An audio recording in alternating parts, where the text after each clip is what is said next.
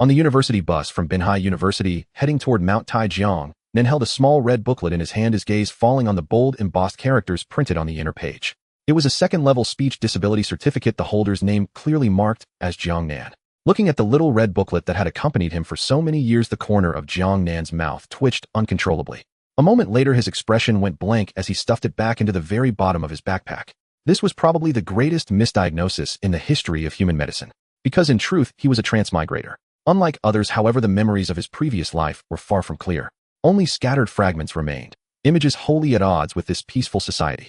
In that place, a blood-red sun shone down upon mountains of corpses and seas of blood, and he himself was the very culprit who had wrought it all. Ugh! Jiang Nan clutched his head. Every time he recalled that memory, a sharp pain lanced through his skull. Better to think about his arrival on Blue Star instead. He had not transmigrated as a disembodied soul, but rather as a fetus, more or less. In short, he had arrived in this world in the body of an infant. From the day the director of a welfare home picked him up beside the cesspit of a public toilet, he had been branded an abandoned baby, a mute, and a loner. The caregivers at the welfare home pitied him. His primary school teachers took special care of him. In middle school, bullies tormented him because he could not shout for help. In high school, the campus belle lamented that such a handsome face should belong to a mute. For 18 years, 3 months and 6 days, no one but Jiang Nan himself knew that he was not mute at all. He was simply too expensive. Jiang Nan turned his head slightly, looking at the scenery flashing backward beyond the window, and with a single thought, a faint blue screen that only he could see appeared before his eyes. It displayed host Jiang Nan. Current word spirit reserve 6666 characters. Today's allowance 1 character already extracted. Status silence is golden characters can be accumulated. 6666. Jiang Nan silently rolled the number over in his mind. This was the result of holding his tongue for 6666 days since he had transmigrated. Because this damn system stipulated that he could only speak 1 character per day. Though the quota could be accumulated without limit for a transmigrator with an adult soul, this was a torment more intolerable than imprisonment. Yet in order not to waste his ammunition, he had stubbornly kept his mouth shut, communicating with the world solely through pen and paper for 18 years. Now seated by the window in the 3rd row from the back, Jiang Nan stared out, his gaze fathomless. Jiang Nan, are you feeling carsick? A voice asked. If you're not feeling well, you must tell your teacher. I have some oranges here. Just smelling them will help a little. The speaker was the accompanying English instructor Chen Tong. With 1/4 European blood, her winered hair blazed under the sunlight, and her skin was extraordinarily fair. At that moment, as the bus swayed slightly, her full curvaceous figure tilted toward Jiang Nan of its own accord. The soft, surging warmth of her body pressed tightly against his arm, deforming and compressing with the bus's gentle jolts. Feeling the astonishing elasticity against his arm, Jiang Nan merely shook his head calmly. Then he took out a small notepad from his pocket and deftly wrote down 2 characters. Not carsick. That's good. We'll be arriving at the Mount Tai service area soon. I'll treat you to something to eat then, Chen Tong said with a smile, ruffling Jiang Nan's hair, completely unaware of how ambiguous their posture appeared.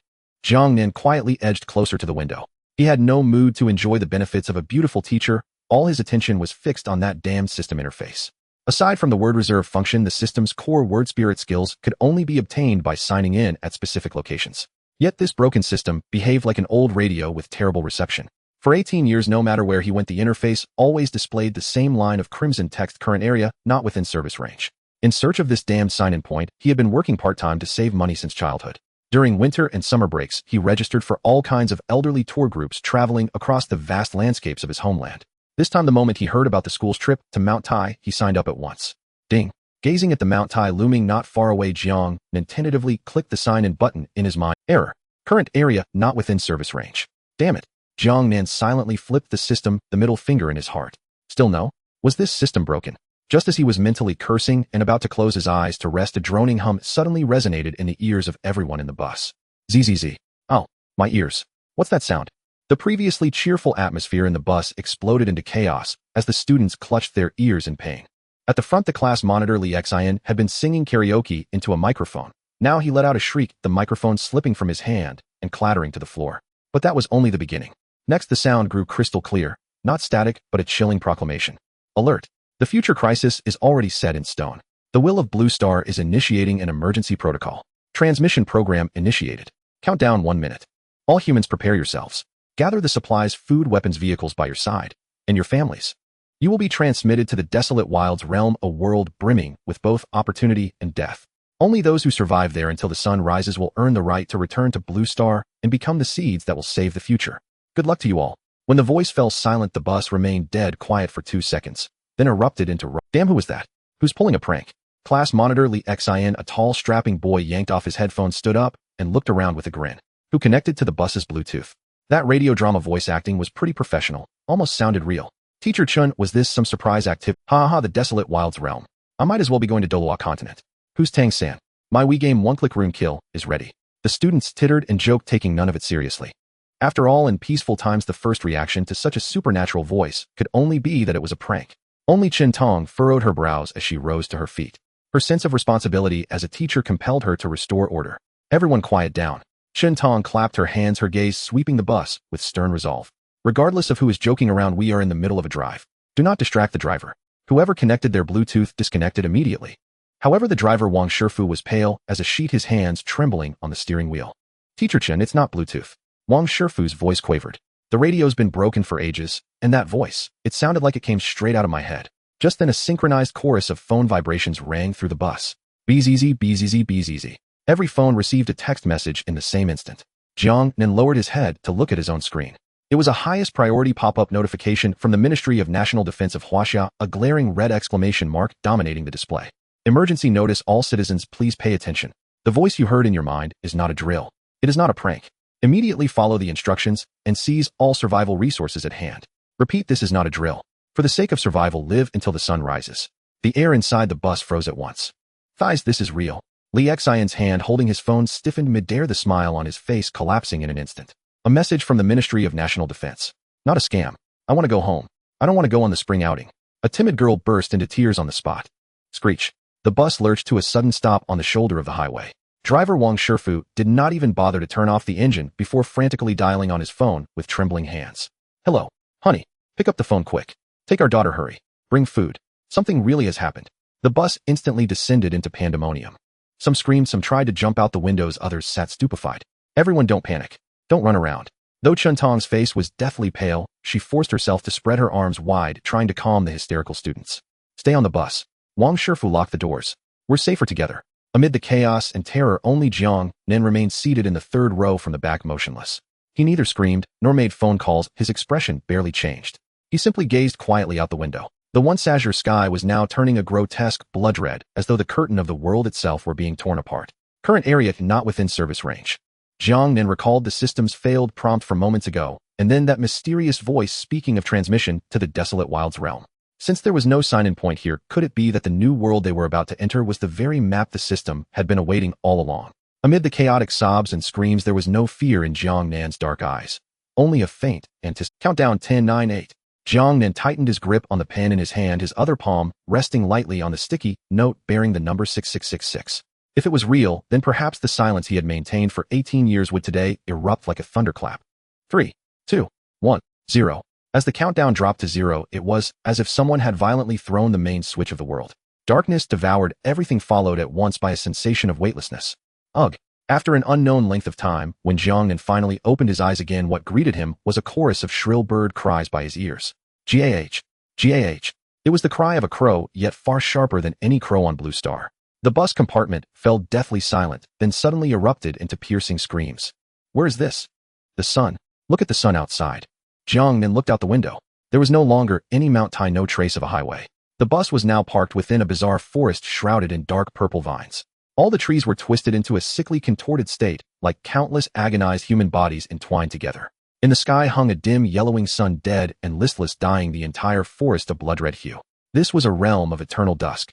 Before everyone could recover from their shock, that voice resounded within all their minds. Welcome to the Wild's newbie landing zone. No. 199. There are 2 hours left before nightfall. Special reminder: in the darkness of night here there are things beyond. Be sure to find a safe shelter before dark or use existing resources to reinforce your defenses. Wish you all a pleasant. The moment the voice vanished, a gust of wind reeking of blood and stench slipped in through the cracks of the windows, and the temperature inside the bus plummeted. Ugh. A girl in the front row finally could not hold it in and vomited frantically into a trash bag. The weightlessness and the violent shift in environment had left most people's minds in a crashed state. Where is this?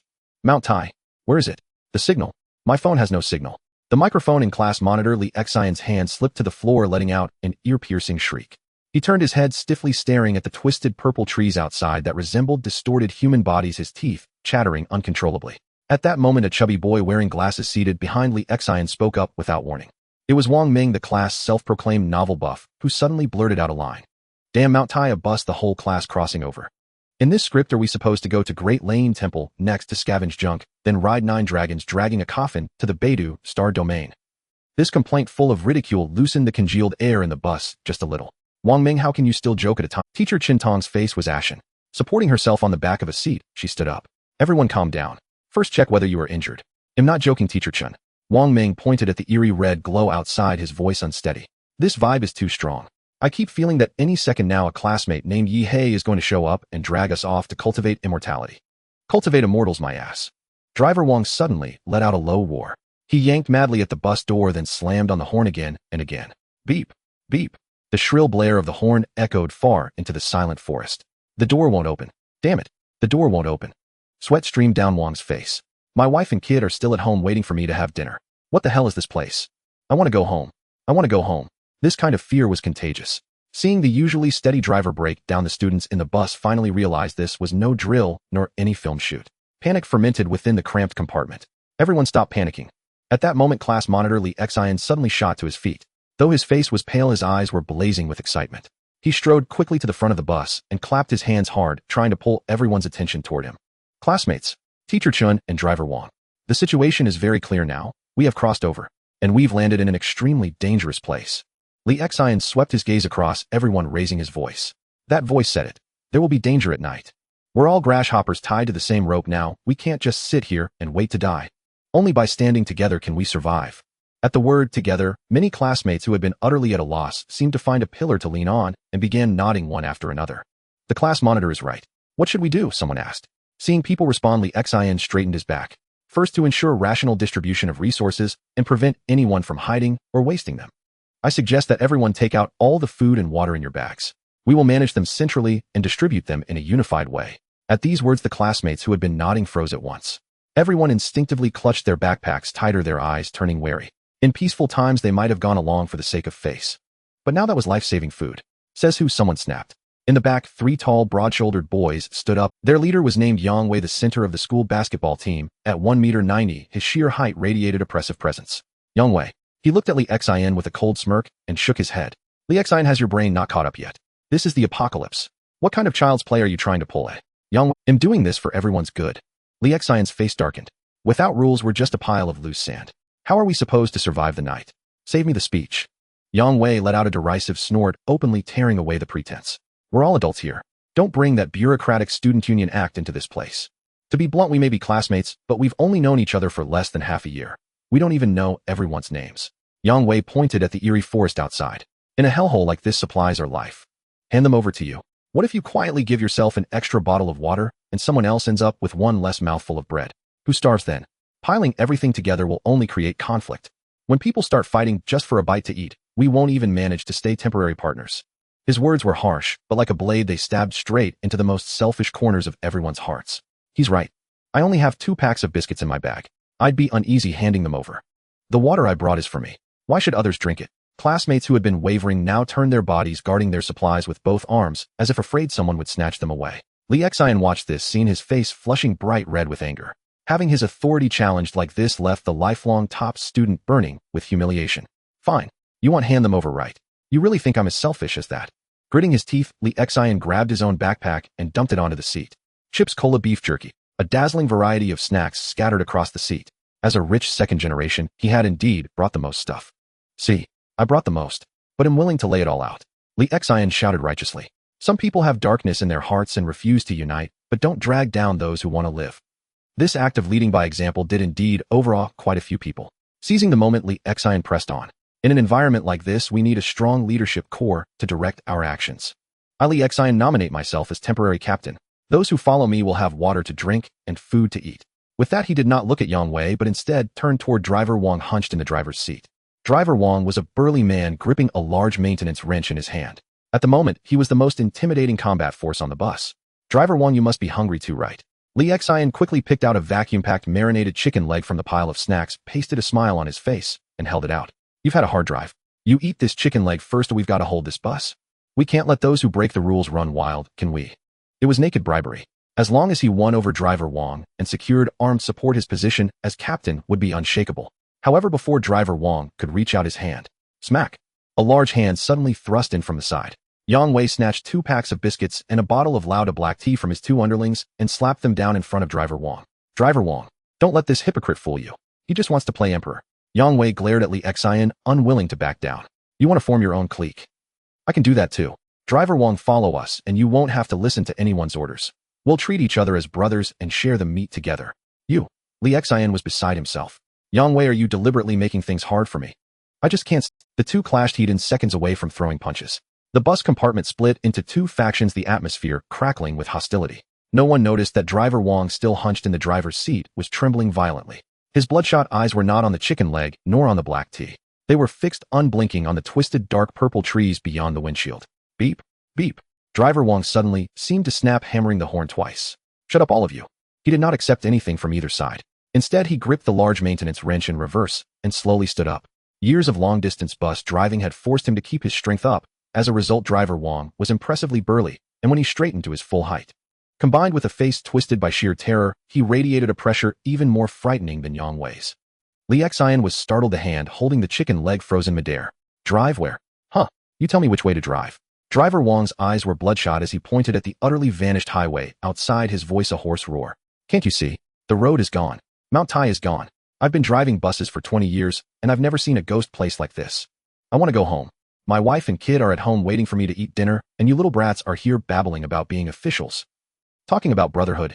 With a sudden swing, Driver Wang slammed the wrench into the fare box, sparks flying. That voice said, we have to live until the sun rises tomorrow. Right, survive. Only by staying alive can we go home. Only then can I see my family again, haha, he cried.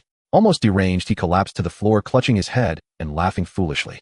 Yang Wei and Li Xian fell silent, bowing their heads in thought. Teacher Qin Tong walked to the front row, pressing her fingers to her forehead, feeling her temples throb.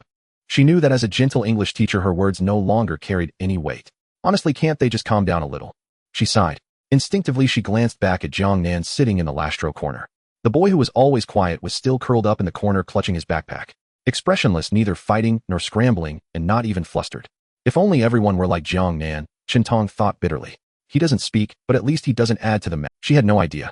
The obedient Jiang Nan in her eyes was at that moment staring into the void inwardly. Just now, as the bus fully descended onto the land of this so-called wilds, that progress bar had finally reached its end. Environment analysis complete. Sign-in system activated. Current location, Twisted Jungle. Sign in now. Jiang Nan did not hesitate in the slightest. He shouted in his heart with all his might. Sign in. The next second, a pleasant chime echoed in his mind like celestial music. Ding. Sign in successful.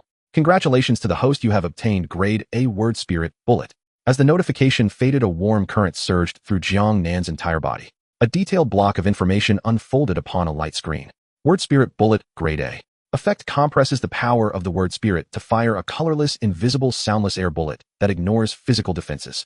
Special traits, travels in an absolute straight line unaffected by wind or gravity. Range 100 meters. Cost, each shot consumes 1 character. Current balance, 6,666. Activation method, raise your hand, form a handgun gesture, aim at the target, and speak the trigger word bang. Jiang Nan slowly lifted his right hand. Using the seat as cover, he lightly formed a handgun gesture. He aimed at the crow cawing noisily on a branch outside the window. Colorless, invisible, soundless. Ignores defenses. Range of 100 meters. Most importantly, this thing required only a single character to take a human life. 10 minutes of contemplation felt as long as a century. The only sounds in the carriage were the heavy breathing and the sound of Master Wang's wrench striking the seat. No. Someone must go down to take a look. Master Wang suddenly lifted his head, his bloodshot eyes revealing his spirit had reached the end of its tether. He did not want to die, he wanted to go home. But he dared not go down himself. Who will go? Who is willing to go? Master Wang's gaze swept over the carriage like a starving wolf. The students who met his gaze quickly lowered their heads, fearing being singled out. Master Wang. Li Xian, who had been huddled in the corner, suddenly shouted, pointing to the back row. Let Jiang Nan go. He is mute, just a transparent person in class, and doesn't participate in group activities. In this situation, it's just right to make him contribute for everyone. Moreover, he is disabled. Even if something happens, the loss will be the smallest. This was blatant moral. It could no longer be called ethics. It was murder. Li Xian, are you even human? Yang Wei suddenly stood up, his eyes wide with anger, bullying a mute. If you want to go, why don't you go yourself? I'm the class monitor. I have to oversee the whole situation. Li Xian argued stubbornly. Enough. Teacher Qin Tong stood in the middle of the aisle, arms outstretched. Master Wang, Li Xian, calm down. Jiang Nan is my student, and I absolutely will not allow you to force him to go to his death. Get out of the way. Master Wang, already overwhelmed by fear, could not heed reason. He pushed Chun-Tong aside and, wielding the heavy wrench, shouted fiercely, "Whoever stops me will go down." Chun-Tong was shoved against the handrail, letting out a muffled groan from the pain. Master Wang strode to the back row, grabbing Jiang Nan by the collar and lifting him halfway up. "Little mute, don't blame me for being ruthless. I'll throw you out the window. Just go outside for a round. As long as you confirm it's safe, I'll let you come back." Saliva sprayed all over Jiang Nan's face. Jiang Nan looked at the crazed middle-aged man before him with an expressionless face, his eyes as if gazing at a corpse. He did not want to be the first to kill, but since someone was seeking death.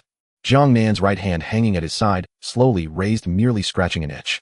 He was not unwilling to use his word spirit, it was that. There was an existing method. Conk. A sharp screech suddenly erupted outside the window. The sky darkened. The originally dim yellow sun vanished in an instant, replaced by an inky blackness, and on the branches corresponding to the shattered window of the bus. The crow that Jiang Nan had previously targeted had now doubled in size. Its feathers turned blood red, staring intensely at Jiang Nan inside the bus. It remembered this human. That gesture was a provocation. Roar. The mutated crow let out a beast-like growl, flapping its wings and crashing into the bus window. Throughout it all, Jiang Nan never let down his guard against it. After all, this was not Blue Star, who any creature could. The moment the crow launched itself, he moved. But he did not warn Master Wang, nor did he push him away. Instead, he suddenly raised his leg forcefully, driving his knee into Master Wang's abdomen, using the momentum to roll free. "Ah, dead mute, you're surprisingly strong." Master Wang bent over in pain, about to curse. Crash. The glass shattered. A shadow carrying a stench of blood instantly filled the space where Jiang Nan had just been. That was Master Wang's position. Without any suspense, the sharp beak like a dagger instantly pierced through Master Wang's throat, the tremendous impact snapping his cervical vertebrae. Blood sprayed like a fountain onto the roof of the bus, splattering Li Xin's face. He. Master Wang clutched his gushing throat, his eyes bulging, staring in disbelief at Jiang Nan, who remained coldly observing. Then he fell heavily to the ground, convulsed twice, and lay still. "Ah, someone's dead. Monster. That's a monster." The carriage instantly turned into hell. The mutated crow did not leave after killing. Instead, it stood on Master. It shook off the blood and flesh from its beak, its crimson eyes locking onto Jiang Nan once more. Its target had always been this human who dared to provoke it. "Damn it, let's fight it." Yang Wei, though scared, still had his courage. He grabbed the fire extinguisher from the bus and, along with two other tall athletes, rushed over. Teacher Chun-Tong had just picked up the bloody wrench when she noticed Jiang Nan actually moved. Facing the murderous monster, Jiang Nan didn't run. Instead, he beckoned it with his fingers. Conk. The mutated crow was thoroughly enraged, flapping its wings and whipping up a storm in the narrow carriage, charging straight for Jiang Nan. "Run!" Yang Wei shouted desperately. Anyone could see that the crow's speed was too fast. Humans simply couldn't react in time. Just as the sharp beak was about to pierce Jiang Nan's head, he suddenly bent down, reaching under the adjacent seat. There, curled up, was a trembling figure. Don't kill me." Li Xian was hugging his head, praying frantically. Suddenly, a tremendous force struck. "Since you want to be the leader, then take a blade for everyone first." Jiang Nan scoffed inside, pulling Li Xian out as if he were a chick. Then, without hesitation, he stood in front of himself. The so-called waste utilization was nothing more than this. "No, don't." Looking at the gaping maw so close, Li Xin's pupils shrank to the size of pinpricks. This time the beak pierced directly through Li Xin's chest. "Ah!" Li Xian let out a piercing scream, blood gushing forth. The mutated crow seemed to not expect such a turn of events. Its beak got stuck in Li Xin's ribs, unable to pull out for a moment. It flapped its wings in anger, trying to shake off this burden. "Now's the time." Jiang Nan released the already limp Li Xian and stepped back. The world changed in his eyes. In that moment, the surrounding cacophony of screams, cries, and Li Xin's wails seemed to drift far away from him. With a single thought, Jiang Nan's expression was indifferent as he slowly raised his right hand. A standard execution posture. At that moment, Teacher Chun-Tong had just picked up the bloodied wrench and looked up to see this scene. The usually taciturn boy stood amidst the pool of blood. Facing the terrifying monster that was tearing Li Xin's flesh apart, he did not flinch or evade. He simply raised his hand calmly, making a gun gesture. "Jiang Nan, get down. You'll die," Teacher Chun-Tong shouted as she rushed over. But in the next second, Jiang Nan finally spoke. He softly uttered the first word had said since crossing over. Bang! Boom! There was no flame, no smoke. But in Jiang Nan's vision, the deducted one character instantly transformed into a brilliant shooting star, compressing the terrifying air wave and shooting out. Ignoring space, ignoring defenses. It was instant. Clap. The mutated crow, still struggling, didn't even have time to let out a wail. Its head exploded into a mist of blood. The headless crow's corpse instantly collapsed, landing on the barely breathing Li Xian. The blood mist spread. The entire carriage fell into silence once more. Inside the carriage, the blood mist that had exploded was still slowly dissipating. Everyone was shocked, their gazes flickering between the shattered head of the crow and Jiang Nan's still raised finger. Fear, confusion, and a sense of existential collapse overwhelmed them. What is happening? Why did the crow suddenly die? In the corner, a petite girl wearing thick glasses raised her hand. Her name was Lu Yuqing, a top student who ranked at the top of her class. I think I saw something. Jiang Nan just made a gun gesture, and he spoke. Then the crow exploded. As soon as these words were spoken, several girls around gasped in horror. However, before this shock could ferment, someone interrupted. Lu Yuqing, are you out of your mind? A mocking voice rang out. The speaker was a girl sitting in the front row. She was dressed in designer clothes, tightly clutching an untagged Hermes bag, her chin sharp enough to pierce through flesh. Her nose was unnaturally thin, typical of an excessively beautified internet celebrity. Her name was Bai Lianhua, known in the class for her snobbishness. Bai Lianhua said, "Do you think this is a novel?" Making gestures and talking. She rolled her eyes dramatically, pointing at the still expressionless Jiang Nan. Everyone knows he's a mute. What do you really think a lunatic would hold back on speaking for 18 years just to show off today, eh? That's just ridiculous. Although Bai Lianhua's words were harsh, they were undeniably logical. Who would deliberately pretend to be a mute for 18 years? However, Lu Yuqing bit her lip and summoned the courage to retort. But I really saw it. In the next second, the girl sitting next to her spoke up. That was Lu Yuqing's best friend and the class beauty, you sure. She was pure and charming and usually inseparable from Lu Yuqing. Yuqing Jiang Nan has a certificate from the hospital. You must have seen it wrong. Think about it carefully. If he is a fake mute who can speak but is forced to stay silent for some reason. It must be so painful to have a monumental secret you can't share, to be misunderstood and unable to explain. Don't say it's 18 years, even 1 year. I couldn't bear it. Hearing this, Jiang Nan, who had been expressionless, felt the corners of his eyes twitch slightly. He was nodding frantically in his heart. I must say, you voiced my innermost thoughts. 18 years. A full 18 years. Do you know how I've survived to accumulate this small amount of words for the power of that one quiver? How many times I wanted to complain, how many times I wanted to curse, but in the end I could only pinch my thighs tightly, forcing the words back down. This has also resulted in him being unable to show any expression on his face now. Apart from a forced crooked smile, he was basically expressionless. But Lu Yuqing wanted to say something, but was abruptly interrupted by a roar. Enough! Who cares if he is a true mute or a fake mute? Yang Wei suddenly jumped up from his seat, trembling fingers pointing at the corpse on the ground. His gaze was filled with fear, unlike Li Xin's desire. Forget how the crow died. Didn't you all see what he just did? Yang Wei shouted in panic and anger. He used Li Xin as a shield. He used a living person to block the crow's mouth. This remark stirred up a storm. The crowd, who had been immersed in the cause of the crow's death, suddenly recalled the chilling scene from moments ago. That mute, usually seen as a weakling with no presence, actually single-handedly grabbed the 140-pound Li Xin and threw him to the monster like trash. I saw it too. It was too cruel. Even though Li Xin was a bit excessive just now, Jiang Nan can't just kill someone. Exactly, a murderer. How is he any different from that monster?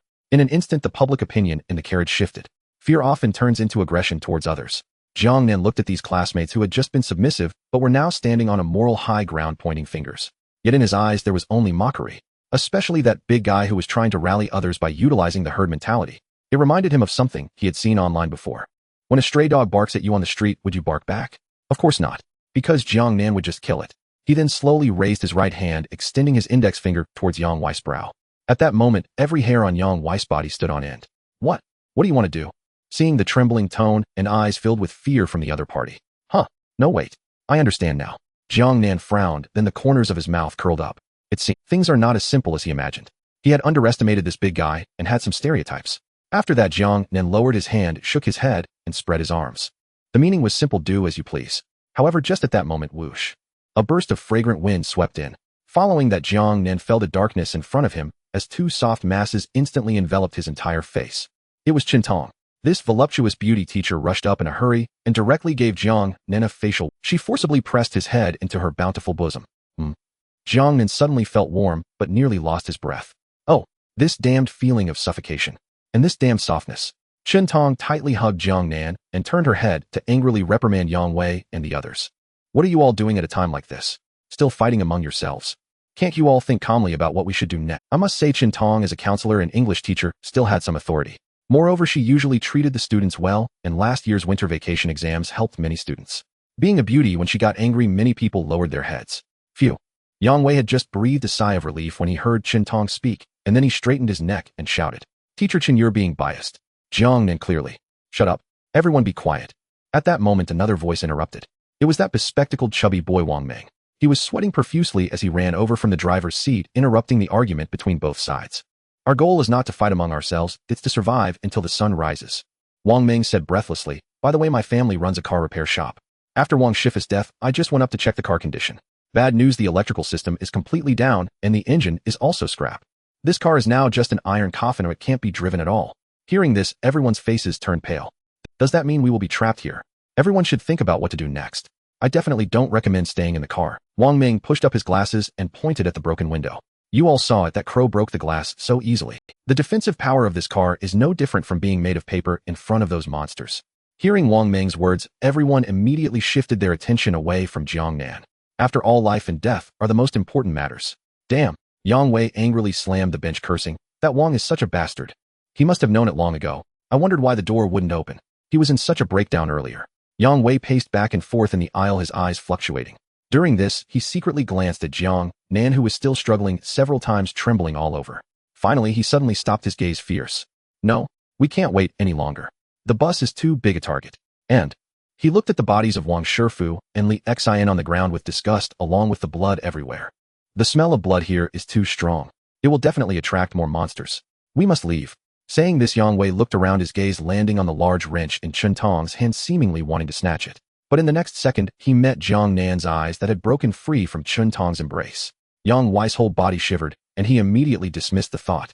Oomph! He snorted coldly, turned around, and grabbed a few scattered bags of chips and beef jerky from the ground and stuffed them into his bag. Then he quickly took the broken window hammer hanging by the window and the flashlight next to Wang Shifu's corpse. This was already the most valuable supplies on the bus. He approached a window that had not yet been broken, smashed the glass with a hammer, and turned back to look at everyone. This car is a dead end. Who wants to come with me? Although it's dark outside, as long as we find an open area without trees, there won't be any crows. A wide field is the safest. The group exchanged glances, looking at the blood and corpses all over the bus, then at the broken windows. Fear overcame everything. Yang Wei, I will go with you. I will too. This car smells too bad. Let's go. I also think it's safer outside. Driven by the desire to survive, most of the students hurriedly grabbed their belongings and followed Yang Wei out of the window one after another. In just 2 minutes, the once crowded carriage became empty in an instant. Only 4 people remained: Chun Tong, Jiang Nan, Wang Ming, and the petite girl Lu Yuqing. Outside, Yang Wei was shining a flashlight and shouted back, Teacher Chun, aren't you coming down? Chun Tong looked at Yang Wei, then at Jiang Nan beside her, appearing somewhat hesitant. Jiang Nan, should we also leave? The smell of blood here is really too strong. However, Jiang Nan shook his head. He found a clean spot to sit down, his expression calm, as if joking. Right now, he was a fragile mage with high offense but low defense. Although his verbal spells were powerful, his body was still mere flesh. This bus, though broken, was at least made of iron. To leave the cover and step into the unknown dark forest. To go to an open area? Wasn't that pure fool? Seeing Jiang Nan refuse to move, Chun Tong felt even more conflicted. She didn't know what choice to make. Rationally, she knew Yang Wei was right, but her intuition told her not to leave this student. In the end, she looked into Jiang Nan's eyes and asked, why? Give me a reason, teacher. Jiang Nan took out a notepad and wrote 2 big words with the pen gliding across the paper. Trust me. Looking at these 2 words, Chun Tong took a deep breath, recalling the inexplicable death of the crow earlier. All right. Her gaze became resolute as she shouted to the window, I'm not leaving you all, take care. At this point, Yang Wei and the others outside were completely enraged. TCHIC, Teacher Chen has been charmed by that pretty boy. Exactly, just wait to die with a mute. Everyone began to jeer. These words fell on Jiang Nan's ears like a joke. Who would argue with the dead? He glanced at the other 2 people who stayed behind. Wang Ming was busy fiddling with the driver's console, seemingly trying to see if he could fix something, ignoring the calls from outside. Meanwhile, Lu Yuqing was in a bit of a dispute. She was leaning at the window, desperately persuading Yu Shir below. Shir, come up. It's really too dangerous outside. I think it's safer in the car. Lu Yuqing shouted anxiously. Yu Shir stood in the cold wind, hesitantly looking, but before she could speak, Bai Lianhua yanked her arm. Hey Shir, why are you listening to that bookworm? Bai Lianhua looked at Lu Yuqing with disdain. Lu Yuqing, if you want to die, don't drag others with you. Didn't you see that Jiang Nan kills without blinking? Compared to that psychopath, I'd rather stick with brother Yang Wei. He's the center of the school basketball team and an athlete. Even if we encounter monsters, he can carry us away. Nearby, 3 boys who had been pursuing Yu Shir immediately chimed in. Exactly. Shir, don't listen to them. We will protect you. What future is there with that mute? Shir, let's go, but it's too cold here. The boy's flattering demeanor was more than just a mere pursuit. It was deeply heartfelt. Yu Shir glanced at Lu Yuqing and then at the boys surrounding her like stars. She finally gritted her teeth. Yuqing, I'm sorry. I think everyone is right. Why don't you come down too? Hearing this, Lu Yuqing's expression dimmed instantly. She realized that in the face of life and death, this friendship was nothing much. Taking a deep breath, she shook her head vigorously. Shir, will you trust me just this once? Yu Shir avoided her gaze, finding an excuse. I'm afraid of blood. Lu Yuqing stopped talking. She silently took a step back and then resolutely closed the window in front of her former friend. She even fastened the lock. This closing was a barrier between 2 worlds. TCH, what kind of person is this? Good intentions are met with ingratitude. Bai Lianhua spat hard at the window. She then affectionately linked arms with you sure and did not forget to throw a flirtatious glance back at the three boys. Let's go. You all better be good flower guardians. Don't worry. The three boys instantly looked energized. All right, stop dawdling. Yang Wei impatiently waved the flashlight. He glanced back at the pitch-black bus and the unyielding Jiang Nan, feeling relieved. I certainly don't want to be with a monster. Yang Wei thought warily, then issued orders. Let's go. To that open space. The more open it is, the fewer trees there are, and without trees there are no crows. A group of people marched towards the slightly sparse area deep in the forest. As the night deepened, the blood-red moon rose above the treetops. Inside the carriage, Jiang Nan leaned against the window, watching the figures gradually disappearing into the darkness. An open area? Jiang Nan coldly laughed in his heart. In this perilous wilderness, exposing oneself in an unprotected open field. That is not safety. That is an Aleocaniate buffet. With the departure of Yang Wei and the others, the carriage appeared much emptier, yet the pungent smell of blood lingered heavily in the air. On the ground lay the bodies of Master Wang and Li Xian, their blood still flowing in a winding stream. Jiang Nan frowned. He knew he had to eliminate these hidden dangers. He raised his head, his gaze coldly sweeping over the remaining three. Chen-Tong, Wang Meng, and Lu Yuqing. Just as the three of them let out a sigh of relief, they were unnerved by Jiang Nan's icy stare. Jiang Nan, Chen-Tong tentatively called out. Jiang Nan said nothing, directly pulling out a notepad and swiftly writing down a line. He then tore it off and slapped it onto the broken window. Throw the bodies out. Upon seeing these words, the faces of the two girls instantly turned pale. Lu Yuqing looked at Li Zin's unblinking corpse, her stomach churning, instinctively taking a step back. I can't do it. Even Chen-Tong felt a bit of resistance. After all, they had just crossed over into modern society and no one had ever done such a thing as disposing of bodies. Can we just leave it there? Chen-Tong spoke with difficulty. Or maybe cover it up. Jiang Nan did not even lift his eyelids at her words. He merely slowly raised his right hand, forming the same gun gesture he had made while killing. He pointed at the bodies, though he said nothing. The implication was crystal clear. Either you throw the bodies out or you become the bodies and I throw you. In this apocalyptic world, there was no need for disobedient burdens. Gulp. Wang Ming swallowed hard, being the first to react. Teacher Chen's sister Yuqing, Jiang Nan is right. We must do this. Wang Ming stood up with his resolve, trembling legs betraying his fear, but his mind raced. The smell of blood is too strong. It will definitely attract monsters. If we throw them far enough, they can serve as bait. This is strategy. Chen-Tong and Lu Yuqing, though still terrified, grasped the gravity of the situation. The three of them worked together, straining with all their might, and finally pushed Master Wang and Li Zin's bodies out through the shattered window. Jiang Nan stood by the window, pointing into the distance. Wang Ming gritted his teeth, jumped out of the car, and dragged the two bodies toward the edge of the forest for 50 meters before panting back. After completing this task, the previously equal relationship had been utterly shattered. Jiang Nan had established an absolute dominance through his actions. Get to work. Jiang Nan pointed at the broken window again. All right, I'll start fixing it right away. Wang Ming dared not rest, utilizing the toolbox in the vehicle to dismantle the iron plates of several seat backs. With a series of clanging sounds, he managed to seal off the shattered window. Though it looked as ugly as a patch, at least there was now some physical defense. After all this, the night had deepened. The carriage had fallen silent, only the sound of a few breaths remained. To alleviate the oppressive atmosphere brought on by the earlier body disposal, Chen-Tong looked at the two people beside her, attempting to break the silence. Wang Ming and Yuqing, I want to ask you, why were you so determined to stay behind back then? Wang Ming, who was wiping his sweat, scratched his messy hair, chuckling softly, and lowered his voice. Teacher Chen, I was hiding nearby at that time, and saw Jiang Nan make a bang gesture towards that big guy. Lu Yuqing excitedly nodded, her eyes shining. Me too. I saw it too. His lips moved, and then that monster's head exploded. Oh, really? Wang Ming seemed to have found a kindred spirit. I knew I wasn't seeing things. This is definitely a supernatural ability. A power from novels. The two were thrilled by the same thought. Hearing their confirmation, Chen-Tong, who had been tense all along, let out a long sigh of relief. She patted her chest, her majestic curves rising and falling, revealing a sense of lucky survival. So it turns out, I wasn't going crazy. Chen-Tong glanced at Jiang Nan's back, her eyes filled with complex emotions and gratitude. Actually, I saw it. When he raised his hand, I saw it clearly. But I was too scared at the time, thinking it was just a hallucination from my fear, and I couldn't believe it. Chen-Tong smiled bitterly. Now that I hear you say this, I feel relieved. Since Jiang Nan really possesses such supernatural abilities, then even if they stayed in the car and faced monsters, they would have true confidence. However, just as the three felt a hint of safety from their discovery, Jiang Nan, who had been resting his eyes, suddenly opened them. He sensed the unusual movements carried by the wind. Rustle, rustle, rustle. It was dense and rapid. Without hesitation, Jiang Nan tore off a piece of paper from his notepad on which a large character was already written. He showed the note to the three and made a gesture to lie down immediately. Seeing Jiang Nan's serious and cold expression, the three instantly fell silent, instinctively hugging their heads and shrinking beneath the seats. In the next moment, caw, caw, Caw! A deafening roar flooded the bus. Bang! Bang! Countless mutated crows crazily crashed into the vehicle. The iron window that Wang Meng had sealed earlier emitted a distorting sound, as if it would be torn apart at any moment. Through the gaps illuminated by the moonlight, they saw a sea of red eyes outside. This was a vengeful flock of crows. It's over. So many. Wang Meng looked at the densely packed numbers, swallowing hard in despair.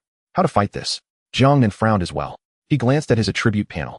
Current word spirit reserve 65 words. This was the culmination of his 18 years of effort. There was no way to regain energy, no supplies. Each use meant one less. To clear the hundreds or thousands of crows outside would require consuming at least a few hundred words. That was the amount he had saved for an entire year. Jiang Nan felt a pang of pain, his heart bleeding. But if he didn't fight, he would die. Damn it, I have no choice. Jiang Nan steeled himself. To survive, he had to spend this money. He took a deep breath and sprang to his feet. With arms extended, thumbs up and index fingers straight, he struck a dual gun pose. Since he was going to burn money, he might as well do it extravagantly. Come on, little bastards. Jiang Nan's body began to spin in place, and the mouth that had been tightly closed for 18 years opened up in a frenzy. Bang, bang, bang, bang, bang, bang. The speed of his words was extremely fast, forming a continuous line. Under the astonished and petrified gaze of the three, wherever Jiang Nan pointed, the crows outside exploded and fell like raindrops. Word spirit bullet ignores defense absolutely straight. One by one they fell like dumplings. Each bang represented a day of Jiang Nan's life. The roars outside transformed from anger into fear. They realized they had encountered a tough opponent and tried to gain altitude to escape. Wanna run?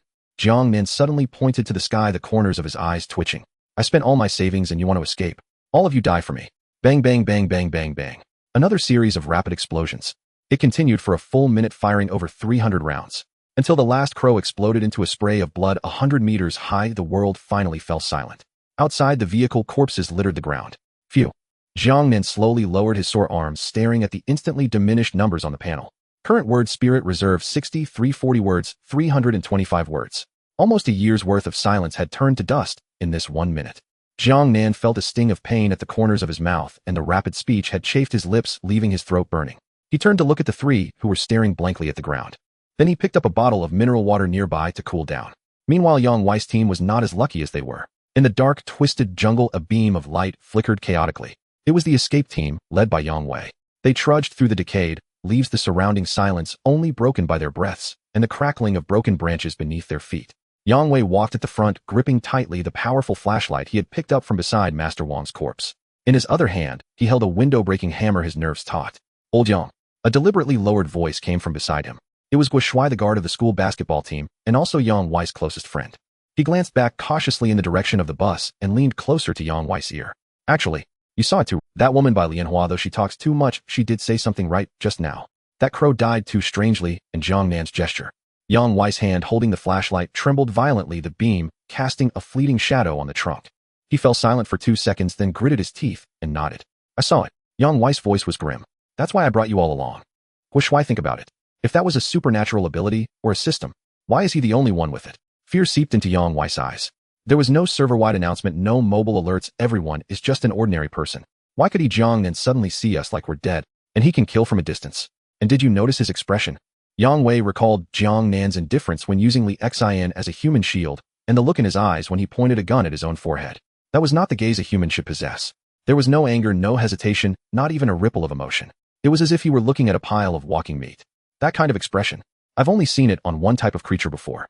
Yang Wei swallowed hard. Do you remember the horror game we played all night at the internet cafe a few days ago?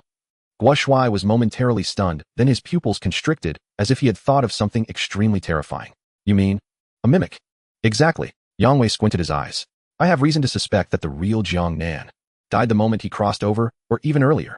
Now occupying that body is a thing replaced by the monsters of this world. Guo Shui felt a chill shoot from his feet to the top of his head, deeply horrified. Yeah. Why is it only him with special abilities, and he keeps it hidden? If it were some kind of crossover benefit or a revival of spiritual energy, it wouldn't make sense for only him to awaken. Unless. Yang Wei coldly laughed. That isn't awakening at all. That's the instinct of a monster. And think about it, why is he so adamant about not getting out of the vehicle? Why must he stay in that place filled with corpses and the stench of blood? Perhaps that is his nest, or some rule restricts him from leaving the vehicle. Though this reasoning was somewhat far-fetched, under extreme fear it seemed extraordinarily reasonable. Guo Shui wiped the cold sweat from his forehead. Damn, old Yang, you really think fast. So Teacher Qintong and that Lu Yuqing and Wang Meng are probably doomed too. Being with a mimic, they'll eventually be completely consumed or even assimilated. Yang Wei patted Guo Shuai's shoulder. Don't think about it, we're all brothers, how could I not save you? Let's hurry up and get as far away from that monster as possible. The two reached a consensus and quickened their pace. The team continued to move in silence for another hour. By now the sky had completely darkened and the blood moon hung high. Look, up ahead. Suddenly Bai Lianhua, who was walking in the middle, exclaimed joyfully. The group followed her gaze towards the beam of light. In front, 200 meters away, the twisted purple woods came to an abrupt end. In its place was an endless expanse of wheat fields swaying in the night breeze. No trees. It was truly an open area. Great. We've finally escaped this damned forest. Yang Wei is right. Without trees there are no crows. The group who had been suppressed all the way erupted in cheers of survival. Bai Lianhua quickly walked to Yang Wei's side and flattered him by handing him a bottle of unopened mineral water. Yang Wei, you've worked hard, have a sip. You really have foresight, unlike that dumb mute waiting by a broken vehicle for death. Yang Wei accepted the bottle without hesitation and took a big gulp, the thrill of escaping making him feel a bit lightheaded. Everyone put in more effort. Once we cross this grove, we'll rest by the wheat fields tonight. Yang Wei wiped the water off his mouth and encouraged loudly. The boys high-fived in celebration, and the girls also revealed long-lost smiles.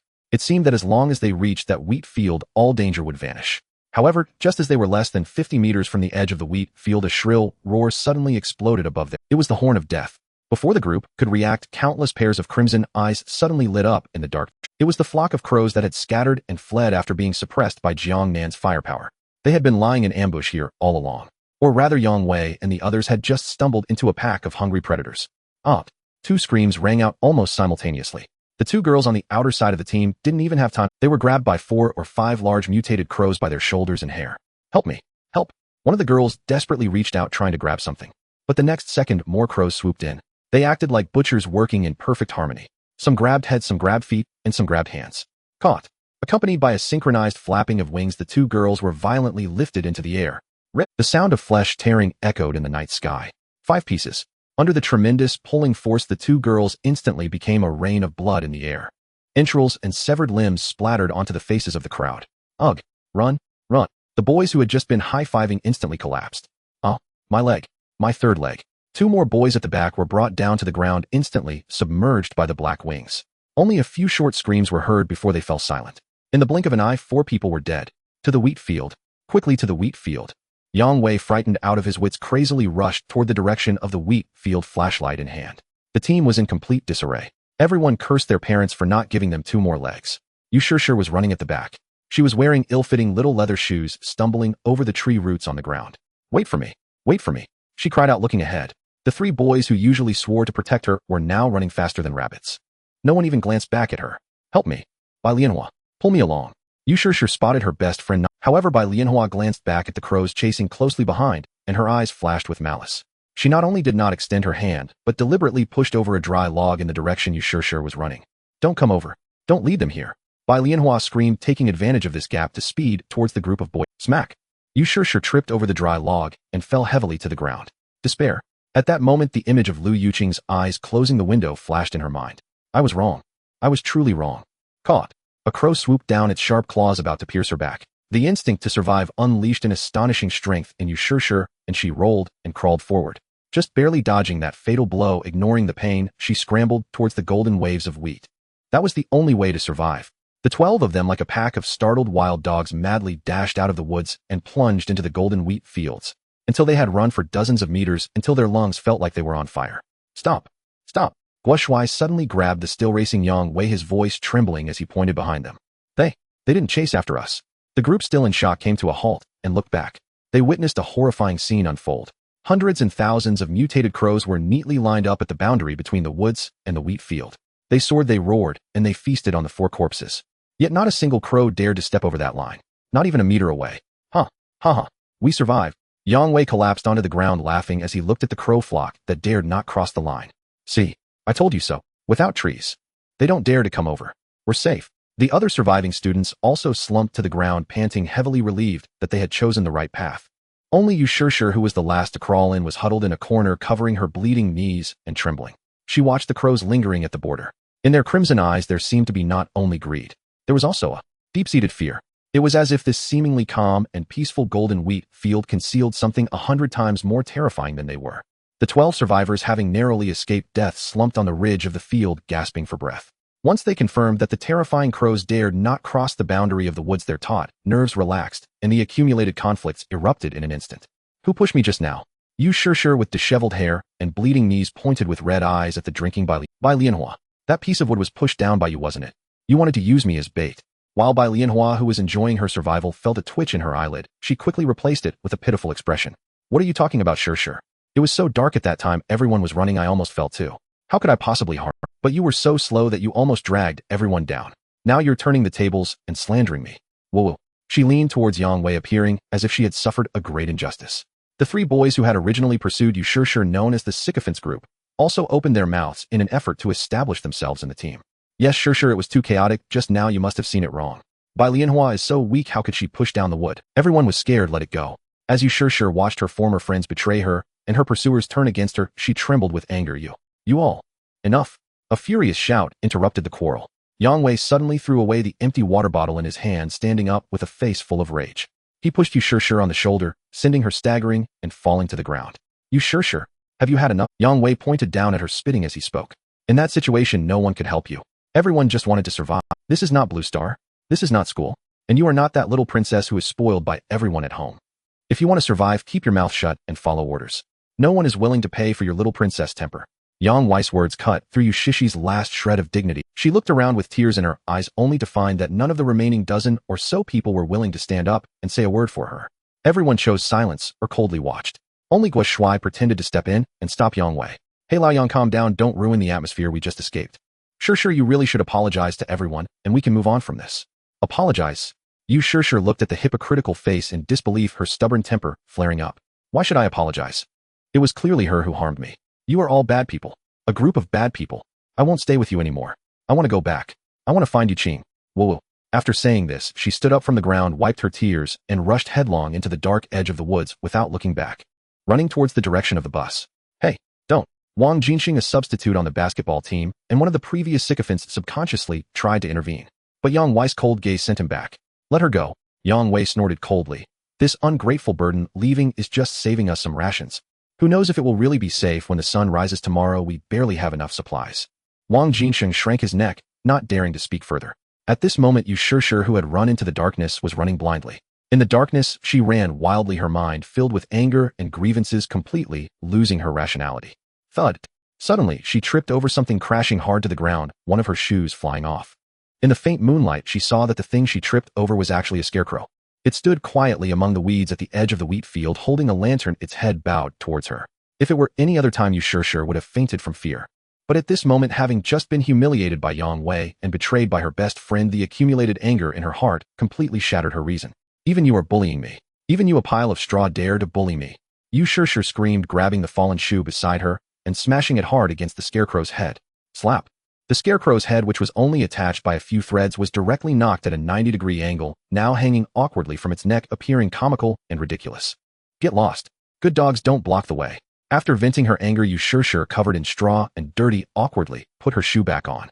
She got up from the ground and limped forward into the dark, twisted woods until her figure disappeared completely into the little scarecrow with the tilted head suddenly moved. Creak. Creak.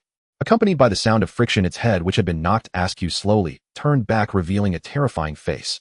The originally blackened eyes lit up with two glaring red lights. The red light instantly locked onto the direction you Sure had left as its mouth opened and closed. However, just as it seemed ready to take action, Yushishi's figure crossed an invisible boundary and plunged into the twisted woods. The piercing red light in the scarecrow's eyes extinguished the moment it touched the aura of the woods.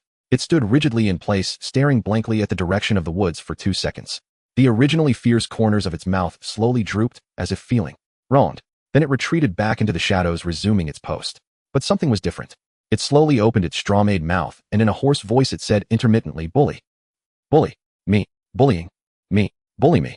The voice gradually transformed from hoarse to clear and smooth. The scarecrow was mimicking Yushishi's words and her voice. Meanwhile, on the side of the wheat field, after driving away the unstable factors, Yang Wei began to arrange the night watch. Guo Shuai on the first shift, Wang Jinxing on the second, Wu Hao on the third. I and Lianhua on the last shift. Bai Lianhua, through sweet talk and close service, managed to secure the easiest post. The night deepened. Except for those on watch, the other students quickly fell into a deep sleep amidst fear and exhaustion. By the latter part of the night, it was Wang Jinxing's turn to keep watch. The The surroundings were eerily silent, only the sound of the wheat waves rustling in the wind. Suddenly, woo-woo, help! A faint crying sound came from deep within the wheat field. Wang Jinxing, who had been nodding off, jolted awake. This voice, so familiar. It's you, Sure. Are you back? Wang Jinxing's heart leaped with joy. He had always harbored feelings for you, Sure, and although he had dared not speak before now, if he could rescue her alone, wouldn't that be an opportunity? With lust clouding his judgment, he even forgot to wake others sneaking towards the sound. Sure, is that you? Don't be afraid, and brother Jinxing. He pushed aside the tall wheat stalks and saw a small figure standing ahead with its back to him.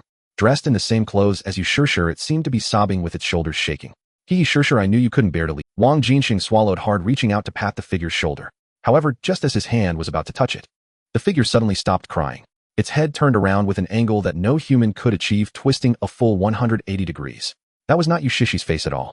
Instead, it was a terrifying visage stitched together with rags filled with rotting straw inside. It had no features, just a blood-red slit that opened to the ear. Surprise! The thing emitted a piercing, shrill mimicry of sound. Wang Jinxing was scared out of his wits and let out a scream. But in the next second, the scarecrow instantly sprouted 3 arms, tightly locking him in place. That gaping mouth opened wide and swallowed Wang Jinxing's head whole. Countless dry straw instantly pierced his body, replacing his flesh and even bones in an instant. Someone screamed. Yang Wei and Guo Shuai were instantly awakened, grabbing window-breaking hammers and wooden sticks, rushing towards the direction of the scream. Over there! That idiot Wang Jinxing! The group rushed through the wheat waves and arrived at the scene. They found Wang Jinxing lying on the ground, clutching his head, looking pained. There were no monsters around. Jinxing, what happened? Why were you screaming like a ghost?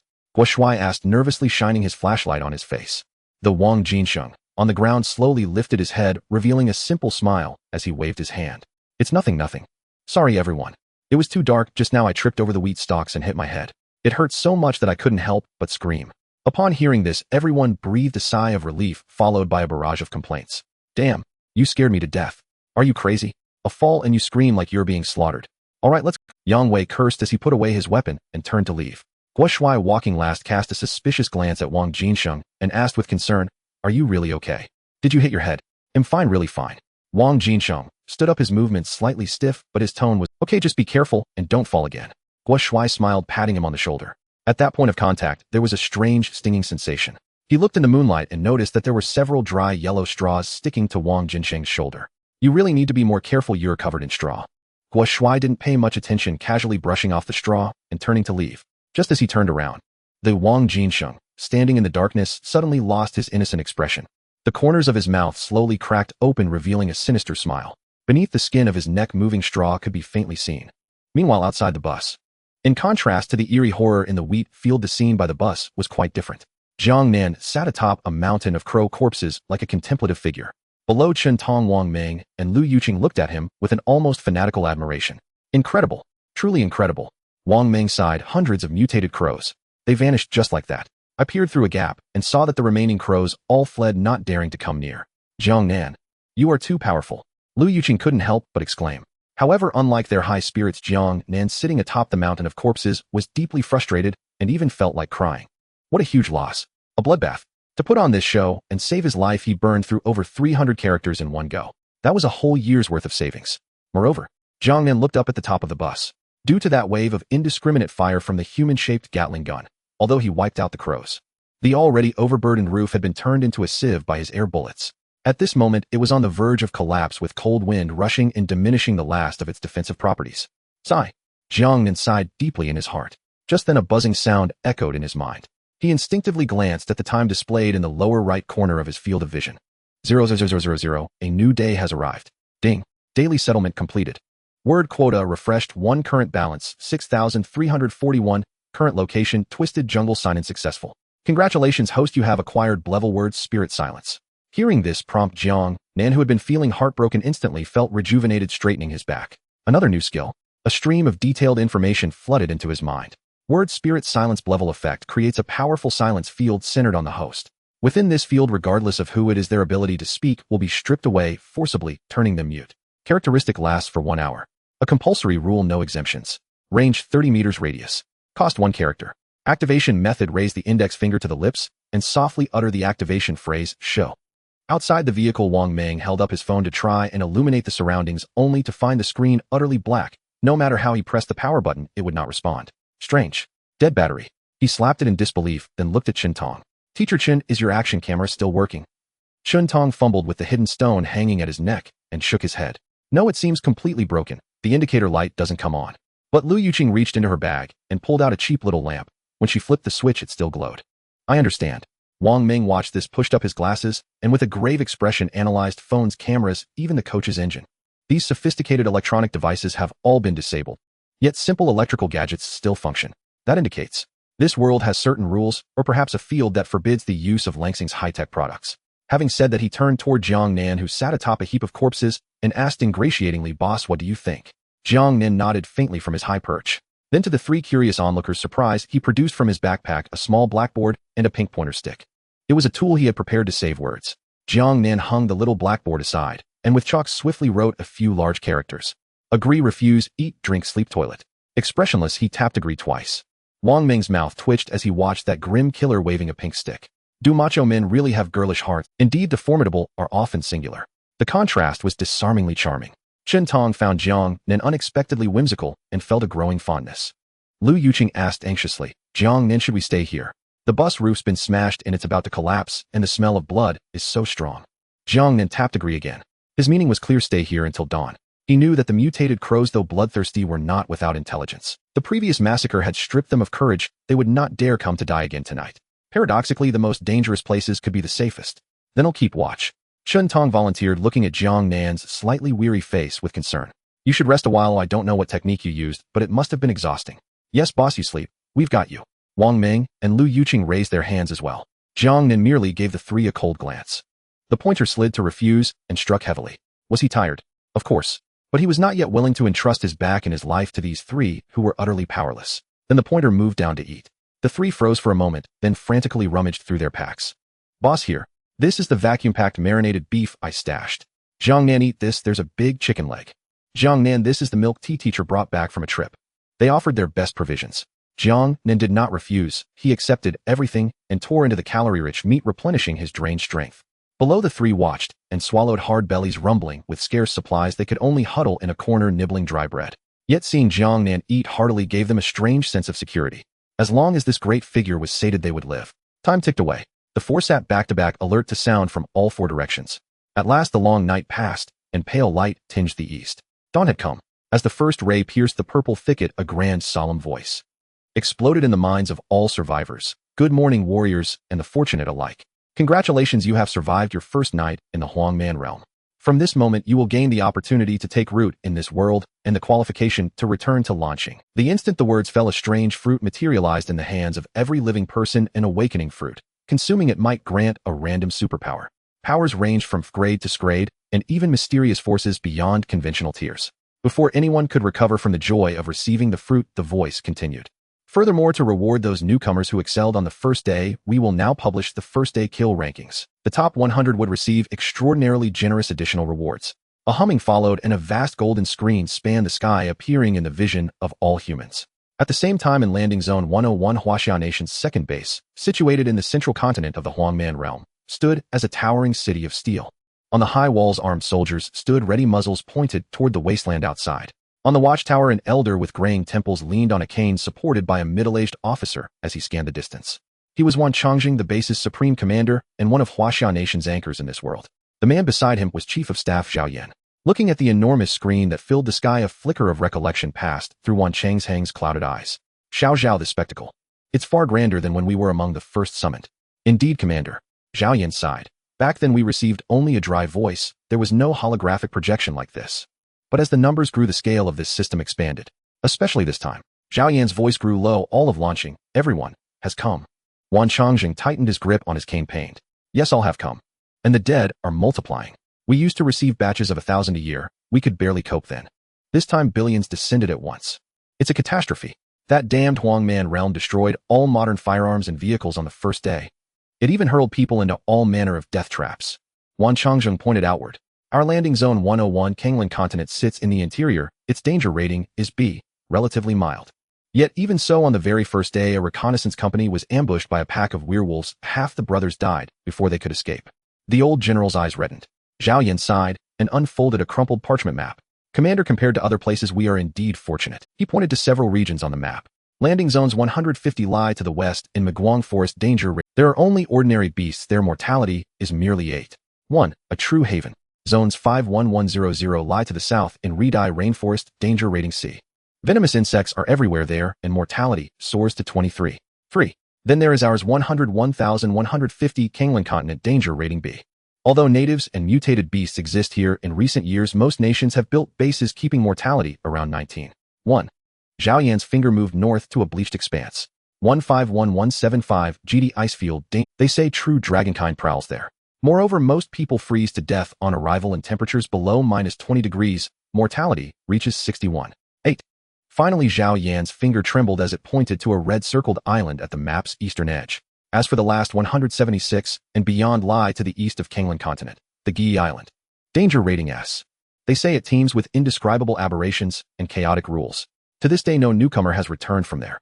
A few years ago, Ing Nation's elite SEAL assault team entered fully armed. Only one man came back. He was mad, babbling nonsense, and shot himself within days. That place is a true forbidden zone. Mortality 99. 9. The two men fell silent. And that was only the explored portion. Half the Huangman realm remained shrouded in mist still beyond human reach. One can only hope few civilians landed on Gi Island this time. Wan Chongzheng sighed. At that moment, the sky screen flared with golden light. The rankings had been refreshed. Newcomer first day kill rankings global.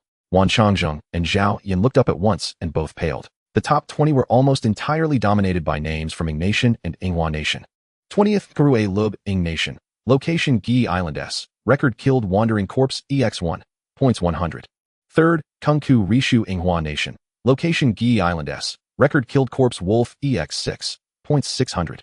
2nd, Aurelia Alisai, Ing Nation. Location Gi Island S. Record killed wandering corpse EX12. Points 1200. Gi Island. Zhao Yan's pupils shrank. How is this possible? Half of this year's top 20 came from Gi Island and survived.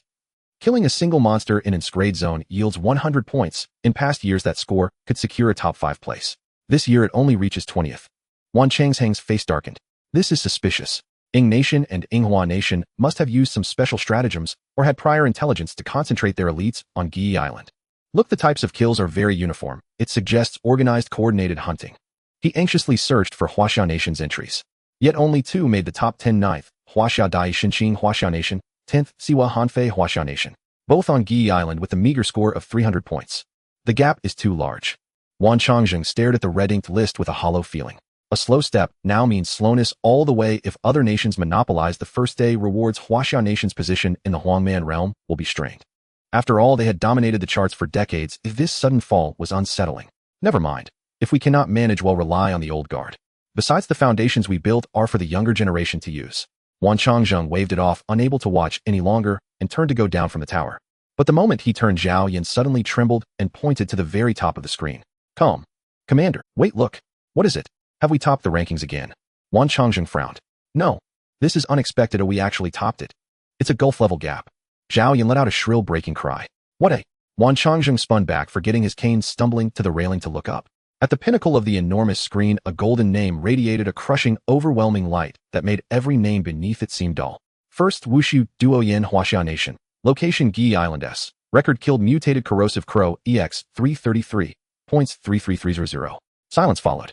The watchtower, indeed the entire landing zone 101, sank into 10 seconds of dead silence.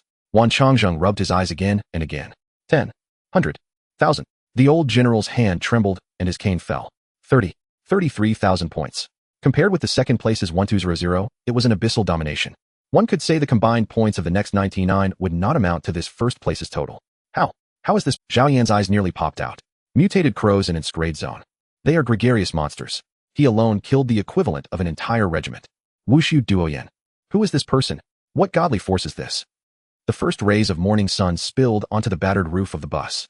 At this moment, 3 individuals stood beneath it.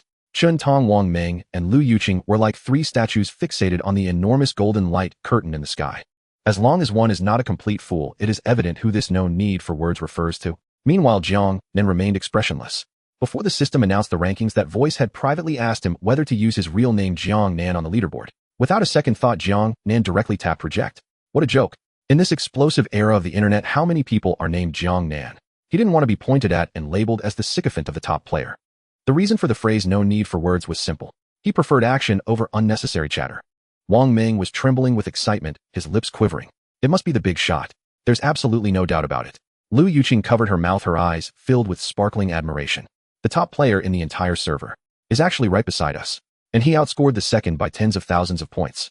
Chun Tong gazed at the silent youth, her heart stirred with a storm of emotions. No wonder he was so calm. No wonder he looked down on those crows. Gulp. The three exchanged glances, looking at the awakening fruit in their hands.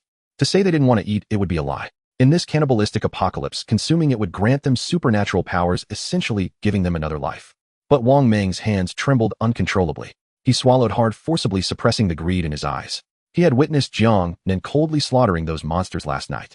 In the face of such absolutely violent monsters, to hastily consume the spoils. That wasn't called awakening, that was called seeking death.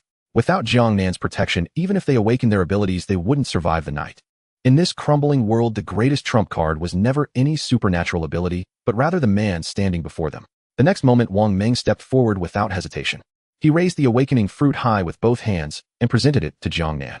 His tone was utterly sincere. Big shot. This loot rightfully belongs to you. If it weren't for you, we would have turned into bird droppings last night. Seeing Wang Ming taking the lead, Chun Tong and Lu Yuqing immediately reacted. Indeed, in this small team, if Jiang Nan didn't speak, who would dare to eat? Jiang Nan. Chun Tong stepped forward, offering the fruit. Your life was saved by the teacher. It is only reasonable that you distribute the resources. Lu Yuqing said nothing, just nodded vigorously, holding the fruit in both hands. Jiang Nan looked at the three fruits before him, raising an eyebrow. He did not refuse. Understanding the rules was the first step to survival. In this small group, the power of life and death and the right to distribute resources could only have one voice. He took the fruits and set them aside for later distribution. Seeing Jiang Nan accept them, the three let out a sigh of relief. As long as he accepted, it meant he was willing to continue taking them along. However, after accepting the fruits, Jiang Nan did not rush to eat or say anything. He jumped down from the engine cover and approached the already battered bus. There was something more urgent and important to do than eating the fruit. That was to build a true safe house. Jiang Nan flipped his palm, and the device awarded from the leaderboard appeared in his shelter upgrade device. Effect: force any structure or vehicle to be transformed into a mobile shelter. Without any hesitation, Jiang Nan stood before the dilapidated bus. Use. The moment he silently recited it, a blinding golden light erupted from his hand, instantly enveloping the entire bus. Transforming. Repairing the body. Loading bulletproof armor. Upgrading the power system. Optimizing internal space. Loading living modules. In the astonished gaze of the three, the formerly shabby bus began to be restructured. The blue and white metal skin transformed into matte alloy armor. The shattered windows of the driver's cabin were replaced with one-way bulletproof glass. The chassis rose, and the tires turned into 6 massive explosion-proof off-road wheels. The previously shaky roof now sported a miniature observation tower and solar panels. In just 10 seconds, it transformed into a gigantic black motorhome, filled with post-apocalyptic sci-fi style. I can't believe it. Is this the reward you obtained, big shot? Wang Ming's jaw nearly dropped to the floor. Jiang Nan didn't explain, just waved his hand, signaling them to get in the vehicle. Upon entering, the originally cramped seats had all disappeared. In their place was a spacious living room with soft carpeting, genuine leather sofas, and a temperature-controlled air conditioner blowing warm air at 24 degrees. On the left was a fully automated integrated kitchen with a double-door refrigerator. On the right was a separated wet and dry bathroom, and there was even a bathtub for soaking. At the rear of the vehicle was a luxurious Simmons bed that looked inviting enough to sink into. Inside the motorhome heavens, this is simply a palace. Lu Yuqing was incredibly excited. There's even hot water. Jiang Nan was very satisfied with this. He sat in the genuine leather boss chair, took out the 3 fruits, and tossed them back to the 3. Eat them quickly. He wrote on a notepad, while also taking out his own. The 3 were momentarily stunned, then burst into joy. Thank you, big shot. Without any hesitation, the 4 of them simultaneously bit down on their awakening fruits. The fruit flesh melted in their mouths, turning into a warm flow that coursed through their bodies. After finishing the fruit, Jiang Nan quietly felt for a moment. His body had no changes. Not even a fart was released. Clearly, he had failed to awaken. Yet there was not a trace of disappointment on Jiang Nan's face. If it wasn't meant to be, so be it. For him who possessed the word spirit system, the so-called Flevel Clevel, or even Slevel abilities were merely flashy embellishments. The word spirit was the real divine skill. Or perhaps, this so-called system was his ability. Of course, the likelihood of this was quite small. Jiang Nan casually tossed the fruit core into the nearby, sensing trash, leaned back and crossed his legs. Compared to his awakening failure, he was more interested in what these 3 could bring him. This would determine whether Jiang Nan would take them along, or more precisely, their fates. A few minutes later, Wang Ming and Lu Yuqing's bodies began to glow, indicating they had successfully awakened. Buzz. A yellow light flickered around Wang Ming as he joyfully looked at his hands. I have awakened. I can repair any machinery and even perform simple modifications and enhancements. Following this, a blue light flashed in Lu Yuqing's eyes as she adjusted her glasses and excitedly exclaimed, "I am level appraiser. I can see detailed information about items and even the weaknesses of monsters. 2 powerful support roles." Jiang Nan nodded with satisfaction. These were exactly the tools he needed. However, beside them, after finishing the fruit, Qintong waited for a long time, but showed no reaction. Only her stomach grumbled twice. I seem to. Qintong's face turned pale. In an instant, her eyes filled with fear and helplessness. She had failed. No awakening. Looking at the excited Wang Ming and Lu Yuqing, Qintong suddenly felt like the most superfluous person. In this apocalypse, lacking value meant being abandoned. She trembled as she looked at Jiang Nan, her eyes reddening, her voice laced with tears. "Jiang Nan, I didn't awaken. Am I useless? Will you abandon the teacher?" Although she was a teacher, her status was worthless in the face of survival. The atmosphere in the vehicle instantly froze. Wang Ming and Lu Yuqing also dared not speak as the decision rested in Jiang Nan's hands.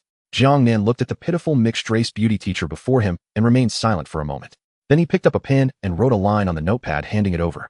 Qintong trembled as she took it like a condemned prisoner awaiting judgment. However, when she saw the words on it, she was stunned. "I can't cook." Just 5 simple words. Qintong was dazed for 2 seconds, then suddenly reacted. This meant she was being kept on as a cook. It was also a form of acceptance. "Whoa, you scare me to death." The overwhelming surprise and lingering fear hit her nerves, and Qintong could no longer control her emotions, throwing herself at Jiang Nan. She hugged his head tightly in her ample bosom. Thank you, Jiang Nan." Jiang Nan was instantly engulfed by that astonishing softness, his nose filled with the scent of milk, making it hard to breathe. "Here we go again." Wang Ming and Lu Yuqing curiously leaned over to take a look and burst into laughter upon seeing the words on the note. "Looks like the big shot is cold on the outside, but warm on the inside," Wang Ming remarked. "Yes, Jiang Nan is actually very gentle." Lu Yuqing nodded in agreement. Yet they were both mistaken. Jiang Nan suffocated in Qintong's embrace, although his face was flushed, did not push her away.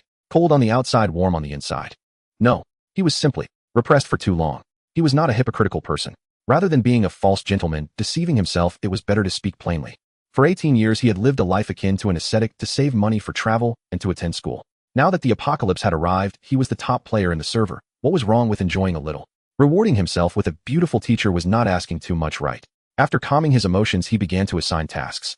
The driver's cabin was located at the front, an independent semi-enclosed space with a single bed. Wang Ming was very perceptive, proactively taking the blanket to the driver's cabin. "Hey, big shot, I'll handle the rough work of driving. I'll stay in the driver's cabin, and I won't disturb you." After saying that, he gave Jiang Nan a knowing look and drew the partition curtain. Inside the vehicle, only Jiang Nan and the 2 girls remained. Jiang Nan, I'm going to experiment with my abilities over there, so I won't disturb your rest." Lu Yuqing found an excuse and went to the corner to face the wall. No one knew if she was really experimenting. As the vehicle slowly started moving, Jiang Nan was half reclining on the sofa. Enjoying the air conditioning, he unabashedly wrapped his arm around Qintong's waist. Qintong slightly stiffened, her face flushed to the roots of her ears. But she did not resist. Instead, she leaned into Jiang Nan's embrace. She understood that this was the price she had to pay, and also her strongest path to survive in this apocalypse. At that moment, Wang Ming's voice came from the front speaker. "Big shot, where are we heading?" Jiang Nan looked at the smart control panel and casually typed a reply. "Are you the driver, or am I the driver? Make your own decision." In the driver's cabin, Wang Ming stared at the line of text and was first taken aback. Is the big shot this casual?" He scratched his head, but then he thought, wait, a big shot like Jiang Nan who plans everything couldn't possibly be so casual. He is testing me. He is training my decision-making skills. He is grooming me as a confidant. Wang Ming was instantly moved to tears. Whoa, the big shot is so good to me. I must perform well. Since he had to choose a route, Wang Ming looked ahead. To the left was the wilderness, and to the right was the edge of a wheat field and woods. Although there are footprints there, it looks chaotic, but since someone has walked through it means the path is passable. Having someone help us navigate the danger is definitely safer than wandering aimlessly. Thinking this, Wang Ming stepped on the gas, heading towards the chaotic footprints, the direction from which Yang Wei and the others had left. The motorhome sped across the wasteland as if it were on solid ground. However, it wasn't long before, screech, a sudden and sharp brake sounded. The massive inertia caused Qintong in the cabin to gasp and tumble into Jiang Nan's embrace. What happened? Qintong was still in shock. Big shot. The speaker crackled with Wang Ming's someone is blocking the road ahead. It seems to be. You sure? Jiang Nan frowned slightly, pushed Qintong away, and opened the monitoring screen for the front. Not far down the dirt road, a figure with disheveled hair and a filthy appearance was standing with arms outstretched. Though covered in mud, it was still recognizable as You sure. She was barefoot, her shoes nowhere to be found, looking up. Seeing the bus stop, Yushishi's eyes burst with wild joy as she dashed forward frantically, pounding on the bus door. Help me. Please, let me in. In the driver's cabin, Wang Ming watched this scene with a twinge of pity, but his foot remained firmly on the accelerator. Big shot. It really is you sure. She looks so miserable. Should I just run over her to avoid dirtying your hands? Or should I bring her on as a companion, and after cleaning her up, she might still be useful? Meanwhile, inside the cabin, Jiang Nan's mouth twitched. What does Wang Ming think I am? Why does it sound like I'm some kind of demon? I'm not that cruel. At most I'd give her a swift end. Let's assess the situation first. He typed back, not ordering to open the door. Instead, he turned to Lu Yuqing, who was leaning against the window, and pointed outside at you sure. The implication was to use her skill. Okay. Lu Yuqing immediately understood, adjusted her glasses, and activated level appraisal.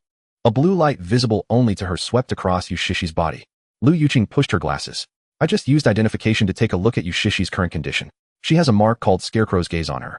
Lu Yuqing took a deep breath and explained, it's a double-edged curse. If she enters a certain area, this mark makes her a living target and monsters will automatically seek her out to attack. However, Lu Yuqing pointed out the mutated crows that circled in the distance but dared not approach. In other places, this mark actually gives off a higher being's aura to these low-tier crows. She continued, she's like a moving warning sign. That's why she could survive in the woods and even run all the way here. After hearing the explanation, everyone in the car was stunned. Was this luck? Good or bad? So, is Sure still human? Qintong was most worried about this. Lu Yuqing looked at the panel again and nodded. Don't worry, teacher, her race is, she is just marked as reserve food. Confirming she was human, Qintong visibly breathed a sigh of relief. She was not afraid of anything else but seeing her students harm each other or becoming monsters. Everyone's gaze turned once more to the man sitting in the boss chair. Boss, how should we handle this? Wang Ming asked. Jiang Nan sat on the leather sofa without lifting his eyelids. He picked up a notepad by his side, quickly wrote a line, and showed it to everyone. Ignore her. Drive on, just leave. He was not the head of a shelter, nor was he a lecherous teddy bear. What would he gain by taking in someone who had once abandoned their team? What to feed her? To have her cry? Seeing Jiang Nan's decision, Wang Ming immediately understood. He opened the driver's side window, leaned out, and shouted at you Sure, who was still frantically banging on the door below. Get lost. Don't block the way. If you don't move, I'll kill you. You Sure was crying like a rain-soaked pear when she suddenly heard that familiar loud voice, and she was stunned. She wiped the mud from her face, looking incredulously at the chubby face outside the window. Wang Ming. She had thought this was another survivor's vehicle, but it turned out to be the people from the bus. But how did this car become like this? So luxurious. So imposing. After the shock came wild joy. Since it was familiar faces, it would be easier to talk. Wang Ming. It's me. I'm Sure. You Sure shouted excitedly. Quick, open the door and let me in. It's too scary outside. Please. Wang Ming's words hit you Sure like a hammer, leaving her pale. Yes. It was her own choice last night. But I was wrong. She cried. Wang Ming's words hit you Sure like a hammer, leaving her pale. Yes. It was her own choice last night. But I was wrong. She cried. Wang Ming's words hit you Sure like a hammer, leaving her pale. Yes. It was her own choice last night. But I was wrong. She cried, even harder, filled with regret. It's all by Lian Hua's fault. She deceived me. I really know I was wrong. Suddenly she realized. Well, it meant there was more than just him in the car. The leader of this vehicle could only be that man. Yuqing's judgment was in. What about Yuqing? I want to see Yuqing. You Sure cried out at the car window. Yuqing must be on the car, right? I'm her best friend. Please let me see her. Yuqing was right. Oh, I shouldn't have left. I want to go home. I want to find Yuqing. Inside the vehicle. Jiang Nan observed this scene coldly through the holographic surveillance. Just as he was about to roll down the window to deal with this annoying person, he suddenly recalled. This Yu Sure seemed to be Lu Yuqing's friend. He turned his head to look at Lu Yuqing, who was standing nearby. It was evident that there was a hint of reluctance in her expression. The time to win people's hearts had come. He picked up a pen and wrote several notes. This person you decide what to do with. This is not a test, but my leniency towards my subordinates. But I only want useful people, not useless brats. After writing, he handed the note to Lu Yuqing. Lu Yuqing received the note, feeling a warm sensation in her heart. The boss actually asked for her opinion. In this dictatorial apocalypse vehicle, this respect was too precious. Thank you, boss. Lu Yuqing took a deep breath and seriously nodded. In fact, her feelings towards Yu Sure were quite complex. From high school to college, they had been inseparable best friends. Lu Yuqing came from a single-parent family and was poor, but performed excellently. Yushishi's family was a well-known wealthy businessman locally, but she was not very bright and struggled academically. Back then, Lu Yuqing had almost been sold to the underworld to pay off her father's gambling debts. It was Yu Sure who cried and begged her father to intervene, even sending bodyguards to break the leg of that gambling addict. Only then was Lu Yuqing rescued and funded to finish high school. Although Yu Sure could be foolish and had a spoiled princess temperament, and even abandoned her last night to follow the crowd, Lu Yuqing knew that this silly girl was not fundamentally bad. She was just foolish to the point of being pitiful. Lu Yuqing sighed, realizing Jiang Nan's intention. As long as Yu Sure was valuable, she could stay. She bowed to Jiang Nan, then pressed the car door switch and stepped out. Outside the vehicle, seeing Lu Yuqing appear, Yu Sure immediately rushed over and hugged Lu Yuqing's thigh tightly. Yuqing, Whoa, you finally came out. You scared me to death. Those crows kept staring at me last night. I thought I would never see you again. Lu Yuqing looked at the dirty, barefoot, bleeding former campus belle before her, and her heart was filled with mixed emotions. It was like looking at her helpless self from the past. Instead of comforting her, she sternly pushed Yu Shishir away, holding her shoulders with both hands. Stop crying. Listen to me. Shishir, I only have one question for you, and it concerns whether you can get on the car. Lu Yuqing stared into her eyes. Did you eat that awakening fruit? Have you awakened any abilities? Yu Shishir was taken aback, sniffling, as she said, What abilities? The fruit. I ate it. I was too hungry at the time, so I swallowed it without paying attention. Lu Yuqing. This is bad. This girl was indeed foolish. Such a significant matter as awakening, and she didn't notice because she was too hungry. Don't move. Let me take a look. Lu Yuqing didn't waste time and activated identification again. A blue light swept over Yu Shishi's body. Name Yu Shishir, race, human, physical composite, date of grade weak, status mental confusion, scarecrows, gaze qualification, grade ability, clean grade, can instantly remove dirt from the surface of the target. Seeing the last line, Lu Yuqing let out a long sigh of relief. Phew. Fortunately, although it's an grade life type ability, at least it's still an ability. As long as there is an ability, she is not a complete waste. Listen carefully, this is your only chance to survive. Lu Yuqing pulled Yu Shishir up. When you meet the boss later, do whatever he says, never act spoiled, understand? Understood. Yu Shishir was now too scared to act spoiled, obedient like a quail. The two of them got into the car. As soon as they entered the vehicle, Yu Shishir was stunned by the luxury decor inside, forgetting to cry. Is this still that broken bus? Outside was hell, but this place was simply paradise. Jiang Nan was still sitting on the sofa, while Chun Tong sat on his lap. Lu Yuqing pulled the anxious Yu Shishir to Jiang Nan, carefully reporting, Boss, she has awakened. Although it's only grade, her ability is clean. Jiang Nan raised an eyebrow, showing a troubled expression of. Lu Yuqing hurriedly explained, Boss, although her combat power is lacking, but in the future she can handle cleaning the vehicle, washing clothes, and polishing shoes. We can save some effort. Jiang Nan pondered for a moment, seeming to weigh the pros and cons. Finally, he reluctantly, having a free maid is not a bad deal. However, rules must be established first. Jiang Nan pointed at his own messy leather shoes. Then he pointed at Yu Shishir. The meaning was clear, clean my shoes. Seeing this, Lu Yuqing quickly urged the still dazed Yu Shishir, hurry. Show us your abilities. Oh. Yu Shishir came back to her senses and hurried forward. Chun Tong nearby blinked, hinting that Jiang Nan's hand was on her thigh. In an instant, Yu Shishi's face turned as red as a teapot, her imagination running wild. This. So soon. I didn't expect Jiang Nan, who usually seems so quiet, to secretly be such a playful demon. Truly, one cannot judge a book by its cover. Teacher Chun Tong must have already suffered under his claws, just like the female leads in those novels who fell into depravity. That's why it's like this. Yu Shishir suddenly felt she understood. Because of the perspective issue, she saw Jiang Nan pointing at his shoes, as if he were pointing at his pants, even imagining the sounds. Relax properly. You wouldn't pillar. Yu Shishi's expression turned even redder. This was typical of the novels where the delinquent blackmails the heroine and triggers a special scene CG. Cleaning was just an excuse. He definitely meant for her to do those kinds of things. But now to stay in this warm paradise. She had no hesitation, kneeling in front of Jiang Nan with a thud. I'll do it now. Yu Shishir extended her hands. Jiang Nan was somewhat impatient. It was just cleaning shoes. Why was she taking so long? What a fool. Before he could finish his thought, he suddenly felt a chill in his legs. His boxers, reminiscent of a starfish, were exposed. Jiang Nan's eyes widened as he looked at his pants being pulled down. What the hell is she doing? Chun Tong covered her eyes. I didn't mean it that way. Lu Yuqing's mouth fell open. Has the silly girl finally Jiang Nan, observing the strange looks around him, hastily pulled up his pants. He certainly didn't have a habit of being watched. He angrily grabbed the notepad, the pen tip almost piercing the paper, and held it up in front of Yu Shishir. What are you doing? I asked you to use your powers to clean my shoes. Why are you pulling down my pants? Seeing the three bold exclamation marks, Yu Shishir finally realized the foolishness of her actions. Her face turned as red as a ripe tomato, her head practically steaming. I'm sorry. Boss, I was wrong. I misunderstood the meaning. Jiang Nan's face darkened. If a gaze could kill, this foolish girl would have reincarnated 800 times already. He put his pants back on and coldly pointed to the still muddy shoes. I'll give you one last chance. Yu Shishir shivered in fright. This time, she dared not think wildly. Holding her breath, she placed her hands cautiously above the shoes, carefully controlling the faint energy within her. Clean. Buzz. In the next moment, the originally dirty shoes instantly transformed into a brand new state. They shone even brighter than the new shoes in the display case, to the point of being reflective like a mirror. Phew. Yu Shishir wiped the sweat from her forehead, looking at Jiang Nan with a pleasing expression. Boss, did I do well this time? Jiang Nan glanced down at the shiny shoes, raising an eyebrow slightly. Interesting. Although this ability didn't cause harm, it surprisingly had a faint rejuvenation and repair effect. It seems this foolish girl is not completely useless. He picked up a pen and wrote down Yu Shishi's final judgment on the notepad. Barely qualified. From today on, you are the cleaning captain of the vehicle. Sure not only did not feel wronged, but rather felt as if she had been granted amnesty, nodding vigorously. Thank you, boss. I promised to complete the task.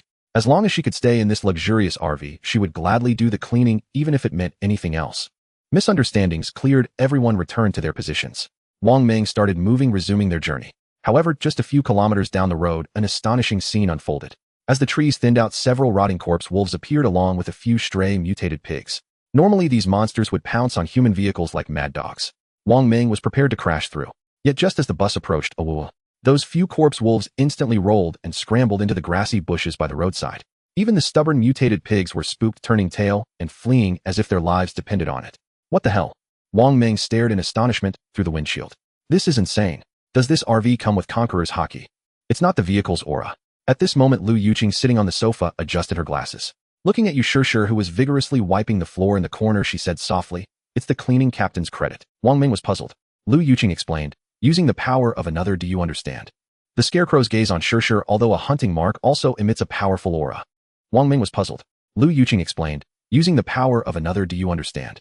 The scarecrow's gaze, right now she is a living human-shaped beast repellent. After hearing this, Wang Ming gave a thumbs up. Awesome. It seems we've not only picked up a cleaner, but also a guardian beast. Sure scratched her head. What guardian beast? I don't understand what you're talking about. Qintong suddenly realized, that's right. If that's the case, the wheat field we are heading to is the place of the terrifying scarecrow, isn't it? Upon hearing this, Wang Ming abruptly stopped the vehicle. The group began discussing again. Lu Yuqing asked, Sure, have you ever seen a scarecrow? A scarecrow? Let me think, I saw one last night. At that time I was with Yang Wei and the others, chased by crows to the safe zone in the wheat field, and the crows didn't dare to pursue any further. Later I quarreled with Bai Lianhua and left the group. Just as I was leaving, it suddenly appeared and tripped me. But I was so angry at the time that I grabbed my shoe and swung it at its head, directly knocking its head askew. As for its exact appearance, it had 3 arms and was at least 2.5 meters tall. As for its face, since it was looking down, I couldn't see it at all. Inside the vehicle, after listening to Yushishi's fragmented description, Lu Yuqing adjusted her glasses. Case solved. That terrifying scarecrow is in the wheat field, and it possesses a very strong territorial awareness. Lu Yuqing looked at the crows outside, which dared only to observe from a distance, analyzing. The reason those mutated crows don't chase into the wheat field isn't that it's a safe zone, but because it's a hunting ground for stronger monsters. The aura that has attached to Sure is like tiger urine to the crows, a natural deterrent. Upon hearing this, Sure finally covered her mouth in realization, her face turning pale. Oh my god. So the shabby thing I slapped with my shoe last night was actually a monster. Stronger than the crows.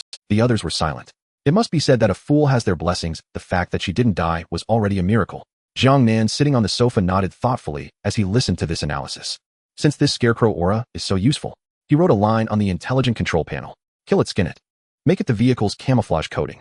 Since Sure alone can scare off the crows, what if the entire bus was coated with the scarecrow's aura? Wouldn't that allow them to roam freely in this area? In the driver's seat, Wang Ming saw this message and nearly jerked the What the hell? A boss is indeed a boss. While others are busy hiding from monsters, the boss actually wants to dismantle a monster for vehicle paint. While it sounds crazy, thinking carefully, it's actually exhilarating. Alright, hold tight everyone. We're going to find that bastard and settle the score. Wang Ming slammed the steering wheel, speeding towards the golden wheat field. Inside the vehicle, upon learning they were going back for revenge, Sure was not afraid, but excitedly waved her small fists. Great. If I could, I want to tear that little bitch Bai Lianhua apart right now. She's the one who tricked me into this mess. Saying this, she excitedly opened her arms, wanting to hug Lu Yuqing beside her. Yuqing, let's go kill them. Stop. Lu Yuqing, with a face full of disdain, pushed her away with her hand, keeping her at a distance. Sure, calm down. Also, you're too dirty. Can you clean yourself first? Only then did Sure realize she was barefoot, covered in mud and blood, her hair a tangled mess. In this state, even a beggar would want to pay her to. At this moment, Jiang Nan also stood up. After a night of fighting, he was also covered in dried black blood and sweat, feeling extremely uncomfortable. He had no qualms directly taking off the bloodstained shirt in front of the 3 girls. What? You ask why he didn't let Sure take it off. Is it the same? It's like peeing yourself versus having an unfamiliar person help you with it. Can you trust that the other person is truly there to help you? Hiss. A gasp echoed in the vehicle. Beneath Jiang Nan's seemingly thin clothing was an impressively his muscles were well-defined and his 8-pack abs looked as if carved from stone. What was even more eye-catching were the numerous small, old scars on his back and arms. These were the medals he earned over the past 18 years laboring on construction sites to save money for travel. After all, for an underage orphan, that was the only legitimate way to earn quick cash. What a good physique. Qintong blushed, her gaze somewhat dazed. Who would have thought that this usually quiet student would turn out to be a muscular man when he took off his clothes? Jiang Nan was completely unconcerned.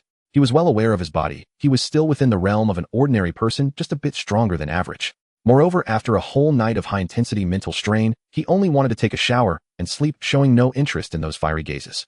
He walked to the bathroom door and stuck a note on it. "Don't come in." Then with a bang, he shut the door. After the RV upgrade, it came with a large water tank, providing plenty of water for him to wash comfortably. Looking at the tightly closed bathroom door, Chun Tong sighed regretfully. She had initially hoped to see if she could go in to help scrub his back or something.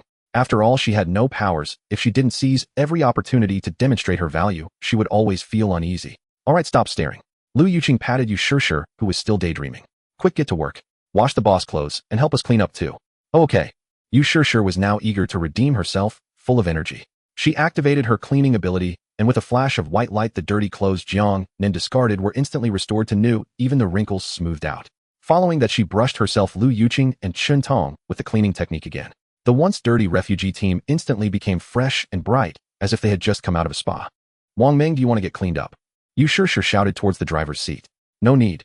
Wang Meng refused without looking back. "I'm a big guy, a bit of grease looks more like it." Moreover, he didn't say the latter half. As a man, he was very clear about boundaries. That was a woman under the same roof as Jiang Nan.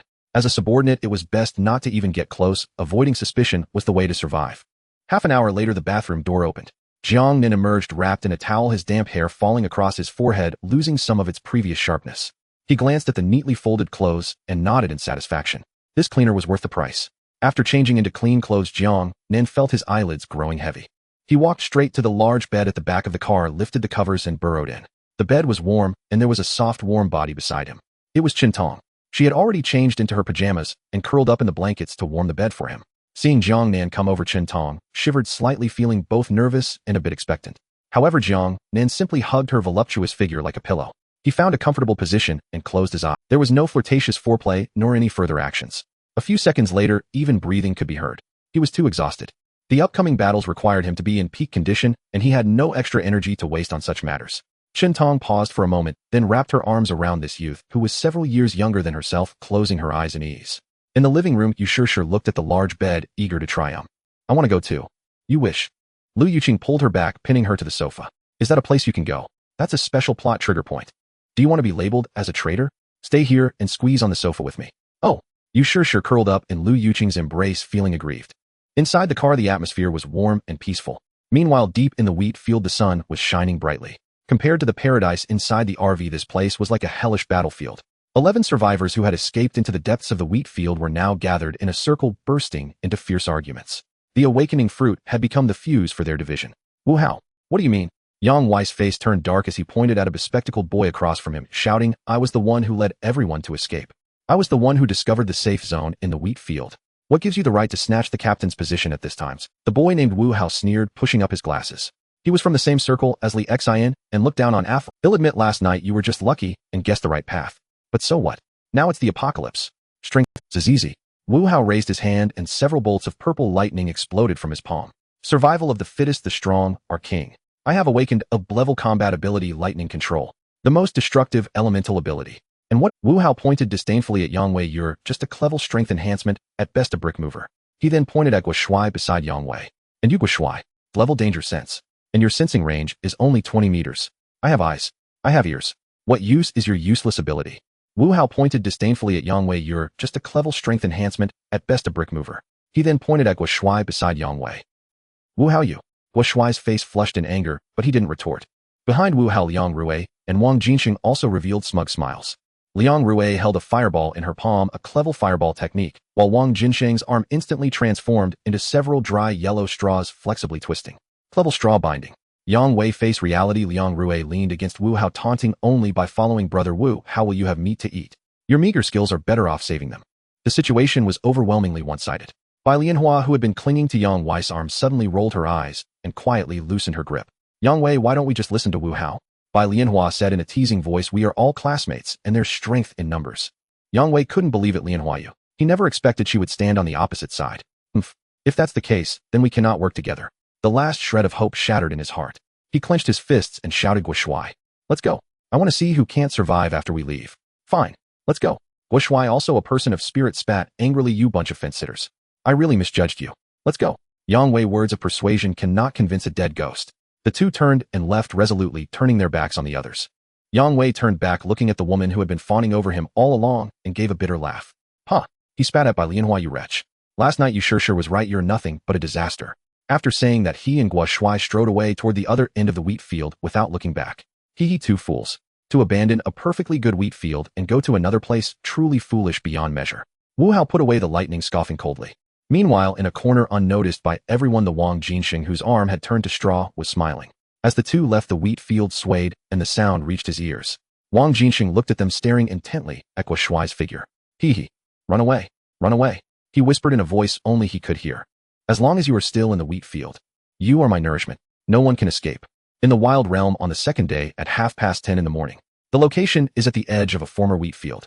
The RV came to a halt on the wasteland, its tires kicking up a cloud of dust. In the driver's seat, Wang Ming gazed at the boundless desolation of the plains ahead, pressing down on the brake, a look of confusion etched on his face. Strange. No road ahead. Just a moment ago I could see a golden expanse from several kilometers away. How come it's gone now that we're right in front of it? Inside the vehicle, Jiang Nan was still fast asleep. Lu Yuqing pulled you sure to the window, pointing at the desolate landscape outside, asking, Sure, are you sure it's here? Could it be that you remembered the direction wrong? Impossible. This is definitely the place. You sure, though, shocked by the scene before her, pointed at a dead old tree just a few meters outside the window, her tone filled with unwavering certainty. Look at that tree. The left branch is broken. That was broken and thrown on the ground by that bitch Bai Lianhua to trip. Even if it turned to ash, I wouldn't mistake it. Lu Yuqing adjusted her glasses, her expression growing serious. The landmark matched, but the scene had changed.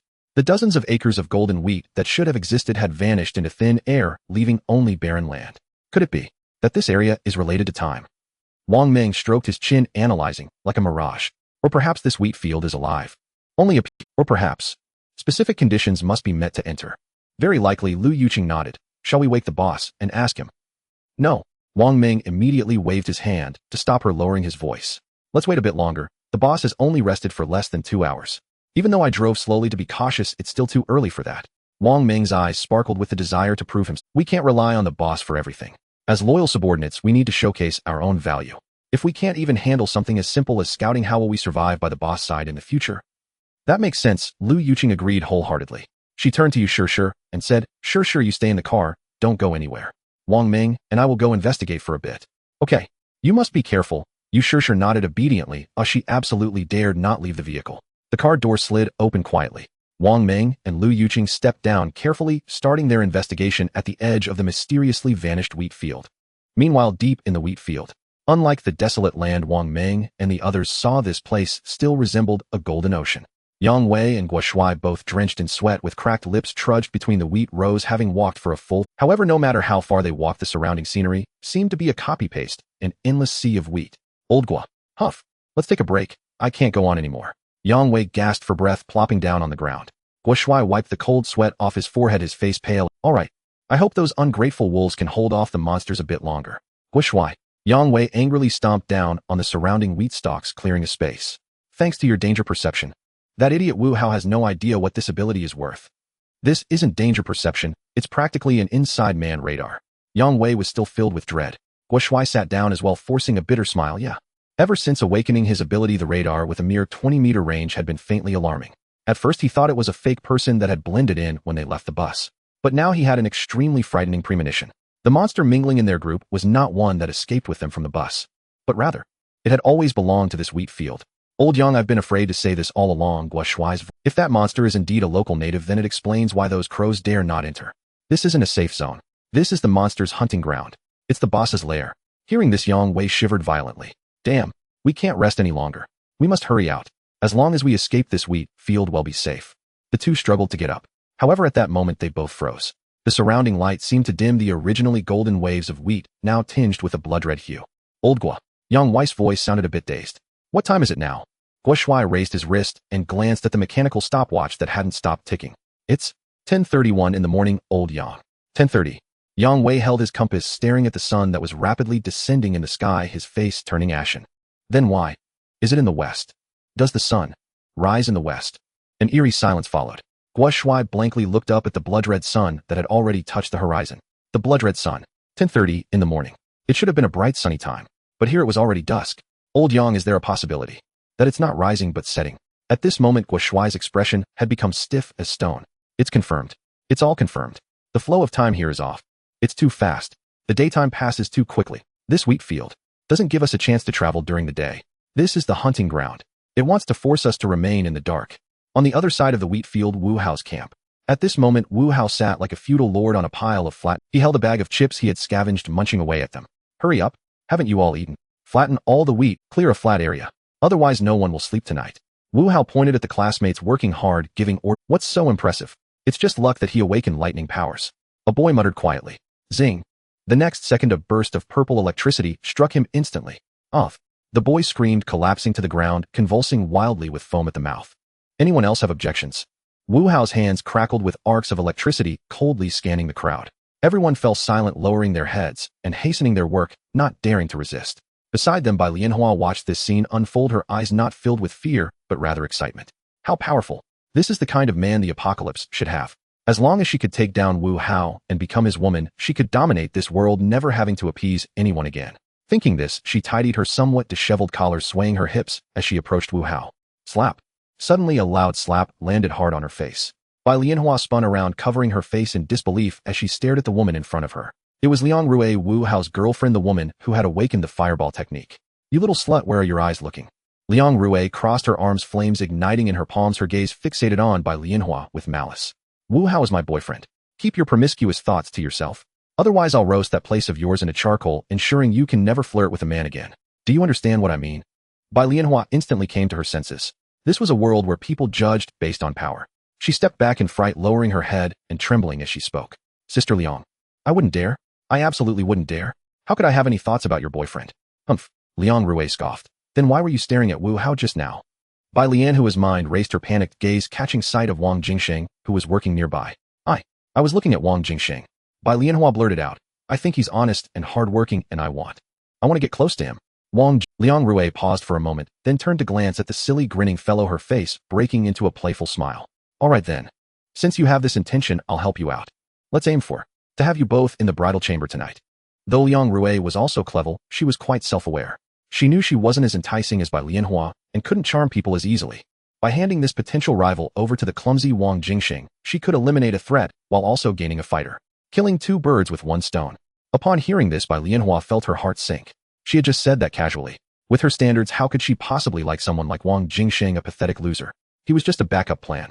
But under the threat of Liang Rui's fiery hand, she could only force a smile that was uglier than crying. Thank you, Sister Liang. Liang Rui, decisive, directly approached Wu Hao and recounted the situation. Wu Hao hesitated a bit, at first reluctant to part with Bai Lianhua's figure. But under Liang Rui's threatening gaze, he weighed the pros and cons and eventually agreed. After all, though Wang Jingsheng seemed foolish, his skill of straw binding was quite strong, making him a good fighter. Exchanging one woman for a loyal dog was a bargain. Thus Wu Hao publicly announced, to celebrate the establishment of our team, a special resting area has been prepared for Wang Jingsheng and Bai Lianhua tonight. Everyone, congratulations. The crowd clapped amidst forced smiles. Wang Jingsheng stood in the crowd, still wearing a silly grin. Bai Lianhua suppressed her disgust and fury, taking the initiative to link her arm with Wang Jingsheng's. Deep down she vowed, Liang Rui, you wait. Tonight I'll first take advantage of this pathetic loser, and when I have the chance. She raised her head, speaking sweetly into the ear of this honest man. Jingsheng, tonight, you have to be gentle with me. It's my first time being with a man, but I accidentally broke that layer during sports in high school. You want mind right?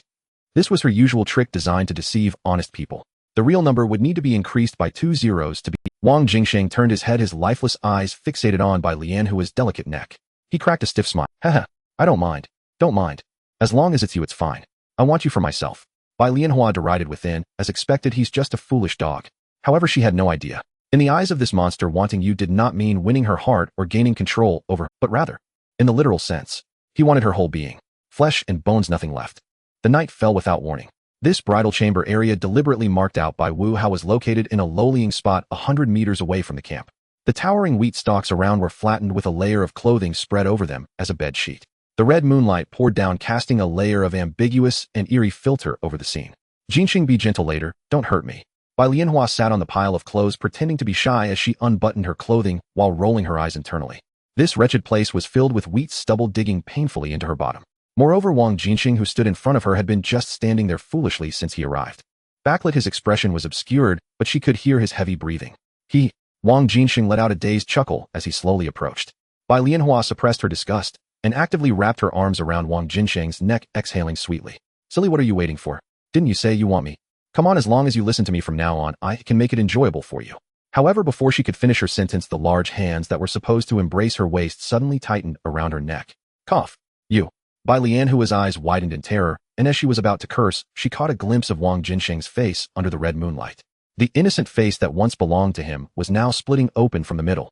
It wasn't just his mouth, his entire facial skin was tearing apart, like an ill-fitting garment splitting from the bridge of his nose.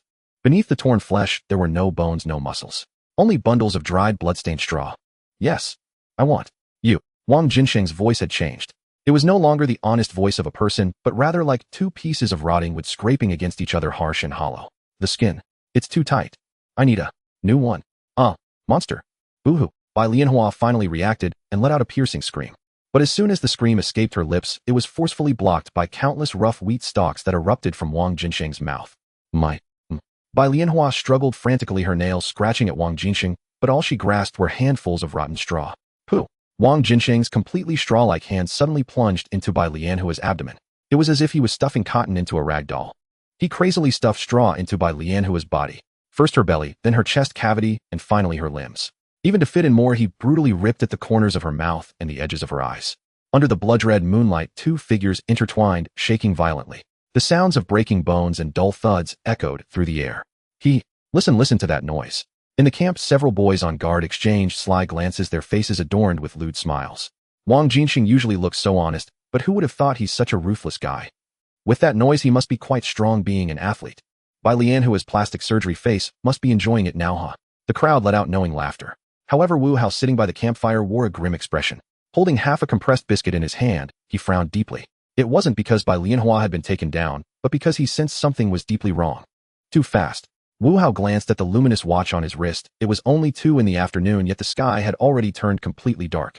This unnatural flow of time intensified his unease. Wu Hao were running low on supplies. Liang Rui approached with a serious expression after checking her backpack. Even if everyone eats sparingly, this amount will last at most 2 more days. Don't panic. Wu Hao took a deep breath, a hint of ruthlessness flashing in his eyes as he pointed at the sky. Do you remember that leaderboard, Oi? The top ranker, no words needed, can gain points, which means the monsters can be hunted. If I'm not mistaken, this thing calculates every day. Wu Hao's hand crackled with electricity, illuminating his ambitious face. As long as we start hunting those crows tomorrow, we can earn points and rewards. With me, upgrade lightning ability user, everything will be a piece of cake. The longer we survive, the richer the reward. Liang Rui nodded, her eyes filled with admiration. All right, I'll accompany you. As long as we join forces, we'll definitely dominate this area. By the way, should we call Wang Jinsheng? No need. Wu Hao snorted coldly. Let him enjoy for 1 more day. As long as that woman Bai Lianhua is taking care of, these 2 dogs will be more loyal to serve me. Liang Rui naturally welcomed this. As long as Wang Jinsheng and Bai Lianhua were locked together, no one would compete with her for Wu Hao. However, not everyone was so compliant. Let's go and disturb the bridal chamber. 3 bold boys, itching with excitement after hearing the commotion, exchanged glances and revealed wicked smiles. Let's sneak a peek and see what that Bai Lianhua, always so high and mighty, is like behind closed doors. The 3 crouched low, taking advantage of the wheat waves as they quietly moved toward the source of the sound. Soon they saw an area in front that had been flattened. Under the blood-red moonlight, a pale figure was kneeling motionless, facing away from them. Damn. So white. The 3 boys' eyes bulged, swallowing hard as they signaled each other. 3, 2, 1. Surprise. The 3 suddenly leaped out of the wheat field, intending to scare the couple. Yet when they saw the scene before them, their lewd smiles instantly froze into sheer terror. The figure kneeling on the ground was indeed Bai Lianhua. But her skin was already torn and tattered. Her mouth was agape, her eye sockets hollow, her nostrils flared, and her ears torn. And in all these openings were stuffed bundles of yellow blood-stained straw. Her abdomen was cut open, her internal organs missing, replaced instead by bundles of straw. This was not a romantic bridal chamber at all. This was clearly a freshly made, still dripping human skin scarecrow. The 3 were so frightened that their souls left their bodies and their screams hadn't completely escaped their lips. Surprise! A sound like scraping echoed eerily behind them. The 3 stiffly turned around. Behind them, a tall scarecrow stood where there had been nothing before. It held a worn-out lantern in its hand. Monster! The 3 shouted in unison. The next second, crack. The handle of the lantern instantly elongated, transforming into a rusted, yet razor-sharp scythe. A cold gleam flashed. Pooh! Pooh! Pooh! 3 heads soared into the sky, blood spraying from their necks onto the wheat stalks. The scarecrow did not stop. It extended its other 2 hands, grabbing the headless corpses, the straw in its hands swirling madly, drilling into the necks of the bodies. It was creating new companions.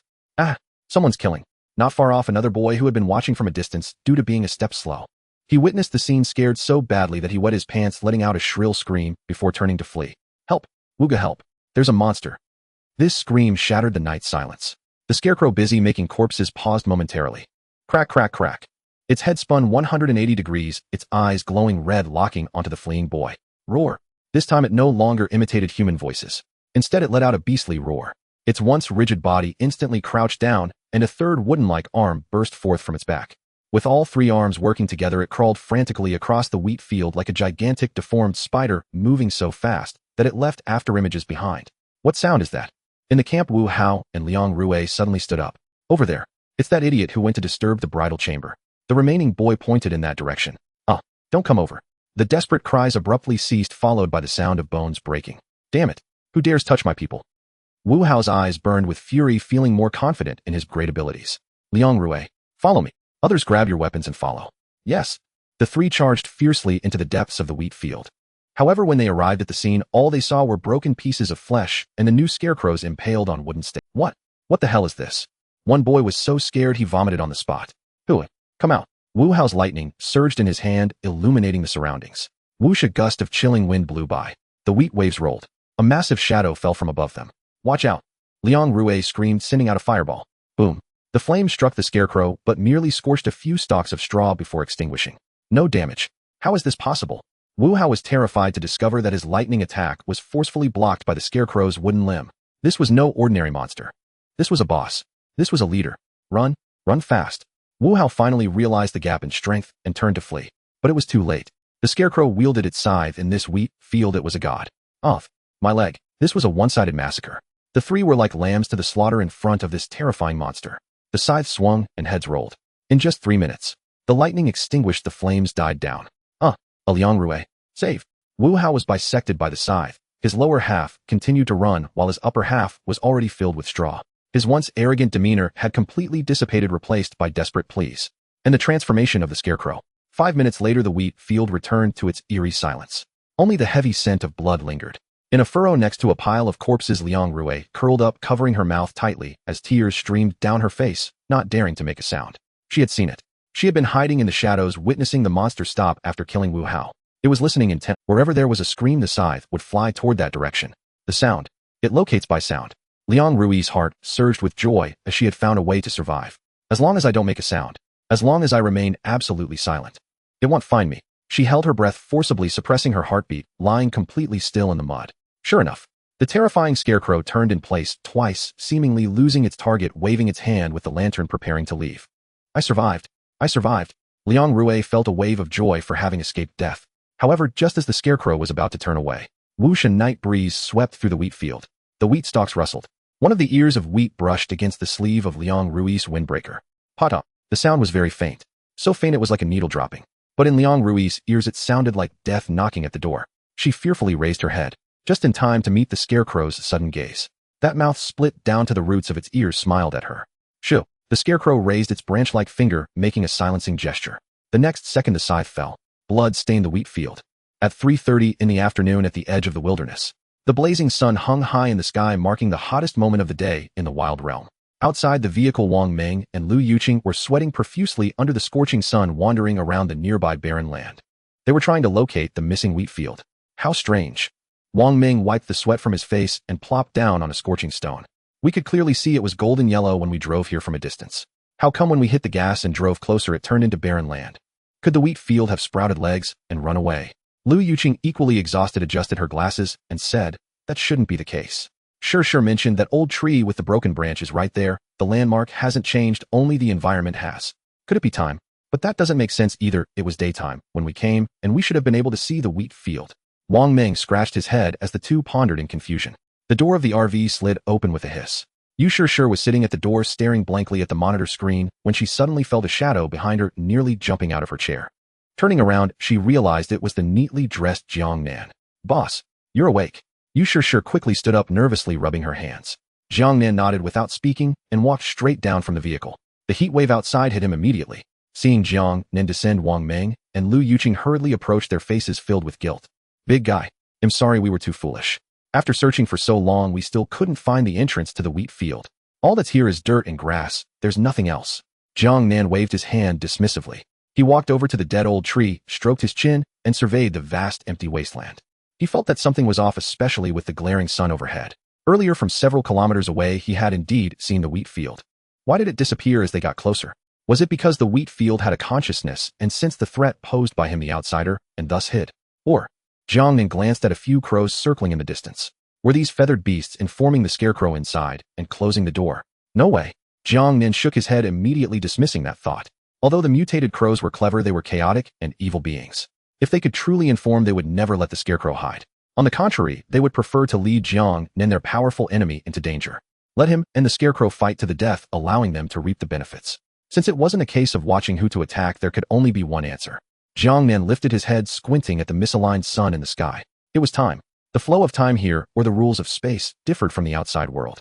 Only at specific time points would the two spaces overlap, allowing the entrance to open. Jiang Nan had found his answer. But the current question was, at what time could they enter? Why could they see it from a distance, but not up close? These details couldn't be figured out by mere guessing. They needed to act. Thus Jiang Nan began to look around, his gaze seemingly casual. However, his peripheral vision had already locked onto a mutated crow that had landed behind them, peering curiously. Because it was daytime, this crow did not exhibit the ferocity it had the previous night. It appeared to be just like an ordinary bird, even a bit daft. Jiang Nan's lips curled slightly. You're the one. He suddenly turned around, launching into action. His right hand, quickly raised, thumb up, index finger extended, aimed at the peeping crow. He didn't activate any spiritual language, simply making the execution gesture. Caw. The moment the crow saw this gesture, its eyes nearly bulged out of its head. That was the fear etched in its genes. The mark of the demon that slaughtered hundreds of its companions the night before. I'm doomed. I've been discovered. It was so terrified that it forgot to escape, its body stiffening in an instant. With a kick of its legs and a flick of its tongue, it fell straight down from the bushes. Thud. It landed on the ground and instinctively began to play dead. However, after waiting for 2 seconds, it didn't hurt. Its head didn't explode. The crow cautiously opened one eye, just about to flap its wings and fly away. A large hand, like an iron clamp, tightly gripped its neck and lifted it up. Caw. Let me go, you demon. The crow struggled wildly, but in Jiang Nan's hand, it was like a helpless chick. Just as Jiang Nan had anticipated, this creature was clever, but not smart enough, easily misled by its own cunning. Jiang Nan, expressionless, held the crow and took out a notepad, sketching a simple drawing, a wheat field, a scarecrow. He held the drawing up to the crow's eyes, pointed at the drawing, and then pointed at the sky. The meaning was clear. Is it only at night that one can enter? The crow paused, looking at the drawing with a flash of human-like surprise in its eyes. This demon is asking for directions. It rolled its eyes and nodded vigorously. Caw. Yes. It's at night. Jiang Nan nodded, drew a person on the paper, and pointed at the wheat field. Then he drew the person beside the wheat field and finally pointed towards the wilderness. He spread his hands, revealing an expression of what's going on now. Why does a person disappear when they get close to the wheat field? The crow struggled a couple of times, signaling Jiang Nan to put it down so it could lead the way. Jiang Nan let out a cold chuckle and exchanged a glance with Wang Ming. Wang Ming immediately found a rope tying the crow's wings securely, leading it like a dog. Under the crow's guidance, the group arrived at an inconspicuous stone at the junction of the forest and the wilderness. There, stuck in the ground, was a small tattered scarecrow no bigger than a palm. The crow picked up the little scarecrow with its beak and offered it to Jiang Nan, its eyes full of cunning and amusement. Take it, stupid human. As soon as you touch this thing, you'll be targeted by the big guy inside. Tonight you will definitely. However, it had calculated everything except for the fact that this group contained an appraiser. Wait, don't touch it. Lu Yuqing shouted, adjusting her glasses as a blue light instantly swept over the little scarecrow. A few seconds later, Lu Yuqing's face changed. Boss, this is a trap. She pointed at the little object and quickly recited the appraisal information. Item: watchful scarecrow. Type: cursed object. Information: this is an evil medium capable of creating a mirage node of a wheat field specifically used to lure unfortunate souls to their doom. Anyone who touches it will instantly be afflicted with the highest level of scarecrow's gaze. Upon entering the wheat field, they will be prioritized as the target for elimination by terrifying scarecrows with no chance of survival. Upon hearing this, Wang Ming and Lu Yuqing turned pale. Just moments ago, that crow had rubbed against their legs after. In other words, they had all been marked. Damn it, that feathered beast tricked us. Lu Yuqing trembled with anger, and without a second thought, she raised her foot and landed a heavy stomp on the crow that was still relishing its triumph. Caw. The crow was taken aback. Before it could react, Wang Ming's big foot came crashing in. You caused trouble for us. They'll crush you. The two of them teamed up instantly, turning the unfortunate crow into a puddle of mush. After venting their frustrations, they looked at Jiang Nan with panic in their eyes. Boss. What now? We've been afflicted by that gaze. Won't we be chased and killed by the boss if we go in tonight? Jiang Nan looked at the little scarecrow on the ground, his face showing no signs of panic. On the contrary, he even felt a bit amused. Whether or not he had that mark made no difference to him.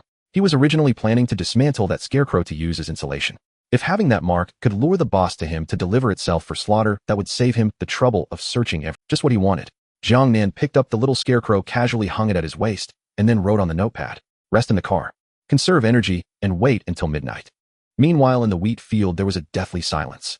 Yang Wei and Guo Shuai sat on the ground, their eyes bloodshot, their spirits nearly shattered. They had been walking endlessly. But no matter how far they walked, the surroundings were eternally filled with that damned wheat. What made them most despairing was, they had clearly survived the night, making it to sunrise. Yet, the system announcement in their minds had yet to sound. No awakening fruit. Nothing at all. It was as if the entire world had forgotten about them. Why? Why can't we get out?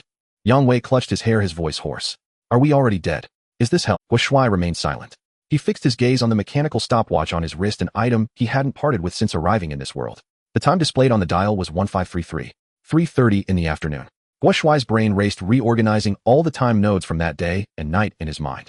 Suddenly, he laughed maniacally, shaking all over. "Ha! Old Yang. I understand. I understand. Guo Shuai, are you crazy?" Yang Wei was startled. Guo Shuai grabbed Yang Wei's shoulders tightly. "Time. It's time. Old Yang, do you remember? Yesterday at 10:30 in the morning the sun set here.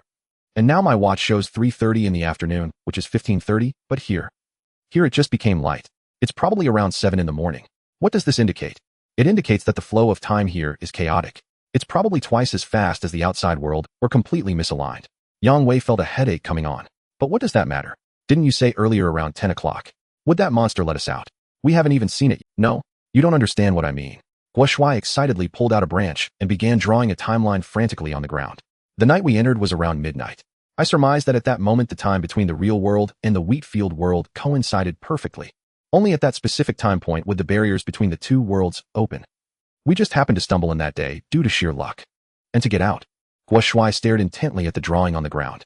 Mechanical watch time 6:00:1:0:1:5:0:1:8:0:0:6:00. Wheat field time 1:0:1:8:0:2:0:6:00:1:0:2:0:1:0:0. We need to wait for the next time overlap. A 2-day cycle. That means at midnight in the real world. Tonight at midnight is our only chance for survival. After hearing this explanation, even Yang Wei, who was slow on the uptake, understood. This wheat field was not the real wild realm, but an independent little instance. Only when the time aligned would the door open. So, does that mean we can get out tonight? Yang Wei's previously dim eyes suddenly erupted with a strong desire to survive. "That's highly likely."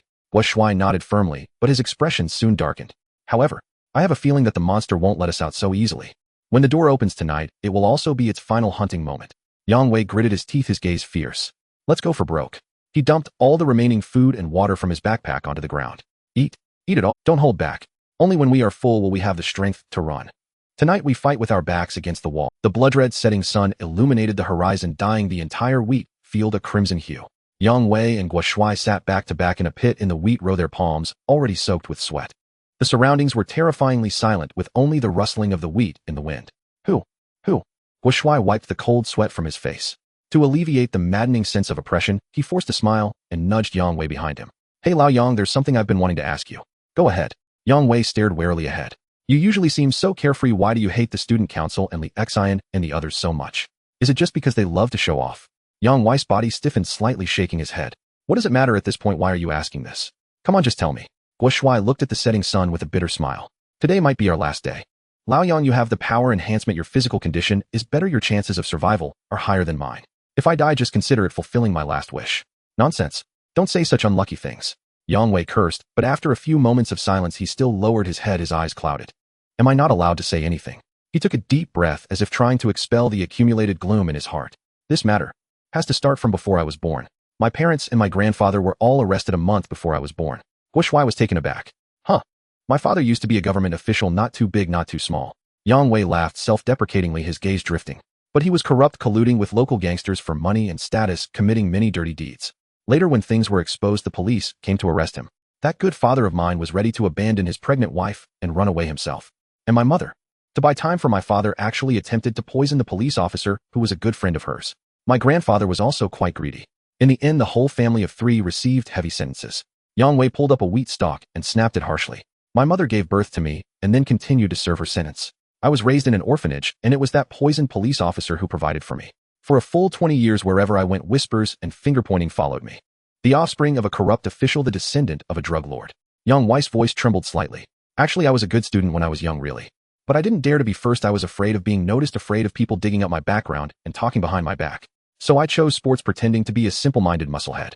I understand that it wasn't the profession of being an official that caused all this, but rather their loss of direction in pursuit of wealth and status. Yang Wei turned his head to look at Gua Shuai, his expression extraordinarily serious. So I hate Li Xin, I hate Wu Hao, I hate all those in the student council who wield their authority like a feather. Am not jealous of them, I despise that unscrupulous ambition to climb higher at all costs. Such people, once they gain power, cannot be good officials, they will only become a disaster like my parents. I don't want to see such people go up and harm everyone. After hearing this, Gua Shuai fell silent for a long time. He reached out and patted Yang Wei's shoulder heavily. Lao Yang, this isn't your fault.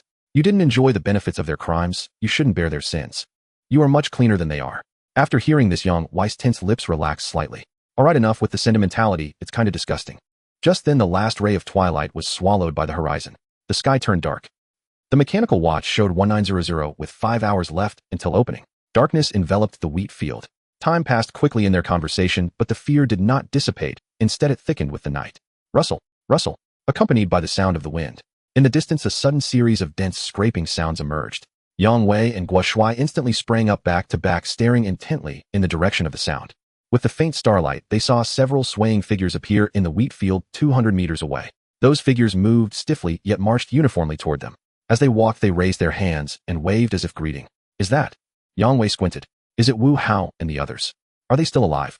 If they were human, that would at least mean more strength. Just as Yang Wei was about to call out, he was suddenly yanked back by Gua Shuai. Don't shout. Run. Gua Shuai's voice trembled, his face as pale as paper. Lao Yang, run.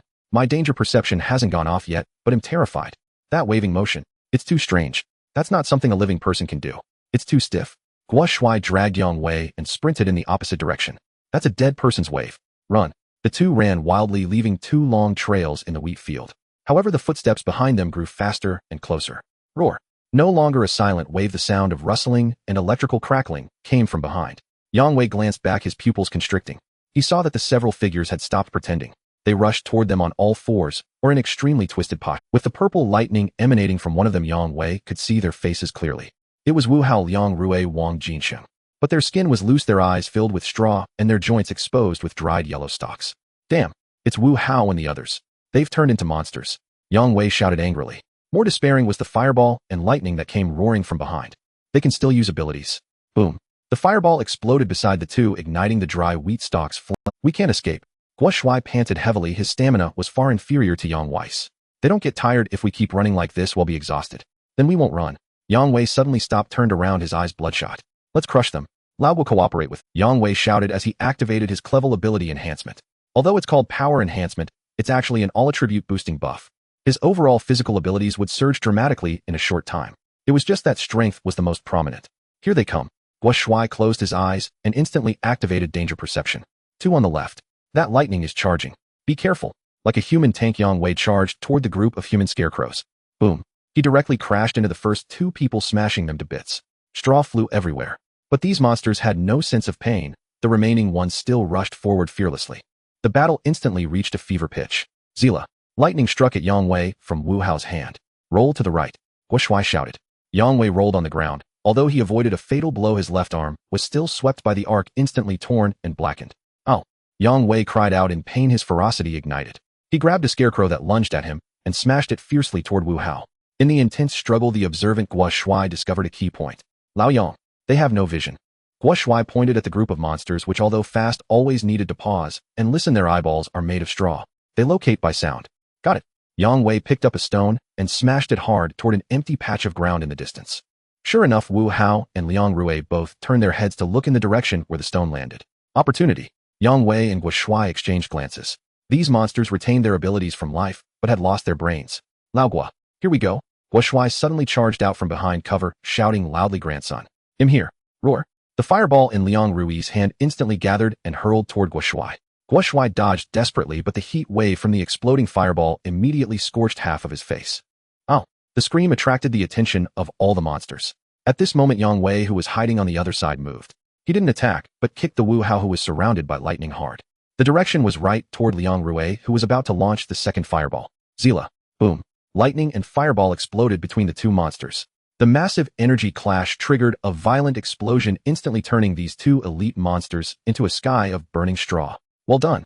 Losing 2 ranged attackers, the remaining melee scarecrows were nothing but a pile of rotten straw in front of the rampaging Yang Wei. Boom, boom, boom. Yang Wei put all his strength into each punch until he smashed the last scarecrow's head into its chest cavity. The mechanical watch showed 2355 with 5 minutes left until opening. The battle was over.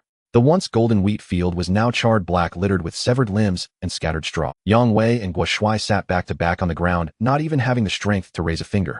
Yang Wei's left hand trembled, a result of nerve damage from the electric shock. Guo Shuai was worse off. He covered half of his face, blood oozing between his fingers, the marks of burns from the fireball. One eye was blinded and half of his face was disfigured. Who? Yang Wei panted, glancing at the motionless corpses around them, his voice hoarse. Did we? Guo Shuai opened his only remaining good eye, glancing at the watch on his wrist, trembling as he responded. I think so. 2355. Still 5 minutes. In 5 minutes the two worlds' time will coincide. We can get out. Guo Shuai gave a bitter smile, causing pain to the wounds on his face, gritting his teeth. It's a pity. My face is... From now on, don't even think about finding a partner. It's just good if I don't scare the children. This time it was Yang Wei who comforted him. He patted Guo Shuai's thigh. It's okay, this is the apocalypse. Strength is the hard truth. There will always be girls who like your inner self. Of course. Maybe not your face. Yang Wei made a poor joke, then glanced at the few human skins on the ground. If it really doesn't work, let's peel the faces, take them back, and see, maybe we'll run into a doctor who can give you a skin graft. Guo Shuai scolded him. Get lost. I don't want to wear the faces of these dead people. How unlucky.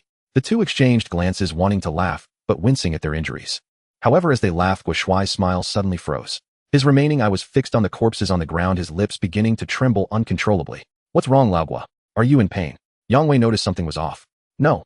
Something's wrong. Guo Shuai's voice was filled with indescribable fear. The number is wrong. Lao Yang counted. When we came from the forest to the wheat field, there were a total of 12 people. When you sure left, there were 11 left. We both left, leaving 9. Wu Hao's team should still have 9 people left. Guo Shuai pointed at the chaotic pile of corpses on the ground, his voice sharp. But just now we killed only 8. Wu Hao, Liang Rui, and those supporting characters. I counted them all, there are only 8 corpses. Where did the other? Hearing this, Yang Wei's hair stood on in the hot blood from the battle, instantly cooling to ice. There were only 8 corpses here. One was missing. Who are we missing? Yang Wei suddenly stood up, nervously scanning his surroundings. I don't know. It was too chaotic. I didn't see clearly. Guo Shuai was also flustered, looking around. Could it be that someone ran away? Or are they hiding? Just then Yang Wei suddenly felt a cool breeze at the back of his neck. Lao Guo, why aren't you talking? Yang Wei asked instinctively. Guo Shuai was right in front of him, looking at him with terror in his remaining eye. A gentle, sweet, yet hoarse female voice whispered at Yang Wei's ear. Of course not, I've been watching you the whole time. Yang Wei's pupils instantly shrank to the size of a pinhead. This voice, it was by Lianhua. Before he could react, a prickly thing gently embraced his waist from behind. Like an embrace between lovers. Yang Wei stiffly lifted his eyelids, catching a glimpse of a face peeking out from behind in the last moonlight. It was a face with rotten skin and distorted features. The once bright peach blossom eyes were now filled with 2 clumps of dark straw. Yang Wei, go. Take me. With you. Take me with you. By Lianhua's hands transformed into Sai. Lao Yang. In Guo Shuai's shocked roar, Yang Wei was directly bisected. His upper body fell to the ground. Yang Wei's pupils instantly dilated. Following this, in Guo Shuai's shocked and blank gaze, Yang Wei's upper body slid down from his waist. Thud. His upper body fell heavily into the dust, while his still twitching legs remained standing in place. Intestines and internal organs, paired with boiling hot blood, instantly stained the wheat field beneath. Lao Guo. Only half of his body remained. Yang Wei lay in the pool of blood, struggling to lift his head. His gaze began to dull, yet he made an effort to open his mouth. Run quickly. Don't look back, run. After saying this, his head struck the ground heavily, and his eyes forever lost their sparkle. Guo Shuai felt as if his skull was about to explode. He looked at the person who had just been joking with him a second ago. The good brother who said he would find a doctor for skin grafting had turned into a pile of flesh. Collapse, despair, and a surging hatred. Why didn't I notice earlier? Guo Shuai roared frantically in his heart, slapping himself fiercely. Am I useless? If he hadn't been in such a hurry to find help, if he had stayed with Lao Yang at all times, Lao Yang might not have died. Run fast. The monster wearing a tattered skin of a white lotus stepped on Yang Wei's corpse, laughing mischievously. It wasn't in a hurry to eat. It seemed to enjoy the despair of its prey. I will kill you. I will kill you. Guo Shuai's eyes turned blood red, wishing he could rush up and fight it. But he knew he couldn't die. Lao Yang had given his life to buy him time. Run. The will to survive overcame his impulse, and Guo Shuai suddenly turned, using all his strength to sprint deep into the wheat field. He had to live. He had to escape this damned wheat field. He had to become stronger, and then return to tear this monster for Lao Yang to avenge all those who were killed here. Huff, huff. His lungs felt like they were burning, and his legs felt as if they were filled with lead. Behind him, the sound of rapid crawling came from the wheat field. The white lotus was like a spider rapidly closing in. I hear you. You run so fast. The monster's voice flickered left and right, filled with mockery. Guo Shuai glanced at the mechanical watch on his wrist. 2358, only 2 minutes left. If he could just hold on for 2 more minutes, the time would overlap and the exit would open. Calm down. Guo Shuai, you better calm down. Guo Shuai bit his tongue hard, forcing himself to pull away from his anger and fear. If he continued to run blindly like this, he would be caught in less than 30 seconds. He needed to think of a way. Weakness? What is its weakness? Guo Shuai's brain raced, recalling every detail from the previous battle. Those little scarecrows had been attracted by stones. They have no eyes. Sound. It's sound. They can't see. They hunt by hearing. With this thought, he glanced at himself, still running. The sound of footsteps in the silent night was the best navigation. Take a gamble. Guo Shuai gritted his teeth, and while running, quickly unscrewed the mechanical watch that had accompanied him for many years. This old-fashioned mechanical watch with a worn-out movement made a crisp click-click sound as the second hand moved. In this desolate wheat field, it was the perfect bait. With all his strength, Guo Shuai hurled the watch towards the 45-degree angle on his right side. Whoosh! The watch landed in the wheat ridge dozens of meters away. Thud!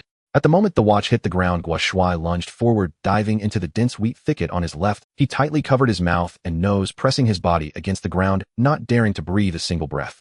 1 second. 2 seconds. The crawling sound behind him stopped. The terrifying monster halted in the middle of the road, its straw-stuffed head twisting eerily, as if discerning something. Click, click. In the distance, the faint ticking of the mechanical watch drifted along with the night breeze. Over here. The monster let out an excited roar and leaped forward. Whoosh! A foul wind swept over Guo Shuai's head. It didn't even glance at Guo Shuai, who was lying on the ground, but dashed towards the watch. I guessed right. Guo Shuai's heart soared with joy. Moments later, a sharp crack echoed from afar. That was the sound of the mechanical watch being crushed. Following that was the monster's puzzled roar. Not this. Guo Shuai lay on the ground, not daring to move, his eyes peering through the gaps in the wheat stalks, staring intently in that direction.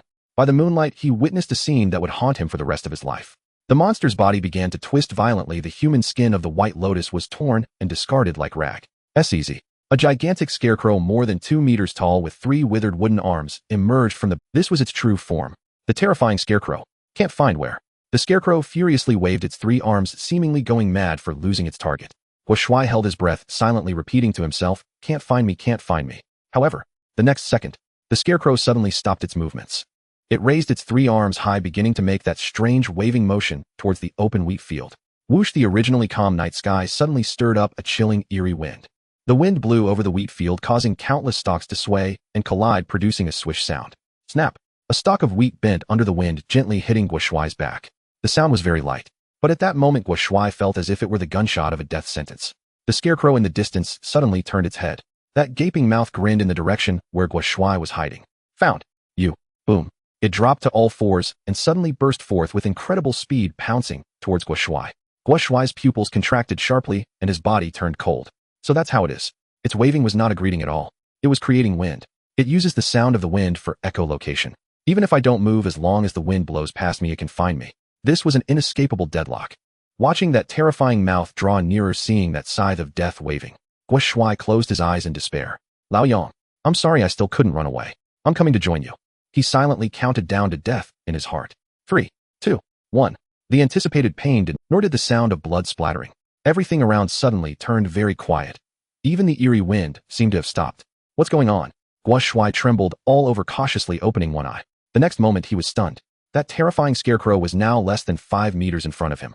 It did not attack Guo Shuai. The positions where its eyes had originally been mere black holes now shone with 2 glaring red lights. That was an extremely alert state. It was staring intently at Guo Shuai's back. What is it looking at? Guo Shuai stiffly turned his head, following the scarecrow's line of sight. He saw a man standing in the wheat field behind him. He wore a black shirt, the collar slightly open, revealing his sturdy... The night wind rustled, stirring his clothing. He did not look at Guo Shuai nor at the corpse on the ground. Those pitch-black eyes simply gazed calmly at the scarecrow. That gaze was neither fear nor anger, but rather an appreciation and scrutiny, as if looking at something. That innate, powerful aura was even more terrifying than the 3-armed monster in front of him. Guo Shuai's lips trembled, tears streaming down his face. He recognized that face. The mute who always remained silent in the car. Jiang Nan. Looking at the figure confronting the scarecrow, Guo Shuai's despair had reached its peak. A wolf in front, a tiger behind. No, it's a monster in front, a terrifying faux human behind. Guo Shuai smiled bitterly, feeling certain that he would meet his end here today. However, gazing at the man in the black shirt, a wave of inexplicable anticipation surged within Guo Shuai. Although he didn't know how strong this faux human was, if he could engage the scarecrow in a life-and-death struggle. If he even killed the scarecrow, it would count as avenging old Yang. Its weakness is sound. Guo Shuai shouted with the last bit of his strength towards the figure. It has no vision. Do not make a sound. However, neither the man in the black shirt nor the terrifying scarecrow paid him any heed. In the burning red eyes of the scarecrow, there was only the man, or rather only the little trinket hanging from the man's waist. It was its avatar and the beacon of its curse. In its view, Jiang Nan appeared as a giant red lighthouse walking through the night, glaringly bright, and driving it into a frenzy. Roar! The scarecrow let out a roar that did not resemble that of a human. Its 3 withered wooden arms thrust into the ground and shot forward like arrows. Prey! Facing the oncoming bloody wind, Jiang Nan's expression showed not a flicker of emotion. He stood quietly in place watching the rushing monster. He had heard the words of the previous survivor. If he wasn't blind, there could only be one reason: the gift brought from the woods hanging at his waist. It seemed to be called something like gaze. So it's because of this that it's staring at me, yeah. Jiang Nan reached down and picked up the tattered little scarecrow from his waist. Since you like to look so much. He suddenly raised his hand and smashed the little scarecrow fiercely towards the monster's face. Then let you become blind. At the moment the little scarecrow left his hand, Jiang Nan's right hand transformed into an afterimage, his thumb pointing up and his index finger aimed forward. Mozambique shooting method. It was an ultimate gunfighting technique for close combat. 2 shots to the torso, 1 shot to the head. Bang, bang, bang. 3 shots rang out almost simultaneously. The first and second shots struck the little scarecrow in midair and the massive chest of the monster. Boom. The beacon of the curse shattered instantly. The third shot ignored the monster's defenses and directly exploded its straw-filled head. Creak. Before the scarecrow even reached Jiang Nan, it was blown apart in midair. Countless dried yellow straws flew wildly, resembling a shower of yellow snow. Off. Guoshuai, lying on the ground, was dumbfounded. This was over. They were wiped out like chickens. The terrifying boss that had pursued them with no way to escape crumbled in front of this man as fragile as paper. However, just as this thought arose in Guoshuai's mind, watch out behind you. His pupils shrank suddenly. In the wheat field behind Jiang Nan, countless stalks of wheat were writhing frantically, intertwining. In just a second, they reformed into the tall, 3-armed scarecrow. It hadn't died. It was the embodiment of the wheat field. Although the reformed scarecrow's eyes had lost their red glow, the rage from being humiliated made it even more ferocious. The lantern in its hand transformed into a gigantic scythe of death, swinging down viciously towards the back of Jiang Nan's neck. Guoshuai was about to shout a warning, but he saw Jiang Nan smirking, not turning around at all. He merely slowly raised his left hand, his index finger placed in front of his lips, making an elegant, yet forbidden gesture. Shoo! Buzz! An invisible wave radiated from Jiang Nan, sweeping over a 30-meter radius in an instant.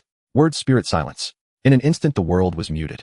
Guoshuai opened his mouth to shout, but found that not a single sound could escape. He looked at Jiang Nan in shock, clearly realizing that it was the other party's doing. At this moment the scarecrow behind Jiang Nan was also bewildered. It furiously waved the scythe, trying to cut through the air, wanting to hear the sound of the wind, wanting to hear the prey screams. But there was nothing. Nothing at all. It began to frantically wave its hands, trying to summon the sinister wind. Whoosh! A fierce wind arose, causing Jiang Nan's shirt to flutter and the wheat waves to roll. But within the area of silence, even a storm was mute. Guoshuai, frantic and sweating profusely, gestured wide. In his eyes, Jiang Nan was a terrifying faux human, but as long as he could kill this monster, he was willing to sacrifice his life. Dodge! Quick, get out of the way. It's right behind you. But Jiang Nan didn't turn around at all, not even shifting his feet. The scarecrow with the scythe froze in midair. It didn't know where to strike. Without the feedback of the wind, without the sound of a heartbeat, without footsteps. In this absolute silent domain, it had become a complete waste. The scarecrow was confused. Why was there no sound? Where was my wind? Where was my hearing? And Jiang Nan merely coldly observed the shadow on the ground. That shadow, elongated by the moonlight and holding a scythe, was cast at his feet. Sorry, Jiang Nan sneered in. Whether it be wind, wheat stalks, or the entire world, as long as it is within my domain, they are stripped of the right to make a except for myself. Jiang Nan slowly raised his right hand, not even glancing back, pointing the gun directly at the head of the shadow. Bang! Boom! The air bullet instantly pierced through the scarecrow's head. Thud! The massive body collapsed weakly to the ground, transforming into a pile of decayed straw. Jiang Nan withdrew his hand, his gaze indifferent as he looked at the remains underfoot. Sorry, although I can't hear, I'm not blind. Guoshuai was once again shocked beyond measure. So powerful. This faux human is truly too strong. This absolute control over the battlefield, this ease of manipulating the boss. If he were the boss here, Yang Wei, and he wouldn't last 5 seconds. A single encounter would lead to instant death. However, the battle wasn't over yet. Rustle, rustle. The boundless wheat field suddenly began to shake violently. The scarecrow lord was utterly enraged. It had intelligence. It realized that this human before it was the most terrifying enemy it had ever encountered. His abilities were too bizarre. But this was its territory, its world. It would never allow anyone to encroach. If it couldn't hear, then it would bury you with sheer numbers. If it couldn't see, then it would seize you. Boom. Countless wheat stalks shot up from the ground, 1, 2, 10, 100. A dense mass of scarecrows wielding scythes emerged from all directions, completely blocking the escape route to the woods. As long as someone touched any scarecrow, it would trigger the gaze, allowing it to regain sight. Guo Shuai felt the red dot of danger awareness in his mind explode, trembling uncontrollably. So this was its true strength. From start to finish, the opponent had merely been playing with them. Haha. Guo Shuai broke down, laughing, tears and snot covering his face. Old Yang, it turns out our efforts were just a joke. A joke? He howled at the sky, filled with hatred for this world. Why give them hope? Why let them see the light, only to push them into the abyss? In the face of this desperate deadlock, Guo Shuai finally couldn't hold on any longer. He crawled to Jiang Nan's feet, gesturing with stiff and chaotic hand movements, pointing to his neck. Kill me. Please. Give me a quick end. I don't want to become that kind of monster. I don't want to become a scarecrow. Jiang Nan completely ignored him. Firstly, he couldn't understand the messy sign language, and secondly, he was simply annoyed. Jiang Nan crossed his arms, looking at the overwhelming army of scarecrows around him, brow slightly furrowed. What a troublesome monster. No wonder it couldn't come during the day. It turns out the scarecrows hadn't gained sentience. But the wheat field had. As long as the wheat field exists, this monster is a mortal capable of infinite reconstitution. Bullet attacks are ineffective. Silence can only buy time. In that case, Jiang Nan sighed, glancing at the system panel. He initially wanted to show off some skills, but the opponent was stubborn and insisted on a battle of foundations. Then he couldn't be blamed for abandoning martial ethics. Ding. Midnight 000 has arrived. Daily word count quota refreshed. 1 current balance 6,338. Current location death wheat field sign-in successful. Congratulations, host, you have obtained word spirit cataclysmic flame of time grade. Jiang Nan's lips curled upwards as he looked at the newly acquired word spirit description. Word spirit cataclysmic flame of time S. Effect ignites the target's very time, transforming it into a scarlet black cataclysmic flame that wraps around them until their time withers or burns out. Characteristics effective only on a single target. Ignores physical magic defenses. Cannot be evaded. Indestructible. Cost 12 words. Activation method. Igniting time. Jiang Nan smiled. This skill was tailor-made for the immortal wheat. Although 12 words were costly, how could one skimp on its great moment of showmanship? Jiang Nan slowly stepped forward, ignoring the restless army of scarecrows around him. He extended his right index finger, placing it by his mouth, biting down hard. Hiss. It hurt a bit. A drop of bright red blood oozed from his fingertip. Jiang Nan's expression turned solemn. He extended his bloodied finger and gently tapped the nearest wheat ear. It was part of this wheat field, and also the monster's essence. Or rather, every monster was its essence. At that moment, the wind stopped. All the scarecrows seemed to sense something and instinctively halted their movements, trembling. Jiang Nan gazed at the wheat ear, his voice low.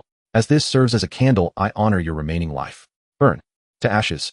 At the moment his voice fell, that drop of blood did not fall, though instead it transformed into a scarlet black fire lotus in an instant. The flame had no temperature. It didn't even ignite the physical wheat ear. But the next second, this scarlet black flame erupted like a plague, like the fast-forward button of time. Centered around Jiang Nan's fingertip, the scarlet black sea of fire erupted instantly. Whoosh. The sea of fire, dark as ink, swallowed a radius of 100 miles in an instant. This wasn't ordinary fire. This was the poison of time. Roar. Creak. Countless scarecrows let out extremely mournful screams. Yet strangely, the flames passed through Guo Shuai's body and Jiang Nan's clothes, inflicting no harm to them whatsoever. It only burned one thing: the lifespan of this wheat field. Under Guo Shuai's stunned gaze, those originally golden wheat stalks in the scarlet black flames, with visible speed, shriveled and blackened, finally turning into a cloud of flying ash. What a spectacular sight it was.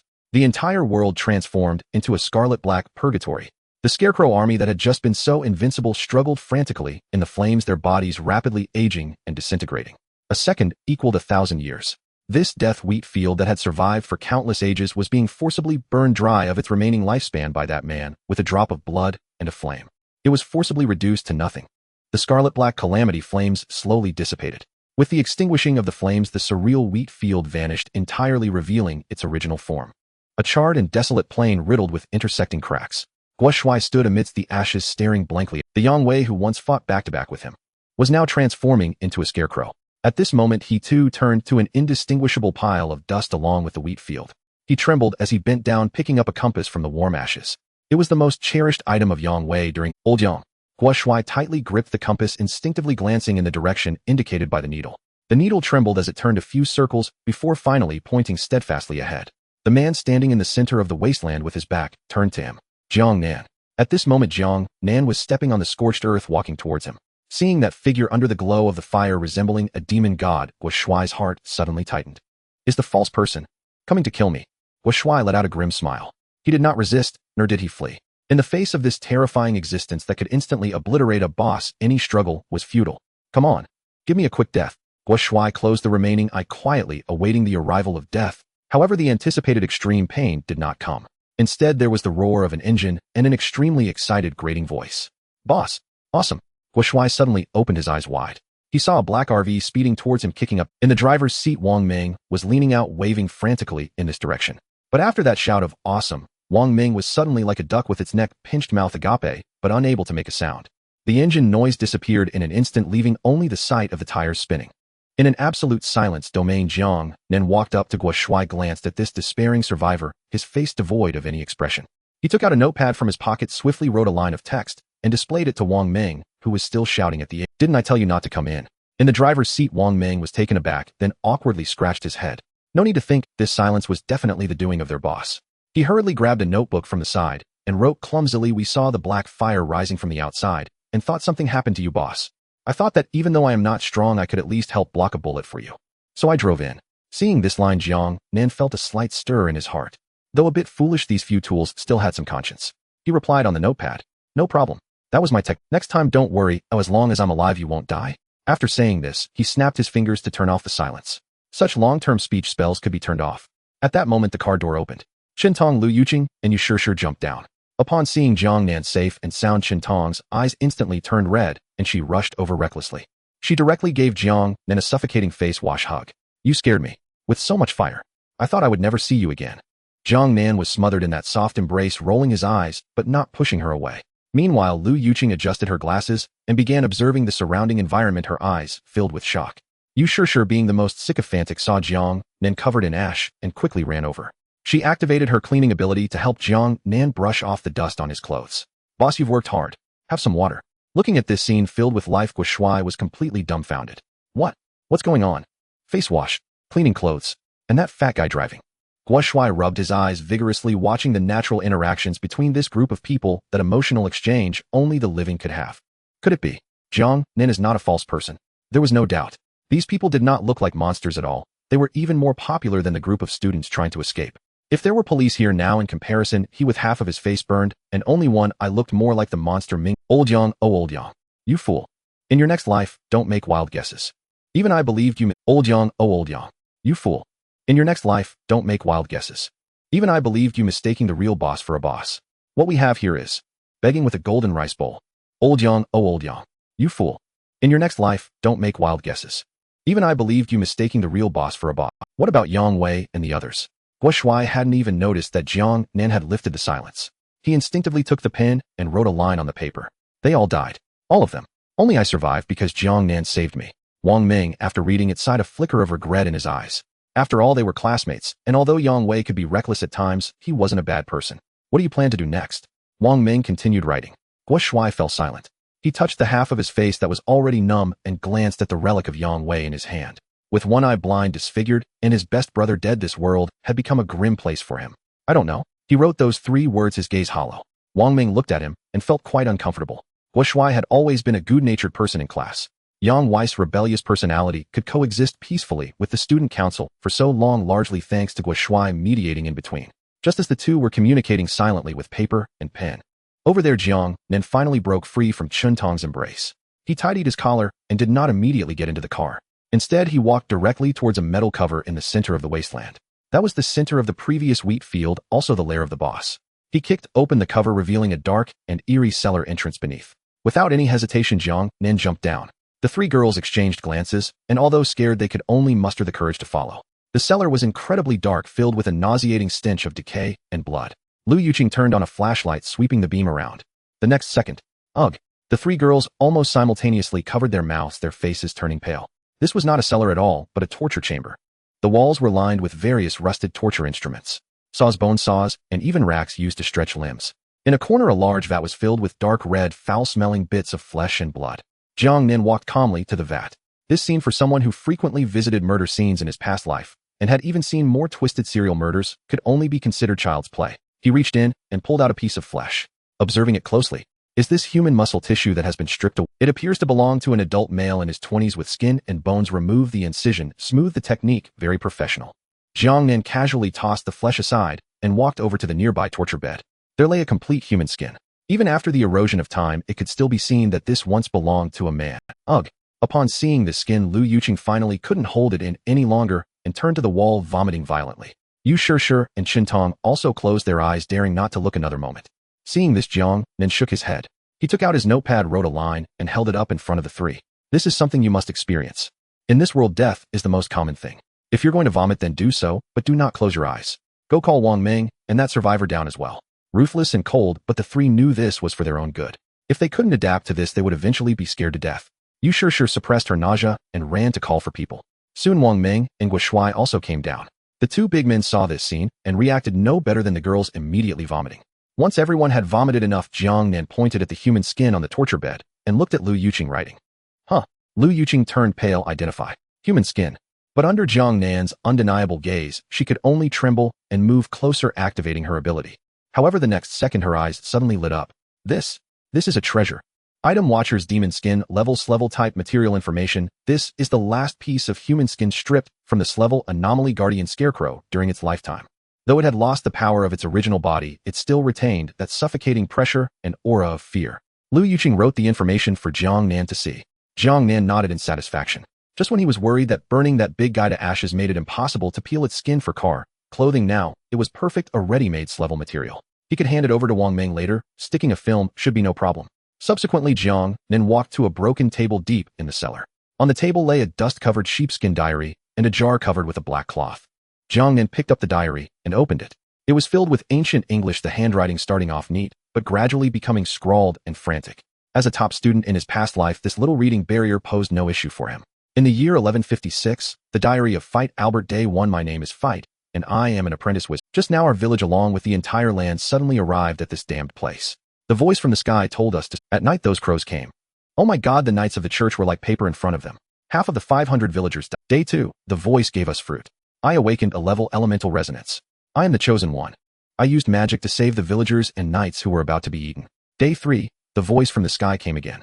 It said that as long as individuals kill monsters every day, they can receive rewards based on the leaderboard. I was 5th. Moreover, I was elected as the new leader, the protector of the village. I was very happy. It was the first time in my life leading everyone, so I began to focus on studying magic. Day 10, the reconstruction of the village was successful and wheat planting succeeded. Our village was recognized as a sanctuary by that voice. Therefore, we receive a certain amount of supplies every day, which is fantastic. Everyone likes me and calls me God Fight. Everything is getting better, and I also begin to see myself as a god. Day 20, the village is thriving. The childhood friend Cecilia, who once looked down on me, is now showing me kindness, but I rejected her. That gold digger who used to disdain me for being poor now sticks to me, just because I have power. Disgusting. Day 27, as I expected, after I rejected her, Cecilia immediately started flirting with my subordinate Tudge. They even got married right under my nose. Day 28, I was extremely angry and stayed up all night. Not because I still liked that woman, but because Tudge knew it was my humiliation. What's worse, they actually used the story of me wetting my pants as a child as a joke during the wedding to amuse the guests. On day 38, after enduring for 10 days, I made a decision. I want to kill them, even if they were childhood friends. But the price for insulting a god is only death. Day 51, I took action. Taking advantage of the two being on night watch and engaging in misconduct in the wheat field, I used magic to strangle the pair of dog lovers. To avoid exposure, I hid the bodies in the cellar. Day 52, the villagers panicked thinking monsters had I stood up and lied saying those two eloped. No one suspected me because I was the strongest person here. Killing. It turns out only requires a nod. Day 60, the trial has come. The voice said that passing the trial would allow me to return to Blue Star. I was tempted, but I failed. Just one move short. Damn it. Why is there a punishment for failure? A massive horde of monsters attacked the city and many people died. The villagers began to blame me. These foolish mortals, the heavens, are deliberately sowing discord among us. Day 61. In the early morning, I smelled a foul odor and remembered that there were still bodies hidden in the cellar. I went to handle the bodies only to find that the pair had turned into wandering corpses. I burned them with fire but attracted the villagers. They discovered my secret and began to morally bind me.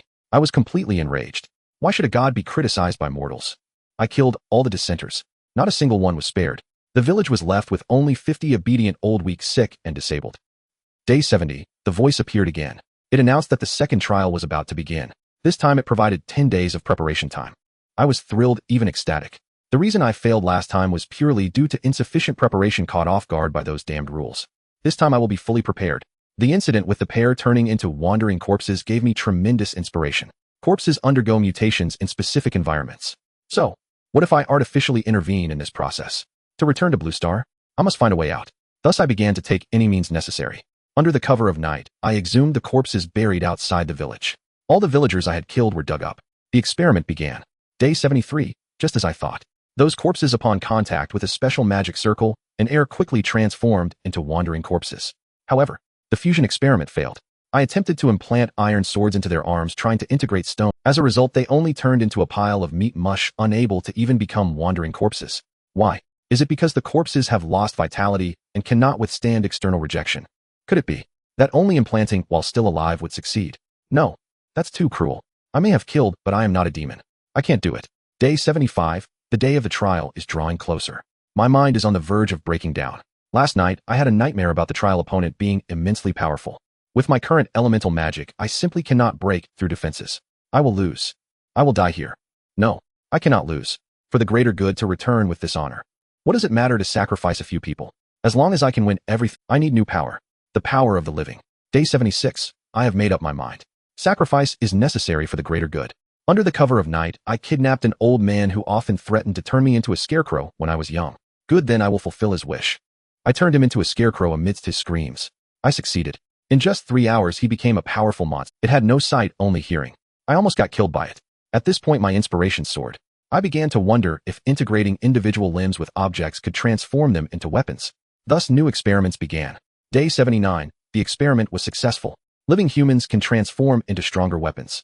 I began turning the remaining villagers into materials one by one. Legs, sickles, lanterns.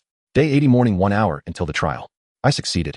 With the last few lives of the village, I crafted an eye that rivals a level ability's Eye of Calamity. It can see through the enemy's weaknesses and health bars. The cost was that I lost my left eye. But I don't care. I will definitely win. Day 80, afternoon, a fraud. A fraud. Fuck. Why? Why did I only find out after the trial succeeded that I can only stay on Blue Star for 1 day? What good is this day to me? I killed everyone. I turned myself into a half-human, half-ghost monster. Just to return for a look. I hate that voice. Since I can't go back, I will turn everyone who comes here into my collection. I will make myself the most terrifying monster. The diary abruptly ends here with the following pages filled with frantic scribbles and blood handprints. Jiang Nan closed the diary and gently sighed. This is the origin of the boss scarecrow. A pitiful creature driven mad by power and obsession. Eye of Calamity. Jiang Nan did not see the so-called eye beside the diary. His gaze fell on the jar covered with black cloth on the table. He reached out and pulled off the black cloth. Jiang Nan reached out to pull away the black cloth. Lu Yuqing quickly brought her flashlight closer. The beam penetrated the murky preservative liquid, illuminating the inside of the jar. Inside was a dark golden eyeball. It floated quietly in the liquid. However, the moment the light touched it, the originally dilated pupil suddenly contracted. As if it were a living creature, it stared at Lu Yuqing outside. Hiss! Lu Yuqing instinctively inhaled a whiff of the bloody scent. A wave of nausea surged in her stomach, almost making her vomit again. She suppressed her discomfort and activated her identification skill. A few seconds later, she raised her pale face and wrote the identification information on a piece of paper before handing it to Jiang Nan.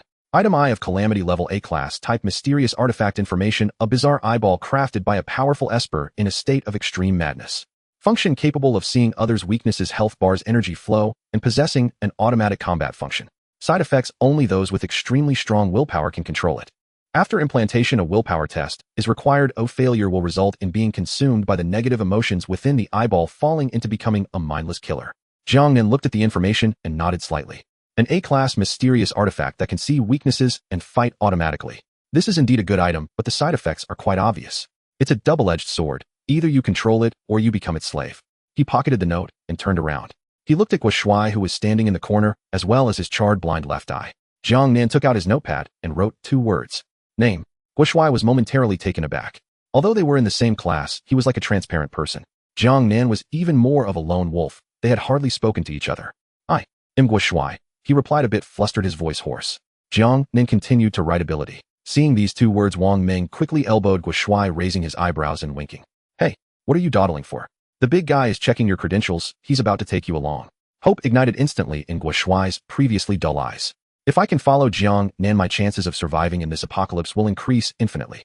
He recalled the scene of Yang Wei pushing him away before dying, remembering the word stay alive. Yes, I want to live. I want to carry on Yang's legacy and see to the end of this world. Guo Shuai took a deep breath, straightened his back, and his gaze became resolute. My ability is danger perception deep. I can sense within a 20-meter radius. However, before he could finish, Jiang Nan's pen stopped. He showed no interest, instead revealing a look of disappointment, even disdain. He swiftly wrote a line on the notepad, tore it off, and threw it onto the table in front of Guo Shuai. Guo Shuai looked down, and it felt as if he had been struck by lightning. Too weak. My team does not need useless people. A few simple words felt like a bucket of cold water instantly extinguishing the fire of hope that had just ignited in Guo Shuai. Waste. Waste. Guo Shuai's lips trembled and his face turned pale instantly. The atmosphere, Wang Ming and Lu Yuqing were both taken aback. They had not expected the big guy who had just saved Guo Shuai to be so heartless at this moment. Big guy, although Guo Shuai has a low ability level, he is quite clever. Just now outside Wang Ming tried to plead, but Jiang Nan ignored him. He turned and walked toward the ladder leading out of the cellar. As he passed the table, he did not take the jar containing the Eye of Calamity, leaving it there. Before climbing the ladder, Jiang Nan stopped facing away from Guo Shuai and dropped the last piece of paper. The note floated down lightly onto the dust-covered ground. Prove your worth to me. Otherwise just rot here. With that, Jiang Nan climbed up without looking back. Shintong, Lu Yuqing, and Yu Sure exchanged looks. Although they felt pity, they did not dare to go against Jiang Nan's wishes and could only hurriedly follow. Wang Ming was the last to leave. He looked at Guo Shuai, who was standing dazedly in place side, and gave Guo Shuai's shoulder a heavy pat. Bro, take care. Although the big guy's words are harsh, he left that jar for you. Figure it out yourself. With that, Wang Ming climbed up the ladder casually, taking the metal cover of the cellar with him. Clang. With a dull sound, Guo Shuai was isolated outside. The cellar fell back into dead silence. Only a beam of pale moonlight seeped through the gap above, shining on the rickety table. Guo Shuai stood alone in the shadows. Waste. These two words felt like a sharp knife, frantically stirring his... He recalled Wu Hao pointing at him, scolding him. What use is your waste ability to me? At that time, he was outwardly angry, wanting to retort. But deep down, he actually agreed. Indeed, what use is a 20-meter perception? He couldn't even save old Yang, couldn't even warn of danger. I'm just a waste. A waste that only holds back others and causes brothers to die. Guo Shuai looked at the jar on the table and let out a desolate laugh. Prove my worth. I'm already like this. What worth do I have left? He touched his half-burned face, fingers brushing against the socket of his already decayed left eye. A sharp pain surged. But this pain, however, suddenly cleared his muddled mind. The Eye of Calamity in the jar seemed to be slowly turning its pupil fixed on him, as if silently tempting him. Do you want power? Do you want to see through everything? Do you want revenge? Guo Shuai's body began to tremble. It was both fear and excitement. I've already died once. Old Yang is dead, my face is ruined. What do I have left to fear now besides this worthless life? Jiang Nan is right. I want to prove my own worth. Guo Shuai suddenly raised his head, a near-mad ferocity erupting from his remaining right eye. He gritted his teeth and walked step by step toward the jar. I am not a waste. Guo Shuai roared, rallying himself and venting the repression in his heart. He reached out abruptly, grabbing the glass jar on the table. Bang! The glass shattered, preservative liquid splattered everywhere. The dark golden eyeball rolled into his bloodied palm, slippery and cold, yet filled with power. In the pale moonlight, a mad shadow was cast upon the cellar wall. The shadow raised its hand, slowly reaching for its... Ugh! Ow! Guo Shuai had no anesthetic and no surgical knife. He used his fingers to forcibly dig into his already decayed, charred left eyeball. Pop! At that moment, he was his own butcher. The excruciating pain made his whole body spasm, cold sweat pouring down, but he did not stop. With a tearing sound, the discarded eyeball was yanked out forcefully and tossed aside. The hollow eye socket flowed with, Come on. Let me see. What exactly are you? Guo Shuai panted heavily, tightly gripping the Eye of Calamity. No hesitation. No retreat. He pressed the eye into the bloody, gaping hole with force. Ugh! The scream echoed in the cellar. The next second, a terrifying black gas erupted from the left eye, engulfing Guo Shuai's entire body. Guo Shuai felt as though molten lava had been poured into his left eye socket. The searing pain surged along his optic nerve straight into his brain, threatening to plunge him into unconsciousness on the spot. Ugh! He clutched the table's edge with white-knuckled desperation, his fingernails nearly shattering.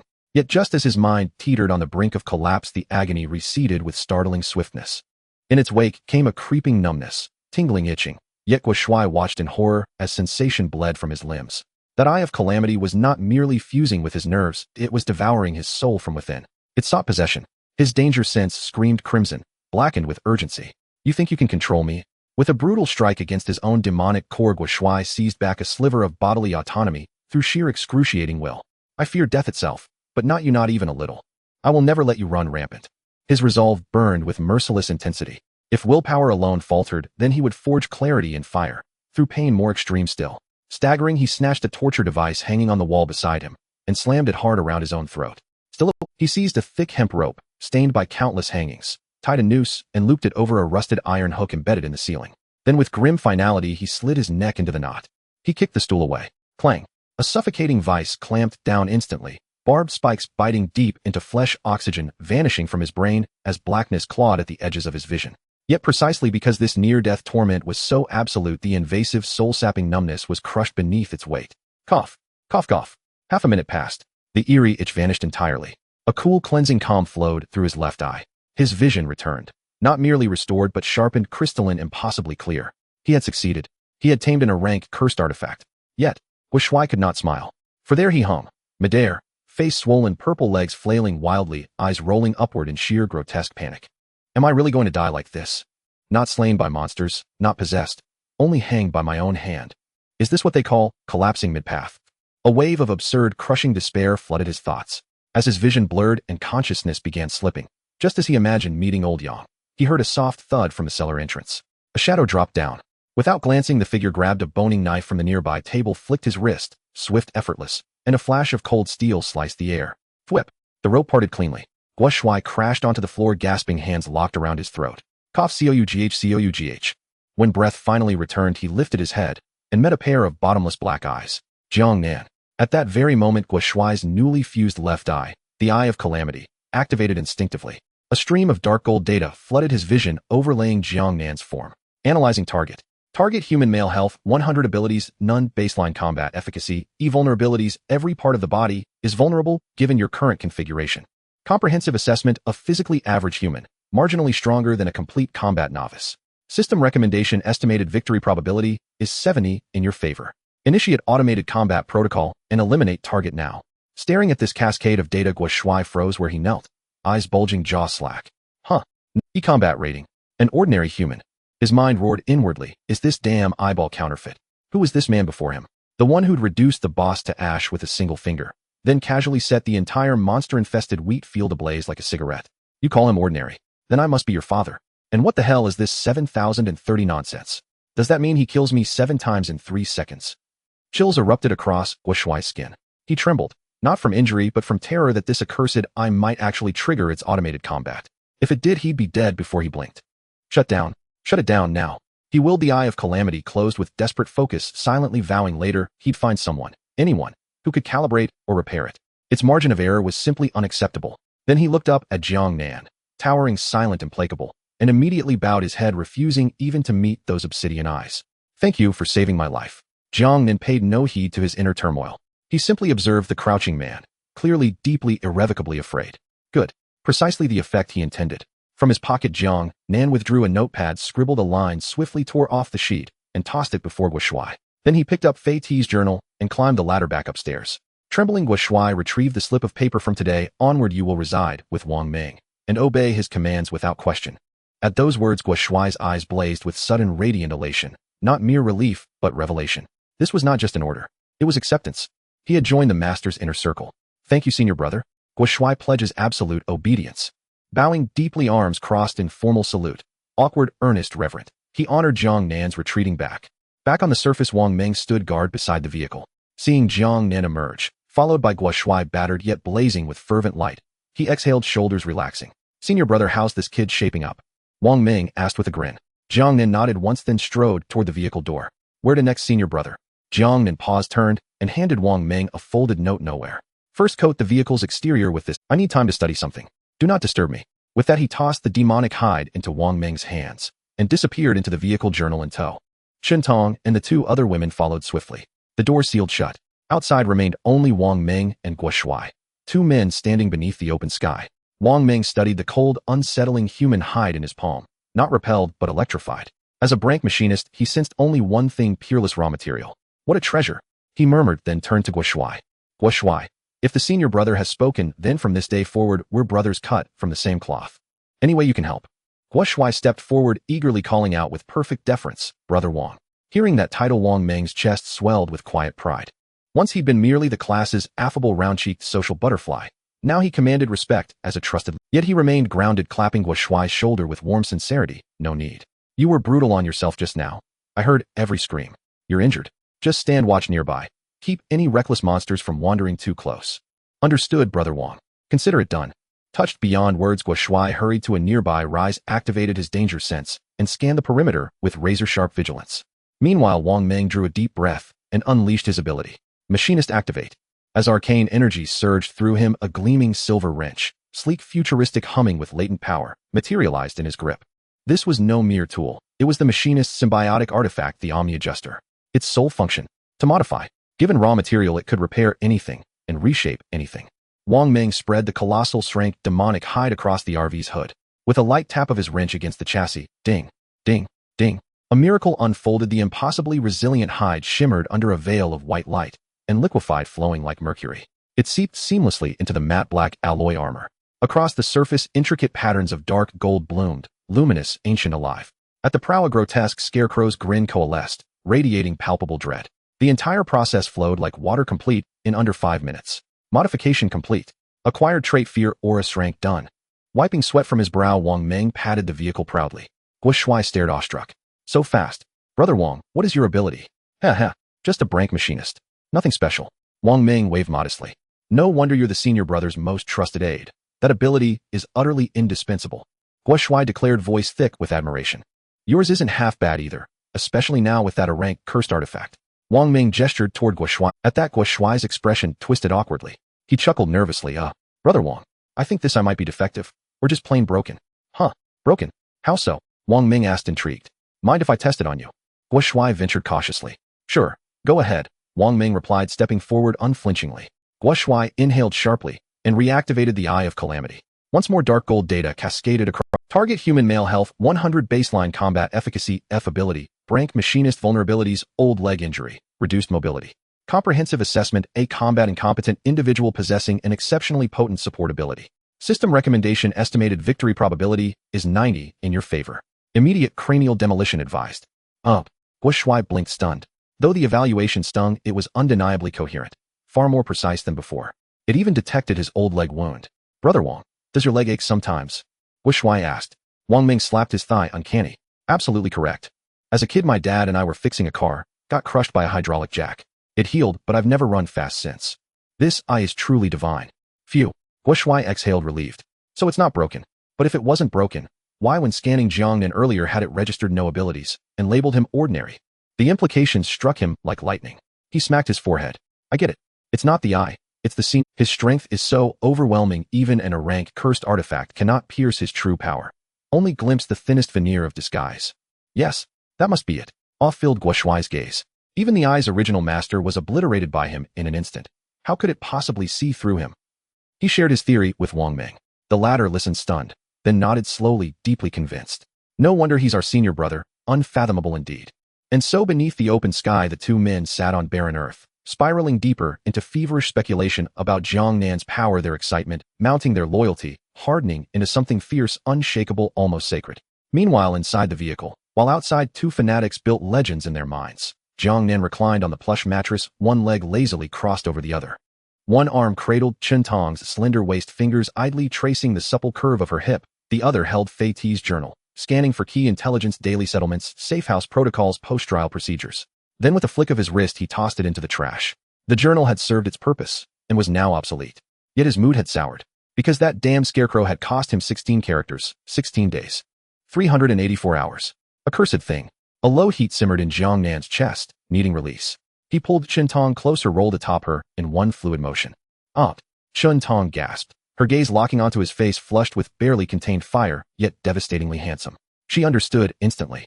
Her cheeks burned crimson, her eyes glazed with drowsy desire, her arms winding instinctively around his neck. Yai's okay. Jiang Nan. At the far end of the cabin, Lu Yuqing and Yu Shishir had already noticed the commotion. Wordlessly, they curled into the deepest corner of the sofa, pulled a blanket over their heads, and played perfectly still, two ostriches in blissful denial. Soon rhythmic creaks echoed through the cabin, soft, insistent, punctuated by breathless, trembling sighs. But the insulation held firm. Silence reigned outside. Out there, Wang Ming and Guo Shuai chattered on, dreaming aloud of conquests across the savage wastes, blissfully unaware their senior brother waged another kind of battle, far more intense. Not until dawn's first light bled across the eastern horizon, until the sun rose golden and indifferent, did that long, surreal night finally draw to a close. In the wild realm, 3 days had passed since the mass transit. The time was 5:55 a.m. At the second base of Huaxiao, within the central command building, inside the highest level office. Although the sky outside had already begun to lighten, the two individuals in the room had evidently not slept a wink. Wan Changjing sat in the main seat with a bowl of white porridge and a plate of pickles in front of him. Both of their eyes were somewhat darkened as they sipped the porridge while staring blankly at the tactical map on the wall. Chief, there are only 10 minutes left. Zhao Yan glanced at the time, swallowed the porridge in his mouth, and spoke with a hint of frustration. The leaderboard is about to refresh today. I wonder if that wordless can still hold the first place. With this, Zhao Yan slammed down his chopsticks, revealing anger. Those guys in the think tank only know how to throw cold water on everything. Have you seen the analysis report that was sent over just now? They insist on saying that this wordless achieved such results purely by luck. Some even speculate that he encountered a clash between two major monster factions and took advantage of the chaos. Listen to this. Is this even human language? Is it so hard to acknowledge that Huaxia has produced a genius? Sometimes it makes me so angry that I want to cut them down. Cough, cough. Zhao Yan became increasingly agitated, choking on his porridge, his face turning red. Wan Changzheng shook his head helplessly and reached out to pat the back of his old partner. All right, old Zhao, calm down. Although the think tank's words are harsh, they are not entirely without reason. Such ephemeral occurrences have indeed happened before during small-scale transits. Do you remember that group of transgressors from 5 years ago? A fierce person emerged from the Eagle Nation, scoring over 10,000 points on the first day, shocking the world. Later investigations revealed that he was indeed a remarkable talent. A black market arms dealer who was transported along with his underground explosives workshop. But he was unlucky, landing right into a beast tide. According to investigations, he likely triggered the entire explosive store. Wan Changzheng sighed. That explosion killed over 1,000 monsters, and his score shot to the top of the server. But what was the outcome? The next day, that name never appeared again. The person was gone, and that explosive moment was his last song. Upon hearing this, Zhao Yan fell silent. He nodded, his anger dissipating considerably. You're right, Chief. I was too agitated, too eager to see Huaxia surpass those foreign devils. Let's wait and see. Whether it's a dragon or a worm, it will be clear by 6 o'clock. As time ticked away, the electronic clock on the wall changed to 600. Buzz. At that moment, a massive light screen illuminated the sky outside on cue, accompanied by a teasing yet grand voice. Hello, newcomers. We meet again.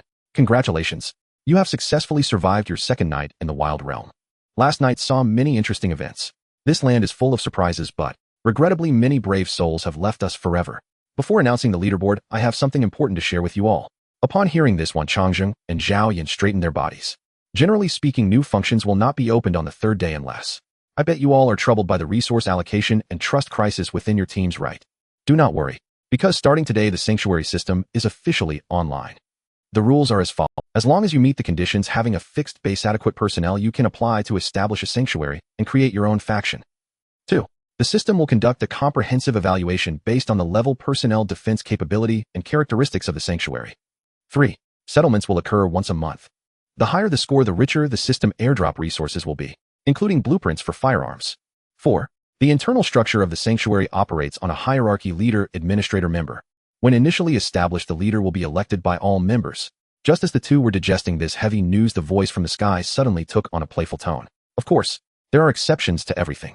If you are fortunate enough to possess a rare mobile sanctuary, you will be the default lifelong leader of that sanctuary without the need for a vote. Even if it's just you, you are still a king.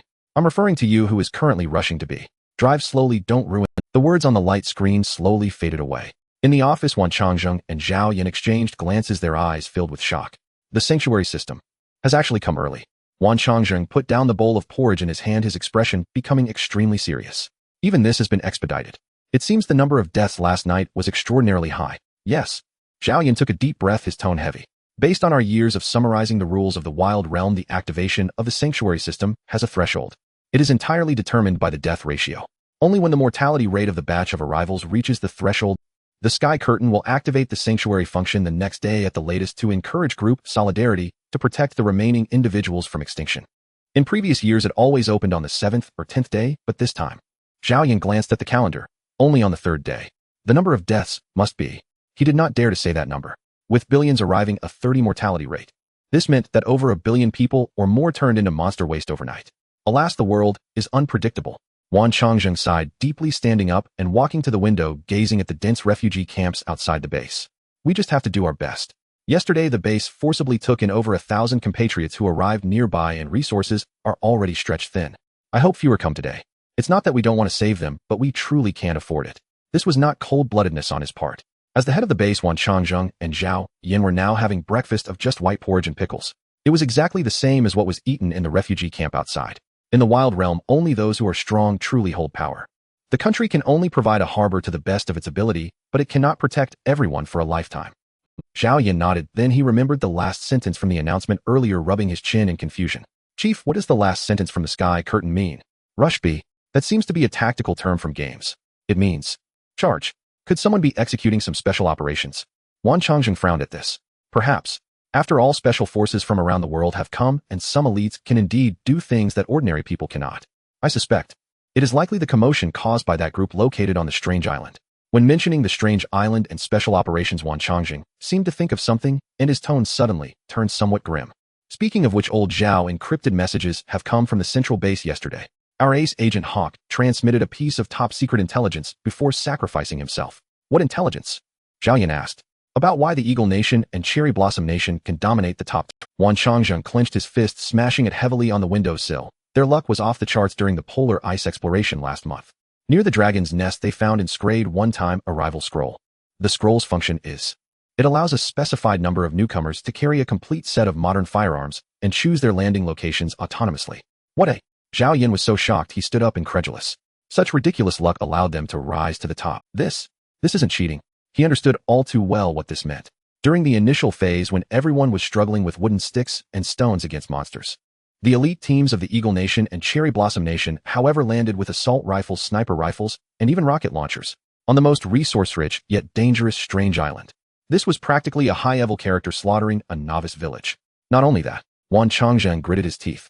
Even if they were unlucky and didn't awaken any abilities, with modern firearms at the start, they can still rack up points, gain rewards, and establish a sanctuary. The Wild Realm is a world where the snowball gets bigger and bigger. In a favorable situation, they can play comfortably, gathering resources effortlessly. In an unfavorable situation, one misstep leads to another, ultimately becoming food for monsters. If they manage to establish a foothold on the strange island and set up the first great sanctuary, Wan Changxing, but Zhao Yan already understood what he meant. That would be a strategic level disaster. Although plans are already underway to form a team to head to the strange island, I still hope. Wan Changxing raised his head, his gaze fixed on the light screen that was about to refresh the rankings, and on the still first place wordless. I hope he can give us another miracle. He's here, Zhao Yan hissed lowly. Yet the next instant, both men's pupils contracted sharply. Then their eyes dimmed, light fading from them, as if snuffed out. The golden ID, no need for words, the one they had pinned all their hopes on, the top-ranked name just yesterday, had vanished. In its place appeared foreign names. Rank 1, Aurelia Alice Eagles Nation. Location, Uncanny Al S rank. Record, 42 kills of Wandering Corpses E rank. Points, 4200. Rank 2, Murakuchi Kazu, Cherry Blossom Nation. Location, Uncanny Al S rank. Record, 1 kill of Shadow Weavers D rank, 29 kills of Corpse Wolves E rank. Points, 3400. Scanning the top 10, nearly every name belonged to Eagles Nation or Cherry Blossom Nation. That cascade of foreign script and phonetic glyphs struck like stinging slaps across their faces. Only 2 names clung stubbornly to the edge of relevance. Rank 9, China's most devoted lover Huaxia Nation. Location, Uncanny Al S rank. Record, 1 kill of Hanging Ghosts C rank, 4 kills of Wandering Corpses E rank. Points, 1900. Rank 10, Yekaterina Soviet Nation. Location, Uncanny Al S rank. Record, 1 kill of Butcher Ghosts C rank, 3 kills of Wandering Corpses E rank. Points, 1800. Scrolling further down, the bottom 10 were even more dismal. Rank 11, Yang Wei Huaxia Nation. Status deceased. Location, Uncanny Al S rank. Record, 2 kills of Elemental Scarecrows D rank, 6 kills of Uncanny Scarecrows E rank. Points, 1600. Note: upon death during the novice phase, rewards transfer to a recognized surviving ally. Rank 18, Stalking Bandit Huaxia. Location, Uncanny Al S rank. Record, 10 kills of Ghastly Infants E rank. Points, 1000. The remaining slots have been almost entirely claimed by Cherry Blossom Nation and Eagles Nation. It's over. Zhao Yan's body went slack, as if his spine had been severed, and he collapsed heavily into his chair. He pressed his palms hard against his eyes, refusing to look again at that soul-crushing leaderboard. A long, weary sigh echoed through the office. No need for words, is gone. A fleeting bloom, truly a fleeting bloom. Though Yang Wei climbed to 11th place, only to be marked, and Stalking Bandit is already teetering on the brink of falling out of the top 20. Despair, a profound, suffocating helplessness settled over this iron-willed soldier. Suddenly Zhao Yan drew a sharp, ragged breath and snatched up a forged alloy combat blade from the wall. Damn it, those so-called strategists, carrion crows with tongues of doom. I'll cut them down myself right now. Say something, and it happens. Zhao, sit down now. Wan Changxing slammed his fist onto the desk, voice thunderous. Who's the chief of staff here? You or I? Since when does the elder brother counsel the younger not to draw blood? Put the blade down. Stop flaunting that mulehead temper. Rebuked by his commanding officer, Zhao Yan clenched his jaw, chest heaving violently. Then with a final furious glare hurled the blade back onto the desk with a metallic clang. He slumped back into his chair, gaze hollow, fixed blankly upon the ceiling. Commander, what do we do now? Are we truly to stand by while those foreign devils defile our dignity? They wield advanced weaponry, cheating outright, while our people are expected to fight barehanded. Wan Changxing fell silent. He opened his mouth to speak, but found his throat constricted, words trapped behind a wall of disbelief. In that suffocating stillness, click, the office door swung open. A crisp rhythm of high heels tapped across. She entered wearing a white lab coat, her silver-white hair cut in a sharp, elegant cascade. Tall, statuesque, radiating an icy, glacial composure. She held a tablet in one hand. Shun Lian. At the sight of her, Zhao Yan's fury flared anew, because she was the very head of those carrion crows. Chief strategist of the base think tank, Director General of the Research Institute, Shun Lian. A true prodigy graduate of National Defense Science and Technology University. 3 years ago she crossed over and awakened an A-rank psychic ability transcended cerebrum. Her cognitive processing power rivaled that of a supercomputer. But none of that mattered. What mattered most was that her tongue was sharper than her mind. Zhao Yan still remembered their first meeting, when she'd gazed at him expressionless and said, "Comrade Chief of Staff, Zhao, given your cranial volume-to-muscle density ratio, I strongly recommend reassignment to frontline assault duty. To appoint you as strategist is an insult to the profession itself." Zhao Yan had nearly suffered a cerebral hemorrhage on the spot, and had nursed that grudge ever since. Director Shun Wan Changzheng hastily restrained Zhao Yan, who was about to erupt once more, and shot him a warning glance before turning helplessly toward Shun Lian. "Please spare Comrade Zhao your barbs. He nearly triggered a hypertensive crisis just now. This time, fine, we concede defeat. You strategists win." Wan Changzheng offered a wry smile. Shun Lian was exceptional in every way, except for her unyielding nature, fierce competitiveness, and a tongue that pierced straight to the marrow of one's insecurities. Yet, contrary to their expectations, Shun Lian did not assume the posture of a victor. Instead, she gave a gentle, quiet shake of her head. "No. What do you mean, no?" Zhao Yan exploded, jabbing a finger toward her. "Little miss, don't mistake tolerance for weakness. I've endured you only because you're talented." Shun Lian regarded his fury, utterly unmoved. "You misunderstand me, Senior Zhao. Allow me to offer my sincere apology." "An apology?" Both men froze, staring at each other stunned. "Your judgment was sound. I erred. My predictive model failed entirely." Shun Lian's voice remained cool, crystalline. "What in the world is going on?" Zhao Yan blinked, bewildered. No need for words has vanished. There's no trace of him on the leaderboard. What precisely are you apologizing for? As they stood baffled, Shun Lian wasted no words. She stepped forward and placed her tablet squarely on the desk. "See for yourselves." They leaned in. On the screen glowed a single solitary data line. Rank 9527, no need for words, Huaxia Nation. Silence hung in the air for 3 full seconds. Then, Wan Changzheng and Zhao Yan exchanged a glance and simultaneously wore expressions identical to the infamous subway elder staring at smartphone meme. "Director Shun." Wan Changzheng's lips twitched. "Are you seriously treating us as fools? Granted, I'm elderly, and Comrade Zhao is nearing 60, but neither of us suffers dementia." Zhao Yan laughed bitterly. "Exactly. You clever girl, you're teasing us again, aren't you? Doesn't the novice leaderboard display only the top 1,000? And only the top 20 show detailed records? What in blazes is rank 9527? Faced with their skepticism, Shun Lian remained impassive, merely adjusting her glasses with slender fingers. "I never said this was the novice leaderboard. Also, I suggest both of you schedule an ophthalmology appointment, or invest in a new pair of reading glasses." "You?" Zhao Yan choked, breath catching, but forced himself to suppress his rage, leaning in close to scrutinize the tablet screen. One glance, and his gaze locked frozen on the golden title at the very top. Global Boss Kill Ranking. The Boss Kill Ranking. Whooshed. Wan Changzheng and Zhao Yan shot upright from their chairs, spines rigid, eyes bulging wide as saucers. What did the Boss Kill Ranking signify? It gathered the world's most seasoned cross-dimensional transmigrators, the elite warriors of every major stronghold, even ancient entities who had survived decades within this world. Only those who had slain true overlord-class monsters earned the right to appear upon it. Then why would a mere 3-day novice appear on this list? Thighs this. Wan Changzheng's hands, seeing their shock, Shun Lian extended a long, graceful finger and tapped the screen, unfolding the detail. Rank 9527, no need for words, Huaxia Nation. Current points, 10000. Boss kills 1. Target Watchman Scarecrow S-rank boss. Time taken 59. 9 seconds. Kill timestamp year 1314 of the Wild Expanse calendar, March 7th, 0001 a.m. Kill replay requesting permission to display. Please wait. Wan Changzheng and Zhao Yan stood utterly dumbstruck, mouths agape, eyes vacant, minds emptied, as if fresh. S-rank. An S-rank boss. Slain, in under a minute. No, within 59.9 seconds. Only when Shun Lian picked up the chilled water pitcher from the desk and poured each man a glass, insisting they drink, did they finally stagger back to awareness. "See, Commander." Zhao Yan's voice trembled, a surreal, disoriented hollowness threading through his words. "Do you recall what we were doing on the 3rd day after arriving in the Wild Expanse?" Wan Changzheng stared blankly ahead, murmuring, "Let me think. We were being chased by a pack of werewolves across the mountains. We lost a shoe in the scramble. Then, how strong were those werewolves? Roughly equivalent to Drank-enhanced humans, mere foot soldiers." At those words, both men lapsed into stunned silence. Comparing oneself to others breeds despair. He had arrived in the wild expanse for only 3 days, just over a day and 2 nights, and shattered an S-rank boss, while they in their early days had fled like terrified dogs before drank minions. Commander, Zhao Yan swallowed hard, his tone now laced with awe and fear. I hesitate to say this, but in the vernacular of today's youth, I seriously suspect no need for words is how could anyone possibly be this strong? Before that S-rank boss, he wasn't the prey. He was the true boss. Wan Changjing stammered, overwhelmed hands shaking uncontrollably. This is nothing short of a miracle. He couldn't find the words, but one truth burned clear in his mind. Today neither the wild expanse nor the entire blue planet would know peace. For the emergence of no need for words had shattered the world's very ceiling of combat potential.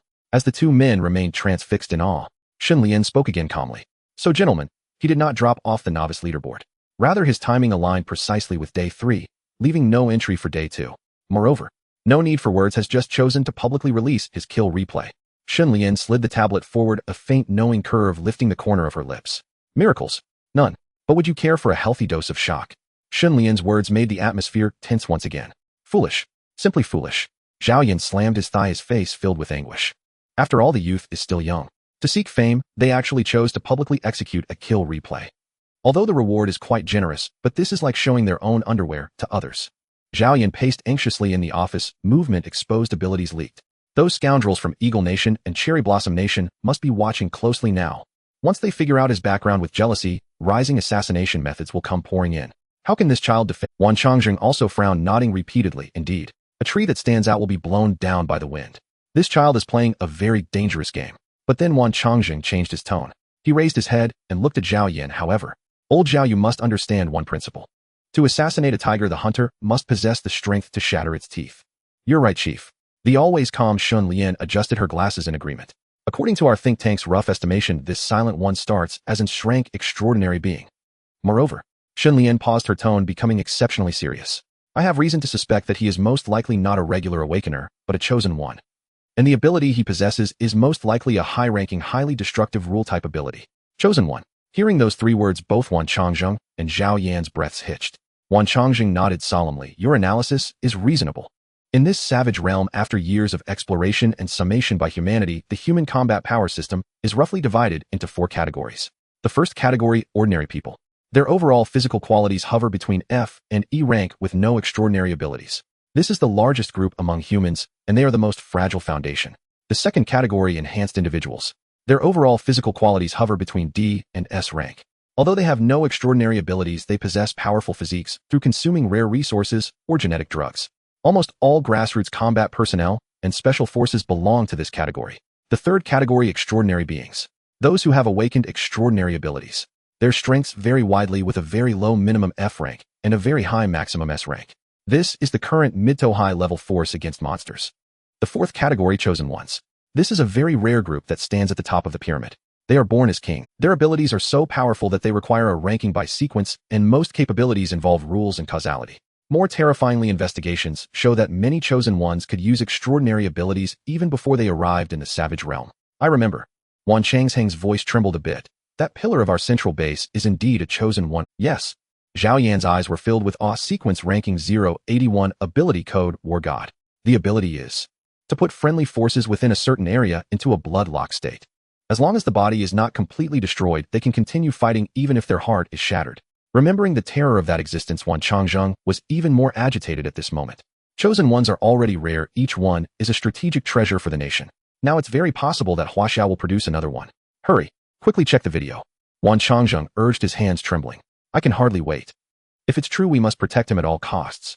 Right. Since we've already posted it, it's too late to say anything. Zhao Yan also reacted excitedly, leaning toward the screen. Quick look. I want to see what kind of divine ability this silent one truly possesses. Shen Lian nodded, equally curious as to whether the think tank's judgment was correct. The answer lay within the video.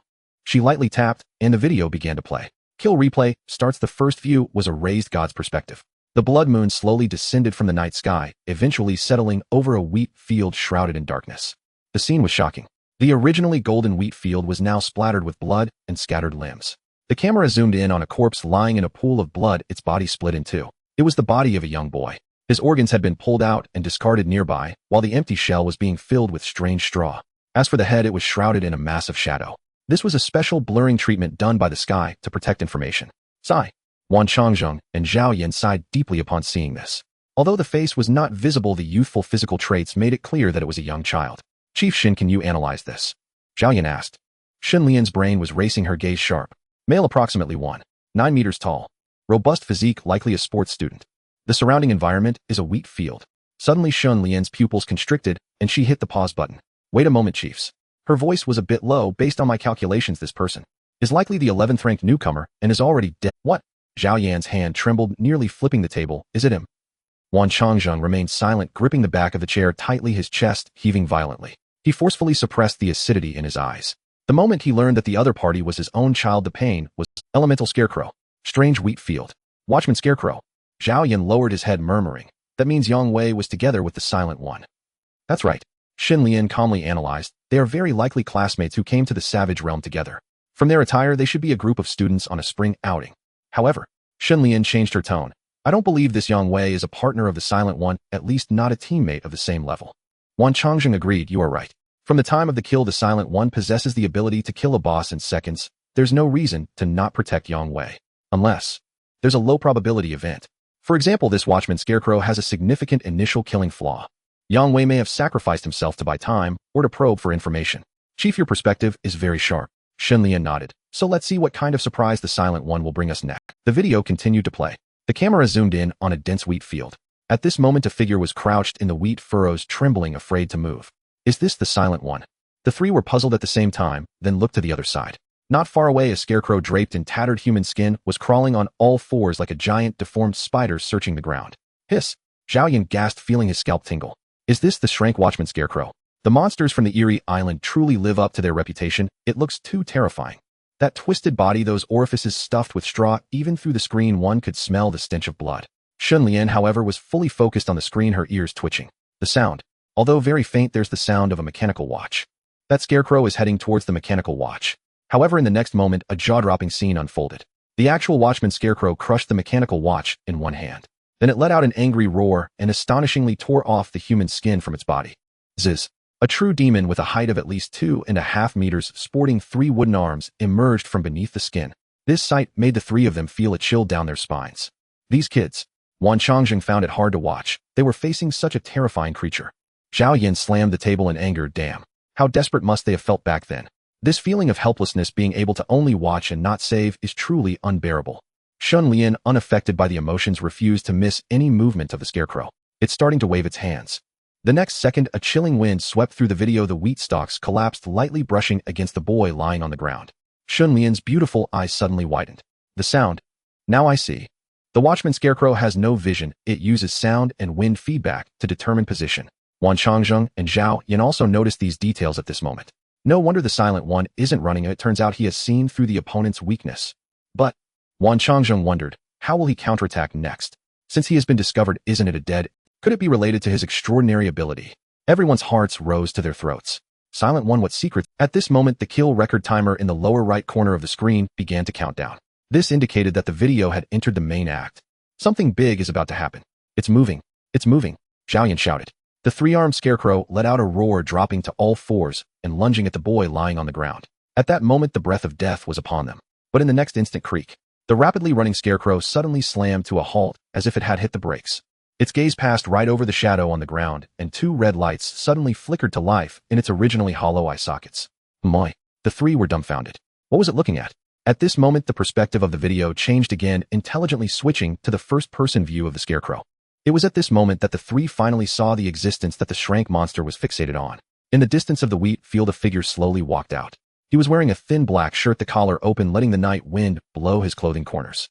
He carried no weapons and assumed no defensive posture. His hands were casually tucked into his pockets.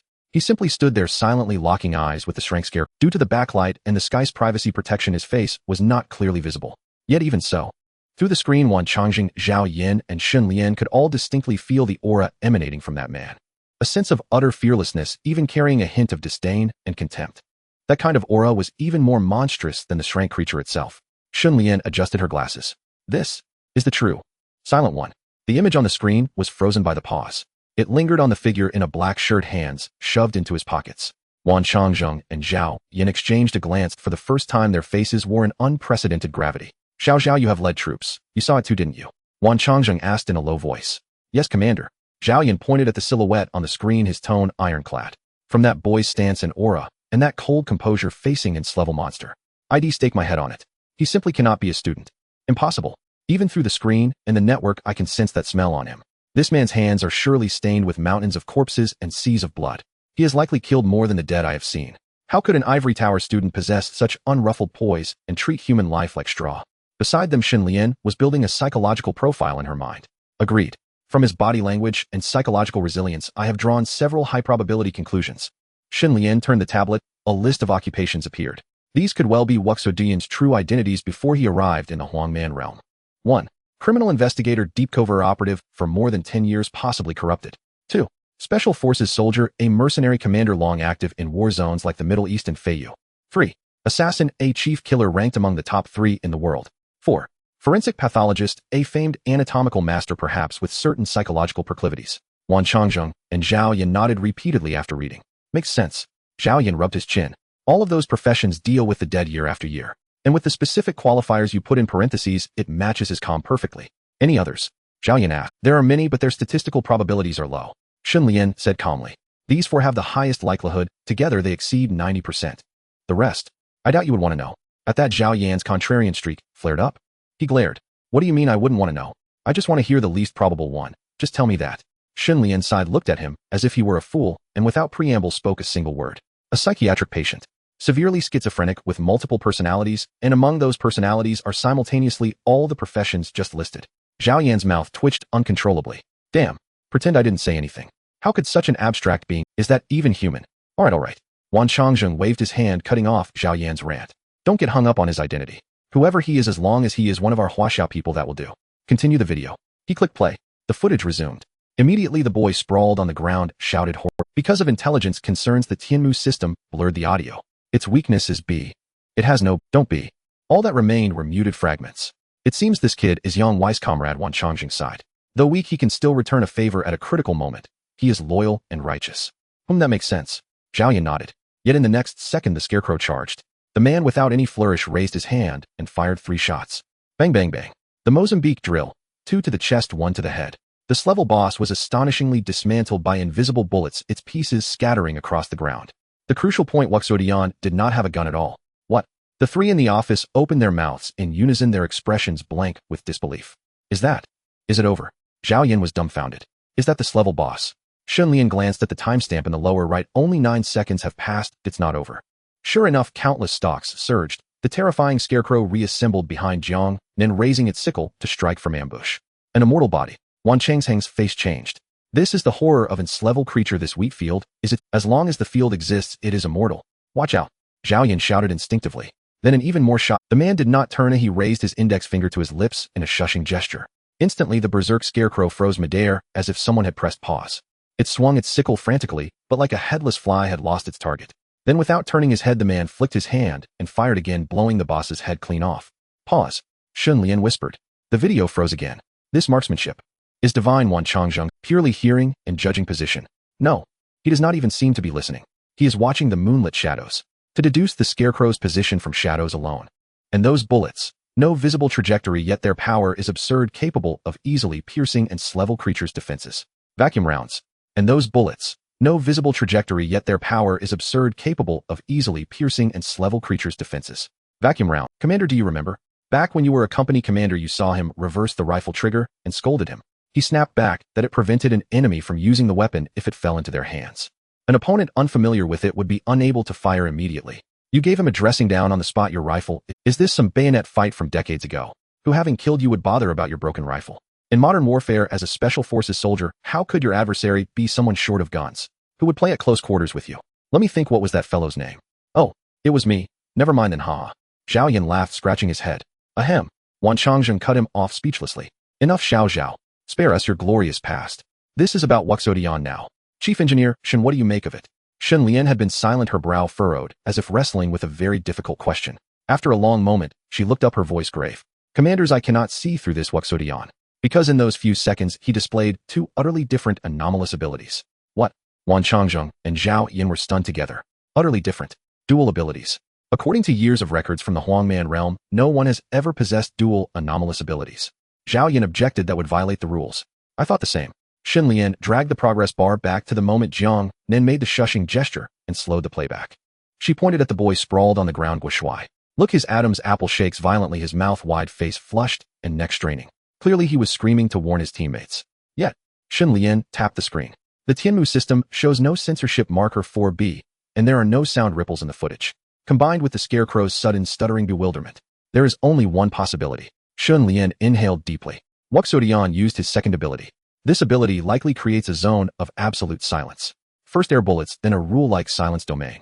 An attack and a control, dual abilities. The two listened and felt their minds buzz. He truly is a freak. Zhao Yan cursed, but his voice brimmed with excitement. Enough. Let's watch to the end. We will analyze afterward. I do not want to pause again. I must see how he utterly destroyed. Agreed. The three fell silent, holding their breath. The video continued. What followed robbed these weathered veterans of all words. Before a scarecrow legion that could resurrect without end and summon countless ranks, the man still did not move. He bit his finger. As his lips shaped words, the drop of blood became a crimson-black flame lotus. Then boom. Even through the screen, the three felt a soul-freezing terror. The crimson-black calamity flame swept the wheat field. It was not burning, it was withering. They watched the Slevel creatures that had stood moments before not become charred by the flames. Instead, with visible speed, they aged, rotted, and crumbled, as if time had been accelerated, forcing the field to endure millennia of decay in seconds. There were no screams, for even the cry was eroded by the river of time. In a few seconds, the dead field was erased. Only the man remained standing amid the swirling dust, gently blowing out the ember at his fingertip. The video ended. A long silence settled over the office. Even breathing seemed hushed. With a soft clatter, Xin Lian's pen fell to the floor. The genius chief engineer, famed for her cool pride, was now frozen like a wooden idol, her eyes full of baffled shock. This is the third. Xin Lian's voice was dry like sandpaper. And it is a sequential ability. Too strong. This person is truly too strong. With a thud as Xin Lian's pen fell to the ground thousands of kilometers away, a wine glass shattered on the floor, splattering liquid everywhere. On the Kanglan continent, in the rookie arrival area No. 128, at the 7th base of the Eagle Nation, a furious roar echoed in the command room. The leader, Mike, wearing sunglasses and sporting a hefty physique, pounded the table, causing the cigar box on it to jump. The leader, Mike, wearing sunglasses and sporting a hefty physique, pounded the table, causing the cigar box on it to jump. Could it be that they were already aware of our plans and deliberately nurtured this monster to target us? Sir, the adjutant Jesse swallowed nervously and cautiously suggested. I think the first thing we need to do is to quickly inform Captain Alice and the others via satellite phone. That no words needed is too terrifying. We must ensure they avoid confrontation with the Huaxia team. Could it be that they were already aware of our plans and deliberately nurtured this monster to target us? Sir, the adjutant Jesse swallowed Jesse, what is there to be afraid of from a mere Huaxia person? Mike took a deep breath. Use your pig brain to think. If this truly is his regular combat strength, his trump card, would he be so generous as to show it to us in public? Absolutely not. Mike chuckled coldly, his tone firm. He must have used some kind of one-time special item or some sacrificial ability with a huge cost. Only then could he create such a visual effect. This is Wuxia's empty city strategy. It's deliberately meant to scare us. Otherwise, why would he showcase such precious combat footage? Is he a fool? After hearing this analysis, Jesse was momentarily stunned, then showed a look of realization and sincerely gave a thumbs up. Oh my god. Sir, you are truly brilliant. I hadn't thought of that. This must be a psychological tactic from Huaxia. They must be feeling guilty. So what should we do next? Should we send assassins to eliminate that Huaxia person and expose his tricks? No. Mike shook his finger, making a cross gesture. Our primary goal is to explore the mysterious island, establish the first level shelter, and claim the rewards. There's no need to personally engage with Huaxia at this critical juncture. Although I'm not afraid, there's no need to waste bullets. Moreover, Mike wore a hypocritical smile. The president has made a speech on the news stating that we love the people of Huaxia and Sioux Nation. We are friends, aren't we? However, Mike suddenly changed his tone, lighting a cigar, and grinned mischievously. Friends are friends, but we don't mind causing them a little trouble to test that Huaxia person's capabilities. But it can't be us doing it, understand? Jesse instantly grasped the implication. Sir, I understand. I will notify the Sakura Nation. Tell them that the Huaxia person has an S-level item and let them test the waters. Very good. The two exchanged smiles, reaching a consensus. Jesse held the tablet and left the tent where smoke swirled, concealing the impending conspiracy. The car door slowly slid open. Jiang Nan stepped barefoot onto the alloy footboard, feeling the cool morning breeze with a hint of gunpowder wafting against his face. Although there was still a faint burnt smell in the air compared to the bloody and rotten stench in the cellar, this was already high. In his hand, he held a technologically advanced silver tablet with a small line of text printed on the back, produced by Tianmu, exclusive for the leader. Jiang Nan sat on the car's stairs, lazily fiddling with the tablet. It had materialized in his hand when the system announced the activation of the shelter system. However, the timing was a bit awkward. At that moment, he was in the middle of Rush B, after using Dragon Charge Energy Spill and successfully defeating the opponent. He had only hastily taken a hand off the controls to briefly check the tablet's functions. I was too excited at the time and didn't examine it closely. Jiang Nan's eyes regained clarity. Since he had decided to establish a power in this apocalypse, this management terminal was of utmost importance. He swiped the screen, and the interface was simple and clear with only a few app icons. Information members leaderboard map unlocked, area chat unlocked, trading unlocked. Jiang Nan first clicked on information. Shelter information type mobile shelter level F level, 25 square meters. Note the level is tied to the effective living area within the shelter. F level 1049 square meters, E level 5099 square meters, D level 10199 square meters. Current number of people 6 people. Defense level D level. Special alloy armor features fear aura S level. Overall rating C level. System suggestion: your space is too small, even insufficient for everyone to stretch their legs. It is recommended to expand or upgrade the vehicle as soon as possible. Only 25 square meters. Jiang Nan stroked his chin. Although this bus has been upgraded to be quite luxurious, it is indeed a bit cramped for 6 people, especially for Wang Meng and Guo Shuai, the 2 big men squeezed in the front. Looks like we need to find a way to continue upgrading, or... Jiang Nan gazed into the distance, eyes filled with ambition. Get a mobile city of airship level to play with. Although the goal is far off, he has plenty of time. Jiang Nan rarely smiled crookedly, then clicked on claim supplies. Buzz. The tablet vibrated, and a list popped up. Sea-level supply package: disperse 30 pounds of rice, 18 pounds of spinach, 6 pounds of lamb, 6 crucian carp, 30 packs of compressed biscuits, 30 packs of pickled vegetables, 60 L of drinking water. Note: fresh food has been automatically stored in your vehicle's refrigerator, and water resources have been injected into the water tank. Looking at the list, Jiang Nan raised an eyebrow. The quantity of supplies, if given to 6 ordinary people, would barely be enough to keep them from starving. But in the apocalypse, having meat, fish, and vegetables is already a kingly treatment. That's enough for me. As the leader, he eats meat while others sip soup. To be able to follow this extraordinary person and win effortlessly is already a stroke of luck for Wang Meng and Guo Shuai. If they expect to have fish and meat at every meal, that would be a bit ungrateful. Then Jiang Nan opened the members list. Leader Jiang Nan holds the highest authority: veto power. Administrators: Lu Yuqing, Chun Tong. Wang Meng holds secondary authority, can open doors, use some facilities. Members: Yu Shi, Guo Shuai. Tertiary authority: only have residential rights, area planning not set. This function is similar to the back-end management of smart home systems. The leader can divide the shelter into areas such as core area, bedrooms, public area, living room, and lower-level area, warehouse. Those without corresponding permissions can't even open the door. Jiang Nan hasn't set this up yet. After all, the vehicle is only this big, and it's unnecessary to complicate things. Finally, he clicked on leaderboard. Divided into 4 lists: rookie list, 27 days remaining, shelter rating list, trial points list, global boss kill, total list. You have unclaimed rewards. Seeing the small red dot in the upper right corner of the 4th list, Jiang Nan suddenly recalled this matter. When he was rushing B, the Tianmu voice seemed to have asked him something in his mind. Do you wish to make the video public for higher rewards? At that moment, he was busy with the final sprint and impulsively replied with either get lost or whatever. As a result, the system took it as a default agreement. Let it be public then. Jiang Nan did not regret it and even found it somewhat amusing. Those who saw the video are probably frantically researching how to crack his abilities right now. Hehe. Jiang Nan sneezed. My word, spirit changes daily. Today I'm American-style Iaido, and tomorrow I might be a melee mage. You'd better keep up with the speed of my updates with your targeted strategies. This is the unscrupulous nature of the word spirit system. It has no fixed template, only endless creativity. No longer thinking about it, Jiang Nan pointed. Claim rewards ding. Congratulations.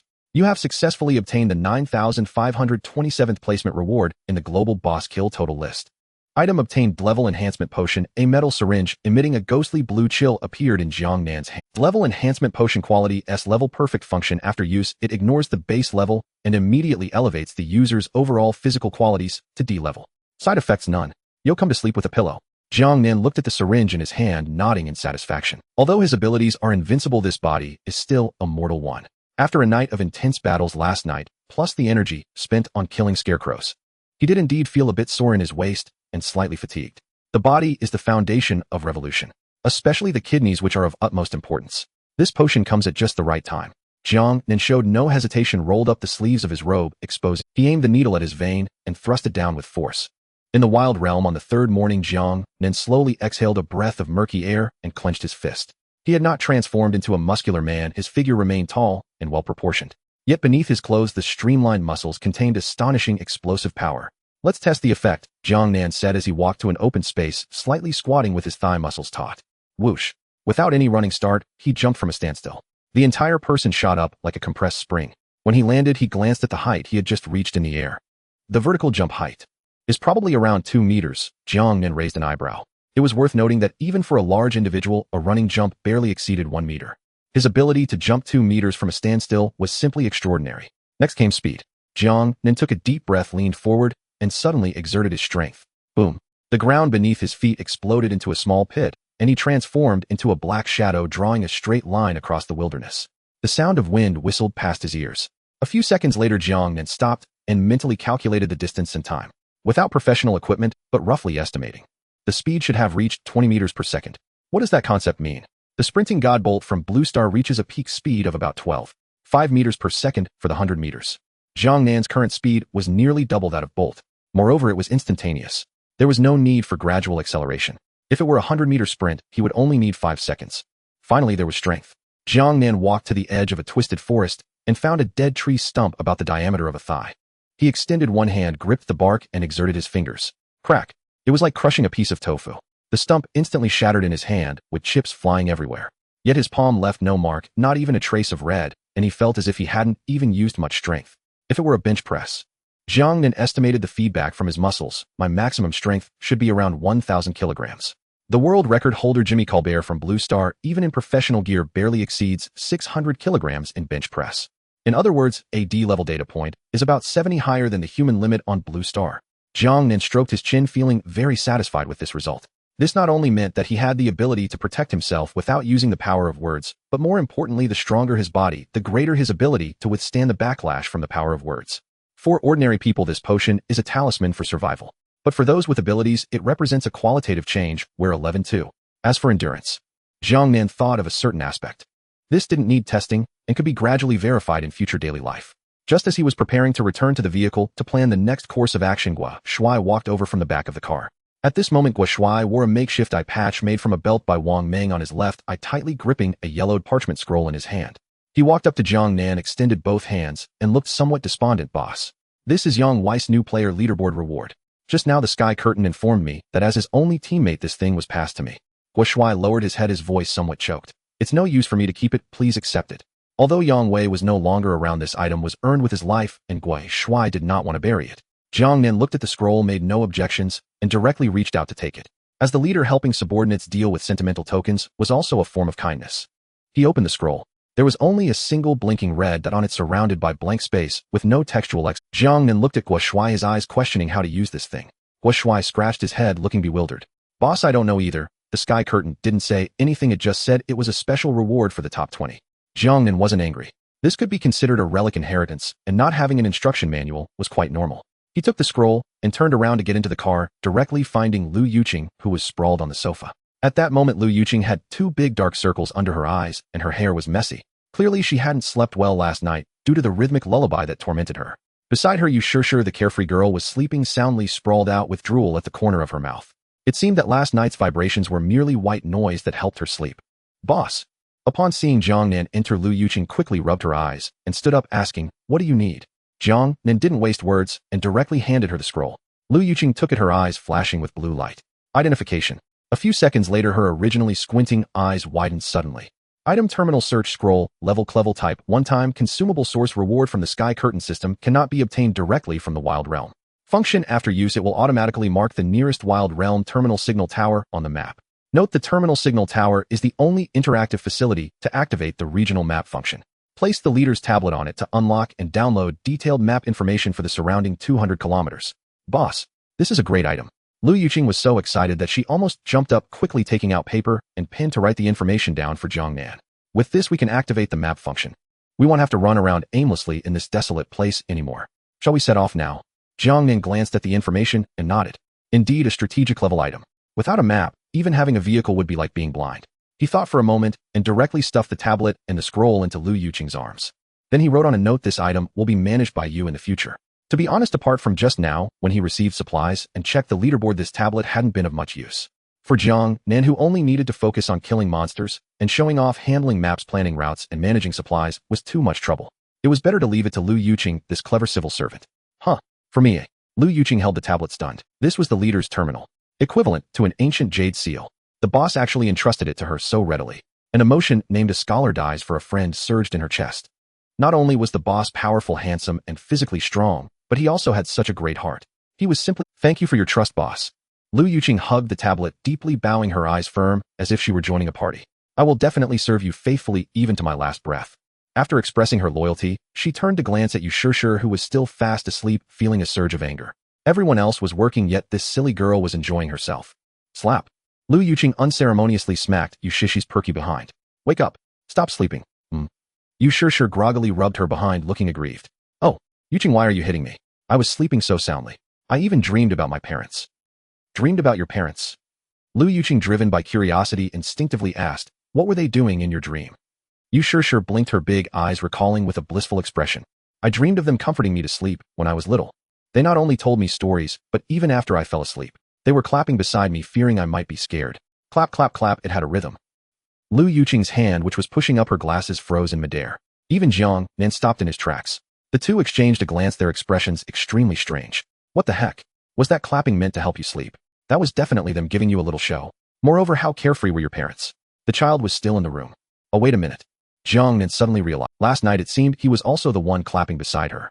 Thinking of it this way, he felt he had no right to criticize her. Cough, cough. Jiang Nan coughed strategically and wrote on a note. Stop the nonsense, go to the fridge and get finish eating, rest until noon, and then set off to find the signal tower. Oh, all right. Yushishir, completely oblivious to the deep meaning in their gazes, jumped off the sofa and ran to the fridge. After arranging the tasks, Lu Yuqing held the tablet, preparing to get out of the car to inform the other two, while also Jiang Nan turned his head, his gaze directed at the frosted glass door of the bathroom. Inside, a graceful silhouette was faintly visible. Now, Jiang Nan's lips curled slightly as he untied the belt of his robe. It's time to test the endurance of a D-level body. He pushed open the bathroom door and walked in. Odd. Inside came Chuntong's surprised exclamation, followed by a shy complaint. You? How did you come in? I was washing the bloodstains on the sheets. It's all your fault last night. So annoying. After that, the bathroom door closed again. As for whether she was washing sheets or doing something else, only the sound of running water knew.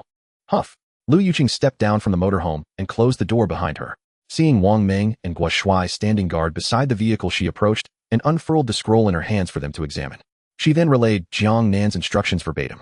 If it's the boss's order, we must act without delay. Wang Meng clapped his hands together. Let's split up and scout the perimeter to pinpoint the exact location of the red dot. The sooner we locate the signal tower, the sooner we can unlock the map. The three exchanged a glance, their eyes fixed on the red dot shimmering faintly upon the scroll, filled with quiet hope for what lay ahead. Yet they had no inkling of the truth. In the region marked by that very red dot, a nightmare was unfolding, its horror diametrically opposed to sunlight. Meanwhile, in a mist-shrouded valley on Strange Island, there was no sun, only a suffocating blanket of storm-black clouds and torrential rain cascading from the heavens. Boom. Crack. The metal plaque shattered under the searing lightning and fire. The character Mei Rose from Meguei Middle School was cleaved clean off, plummeting into the crack. The metal plaque shattered under the searing lightning and fire. The character Mei Rose from Meguei Middle School was cleaved clean off, plummeting into the mud and splashing thick, murky black water. Only the mangled remnant, Guei Middle School, remained silhouetted against the flickering lightning, exuding an uncanny, bone-chilling aura. Rain sluiced over the ground, gathering dark crimson fluid trickling down from the school's hillside into sluggish serpentine rivulets. That was not red mud, it was blood. At the school's uphill entrance, countless bleached skeletons lay scattered. Some still clung to shreds of half-decayed flesh. Fragments of black stand-up collar uniforms and sailor suits were strewn across the mire. Clearly, a massacre had just occurred, so recent that the dead had not yet desiccated into mummies but had been stripped bare to gleaming bone. ZZZT. Two blinding beams of headlight pierced the downpour like blades. A heavily modified matte green Humvee, equipped with radio radar and a mounted heavy machine gun, came to a halt before the derelict school. The doors swung open. 3 men and 2 women descended, clad in identical olive-yellow special operations gearbacks bearing katana, sheaths, fully armed and armored. They were the Sakura Nation's elite unit Black Wolf Squad. Their leader, a middle-aged man named Ono, possessed sharp predatory eyes and held a fully kit M416 with practiced precision. Beside him stood a haughty young man, Sato, armed identically. At the rear loomed a hulking figure, Ikeda, broad-shouldered as a grizzly bear. He carried a reinforced alloy shield and an NG-7 general-purpose machine gun, responsible for both firepower and defense. The remaining 2 women were Kuju, a coldly elegant sniper wielding a TRG-42 rifle, and Hoshino, a petite medic armed with a P-90 submachine gun. All 5 wore night vision goggles, scanning their surroundings with taut vigilance. Only after confirming no immediate threat did their gazes settle upon the desolate campus before them. Ono-san. Ikeda removed his rain-blurred tactical helmet, gazing at the death-haunted school with a low, somber voice. This institution appears to be the same Meguei Middle School from our homeland, where every student and faculty member vanished without trace 33 years ago. Meguei Middle School. Ono wiped rainwater from his face and nodded gravely. Yes, Akita-san. This school was originally contracted and named by a company from the Huaxia Nation. Later came the infamous rainy night disappearance case. The entire school vanished overnight. Never imagined it would reappear here. Shut up already. So noisy. Another young man interrupted impatiently, Sato, in a rank esper known as Storm Herald. Though newly assigned, he was the squad's most arrogant member. I despise places like middle schools. The stench is unbearable. Sato sneered and kicked a skull aside with contempt. Let's finish Mr. Murakuchi's mission quickly and secure the local map. I'm starving. I just want to get back to base and eat rice balls. Quiet down, Sato. Kuju the sniper snapped coldly. You fool. Keep your voice down. Terminal signal towers are almost always guarded by monsters. If your loudmouth draws them here, I'll shoot you first. TCH. Don't drag me into your cowardice, Kuju. Sato scoffed, curling his lip as miniature cyclones spun lazily in his palms. I'm in a rank transcendent. I have no fear of these trash deer monsters. And that Huaxia Nation, no need for words, fellow. When I meet him, I'll personally wrench off his head and seize his... Sato clenched his fist with unwavering confidence, as if his opponent were already beneath his heel. Kuju, preparing to reconnoiter, heard this and scoffed. Foolish arrogance. You'd be slain in an instant if you faced that man. As the two bickered, Hoshino, the medic who had been lingering silently at the rear, suddenly raised a trembling hand, her face pale, as parchment voice quivering. Everyone, I think I hear chewing sounds all around us. DDO, you hear it too. Chewing. Sato burst into mocking laughter, staring at her, as though she were delirious. Huh, Hoshino, are you starved senseless? What chewing could possibly echo in this godforsaken wilderness? Right, Captain? You're a crank auditory enhancer. You'd surely detect any sound. Sato turned toward Ono, seeking validation. But no reply came. Ono remained frozen mid-posture, rifle raised, stance alert. Motionless in the rain, his back turned to the group. Captain. Confused, Sato reached out and tapped Ono's shoulder. The contact felt unnervingly light and strangely prickly. Thud. At the moment of contact, Ono collapsed like a disassembled toy, kneeling rigidly onto the sod, then slumped sideways into the muddy water. Captain. Startled, Sato dropped to his knees to lift him. Hey, what's wrong? Don't scare me like this. But the instant he rolled Ono over, he recoiled in terror, staggering backward until he landed hard on his rear. His shriek ripped through the rainy night. Damn it, you idiot. What's with that wailing? Kuju, peering through her sniper scope into the school grounds, flinched violently, her aim thrown off. Yet when she turned and saw Ono sprawled on the ground, her pupils contracted in shock. There where a living man had stood moments before now lay only a gleaming white skeleton. His combat uniform remained perfectly intact, but every shred of flesh, every organ, every drop of blood had been devoured in mere seconds by something unseen. Take cover. Kuju screamed, the pitch of her voice warped with panic. There's an invisible monster. Akita-san, activate your shield ability now. But Akita, the heavy shield bearer who should have reacted instantly, stood rooted in place, trembling violently. Even his shield and machine gun clattered uselessly to the ground. Akita, what are you doing? Raise your shield now. Kuju's voice cracked with urgency. Slowly Akita turned, his face a mask of raw despair and terror. Run. It sits on me. All stared in horror. There before their eyes, the left half of Akita's body was vanishing, dissolving visibly second by second.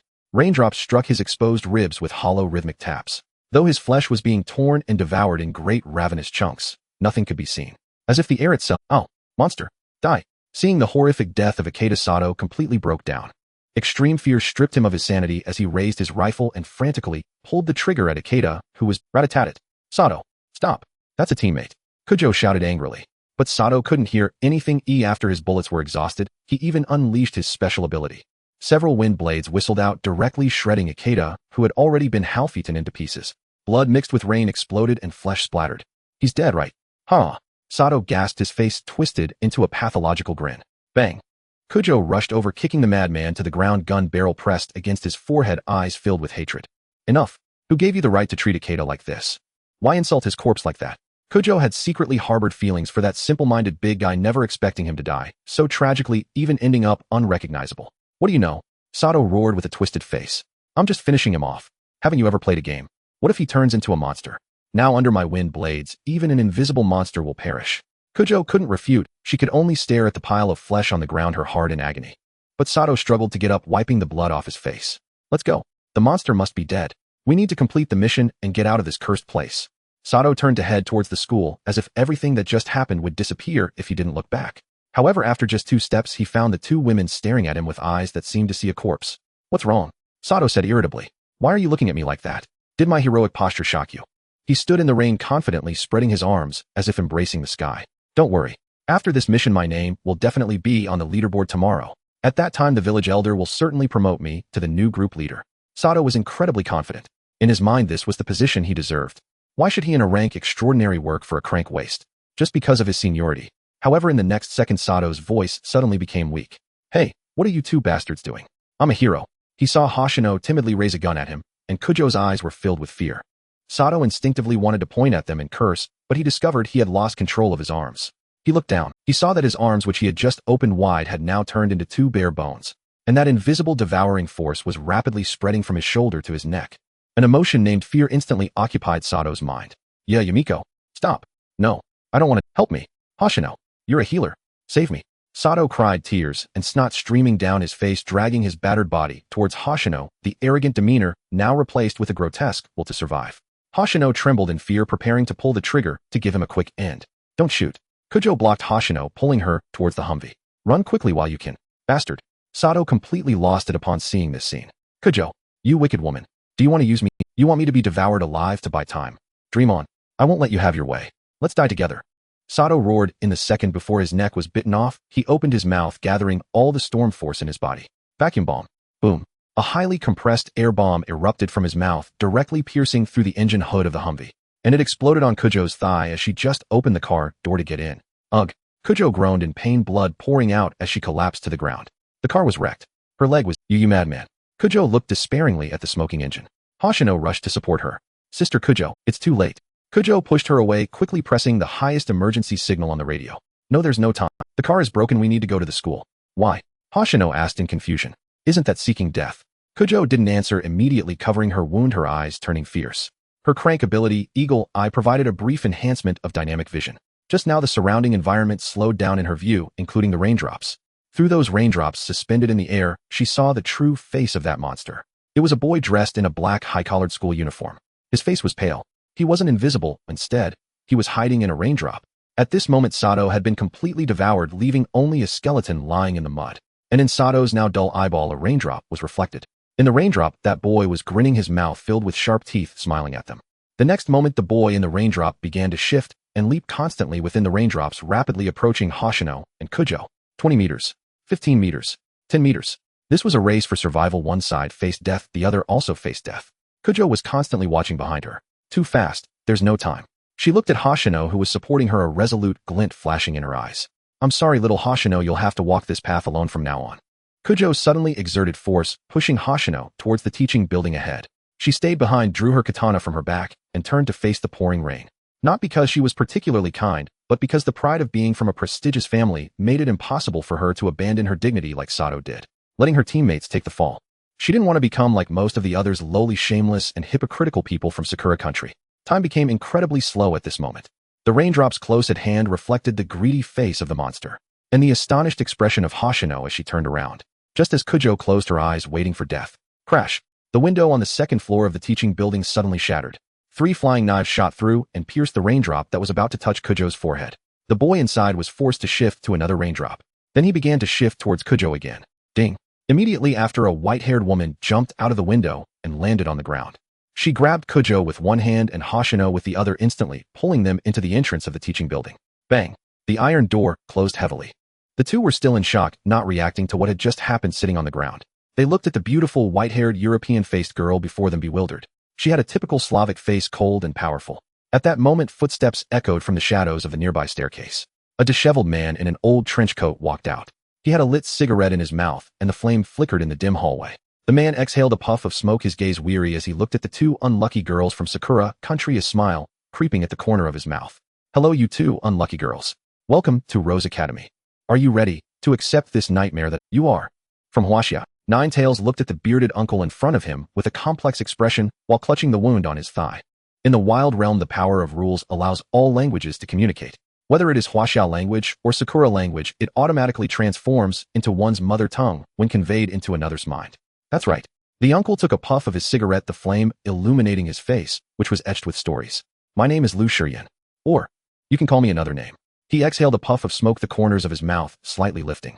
The most affectionate in Huaxia. Hearing this, ID Ninetails and Hoshino's pupils contracted simultaneously. 9th place on the newcomer leaderboard. Now for safety reasons. Lu Shiyan held his palm up, his tone becoming stern. Hand over your guns first, cheaters. Okay. I'll hand it over right now. Hoshino, already timid, dared not resist upon realizing the other party was a big shot in the top 10 of the leaderboard. She quickly admitted defeat, flustered, and took off the P-90 submachine gun hanging around her neck, tossing it over. Hoshino, you coward.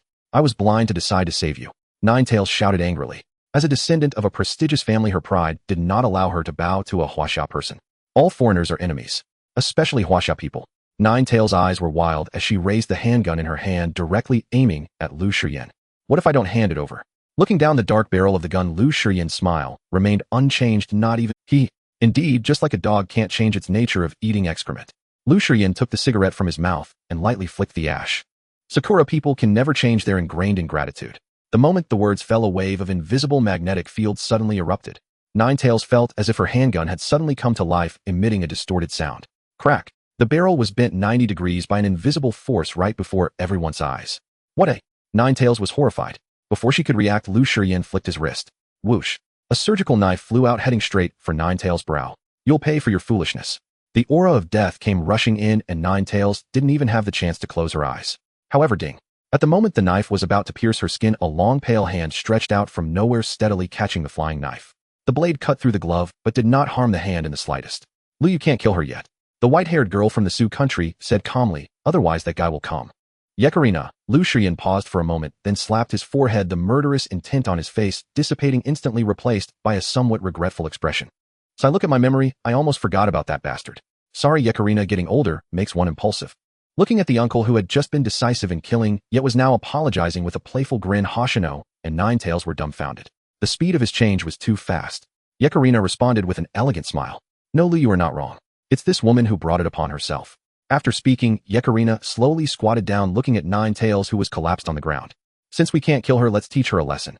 She narrowed her eyes, then extended her finger and pressed it against the bloody hole on Ninetails' thigh that had been blown open by a vacuum bomb. Then she twisted hard. Ah! The piercing scream echoed in the hallway, and Ninetails was in so much pain that cold sweat instantly soaked her back. You're so noisy. Yekarina frowned slightly and executed a chokehold on Ninetails' neck, forcefully rendering her unconscious. Thud! The world fell silent. Ninetails rolled her eyes and fainted. Hoshino on the side was so scared that she shrank in the corner, trembling. Hoshino knew that she absolutely could not defy these two, otherwise whether she could survive until tomorrow was in question. The more she feared, the more it came. After dealing with Ninetails, Lu Shiyan turned around and walked over to Hoshino. He reached out his finger and tapped the cross insignia on Hoshino's combat uniform. Little girl, what is your special ability? I. Hoshino stammered, tears welling up in her eyes. My special ability is class healing light. Oh, a healer. Lu Shiyan nodded in satisfaction. Very good, follow me. But what about Sister Ninetails? Hoshino weakly pointed at Ninetails, who was unconscious on the ground, and asked timidly. Yekarina stood up, wiped the blood off her gloves, and said coldly, if you do something wrong, you should be punished. She can only stay here and leave her fate to chance. If she is still alive by tomorrow morning, then she qualifies to go upstairs.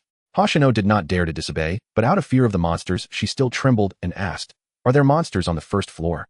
Upon hearing this, Lu Shiyan deliberately lowered his voice to scare her. There are, and they are not weaker than the ones outside. If you want to stay here and feed the monsters with her, that's also fine, huh? Hoshino's face instantly turned pale, and tears finally fell uncontrollably. I understand. He'll go with you. But you must let Sister Ninetails come up tomorrow. As she said this, it seemed she was trying to bolster her courage, and she unexpectedly mustered the strength to say the harshest words in the softest tone. If not, I'll commit suicide with her to show you. Humph. She even sniffed hard. Ha ha. Lu Shiyan was immediately amused by her cowardly and cute demeanor, unable to resist reaching out to ruffle her hair. You, my friend, are truly interesting. You don't look like a soldier at all, threatening others with suicide. Does your Sister Ninetails know she's supposed to die with you? Yekarina beside them also helplessly rubbed her forehead. All right, Lu, stop teasing her. The first floor is temporarily a safe zone. This foolish Sakura woman should not die. Hoshino puffed out her cheeks, realizing that she had been treated as a joke. However, she also felt relieved while recalling the information revealed in their previous conversation. For some unknown reason, it seemed that there was some kind of rule here that prevented people from dying casually, otherwise terrifying things would come. Hoshino huffed angrily, lowering her head to follow behind the two. The three walked down the dim staircase and arrived at the second floor. The air here was filled with the smell of moldy books and stale blood. Lu Shiyan pushed open the door of a classroom with a sign for Class 23. Go in, new school doctor. When Hoshino cautiously walked into the classroom, the sight before her completely shocked her. In this eerie school surrounded by monsters, there were actually so many people, a total of 11. And they looked quite young, wearing tattered black high-collared uniforms and sailor suits, clearly students. To be precise, they were students from the Sakura country who had crossed over. 5 girls and 6 boys, each curled up in the corners of the classroom. They all bore different degrees of injuries. Some were bandaged with torn rags while others were still oozing blood. Every one of them looked terribly pale, their eyes filled with numbness and despair. Looking at these compatriots who shared the same culture and ethnicity as herself, Hoshino's mind flashed back to the white bones at the school gate and the gruesome deaths of Sato and Ikeda just moments ago. Could it be? Those people had just died not long ago. Ugh. The overwhelming psychological shock made her stomach churn, and she couldn't help but bend over and dry heave. Hey. Lu Shiyan pinched his nose in disgust and waved his hand. Don't puke here. Go outside if you want to throw up. At that moment, the students in the classroom noticed Hoshino. More precisely, they noticed the combat uniform from the Sakura country she was wearing. That was their country's military uniform. The next moment, there was no fellow countryman meeting fellow countrymen, tears welling up, as Hoshino had expected. It's you. A boy with bandages wrapped around his head suddenly stood up, his eyes bursting with deep-seated hatred, and he frantically grabbed a rusty iron stool beside him and charged at Hoshino recklessly. You damn murderers. How dare you come back? I will kill you. WWHY. Hoshino was completely dumbfounded, frozen in place, forgetting even to dodge. Clearly, compared to these 2 foreigners, she was one of them. Oh, why was she being called a murderer? Just as the stool was about to smash down on Hoshino's head, a large hand grabbed the boy's wrist. Lu Shiyan single-handedly blocked the frenzied student, his brow furrowed slightly. Let go of me. Mr. Lu, don't stop me. The boy struggled desperately, tears streaming down his face. I want revenge. I want to kill these damn liars. Murderers. It's all them. It's all because of these bastards that my sister is dead. Shut up. Lu Shiyan's gaze turned sharp. Have you forgotten what I said? Here no loud noises are allowed. Lu Shiyan pointed to the heavy curtain of rain outside, his tone foreboding. Otherwise, I wouldn't mind throwing you outside right now to become that creature's meal. I'm sorry, Mr. Lu. As soon as these words were spoken, the previously irrational boy immediately calmed down. He glared at Shinya fiercely, his eyes still filled with hatred, but fear made him choose to comply. He gritted his teeth and slowly retreated to the corner, burying his head in his knees. The classroom fell back into a stifling silence. Shinya stood dumbfounded at a loss. She didn't understand. Why? Why would her compatriots treat her as a more terrifying enemy than a monster? Let's go over there first. Yikalina pointed to the other side of the classroom, where a few girls were huddled together shivering. First treat them, don't. After saying this, Yikalina walked to the window to keep watch, seemingly unwilling to say more. Shinya took a deep breath, forcing a friendly smile, and cautiously approached. I'm a healer. I'm here to check your wounds. However, get away. A girl suddenly swung her hand, knocking away Zingy's outstretched hand. In her eyes, which should have been clear, there was now only terror and disgust. Don't touch me, you demons. But your leg is bleeding, Shinya urged. Even if I bleed to death, I don't want your fake help. Another girl clutched her companion tightly and shouted hoarsely, get away. Some even picked up books from the ground and hurled. Shinya was knocked back and had no choice but to retreat helplessly to the edge of the podium. She looked at Lu Shiyan, her eyes filled with grievance and confusion. Before she could ask, Lu Shiyan, who was leaning against the blackboard smoking, spoke first. You're puzzled, right? Shinya nodded, her eyes red with tears. Why do they hate me so much? I have never seen them. I came to save them. Lu Shiyan exhaled a puff of smoke, his gaze playful. They don't hate you. They hate the skin you wear. Skin. Shinya looked down at her yellow-green combat uniform. That's right. Lu Shiyan flicked the ash from his cigarette and began to recount the truth about the school. It all started when we crossed over here. The children in this classroom are all students of your Sakura Nation's Rose High School, including the mountain of skeletons out. To be honest, it's quite a coincidence. Lu Shiyan sneered. In Blue Star, your Rose High School just happens to be built on the site of the long-disappeared Rose High School. It seems that this coincidence of overlapping timelines caused the entire school along with its teachers and students to be transported here. And Yikalina and I are just unlucky passers-by who accidentally became outsiders here. On our first day, we encountered a large number of wandering corpses. Unlike the zombies in movies, these things have intelligence, can open doors, smash windows, and even cooperate to hunt. Students and teachers suffered heavy casualties, and that so-called president was even chewed to bits by his female secretary on the spot. Lu Shiyan's eyes reflected disdain at this point. Yikalina and I worked together and barely managed to kill 3 wandering corpses. By the next morning, we successfully awakened our abilities and began to clear the wandering corpses from the campus, establishing a safe zone. Hearing this, Shinya couldn't help but interrupt then. What about that monster outside? Thinking of the gruesome deaths of her team leader Sato and Ikeda, she still felt a chill run through her bones. Lu Shiyan did not answer directly, but instead blew a smoke ring at her face, choking her to cough. Don't rush. You have to listen to the story little by little to understand the underlying principles. Lu Shiyan's voice turned solemn. Originally under my and Yikalina's protection, these students shouldn't have suffered so many deaths. But ever since yesterday morning, when a special forces unit from your Sakura Nation arrived here, everything changed. I still remember that leader. It seems like he was called something like Village Entrance. Sun Daishu. It's Sun Daishu from the Village Entrance, Mr. Lu, Xingye corrected instinctively. But then a loud noise Sun Daishu from the village entrance. Isn't he their commander? Why did he come yesterday? Why did the team leader and sister Jiutiao seem completely unaware of this? Oh, seems that's the name. My memory isn't great, but it's all similar. Lu Shiyan shrugged. That guy brought a fully armed team claiming to be looking for some terminal signal tower. But he didn't want to send his elite troops to die on reconnaissance. So, Lu Shiyan pointed at the students curled up. He used his gun to force these students to go out in batches, launching a human wave tactic to help him clear minds and find the way. And the result? You should be all too clear. They didn't find the signal tower, but instead successfully released the monster that had been sleeping underground. Those students were all used as bait and food. Lu Shiyan leaned closer to Xingye's ear, his voice a whisper like a devil's. Then think about how you managed to escape. Now think about why your village commander who clearly came didn't tell you there were monsters here. Instead, he sent you. Boom. Xingye felt as if the world was spinning. Even she, no matter how naive, realized. What searching for a signal tower? What establishing a base? It was all a lie. They were merely pawns. A pawn to test whether that monster was still around. A discarded piece to see if it had already Ugh. Xingye squatted down in despair, tightly hugging her trembling body. The despair of being betrayed by her compatriots and superiors was more devastating than death. At this moment, Lu Shiyan spoke again, delivering the final blow. By the way, didn't you ask what that monster outside is? I can tell you now. Actually, at the beginning, it didn't have that perverted water droplet teleportation ability. It evolved this ability only after devouring a superhuman from yesterday's team. And I even gave it a catchy name just called Starving Ghost. Oh, stop talking. Xingye covered her ears, letting out a desperate scream. Oh, don't say anymore. On the wasteland, Yu Shir covered her ears with both hands, facing the crowd's assault, and let out a similarly desperate scream. I really can cook. I'm not lying to you. But clearly no one in the crowd believed her nonsense. Wang Ming frowned, pointing at the large black pot in front of him.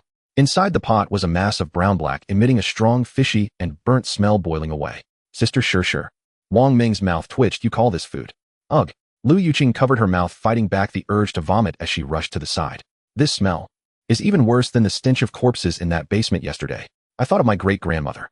Even Shen Tong, who was usually calm, had a somewhat relaxed expression at this moment. Because she was already used to this smell, she couldn't help but ask. Shir, how did you make this? Yu Shir confidently replied. I learned the old-fashioned way. It's called random stew. I just wanted everyone to remember the charm of tradition. I threw all the ingredients in together to stew. There's also a fish and 5 packs of compressed biscuits. Absolutely nutritious. Guo Shui raised his hand, staring at the fish that was lifeless in the brown mush, and asked a soul-searching question. Let's just say, did we wash the fish? Or did we gut it? As soon as this was said, everyone's gaze shot towards Yu Shir like daggers. Especially Jiang Nan, who was standing at the car door, his face as dark as the bottom of a frying pan. Yu Shir blinked, hands on her hips, and confidently replied. Of course not. I preserved all its fishy taste. This way you all can know you're eating fish in its original form. Faced with several people's murderous expressions, Yu Shir finally couldn't hold it in anymore. Thud. She directly knelt down, smooth as silk. I'm sorry. I was wrong. Actually, I really can't cook. Even I can't believe what I just said. Wow. Yu Shir burst into tears, hugging Jiang Nan's thigh. Please, big brother, don't abandon me. I truly know I was wrong. I won't show off again, woo. Looking at her sincere apology, the group's anger dissipated significantly. After all, they were partners. They couldn't really throw someone away over a meal. Lu Yuqing sighed and took the blame. Boss, it's all my fault. It was I who let her cook without supervision. Looking at that pot of dark cuisine, she gritted her teeth and bravely said, I will finish all of this. I will not waste food. It'll help. Wang Ming seemed to realize something, suddenly grinning and quickly chiming in to show his loyalty. Guo Shui, though knowing nothing, understood that if Wang Gu was so good at reading the situation, following suit couldn't be wrong, so he shouted along. Actually, it's not inedible. From a certain perspective, this is high-protein energy mush. It's indeed quite nutritious. But Jiang Nan remained dark-faced, silent. Seeing this, Chun Tong trembled as she stood up. Not out of fear, but because a certain part of her body still throbbed. Lu Yuqing quickly supported her. Chun Tong smiled gently. Actually, it was originally my turn to cook, and Shir should have been my assistant. This mistake should be mine. Let me eat instead. As she spoke, she reached out to grab the spoon. However, just as her hand was about to touch it, a large hand firmly grasped her wrist. It was Jiang Nan. The next moment, clang, Jiang Nan lifted a foot and kicked the large black pot away. The boiling brown mush drew a perfect parabolic arc in the air. Gah! Smack! Not far away, a mutated crow watching the drama had yet to react. It was precisely hit by this indescribable substance, turning it into a lump of excrement on the spot. Only a pair of terrified little eyes remained exposed. Gah! The crow twitched a couple of times before dropping. It was unclear whether it had been scalded to death or poisoned. The group was frightened, thinking Jiang Nan was truly angry, and hurriedly prepared to apologize again. But they saw Jiang Nan had already pulled out a notepad, swiftly writing several lines, tearing it off, and slapping it in front of everyone. Endure hardships and wait for revenge is Gojian. Enduring hardship without merit is a worthless dog. This kind of pig's food isn't worth lamenting. Starting today, Qintong, and you sure will take turns cooking. Lu Yuqing will supervise. If there's a next time, get lost. I don't want useless people here. Now immediately head to the terminal signal tower. Eat compressed biscuits to get by. Upon seeing these lines, the group breathed a sigh of relief. Yes, boss. Act immediately. Wang Ming and Guo Shuai felt as if they had been pardoned, quickly returning to the driver's seat and observation position. Yu Shishir also wiped her tears, revealing a joyful expression of surviving a catastrophe, glad she hadn't been kicked out. Lu Yuqing patted her shoulder meaningfully. This silly girl still doesn't realize if she can't cook, well, she might get eaten herself. Qintong, however, looked at that note with a happy smile. For some reason, her leg didn't hurt as much anymore. She linked arms with Jiang Nan, walking with him towards the... I initially thought I was already quite strong at this age, but Jiang Nan is like a perpetual motion machine. Now that someone can share the cooking, perhaps they can also share that. It's just too wonderful.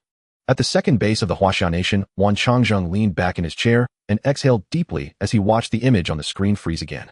Fortunately, Wushu Duoyan did not drop off the leaderboard for lack of follow-up. Instead, the timing of the Shrank monsters slaying crossed midnight, so there was no result settlement the next day. A false alarm, Zhao Yin muttered, nodding as the taut nerves that had gripped him moments ago finally eased. But he soon frowned, concern returning. Commander, his strength is not the issue, Zhao Yin said. Rather, regrettably, Wushu Duoyan's temperament seems to be deeply problematic. Or to put it another way, his mental state appears unstable. Remembering the cold indifference toward human life in the footage and that almost perverse composure made Zhao Yin uneasy. Zhao Yan's heart thudded. Could the state truly control a person like this? Wan Changzheng laughed and waved a hand. Ha Zhao, you are still too young. Wan Changzheng smiled as he waved. Just as his name implies, Wushu Duoyan. For a powerhouse of this caliber, we need not speculate about his character nor attempt to sway him with words. We only need to prove ourselves through action. Wan Changzheng stood and said with iron certainty. Whatever he desires, we accommodate him as fully as possible, win him over with every effort. If we cannot win him, under no circumstances must we make an enemy of him. Such a man must be a friend, never an adversary. Of course, Wan Changzheng added, his tone shifting as he stared toward the distant east through the window. Before we do any of that, there is one great matter to settle. Zhao Yin looked up and instantly realized, you mean how to extract him from that death trap on Gi Island? Exactly, Wan Changzheng nodded. Gi Island is called that for a reason. It is a paradise of high-level monsters and lies in an extremely remote location. The surrounding waters are sealed by terrifying sea beasts. Even a chosen one swimming back alone would be a fantasy. At that moment, Shen Lian, who had been staring at the tablet, spoke. Commander, do not worry. An hour ago, Central Base issued the highest-level red-headed directive, Shen Lian said, pushing up his glasses. Central has decided that next Monday, Huangman calendar year 1314, March 12th, on the 8th day after the new arrivals landed in the Huangman realm, the Dengta plan will officially commence. At that time, they will dispatch a Tiger-class squad led by Shrank Supernaturals. They will travel with heavy firepower to Gi Island to carry out a pioneering mission and establish a shelter base. Their primary covert task will be to locate and make contact with Wushu Duoyan. A Tiger-class squad. Zhao Yin shot to his feet, eyes wide with shock. Central is really putting its money where it counts this time, Wan Changzheng said. In the Huangman realm, to handle crises of varying severity, nations adhere to a strict squad grading system. From low to high, it runs wolf, eagle, leopard, tiger, dragon. Each standard squad is 5 members covering reconnaissance, precision kills, firepower, defense, and support. Wolf level, the most basic combat unit. The leader must be crank or above and possess at least 3 years of survival experience in the Huangman realm. Members must be no lower than Drank. Typically, AC leads Drank members. Eagle level, an advanced squad. The leader is Brank and the members are Crank configured as B leading C. Leopard level, an elite squad. Leader or rank members Brank configured as A leading B. Tiger level, a strategic deterrent force. The leader of a Tiger level squad must be in Shrank powerhouse. All members start at a rank configured as S leading A. Dragon level, a national trump card, the stuff of legend. Every member is at least Shrank, sometimes with a chosen one anchoring the team. Most importantly, anyone eligible for Tiger level or above is a veteran who has scraped and clawed through the Huangman realm for at least a year. They are true killing machines. There are no green recruits. As far as I know, Zhao Yin said, our Huaxia currently has only 3 active Tiger level squads. Although this time billions have crossed over, and the force will surely expand in the future, that is a matter for later, Zhao Yin. Mobilizing 1 Tiger squad now is tantamount to deploying 1/3 of the nation's top-tier combat power. Is it worth it for a single Wushu Duoyan? Worth it, Wan Changzheng said without hesitation. If he truly ranks in the chosen sequence, sending all 3 Tiger squads would still be worthwhile. He looked at Shun Lian and asked which squad had been chosen to go, Baofeng, Liren, or Taibi. Shun Lian shook his head. None has been confirmed yet. When the 3 squads learned the destination was Gi Island, each of them developed an intense eagerness to take the mission. They would not yield to one another and nearly fought in Central Base's training arena. So Shun Lian continued. Central decided to let them compete for the post. After the all-server monthly trial concludes on March 11th, 4 days from now, the squad among those 3 with the best trial results will be assigned the mission. I see Wan Changzheng and Zhao Yan exchanged a look and nodded with satisfaction. It was the soldiers' way the strongest. They also understood why the mission was set for March 12th, to leave time for the trial and recovery. Speaking of the trial, Zhao Yan glanced at the calendar puzzled. The trials now open on the 10th of every month. By custom, the stage preview should have been released on the 1st, right? Why is it so late this time? It's already the 7th, and there's been no sign of it. Shen Lian looked equally perplexed. I don't know, the sky screen system has been acting up lately. It ought to have been posted earlier. Ding dong. Just then a notification window popped up on the tablet in Shen Lian's hand. Here it is, he said, and the 3 of them snapped to attention, turning to the screen. Shen Lian adjusted his glasses and read aloud without thinking. Trial levels rank. Trial scene name, Death Week. Trial BOSS, Watchman Scarecrow's rank. Victory conditions, survive within the wheat field for 24 hours, or slay the boss. Shen Lian's voice halted mid-sentence. The office fell into a stunned silence. The smile on Wan Changzheng, Zhao Yan's teacup paused at his lips. The 3 of them stared blankly at the preview on the screen, then turned to glance at the kill replay video that was still looping. The RV sped across the wasteland. One must say the effect of the Watcher's demon skin was immediate. The aura of fear emanating from this glass level made low-level monsters tremble in terror. Along the way, not to mention attacks, even the mutated rats would detour upon seeing this vehicle. However, as the car approached the entrance of a valley surrounded by mountains, the situation changed. Behind the car, the bright afternoon sun shone at 3 o'clock with not a cloud in sight. Yet the valley ahead was shrouded in thick gray clouds. A torrential downpour poured down with howling winds and distant rumblings of thunder. It seemed as if an invisible boundary had split the world in two. Sizzle. Wang Ming stepped on the brakes, his expression grave. In the passenger seat, Guo Shuai was munching on dry compressed biscuits, crumbs falling all over him. He looked out at the drastically different sky and swallowed hard. Brother Wang, this valley. Something's off. The Yin energy is too heavy. Although my perception hasn't sounded an alarm, yet something feels uneasy inside. Wang Ming nodded, glancing at the scroll left by Lu Yuqing. The red dot on it flickered, already very close to them. It's right ahead. Wang Ming said in a deep voice, let's notify the boss first. Inside the car, on the large bed, Jiang Nan was supporting Chun Tong's long, beautiful legs, helping her with gentle rehabilitation exercises. Hiss. Gently. Chun Tong bit her lip, her cheeks flushed a hint of bashfulness and dependence in her eyes. Jiang Nan signaled her to endure. As the leader, he would pamper his own woman. Hiss. Gently. Chun Tong bit her lip, her cheeks flushed a hint of bashfulness and dependence in her eyes. Jiang Nan signaled her to endure. In the open kitchen, Yu Shishir was deep in thought, staring at the rice cooker. She was pondering an ultimate philosophical question that had troubled humanity for thousands of years. When steaming rice, should water be added or not? Yu Shishir bit her finger, frowning. It seems you shouldn't add water. I remember that the rice we usually eat is dry. If water is added, wouldn't it become porridge? Yes, exactly. That's it. Yu Shishir slapped her forehead, feeling like a genius. She had analyzed such a complicated logic.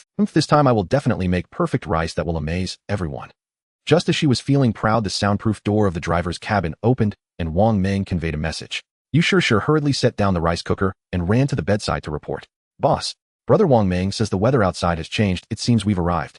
Jiang Nan nodded, helping Chun Tong cover with a blanket, then got out of bed and walked to the monitoring screen. He stood with his arms crossed, watching the ominous rain-shrouded valley on the screen. It was indeed very strange. Yet he didn't feel any fear. With the spirit words by his side, he could traverse this world. He directly typed an order on the main control panel. Guo Shuai, get out of the car. Investigate the red dot. Receiving the command, Guo Shuai didn't hesitate. He quickly swallowed the remaining biscuit, grabbed the coat hanging on the back of his chair, and his gaze became resolute. This was his first battle after acquiring the Eye of Calamity, and it was also a moment to prove his worth to the boss. Wang Ming opened the car door and pointed southeast. Follow this road, that's where the red dot is located. As he spoke, he rummaged through the toolbox behind him and tossed a rusty machete to Guo Shuai. This was a tool he had casually brought from the cellar. Although it was a bit rusty, it was quite heavy. Don't worry, Brother Wang, I will come back. Guo Shuai caught the machete, took a deep breath, and stepped into the rain curtain. He pulled out a compass from his pocket and held it tightly in his palm. Bless me, old Yang. Guo Shuai closed his eyes and prayed for a second, then suddenly opened them wide and walked towards the muddy mountain path in the southeast. Wang Ming watched his figure gradually disappear into the rain mist and sighed. I hope you can come back alive, Guo Shuai. The rain fell heavier. Guo Shuai trudged through the muddy mountain road, taking about 20 minutes. Suddenly he stopped and crouched down. On the muddy ground lay 2 tire tracks that had not been completely washed away by the rain. Wide tires, off-road tread. Someone has been here. Guo Shuai's heart tightened. It seemed very likely that the terminal signal tower was ahead, and there had already been someone who got there first. He stood up again, gazing at the winding uphill path ahead, gripping the machete tightly. Next he would have to climb the mountain. However, just as he prepared to take a step, he suddenly saw a figure in the shadow of the nearby woods waving at him. The movement was very stiff, but it was hard to see clearly in the rain. If it were a newbie who had not experienced a beating, yet they might think they encountered a survivor greeting them. But having just encountered the Scarecrow boss and almost being killed, Guo Shuai's internal alarm went off instantly. It must be a monster. Guo Shuai immediately crossed the machete in front of his chest, his muscles tense, filled with vigilance. The Scarecrow had given him despair and also caused him to develop severe PTSD. In this ghostly place, any abrupt, friendly, and strange phenomenon must be the work of a monster. Sure enough, the figure greeting him, seeing that Guo Shuai wasn't fooled, stopped pretending. Roar! The figure suddenly lowered its hand and let out a hoarse roar, then charged over. Behind it, two other similarly eerie figures followed. Guo Shuai's danger sense lit up like a red alert. It really is a monster. Perfect. It's your debut, Guo Shuai was not afraid at all. Just as he had said before, he had already died once. The barefoot are not afraid of those wearing shoes. Buzz. His left eye instantly activated. Dark golden data streams exploded in his mind. Analyzing target. Target: walking corpse, X3 race, eerie creature ability, none health, 78 paper combat power, E weakness, neck, spine. Overall evaluation: a low-level eerie creature with low intelligence and stiff movements. For you wielding a weapon, they pose no significant threat. System suggestion: the predicted winning rate is 7,030. Do you need to immediately plan an automatic combat strategy to eliminate them? Plan immediately, Guo Shuai shouted in his heart without hesitation. Because if he didn't act now, their claws would be on it. Relying on his own meager skills would surely lead to disaster. Okay, plan has been generated. Taking over the body's nervous system. Takeover successful. Automatic combat begins execution. At the moment the words fell, Guo Shuai felt his left eye tremble violently. Then all his limbs seemed to be pulled by countless invisible threads, instantly losing control. Roar! The three walking corpses had already broken through the rain curtain, revealing their deep, gray, decayed faces. They opened their mouths filled with black teeth, lunging towards Guo Shuai's neck. They were so close. Guo Shuai watched helplessly as those stinking mouths approached, desperately shouting in his heart. Hurry up, big brother. Make a move. Slash it. But just as the walking corpse was about to bite the tip of his nose, Guo Shuai moved. However, his actions were completely different from what he had imagined. Thud. Suddenly he felt his legs give way and knelt down smoothly. Guo Shuai. Huh. Not bro. Are you sure this is a battle and not surrendering? This kneeling is too standard, isn't it? Is this thing broken? Just as Guo Shuai regretted and thought he was about to be bitten to death, on the spot a miraculous scene occurred.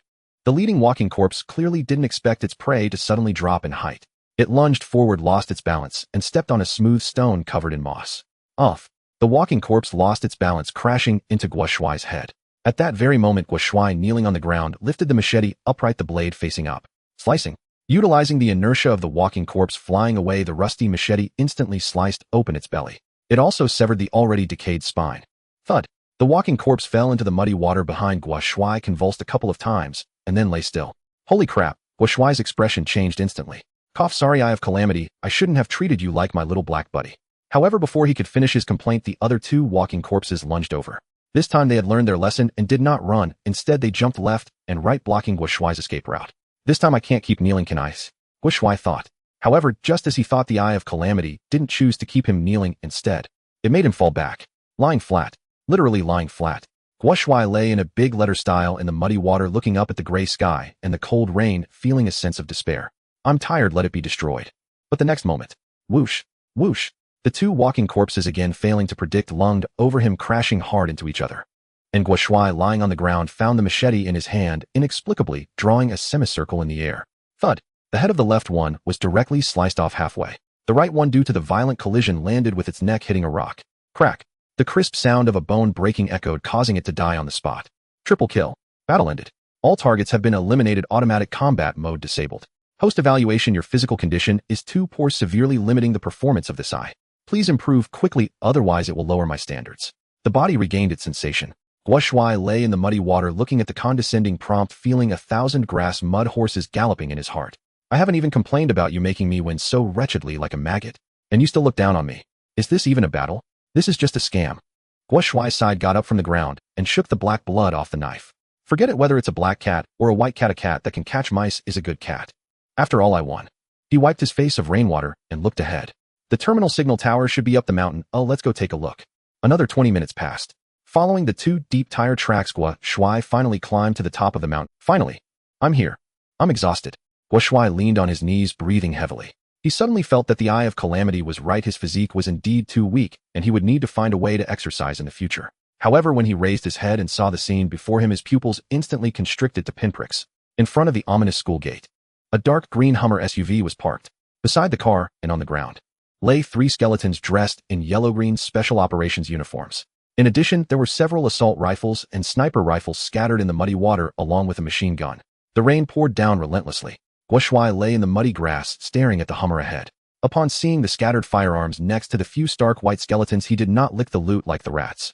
Instead, he instinctively took a half-step back. Something's not right. Guo Shuai squinted, the rain running down his cheeks.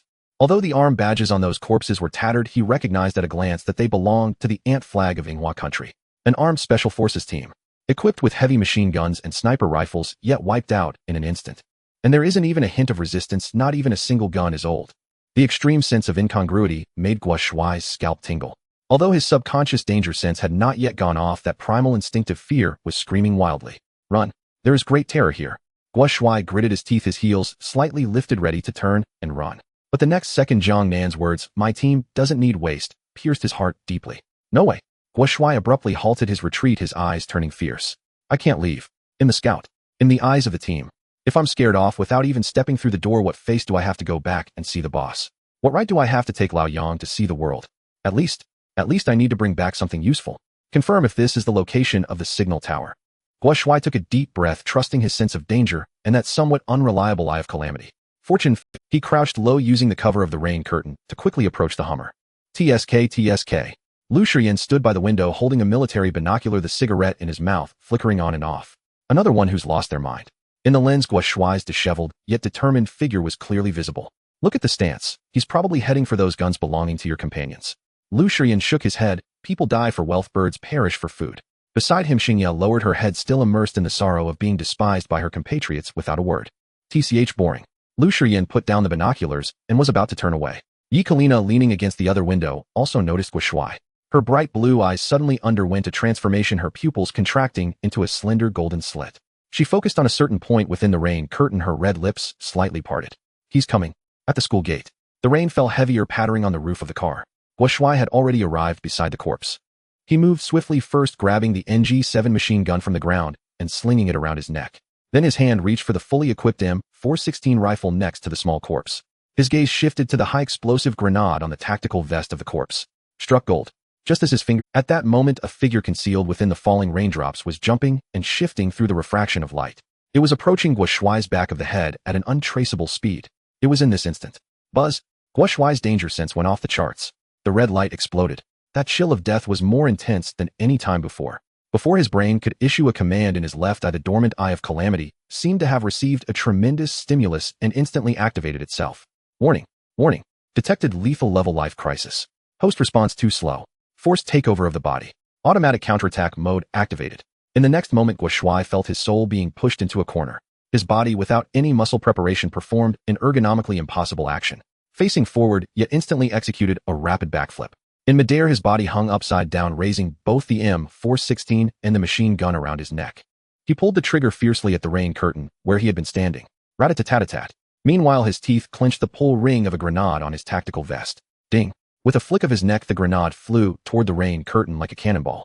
He landed, rolled, got up, and fled. This series of actions flowed seamlessly, fast enough to leave only an afterimage. Boom. The violent explosion of the grenade sounded behind him, the flames instantly engulfing the rain in that area. The alarm of his danger sense abruptly ceased. At this moment, only one. For seconds had passed. What the? Guo Shuai, who had already sprinted dozens of meters, was completely dazed. His brain couldn't keep up with the pace of his body. He only knew that something invisible had definitely wanted his life just now. And to save himself, his left eye had directly initiated a stress response. Where's the monster? Where's the information? Guo Shuai shouted in his mind as he was being controlled to run wildly. However, the eye of calamity completely ignored him. Instead, it manipulated his legs as if they had motors rushing down the mountain without looking back. At that moment, buzz. The danger sense rang out once more. Guo Shuai fearfully turned his head, but aside from the torrential rain, he saw nothing.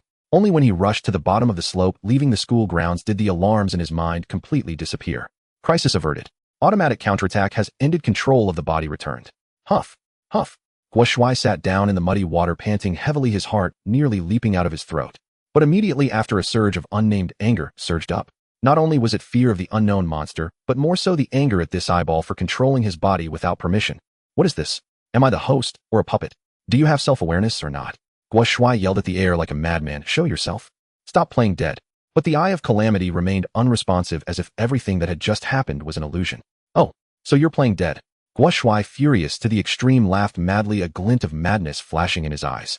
First you let the boss and Wang Ming look down on you, then you make me lie back and win like a maggot, and now you act on your own without giving me intel. Do you really think I'm Guo Shuai made of mud? He suddenly jumped up from the ground, grabbing the machine gun, and turned back toward the school on the mountain. Fine. You don't want to say right. Then we'll go back. I'm going to deliver takeout to that monster. Let's all die. Saying this, he really stepped forward with a determined stance, rushing back. 1 step, 2 steps, 3 steps. Just as he was about to re-enter the alert zone, the Eye of Calamity, which had been playing dead, finally couldn't hold on any longer. It was truly afraid of dying. This host is a madman. No, no, no. Stop. Quickly stop. An elderly and anxious voice echoed in Guo Shuai's mind. I admit defeat. It's my fault. I shouldn't mess with you. Please don't walk forward, ancestor. Guo Shuai paused, sneering. Now you know to admit defeat. Weren't you very awesome just now? What are you pretending to be a cool system for? Such a coward. The voice clearly didn't want to argue with this madman and hurriedly agreed. Yes. I am a coward. I am the biggest coward in the entire wilderness world. Please just go back, don't go forward. That monster is not something we can provoke. We will be eaten. Provoke. Guo Shuai, however, pressed on, threatening from his spot. Then you better give me the information about that monster. I want to see what it really is. Otherwise, I'm going to move forward. Hey kid. The elderly voice was filled with helplessness. It's not that I can't give it to you, it's that guy is too sinister. It hides in every drop of falling rain. I can't directly lock onto and scan it. Unless the rain stops or it reveals its true form, I can't see raindrops. Guo Shuai's heart skipped a beat. No wonder he couldn't see anything just now. Oh, it was hiding in the rain. How the hell do you fight this? He took a deep breath and asked the most critical question. Then what about you? Why was it that Lu Jia identified you as a cursed object before, but now you're just a chatterbox? Upon hearing this question, the elderly voice suddenly became proud. That little girl's identification skills. They are indeed quite good for dealing with inanimate objects, even I want them. But for living things they are quite useless, as there is a lot of variability. Not to mention me. I have roamed the wilderness world for 1,000 years, esteemed by people as God the greatest. Fit Albert. What a... Guo Shuai's eyes widened. Your name is Fit Albert. Mortal. Fit said triumphantly. So how about it? Were you scared by my thunderous name? Tremble. However, the expected worship did not occur. The next second, Guo Shuai couldn't hold it in and burst out laughing in the rain. Ha ha ha. Scared. I was indeed scared. I really didn't expect that a big demon who created its class boss was born because... Guo Shuai's expression turned exceptionally delightful as he vividly recounted, because a pair of dog lovers exposed a certain god's childhood embarrassment at a wedding. Ha ha ha. That's even more ridiculous than a certain Feng Yuan selling his secrets. I'm dying of laughter. That diary which Jiang Nan had thrown into the trash later became a reading material for a few in the car when they were bored. Especially for Guo Shuai, who because of the implanted eye read that diary most carefully, not even missing a punctuation. The voice in his mind instantly disappeared. Immediately after, Guo Shuai felt a burning sensation in his left eye like a boiling kettle. It turned red.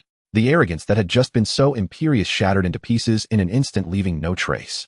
In a fit of anger, Fit pulled down his eyelid unilaterally, cutting off the connection and completely shutting down. TCH stingy. Guo Shuai stopped paying attention to him. After all, he had already obtained all the necessary information, and he had also scored a machine gun, a fully equipped rifle, and several grenades. This was a big win. Now I should be able to report back to the boss. Guo Shuai grinned, wiped the rain off his face. Inside Class 2 Year 3, Lu Shiyan put down the binoculars and a smile had transferred to Guo Shuai's face. This guy. He looked at Guo Shuai's agile retreating figure, unable to help but sigh.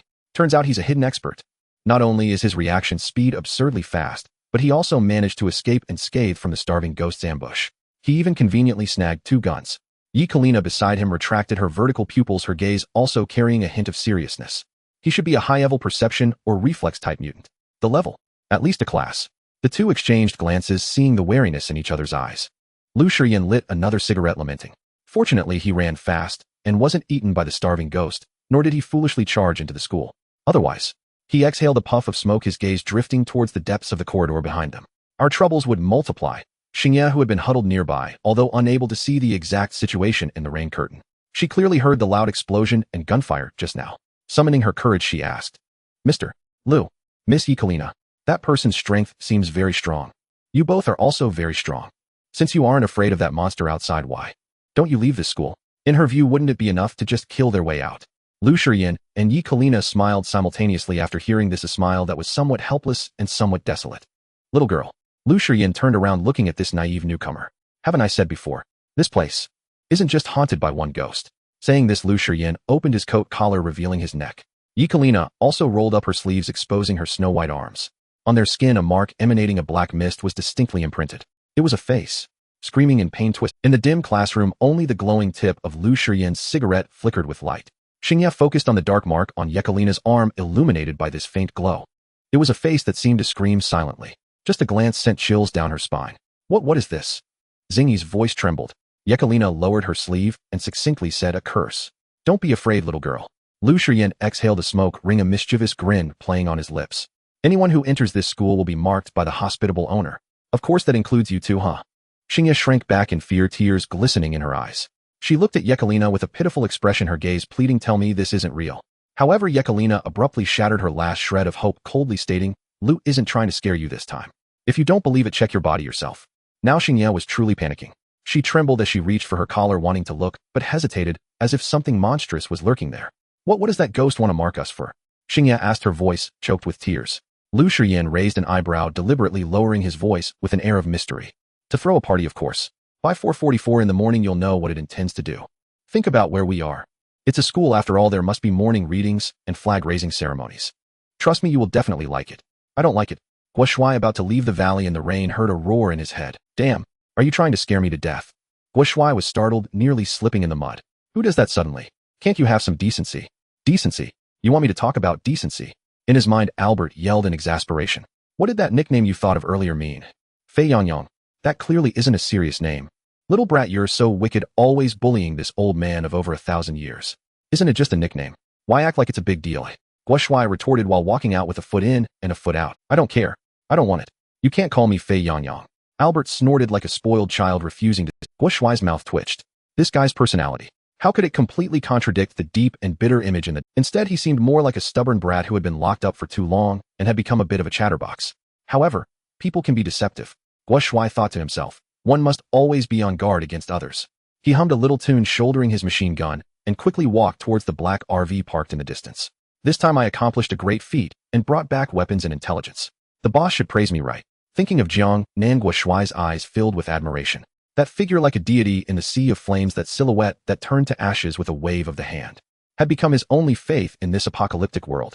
However, at that moment, Albert began to stir again. Hey, why are you following that man? Now that you have a god, we can totally go solo. When the time comes to establish our own sect, we can have whatever we want, women, resources, territory, all at our fingertips. Why live under someone else's roof? Hearing this, Guo Shuai immediately got angry. Shut up. Stop trying to fool me here. I haven't even settled the score with you about that whole seeing people through tinted glasses thing yet. Let me tell you, the boss will always be my boss. I will follow him until I die. What seeing people through tinted glasses? Don't slander my god. Albert grew anxious. I fate Albert may occasionally tell a few innocent little lies, but I never joke about crucial. Your boss, after my precise scanning the data panel, shows he's just a rank weakling. Although in terms of temperament, I admit he's quite impressive. He has his ways of showing off. But he doesn't even have any ability fluctuations. He's just an ordinary person. What's worth you being so devoted? Guo Shuai rolled his eyes, utterly unconvinced. Ordinary person? Heh, what do you know, you blind fool? Guo Shuai was certain this guy was either trying to pull his leg or was simply blind. Moreover, before the scarecrow died, this guy was still in the basement. Having never witnessed the boss might, naturally, he didn't know what divine might like a prison meant. I can't be bothered to deal with you. Guo Shuai directly muted the voice in his mind and quickened his pace. Seeing that the other party ignored him, Albert no longer sought to make things difficult. But he fell into deep thought. Strange. Could it be that I really misjudged? That man does indeed have an aura that sends shivers down my spine. But why does the data panel show only low-level values? Interesting. Really interesting. As they spoke, Guo Shuai had already arrived in front of the RV. Guo Shuai. Wang Ming, who had been lingering at the car door, saw the figure and rushed down, hugging Guo Shuai tightly. Brother, you finally came back. I was so worried. Then Wang Ming spotted the machine gun hanging around Guo Shuai's neck and the rifle on his back, his eyes instantly lighting up like light bulbs. Damn. NG7 machine gun. Fully equipped M4. Did you go shopping? Where did you get these? Guo Shuai scratched his head, laughing as he shook off the rain on his body. Good luck found them. Wang, can I get in the car first? It's really cold in this rain, and I'm all muddy. Oh, right. Look at my... Wang Ming slapped his thigh and directly started to take off his coat. Quick, take off your wet clothes and wear mine first. Don't catch a cold. This isn't too good, right? Guo Shuai felt a bit embarrassed. Oh, what's wrong with that? We're brothers. What's mine is yours. Wang Ming generously began to unbutton. Wang Gu, Guo Di. The two big men gazed affectionately at each other in the rain, the atmosphere gradually becoming a bit tense and ambiguous. Ahem. Just then the car door opened. Jiang Nan stepped out in a shirt, his expression cold, interrupting this display of deep brotherhood. He first glanced at the gear on Guo Shuai, showing little surprise. Instead, he took out a notepad and went straight to the point. What's the situation?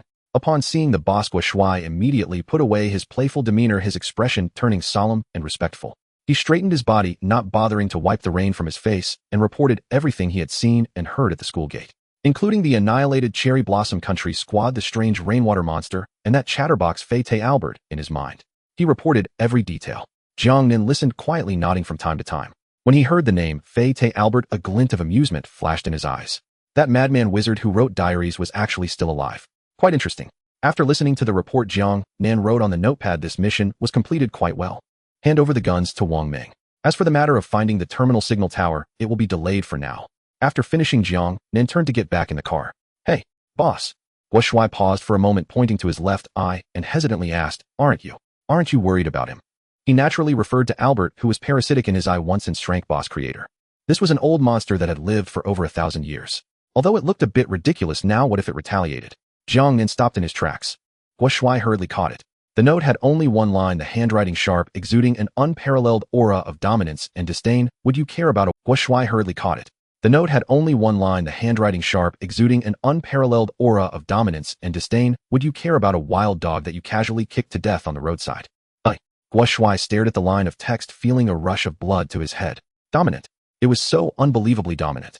Comparing a millennia-old grand wizard and shrank creator of the bizarre to a roadside wild dog. And a wild dog that was casually kicked to death. The boss truly is the boss. Guo Shuai trembled with excitement, almost wanting to bow to Jiang Nan right then and there, shouting awesome. However, while some rejoiced, others were dismayed. Bastard. In Guo Shuai's mind, Albert was thoroughly enraged, his roar causing Guo Shuai's head to throb. Wild dog. Who does he think is a wild dog? This arrogant mortal. What right does he have to look down on this god? Kid, you release control of the body. I want to duel him. I want him to know what a wizard's dignity is. How could the illustrious Fei-Te Albert ever endure such an insult? Guo Shuai sneered inwardly. Just you. Don't overestimate yourself. The boss is not someone you can provoke. If you don't want to die, be obedient. Oomph. Albert was infuriated. I see he's clearly scared. Suddenly saying to delay going, he must be afraid of that monster in the rain. I see he's just a coward. Shut up. A flash of anger crossed Guo Shuai's eyes as he sternly admonished in his heart. You are not allowed to slander the boss. The boss must have his own deep strategy. If you dare to say one more bad word, I will gouge out your eyeball and stuff it into the butt of the corpse floating outside. This physical insult was evidently very effective. Albert choked and finally could only snort coldly. Facts speak louder than words. Little brat, we'll see about this. Outside the car, the argument continued while inside there was a tranquil silence. Jiang Nan sat in front of the monitor screen, gazing deeply at the entrance of the valley shrouded in rain. Monsters hiding in raindrops. Water-type teleportation, physical immunity. Indeed, for me currently in a skill vacuum period and lacking large-scale control, means this is a somewhat troublesome opponent. If I force my way in, although I could survive relying on the deterrent power of Shrank magical skin, killing that thing hidden in the countless raindrops would be very challenging. But there may only be today left. I hope tomorrow you can still be as arrogant as you are today. Jiang Nan stood up, took off his clothes, and returned to the warm big bed. Chun Tong snuggled into his arms like a docile kitten, rubbing her cheek against his chest. Jiang Nan embraced the soft and warm body, closed his eyes, and drifted into a peaceful sleep. He was waiting for that moment to arrive. Tick-tock, tick-tock. When the hour and minute hands overlapped at the highest point. Word count quota refreshed 1, current balance 6,323. Word count quota refreshed 1, current balance 6,323. Current location Rainy Night Valley, Edge sign-in successful. The system's prompt sound arrived as promised, like heavenly music. Congratulations, host, you have obtained the Word Spirit Abyssal Court rank. Word Spirit Abyssal Court A effect, unfold a gravity courtyard with a radius of 10 meters centered on yourself. Anyone who harbors murderous intent entering this domain will immediately endure your directional super heavy pressure. Super heavy pressure 100 tons. Characteristics counter triggers stackable infinite duration ineffective against those without murderous intent. Range radius 10 meters centered on oneself. Consumption 6 words. Activation method, kneel on one knee, press the palm against the ground and whisper, this court is heavy. Halt. Suddenly on the big bed, Jiang Nan opened his eyes wide. Raindrops. Teleportation. In front of the 100-ton king, I will make this torrential rain kneel before me. Go tell them the operation continues, target the terminal signal tower. Jiang Nan handed the note to the recently awake. Got it, boss, I'll notify Wang Ming and the others right away. Lu Yuqing replied with a smile. Buzz. The tablet on the control panel lit up and Lu Yuqing's voice came through. Wang Ming, the boss is awake. Order everyone to head to the terminal signal tower. Understood. Wang Ming made an okay gesture. He then pressed the accelerator and the RV surged towards the valley shrouded in rain. At this moment, the atmosphere in the driver's cabin was lively. Wang Ming glanced at Guo Shuai in the passenger seat while driving, grinning lewdly. Guo Shuai, I just heard you speak so mysteriously. So does that mean there's an old man living in your eye now? Cough cough. Guo Shuai was drinking water and almost choked. As a veteran driver with years of experience in dormitory night chats, he instantly understood Wang Meng's insinuation. He jokingly rebuked, "Brother Wang, you better be talking about that IU, otherwise I'm going to be angry." Ha ha ha. The two of them exchanged hearty laughter filled with that unique joy understood only among men. However, the entity known as Feet Albert residing in Guo Shuai's left eye was confused. What are you talking about? Are you discussing me? Albert's ancient voice was laced with skepticism. Shoo shoo shoo. Guo Shuai disdainfully replied in his mind. Youngsters speak. Old men shouldn't interrupt. Go sit with the kids. This isn't your place. Yugi. Hearing such rebellious words, Albert became immediately displeased. TCH, you little brat, if you don't want to talk, then just don't. Why act all high and mighty? Feeling wronged by the retort, he started to annoy Guo Shuai sarcastically. If I see your so-called boss only just gave the order to depart, he must be scared.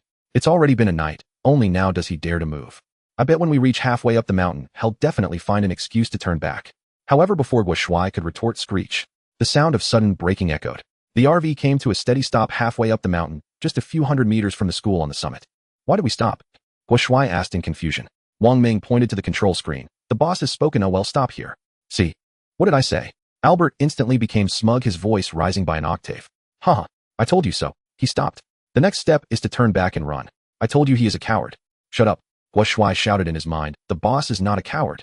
Stop being so sarcastic. Facts speak louder than words, Albert sneered. Kid, you can't afford to play this game. Why don't we make a bet? If I'm wrong and your brother really dares to confront that monster and wins, he'll reveal my hidden abilities that nobody knows about. You don't really think that I, this deity, only have automatic combat and panel analysis, do you? Hearing this, Guo Shuai was intrigued. This old guy indeed had some tricks up his sleeve. But what if you win?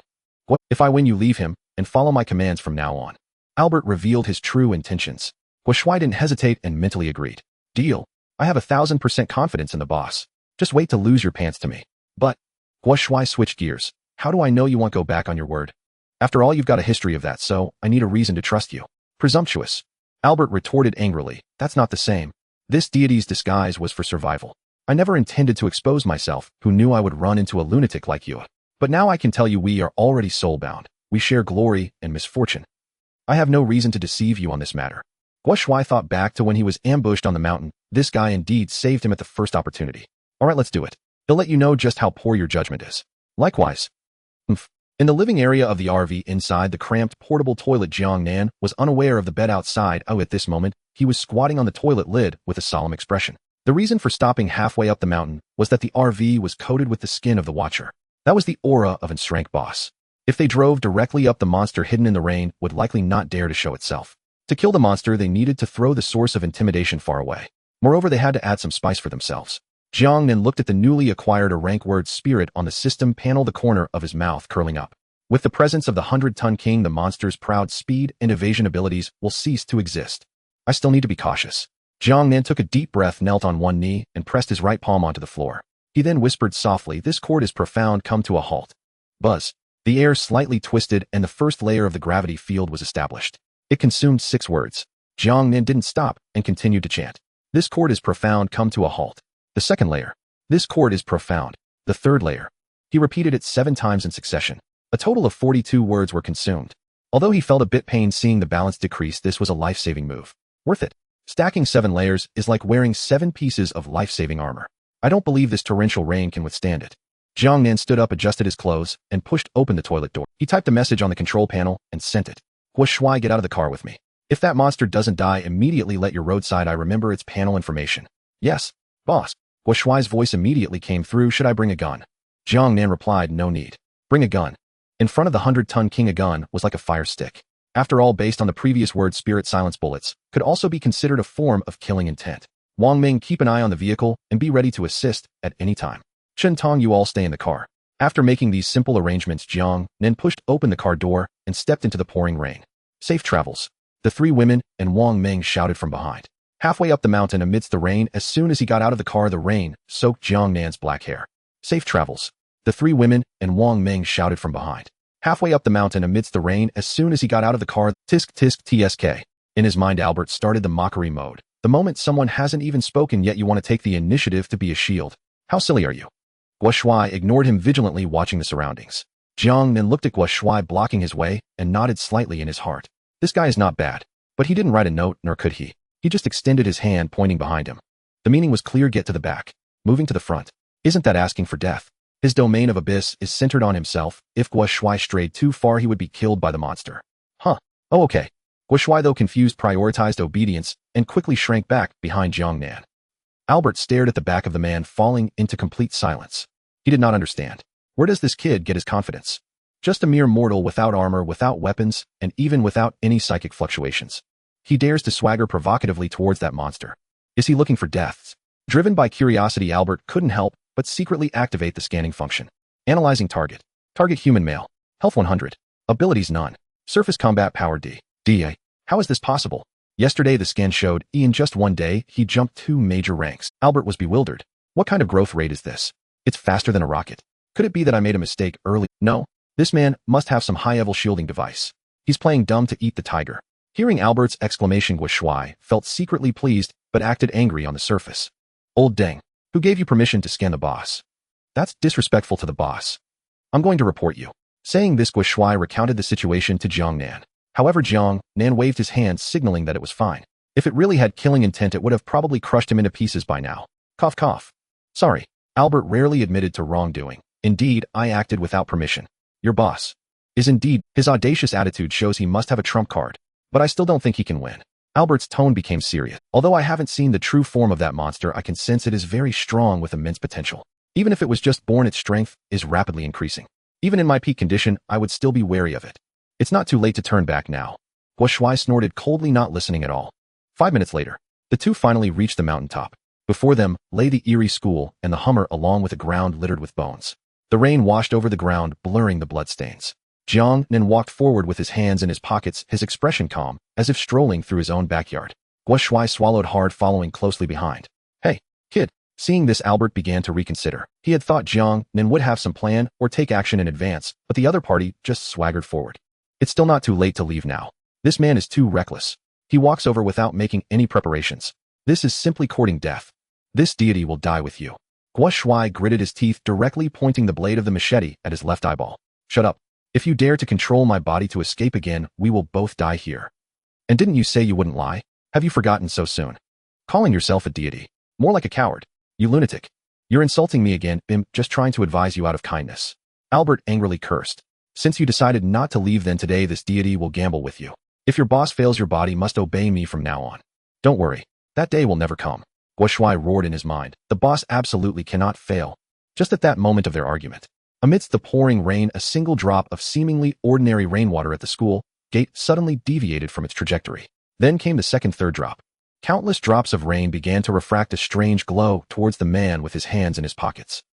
Rushing in at high speed. Class 3 Year 2. 1 minute ago. Yekarina, who had been resting with her eyes closed in the corner of the classroom, suddenly opened her eyes, revealing her golden vertical pupils. She stood up and silently approached the window. On the other side of the window, Lu Shiyin, on night watch, was crouched on the ground.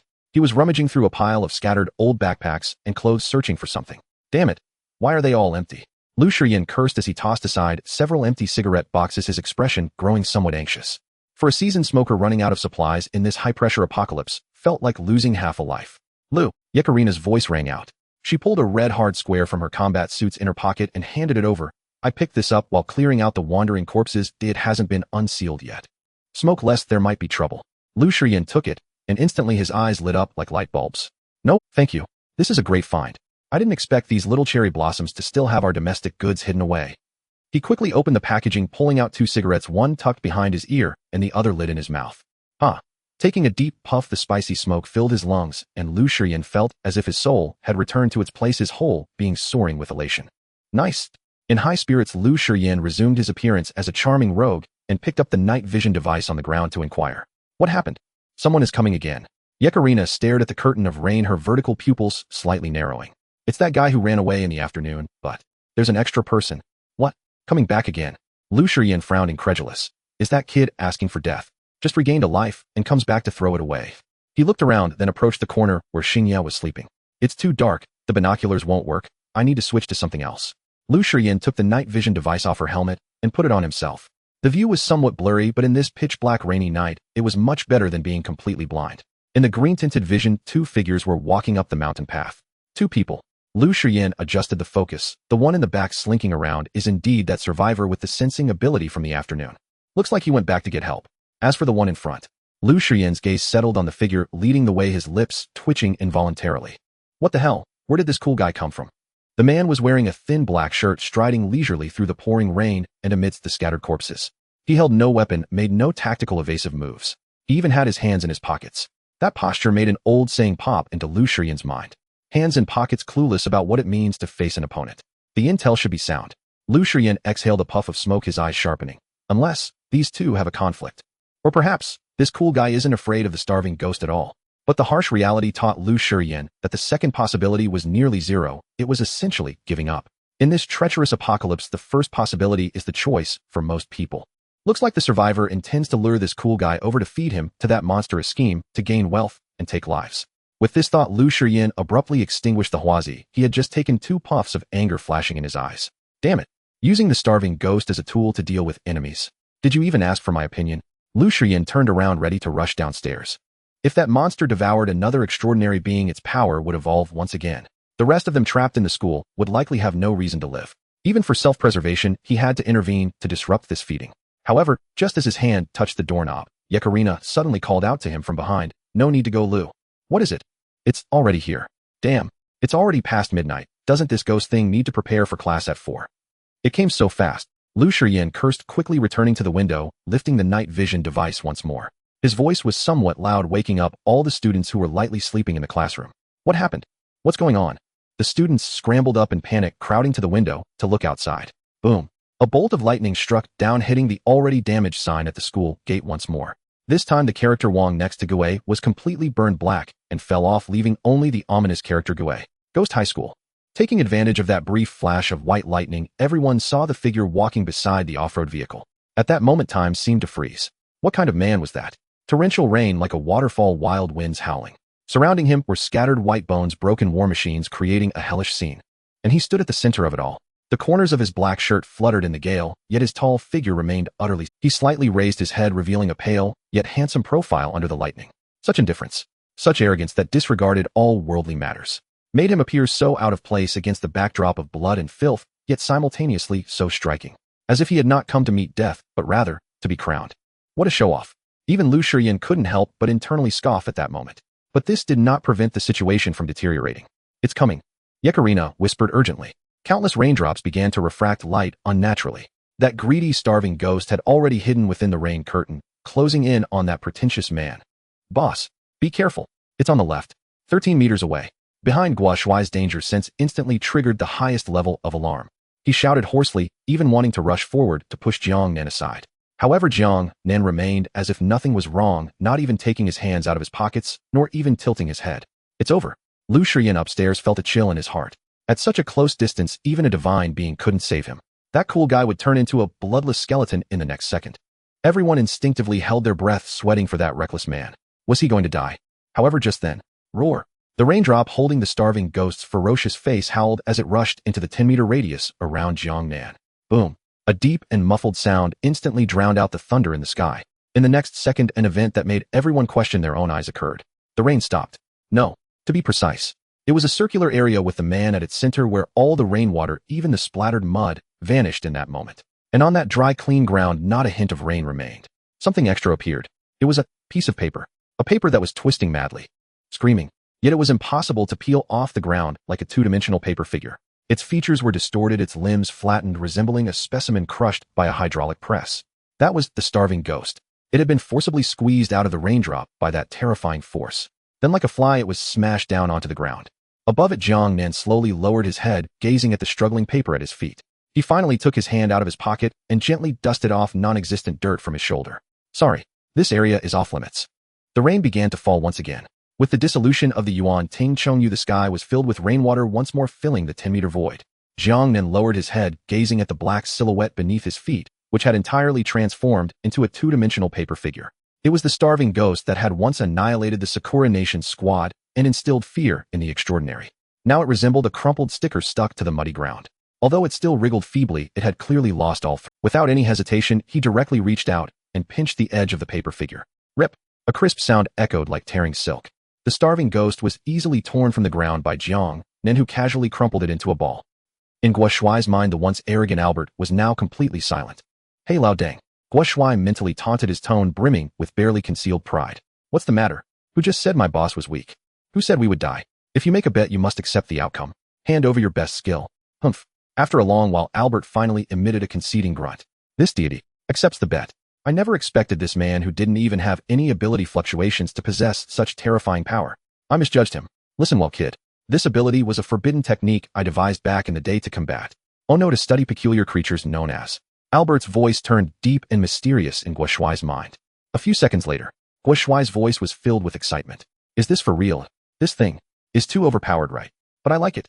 Though he didn't know exactly what it was, seeing Guo Shuai nearly drooling with excitement made it clear that this hidden ability was. At this moment, Jiang Nan paid no attention to his excited subordinate. He patted the other, signaling clearly. Call them over. Yes, boss. Guo Shuai ran back to call out. Boom. Soon after, the RV rolled over the gravel and bones on the slope, stopping at the school gate. Jiang Nan got in the car and looked at Lu Yuqing. At that moment, she also noticed the black paper in Jiang Nan's hand and instinctively adjusted her glasses, activating identification. The next second, all her drowsiness vanished. Item void, stomach level A-class, type material information, the core organ of the A-class, peculiar starving ghost possessing unparalleled elasticity and toughness. Internally equipped with a miniature folding space, it is highly suitable for crafting spatial storage equipment. Note this was expected to evolve into an S-class anomaly, but it never understood why the rain was so heavy until its death. Good stuff. Lu Yuqing wrote down the identification information on paper and handed it to Jiang Nan, her eyes filled with admiration. Boss, this is top-tier material for making spatial equipment. Wang Ming will definitely be able to make something great out of it. Jiang Nan glanced at the information, nodding slightly. A-class anomaly, A-class material. This meant that Jiang Nan was likely to secure the top spot on the newbie rankings for the 3rd and 4th days. Therefore, he no longer needed to deal with these ghostly things. Jiang Nan put away the material and looked up at the ominous teaching building not far from the car. Behind the second-floor window, a shadow could be seen swaying. However, he had no interest in dealing with those people. Whether they were survivors or extraordinary beings from other forces, as long as they did not obstruct him, they were the same to him. Jiang Nan turned around and closed the door, issuing a command at the main control panel. Go to the location of the red dot. Since the obstacle had been removed, there was no need to waste any more time. The red dot of the terminal signal tower was displayed at some location within the school. Opening the map sooner was the priority. Class 2 Year 3. Lu Shiyan and Yi Kalina did not come down.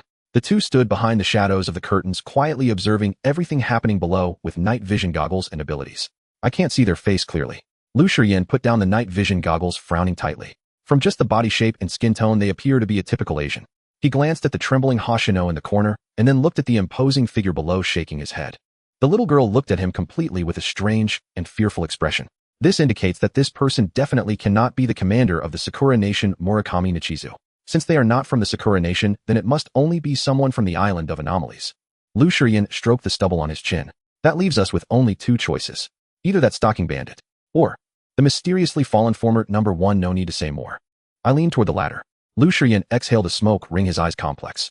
That aura of tearing A-class monsters like paper doesn't seem like something a stalking bandit would possess. But unfortunately, Lu Shiyan glanced at the black RV that was starting up, sighing. This haunted school has never been terrifying because of that gatekeeping starving ghost. If they go in now, they're likely to suffer a heavy loss. Beside him, Yi Kalina had remained silent. Her beautiful eyes seemed glued to Jiang Nan. Even though the other side had already gotten into the car, her gaze remained fixed on that vehicle. Yi Kalina. Lu Shiyan sensed his companion's odd behavior. What's wrong? Are you interested in that cool guy? Yi Kalina did not answer. Her golden vertical pupils tried to see through the internal structure of that car. Just as her gaze touched the front of the black RV, buzz. A grotesque scarecrow-like face suddenly emerged from the vehicle, grinning wickedly at her. Ugh. Yi Kalina's face turned pale in an instant, instinctively taking a few steps back, clutching her chest, nearly collapsing to the ground. She quickly closed her vertical pupils, gasping for breath, cold sweat dripping from her forehead. What happened? Lu Shiyan hurriedly supported her, his expression tense. That car has a problem. Yi Kalina's voice trembled, pointing at the RV that had already driven deep into the campus. It gives me an extremely terrifying feeling.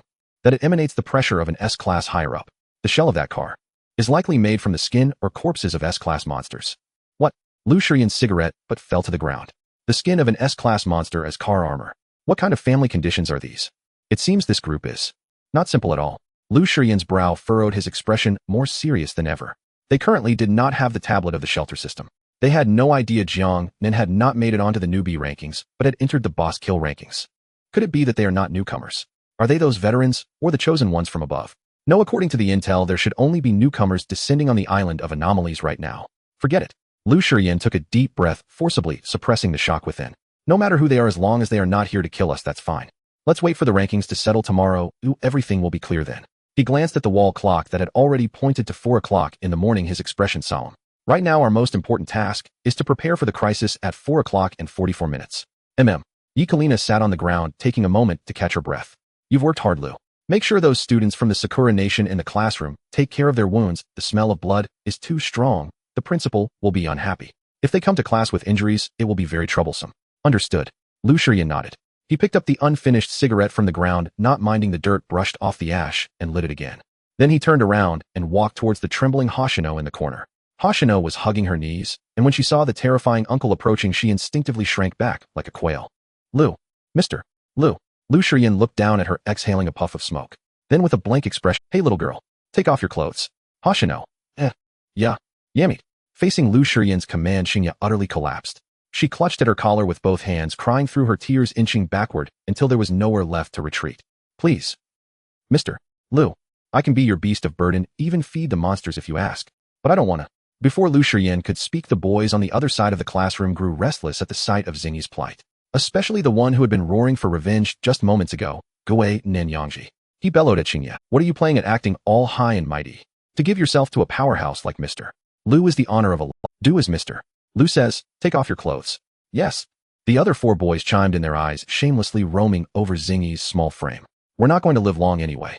Better to enjoy ourselves before being eaten by monsters. If Mr. Lu tires of her, can't he spare her to us to try? I. Seeing faces more terrifying than the beasts outside, Xingye closed her eyes in utter despair. Is this the apocalypse? Is this human nature? Or as Mr. Lu said, is this the rotten root of the Yinghua people? Hey, you idiots. At that moment, an angry shout shattered the nauseating atmosphere. The girl who had refused Xingyi's treatment stood up and pointed at the boys. Shut up. Xingye snapped her eyes open as if she had glimpsed a faint light in an endless night. So there was someone willing to help her, but the light was mercilessly snuffed out the next second. Xiaoshu, stop pretending. Gui Nanyangji sneered back. Who doesn't know you were the school's public bus at your old place? Always hunting older men. What right do you have to lecture us? Xiaoshu laughed coldly, her eyes full of scorn. What right do I have? Because Mr. Lu is here. He is the king of this school. You sewer rats have no right to covet what belongs to him. The sound of something snapping echoed in Xingyi's chest. It was not mercy they offered her. It was the protection of a strong man's ownership. Xiaoshu pressed her attack, pointing at Gui Nanyangji. Especially you, Gui Nanyangji. I saw it with my own eyes when you ran away. Your sister Gui Nanli deliberately drew that monster away to save you. And you coward. You fled without even looking back. You even shoved your sister. You pathetic weakling. Murderer. How dare you put on airs here? You. The accusation struck the darkest corner of Gui Nanyangzi's heart. His face flushed visibly with shame and fury. The other 4 boys, stunned by this explosive revelation, looked at him now with strange, altered expressions. Shut up. You're lying.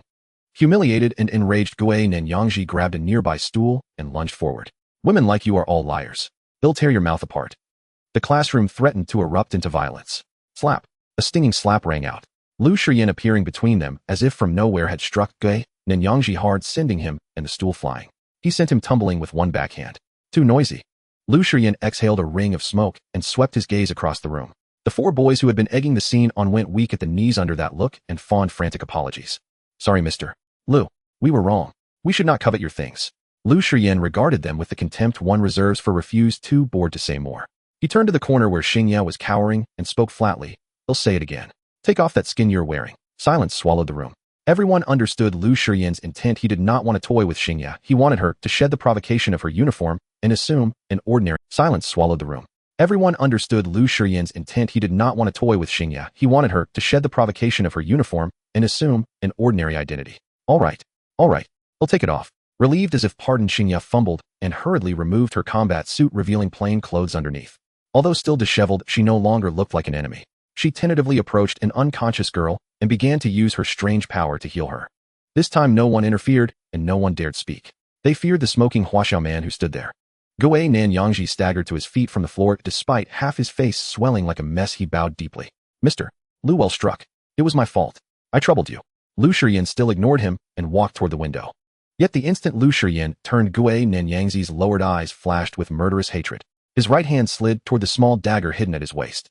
Die, damned Huaxia. You humiliated me, you'll take you with me. just as he drew the blade and aimed for Lu Shiyan's back of the heart. A blur of motion passed. Gui Nanyangji felt his chest as if struck by a giant hammer. He spun in the air and crashed to the floor. Sorry, Lu. Yi Kalina, who had not spoken until now, retracted her long, powerful leg and said coolly. But I held back, he shouldn't be dead. Before she finished, Yi Kalina's pupils snapped constricted. The fallen Gui Nanyangji did not writhe in pain as expected. The dagger, the one he had been holding, was now lodged in his own chest at the very heart. Blood gushed out instantly, staining the ground crimson. Gur. Blood foamed at his lips. He convulsed twice and lay still. Damn. Lu Shiyan's half-smoked cigarette fell to the floor as a grimace of pain twisted his mouth. I knew today was unlucky. Even cold water gets my teeth stuck. This was a grave problem. In this uncanny school, killing transgressed a taboo. Then on the cooling corpse's hand, the black human face mark that had been still began to writhe, seeping tendrils of ink. It was a curse, the gaze of the school's true master, the principal. Meanwhile, out on the campus field, the air after the rain was unusually fresh but carried a chill. Jiang Nan led the team through the teaching buildings to an old tower at the corner of the playground.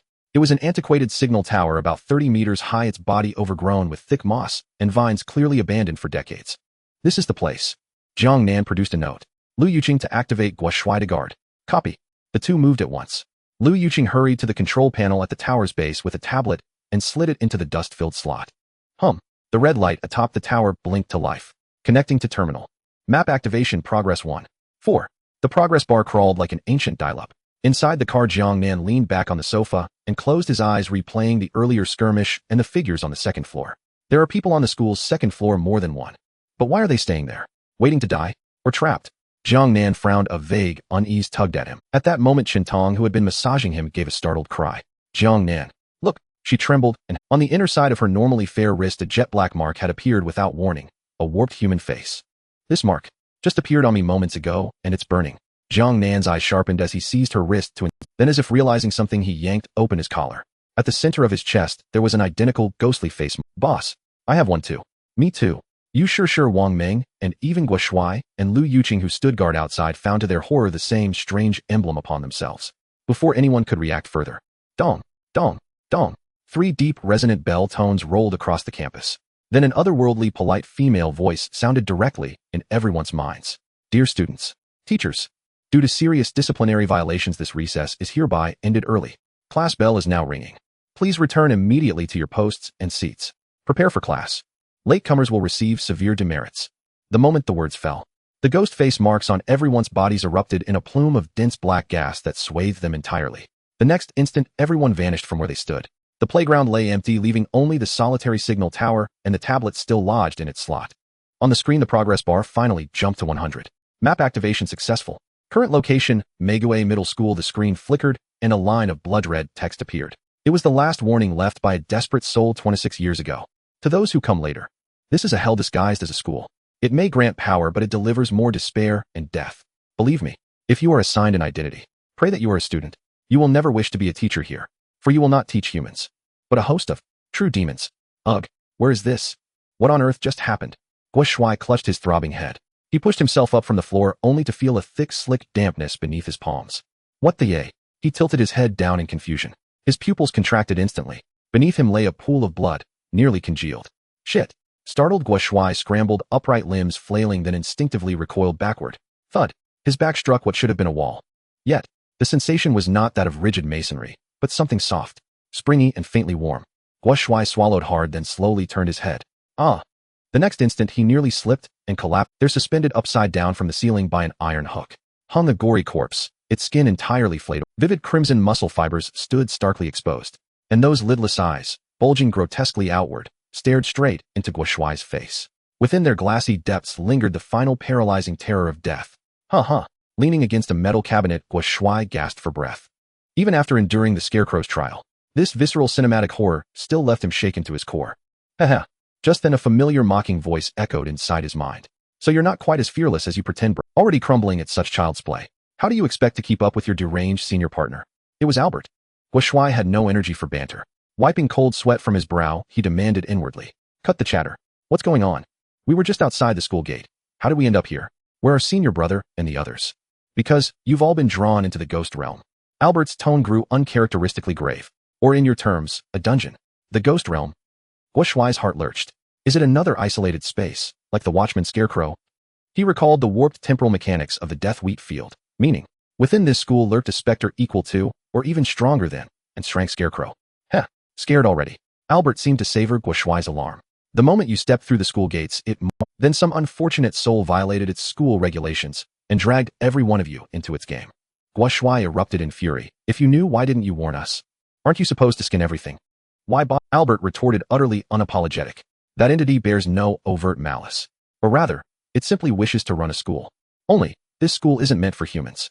It's for ghosts. Think deeper. What is the fundamental purpose of, precisely, to select and cultivate the intelligent and the strong? This institution serves the same purpose. Only those who obey its rules and pass its trials may survive. At that, Albert's voice began to fade, growing distant and ethereal. Enough. I'm exhausted. A realm of this magnitude suppresses my spiritual form. I shall now use the new ability I granted you wisely. Deliver an outstanding performance. Don't disappoint me, and don't die, brat. His voice dwindled, then vanished entirely. Hey, old man. Guo Shuai called out twice. Silence answered. Either Albert truly slept, or withdrew to evade detection. The intelligent and the strong. Mulling over Albert's words, Guo Shuai couldn't help but mutter. Then where does senior brother fit in? Knowing his temperament, he'd refuse to take the test, and tear the exam paper to shreds instead. Then storm the principal's office and kick the principal across the room. As he spoke, a soft drip echoed. He suddenly noticed the black ghost face mark on his wrist, now glowing with crimson numerals. 0631. 0630. A countdown. Guo Shuai's pulse quickened. Does it hold hidden, or is it a death timer? Refusing to waste time, he swiftly scanned his surroundings. This was a changing room. 2 rows of rust-red metal lockers, blood splattered across the floor, garments strewn haphazardly. It resembled the sports locker rooms he'd seen in Japanese anime, the kind found in cherry blossom schools. So this is inside that Japanese high school. Guo Shuai murmured to himself, then began inspecting each locker. Name tags adorned the doors. Tanaka Natsuki, Yekaterina, Mikami Maseo. All female names, so this must be the girls' changing room. Guo Shuai approached the door and cautiously peered outside. But the moment half his head cleared the threshold, he snapped his neck back like a startled turtle. For in the corridor beyond the changing room, a group of male students in black high-collared uniforms, eyes grotesquely rolled upward, surrounded a body on the floor. They were ravenously devouring the corpse of a girl in a sailor uniform.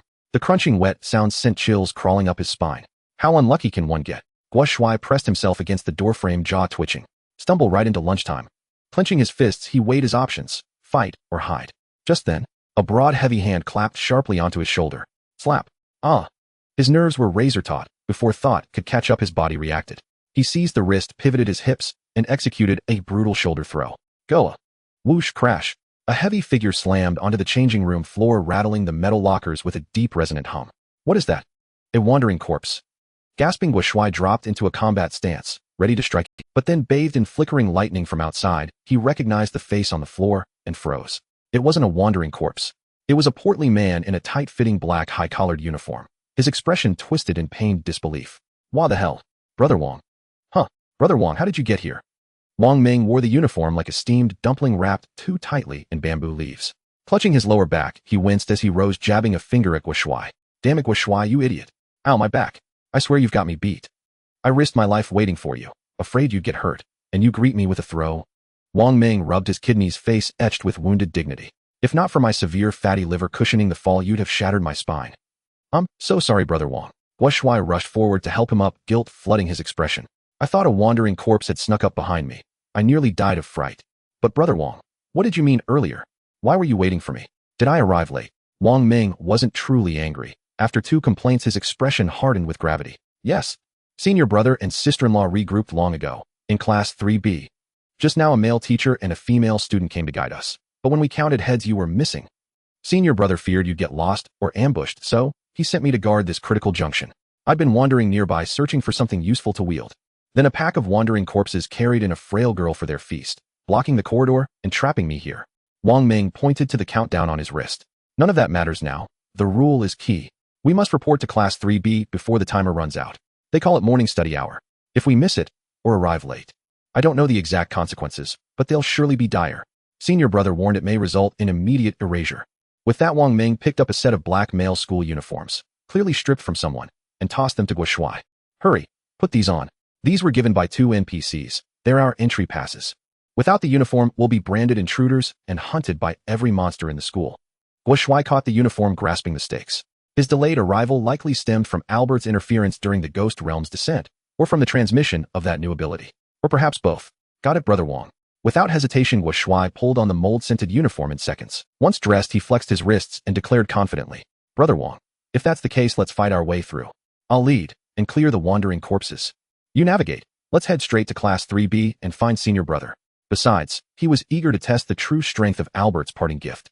Agreed, I trust you. Wang Ming grinned at Guo Shuai's unwavering gaze. Then he strode to the row of dented lockers and gripped two doors with both hands. Squeak. With brute force, he wrenched both heavy steel doors clean off their hinges. Next, with practiced ease, he bent the metal twisting hinges and wires into shape. In moments, he fashioned two crude, yet sturdy forearm guards. Here were these. He handed them to Guo Shuai. Don't get bitten. Movies say these zombies carry toxins. If infected, I won't be able to save you. Thanks, Brother Wong. Warmth swelled in Guo Shuai's chest. Truly, a brank mechanist, transforming gear barehanded was nothing short of masterful. He strapped on the guards, drew a deep breath, and retrieved the cleaver dropped earlier. Let's go. Side by side, they stepped through the doorway and faced the feeding horde in the corridor. Guo Shuai stood at the door of the changing room, feeling the fresh power in his left eye. It was the legacy left to him by the old Albert before he fell into slumber. New ability application of knowledge. Based on the fusion of the rank ability Elemental Resonance and Eye of Disaster Analytical Capacity. Effect can analyze the principles of others' techniques and forcibly pirate a low-tier version using elemental power. Currently loaded wind pressure pirated from Jiang Nan. Evaluation, though it's a pirated version and the principles differ, it excels in its affordability. Guo Shuai smirked, his eyes filled with fervor. A leader like that deserves loyal followers. Since the boss can make the rain kneel, is it not reasonable for me to make this group of zombies kneel too? He adjusted his ill-fitting black school uniform, mimicking Jiang Nan's nonchalant demeanor from memory. With his hands in his pockets and chin slightly raised, he swaggered out of the door. Behind him, Wang Ming also puffed out his belly, wearing makeshift arm guards made from wardrobe doors, following him with an air of arrogance. The two moved in tandem. At this moment, if there were background music, it would definitely be the battle theme from Pacific Rim, complete with deep bass. In the corridor, the group of wandering corpses that had been feeding heard the commotion and stopped their gnawing, blood-soaked mouths, turning towards the noise. They fixed their gaze on the two oblivious transfer students. Dozens of murky eyes emitted a thirst for blood. Guo Shuai let out a cold snort, slowly extending his right hand to cover his right eye, revealing only his left eye that emanated a red glow. The pose was juvenile and pretentious. Kneel down. He suddenly spread his 5 fingers and pressed forward towards the crowd of wandering corpses. Wind pressure. Boom. Though it lacked the terrifying force of Jiang Nan that could even collapse the ground, a visible violent airflow instantly exploded in the narrow corridor. It was as if an invisible giant hand had slammed down hard on the heads of the wandering corpses. Crack, crack. The sound of bones fracturing echoed intensely.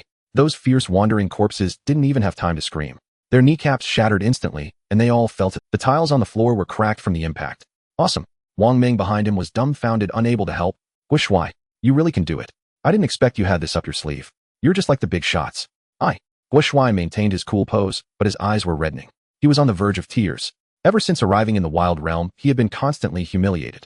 He was frightened into urination by the scarecrow, had his body taken over by Albert, and was used as bait by his teammates. Even his one big win was like lying on the ground like a maggot. It was too frustrating. And now, looking at the monsters kneeling before him, he finally tasted the true flavor of victory in battle. That was the taste of a champion. Whoa, old Yang, did you see? I've made it. Guo Shuai was so excited that tears almost welled up in his eyes. However, he was indeed cool. The side effects were also quite significant. Although the wandering corpses had broken legs, they were not completely dead. As pain-immune monsters, they exchanged glances. Roar. Several strong wandering corpses suddenly grabbed their companions' arms and hurled them like shot puts. They threw 2 wandering corpses towards the still-stunned Guo Shuai. Watch out. Wang Ming reacted quickly, grabbing the back of Guo Shuai's collar and yanking him back. Bang. The 2 wandering corpses crashed into the spot where Guo Shuai had just stood, their claws grazing the arm guards without penetrating. Guo Shuai, don't just stand there. Take them out. Wang Ming shouted. I can't do it. Guo Shuai's face turned pale, his legs trembling as he weakly. The previous wind pressure technique, though a pirated version, had drained all his energy for someone with only frank physical attributes. Now he felt as weak as if he had been an aircraft captain 10 times in a row, lacking even the strength to lift his arms. Roar. The thrown wandering corpse, though legless, crawled swiftly on its arms and lunged at him with its mouth wide open. Damn it. Wang Ming raised his arm guard and smashed the wandering corpse's head with a punch, shouting, run. If you're out of energy, don't force it. Guo Shuai nodded, about to turn and flee, only to find his legs felt as heavy as lead, unable to move.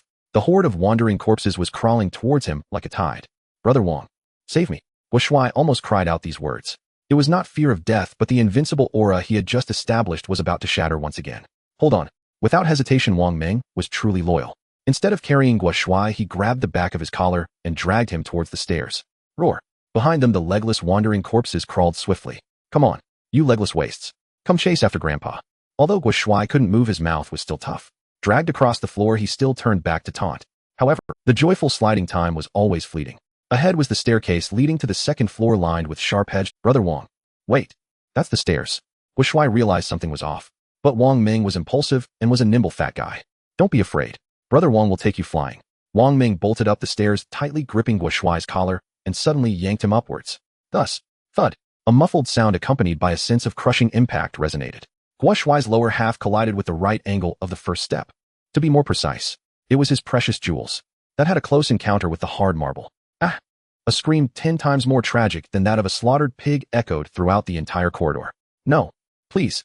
Guo Shuai's face instantly turned the color of pig liver, his features contorted more grotesquely than the wandering corpses behind him. However, Wang Ming, who was running ahead, misinterpreted the wind and footsteps. Don't stop. Wang Ming turned back to take a look, noticing Guo Shuai screaming so loudly, thinking it was the wandering corpses behind them catching up. Don't worry, Guo Shuai. I may look heavy, but I'm a nimble fat guy. Last year's physical test was a 50-meter sprint in 7. Since you told me not to stop, I'll speed up now. Hold on tight. Wang Ming opened full throttle, dragging Guo Shuai as they raced up the stairs. Thud, thud, thud. Guo Shuai felt like he was playing the piano, crashing against each step wildly. I didn't mean it. The precious jewels were almost sparking from the friction.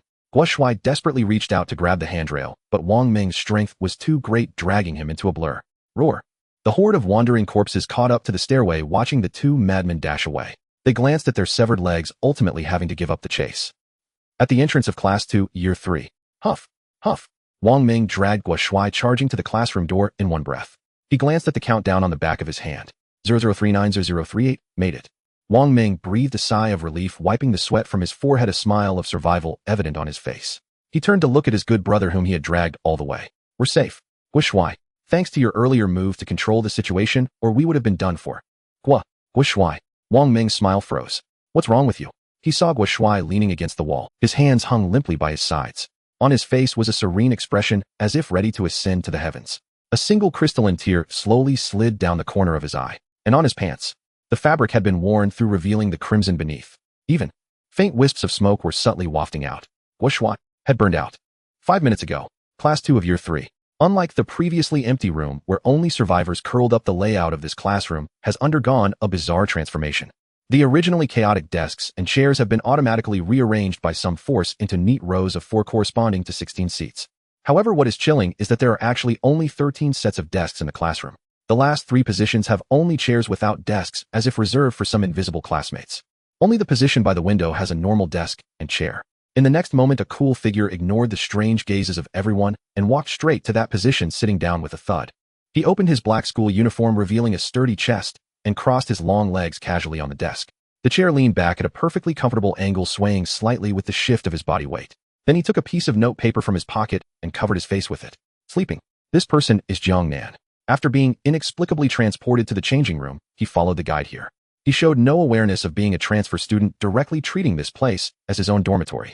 On the podium, Lu Shiyan held a cigarette, frowning as he looked at the man covering his face with a note. This guy really is a maverick. Indeed, it was he and Yi Kaling who had gone downstairs to meet them just now. However, this guy named Jiang Nan has an outrageous attitude. He didn't say a word the entire time, leaving all communication to a bespectacled girl under him. That kind of self-important aura made even the girls hand over whatever he wanted. Moreover, isn't he too cold-hearted towards his subordinates? He actually made his subordinates wait for someone who would never come. Lu Shiyan recalled the little fatty left in the chain. That changing room is a trap point on the way, often haunted by wandering corpses. Besides, he would definitely not wait for that perceptive ability user. Because if anyone violates the rules within the school, everyone will be punished. But this punishment is random, and the chosen one's outcome is naturally. Sigh. Lu Shiyan sighed and flicked the ash off his cigarette. Forget it, maybe that person's combat ability is strong enough that I old guy don't need to worry. He said, looking at Lu Yuqing, who was sitting in the front row, and asked tentatively, hey little girl, your partner, named Wang Ming, should be quite strong, right? Otherwise, how would your boss dare to leave him there alone? Lu Yuqing was cleaning her glasses and replied curtly with, not strong, just a bit tougher than an ordinary person. Lu Shiyan, not strong. Then why did your boss leave him there? Isn't he afraid he'll die? Lu Shiyan was puzzled. A boss's orders are orders. Lu Yuqing said coldly, her tone like a fanatic. Lu Shiyan was somewhat speechless. This is clearly dodging my question. So he changed to a kindly smile, trying to appeal to her feelings. Little girl, don't be so hostile. I am also a Huaxiao person, we are fellow countrymen. In this hellish place, fellow countrymen should help each other. I am not a bad person. Humph. Lu Yuqing sneered directly at this mention. Fellow countrymen see each other, but end up with a knife in the back. In this apocalypse, who knows if you who are with the Sakura country people are not a rare one. Don't try to get close. As she spoke, Lu Yuqing directly raised her middle finger, sending an international friendly gesture. Get lost. You sure sitting next to her also joined in on the fun, making a face. Hee hee. Stinky uncle. You can't fool us. The boss said at a glance that you are not a good thing. Lu Shiyan was so angry his scalp tingled, the veins on his forehead bulging. If possible, he really wanted to transform into a strong man and give these two ignorant girls a set of deliberate punching. However, what the other side said also made sense. He indeed had the thought of probing for information. What infuriated him the most was that how did he look like a bad person? Clearly he is a witty, elegant, weathered, and story-laden handsome uncle. In search of validation, he turned to look at Yi Kailing, who was sitting in front of Jiang Nan, pointing at his face. Yi Kailing, tell me honestly, do I look like a bad person? Yi Kailing glanced at him indifferently and seriously nodded. Lu, one should have self-awareness. Your appearance belongs to the kind that can be locked up without trial in a prison in the Sioux country. Lu Shiyan was completely broken. He stopped talking silently, turned around, and began to draw circles in the corner of the podium. Below the stage, Lu Yuqing looked at Lu Shiyan's dejected back with narrowed eyes. Although she verbally attacked him, she remained vigilant in her heart. This uncle and that white-haired woman have unfathomable power. Then she turned her gaze to the other two women on the podium. They were two women dressed in teacher uniforms. One was clumsily adjusting her tie, wearing a black silk-fitted skirt, and looking very nervous. Chintong. The other had bandages wrapped around her thigh with a harsh appearance and cold eyes. At this moment, a petite girl was squatting beside the harsh woman. Her hands emitted a soft white light, healing the gunshot wound on her leg. Identification. Lu Yuqing pushed her glasses, and the skill activated. Name Q2 Ran race human body comprehensive data F level status seriously injured recovering. Qualification D level ability Eagle IC level possesses ultra-long dynamic vision and insight capability. Name Hoshino Hikari race human body comprehensive data F level status healthy. Qualification D level ability healing light B level can rapidly heal external injuries without consumption, even able to regenerate severed limbs. Looking at the names, two Sakura country people, and both have abilities. Lu Yuqing rubbed her chin, recalling the broken Hummer at the school gate and the heavy weapons on it. These two are likely military personnel from the Sakura country. The one named Q2 has a very dangerous gaze. She must be particularly careful moving forward. Analysis complete. Lu Yuqing looked at Chun Tong, who was still struggling with her buttons on the podium. As a former foreign language teacher, although Chun Tong had an attractive figure, at this moment facing so many bizarre students and unknown dangers, she was clearly panicking, her hands shaking. Teacher Chun. Lu Yuqing comforted softly, don't be afraid, the boss is sitting below. Just treat it as teaching a bunch of little radishes. Whoever dares to cause trouble, the boss will take care of them. Hearing this, Chin Tong instinctively glanced at the figure sleeping in the back row, and her inner panic calmed down considerably. Meanwhile, sitting in the second-to-last seat in the back row, Yi Kailing turned around staring at Jiang Nan behind her. This man. How did he so easily kill that starving ghost? How did he strip this glass anomaly skin to make a car cover? As a woman from a battle nation, she has a natural admiration and desire to conquer strong individuals. Her immense curiosity sparked a strong interest in Jiang Nan. Hello. Yi Kailing took the initiative to speak. Let's get acquainted. I'm Yi Kailing. From the Sioux country. My mother is from the Sioux country, and my father is from Huaxia. In other words, I am half. She confidently brushed her white hair behind her ear, revealing her exquisite profile. However, Jiang Nan didn't even lift his head, let alone open his eyes. His hand was pulled away from his face and casually flicked. Slap. A note was stuck to Yi Kailing's high-bridged note. Yi Kailing was taken aback. She angrily took the note off. When she saw the content on it, her eyebrows instantly shot up, her azure eyes filled with fury. For it only wrote a powerful character. Get lost. You. Yi Kailing gritted her silver teeth. She considered herself to be stunningly beautiful, even recognized as the ice goddess in the military academy of the Sioux country. She didn't know how many admirers lined up wanting to say a word to her. This man actually told her to get lost. However, what she didn't realize was, in the eyes of this campus flower, Jiang Nan looked at her as if she were a joke. A woman.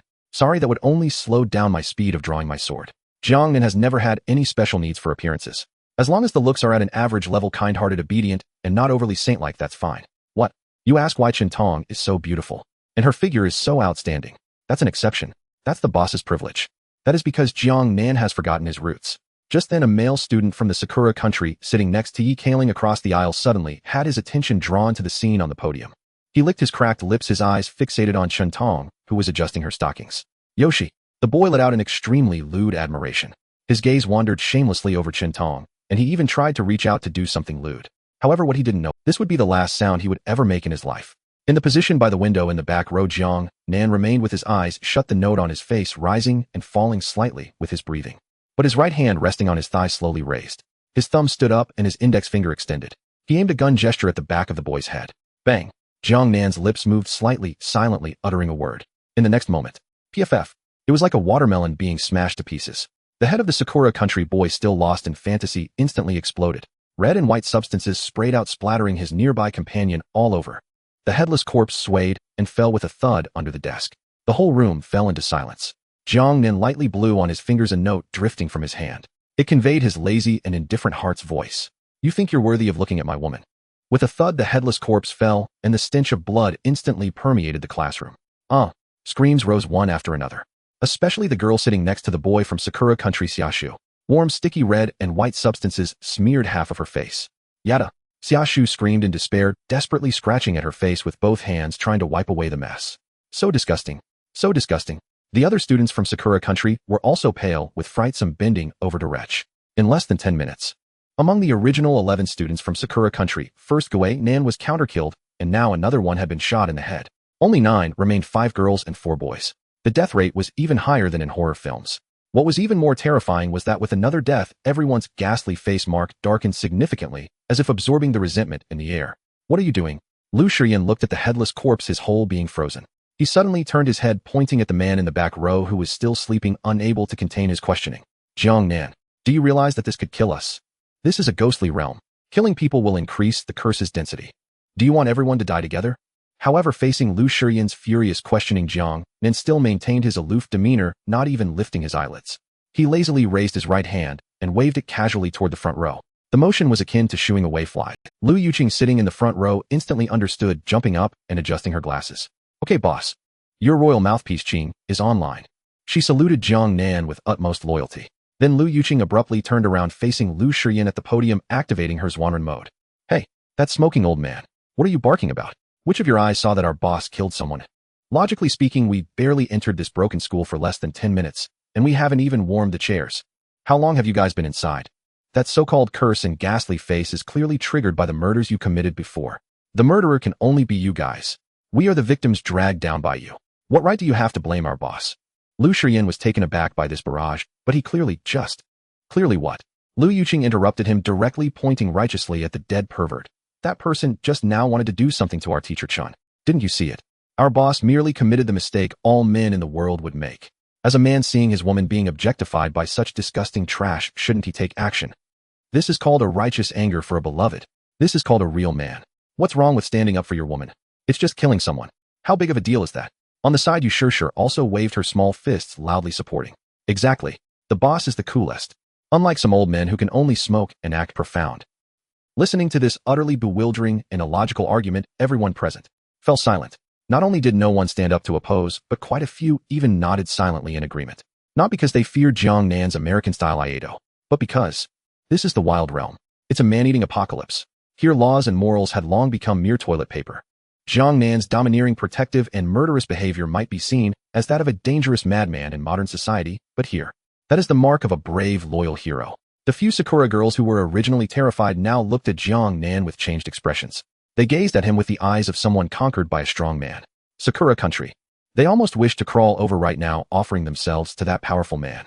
But thinking of their rich experiences, they feared he might find them repulsive, or even bring about their own demise, so they could only regretfully dismiss that thought. As for the remaining 4 boys, they were almost scared to pee. Although they also thought this is too cool in their eyes, Jiang Nan was simply a living king of hell who wouldn't blink while what if the next one was themselves?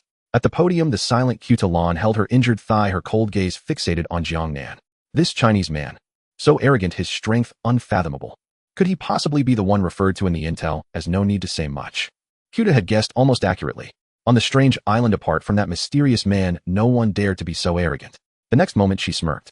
Fortunately, I activated the highest level radio distress signal before abandoning the vehicle to escape. When the time comes, reporting this Chinese man and Lu Shiyan's information to him would be killing 2 birds with 1 stone. With this merit, my prestige in the family will increase even more. Even if my supernatural ability is only Class C, I will possess the strength to contend for the family head. Q2 was daydreaming. The nearby Hoshino Hikari saw her expression and opened her mouth to advise. But remembering the other party's illustrious family background and ruthless methods, she ultimately lowered her head weakly. The other person harbored the pride of a noble and would never listen to her, a mere commoner. Meanwhile, in the front row, Qin Tong was gazing adoringly at the figure sleeping in the back row, her eyes nearly bursting with pink hearts. Who wouldn't like a boy who stands up for them? Even if he is a demon, he is still her demon. You guys. Lu Shiyan was rendered speechless by Lu Yuqing's barrage, nearly losing grip on his cigarette. All right, Lu.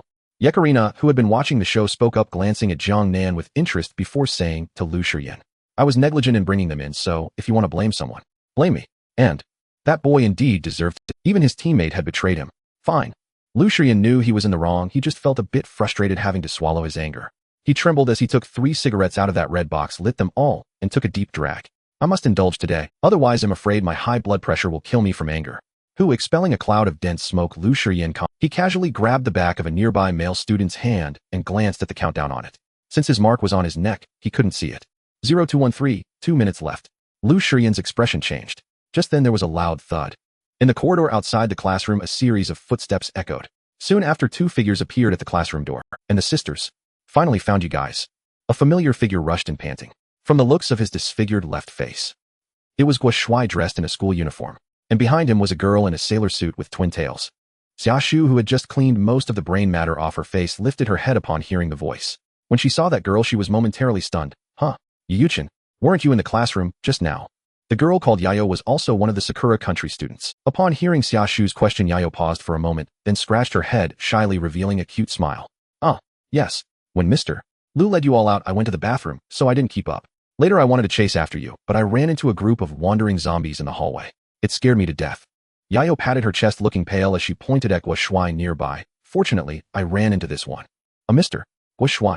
Otherwise I would have really become Yuqin. You're so lucky. Xiaoshu let out a sigh of relief, but soon a hint of jealousy flashed in her eyes. She glanced at the man with the disfigured left face. This person seems to be the extraordinary one who successfully escaped from the starving ghost before. And he's also Jiang Nan's little brother. Now it's great. Yayo has become a roasted chicken who flew up the branches to become a phoenix. What if she gets to hug his thigh? Xiaoshu felt a pang of sourness in her heart. So she quickly waved her hand, revealing what she thought was her most charming smile. Yuqin, come over. Sit next to me. She planned to introduce herself to this strong man under the guise of being a little brother's woman isn't bad. He shouldn't mind that I'm dark-skinned. Okay, I'm coming right now. Yayo maintained her sweet smile, bouncing over to Xiaoshu.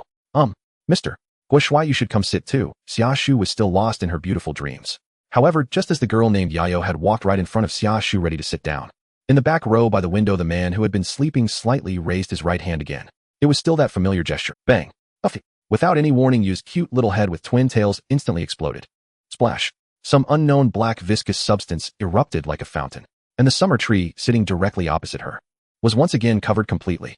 Moreover, because this time it was face to face and very close, it was smeared even more evenly than last time with meat paste, even hanging from her eyelashes. Once again, the entire scene fell into silence. Puff! Gazing at this scene, Lu Shiyan on the podium was completely dazed. He had a cigarette between his lips, and due to the shock, he didn't even notice that he had mistakenly held it upside down because of his trembling hands. The fiery red cigarette tip pressed directly against his lips. Hiss! A burnt smell wafted through, causing Lu Shiyan to gasp in pain, his lips nearly scorched. But he couldn't care less about the pain, because he saw clearly what was splattering out. It was not the bright red blood of a human, but a foul-smelling corpse fluid. That was the most typical feature of a wandering corpse. Damn, they are not human. Lu Shiyan's expression changed sharply as he instantly understood why the man who had been sleeping suddenly opened fire. This guy had seen through everything long ago. Without any hesitation, Lu Shiyan, with a calm face, reached into his trench coat pocket. Die! He flicked his wrist, and a scalpel instantly flew toward the back of the classroom. Its target was not Jiang Nan, but the figure following the headless female corpse, arms wide open, preparing to pounce on Jiang Nan. Guo Shuai. Puff! The scalpel struck true, piercing the center of Guo Shuai's forehead. However, a strange scene unfolded. That Guo Shuai did not fall, nor did it even pause. Crack! His head suddenly split in two, resembling a blooming carnivorous flower. The human features vanished, replaced by countless layers of sharp teeth that were writhing madly. Buzz! From the gaping cavity, a disgusting buzzing sound akin to flies flapping their wings erupted. Ignoring the scalpel on its head, the gaping mouth lunged fiercely at the still meditating Jiang Nan. Seeking death, Yekalina, sitting in front of Jiang Nan, moved. In that instant, she revealed golden vertical pupils. Pivoting on her left leg, she swung her right leg like a steel whip, striking fiercely at the monster Guo Shuai's chest. Bang! With a muffled sound, the monster's ribcage caved in its body, losing balance and falling backward. But that was not the end. Yekalina's right hand reached out, gripping the edge of the monster's gaping mouth, using her strength to slam it down onto the ground. At the same time, hush! The scalpel that had just pierced the monster's head also executed a counterattack. Not bad at cutting how Lu Shiyan's fingers moved slightly. Silver light swirled and danced wildly within the monster's split head. Puff, puff, puff. In an instant, the monster's head was sliced into countless pieces of flesh. The headless corpse twitched twice before collapsing to the ground motionless. Huff. Just when everyone thought it was over, Kalina's vertical pupils suddenly constricted. She saw something violently writhing at the sight of shattered flesh and the severed neck. Not dead yet. Kalina let out a low shout, and her originally fair hands were instantly covered with a layer of red dragon scale-like armor. Her fingertips transformed into sharp dragon claws, reaching fiercely for that thing. However, she was still a moment too late. Squeak. The thing hidden in the neck did not burrow back into the body, but instead, like a spring, shot out violently. It was a soft-bodied worm, entirely gray-white, only the size of a thumb, covered with fine sharp fangs. It left a trail in the air and landed on the leg of a nearby Sakura country female student. Puff. In just 1 second, the worm bit through the skin and muscle, diving into the bloodstream. Ah! The female student looked at the large bump forming on her leg, terrified. What is this? Help me. I don't want to die, you. But it was all in vain. The bump moved quickly beneath her skin. It traveled up her thigh, abdomen, chest, straight towards her brain. In just 3 seconds, the speed was unbelievable. Everyone watched in horror, their scalps tingling. Lu Yuqing, sitting in the front row, just caught this moment, and the blue light flashed on her lens. Identification successful. Name: parasitic spiral worm, level D, level race. Strange creature information: possesses an extremely strong parasitic takeover ability and self-reproduction capacity. When fully integrated, it will give birth to subworms that do not possess takeover ability. When the number of subworms reaches a certain level, it can autonomously modify its body to achieve camouflage. Hiss. Upon seeing the information, Lu Yuqing felt a chill run down her back. She had truly thought it was Guishuai. She even wanted to ask where Wang Ming had gone. If it weren't for the boss timely eliminating one and forcing the other to reveal itself, she might have been the one dead now. Boss. Forever a god. Just as Lu Yuqing was feeling a wave of fear, the worm had already reached the female student's neck, ready to burrow into her brain. Her body began to convulse violently, her eyes rolling back and foam spilling from her mouth. Swish. A red afterimage flashed by. Kalina had already dashed in front of the female student. Without hesitation, her dragon claws, accompanied by a piercing wind, struck down in the terrified gaze of the female student. Puff. It was swift and decisive. Half of the female student's head was directly subjected to an open cranial surgery. Meanwhile, amidst the red and white brain tissue, the parasitic spiral worm gnawing at the brain hadn't even had a chance to react. Before it could, Kalina's hand, covered in dragon scales, grabbed it and crushed it in an instant. Splash. Disgusting creature.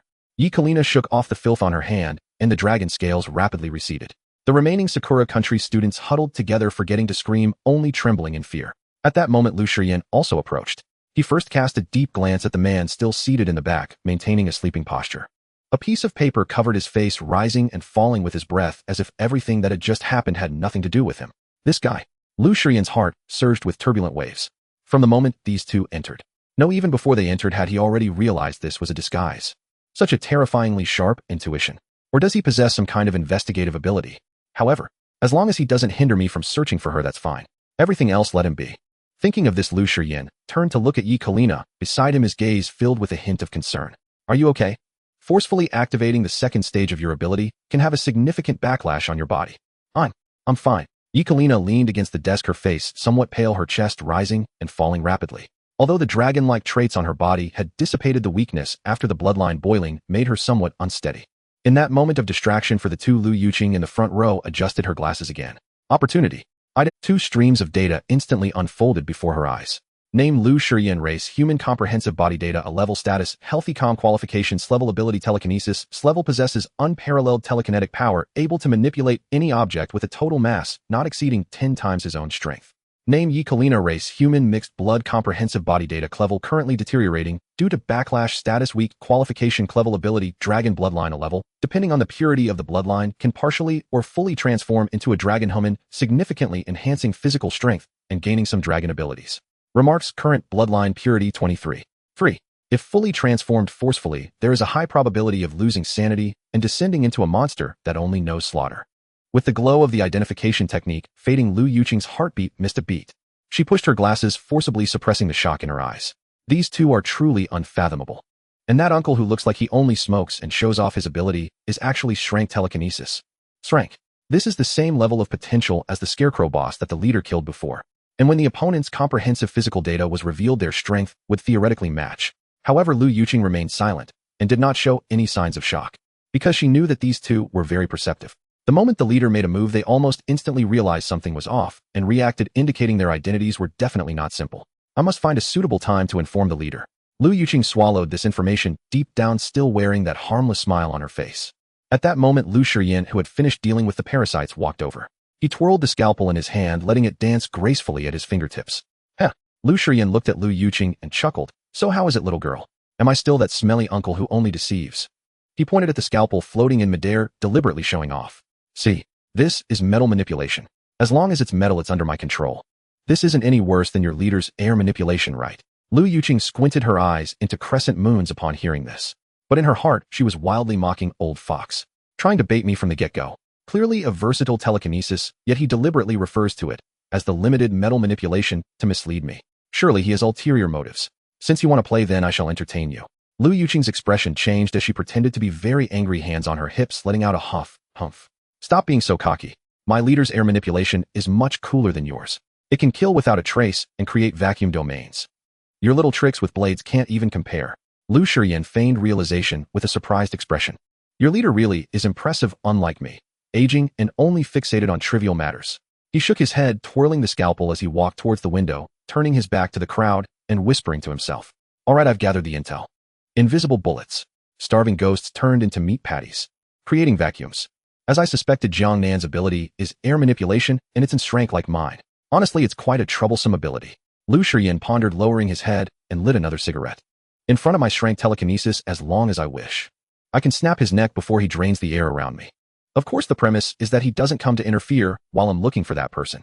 Lu Shiyan exhaled a smoke ring, gazing out at the dark rain curtain, lost in thought. Of course, the premise is that he doesn't come to interfere while I'm looking for that person. Got the bait, Zhongdang.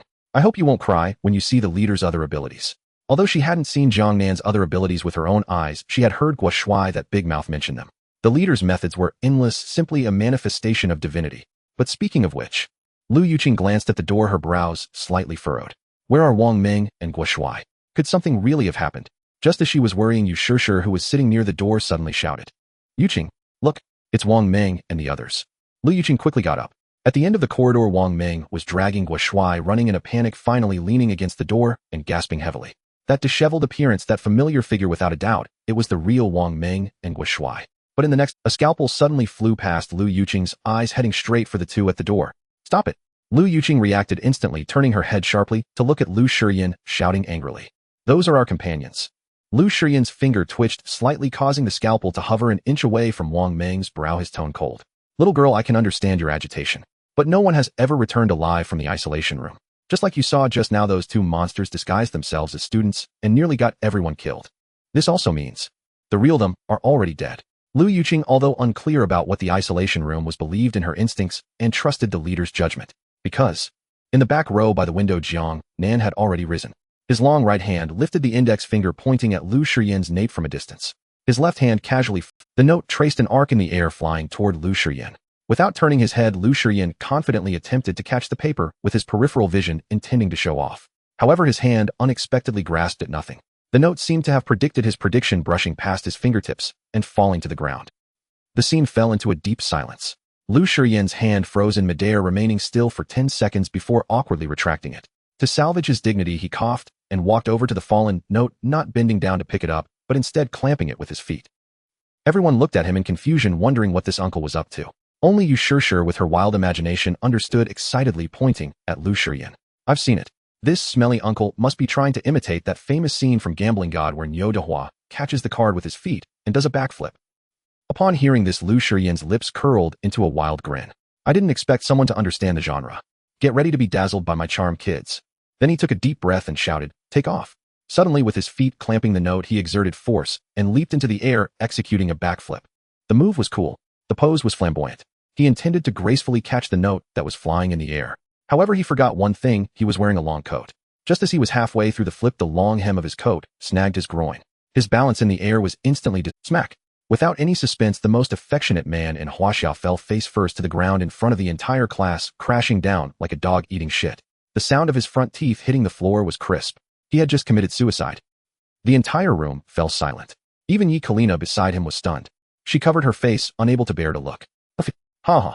Lu Yuqing and Yu Shishir finally couldn't hold back, hugging each other and laughing until tears streamed down their faces.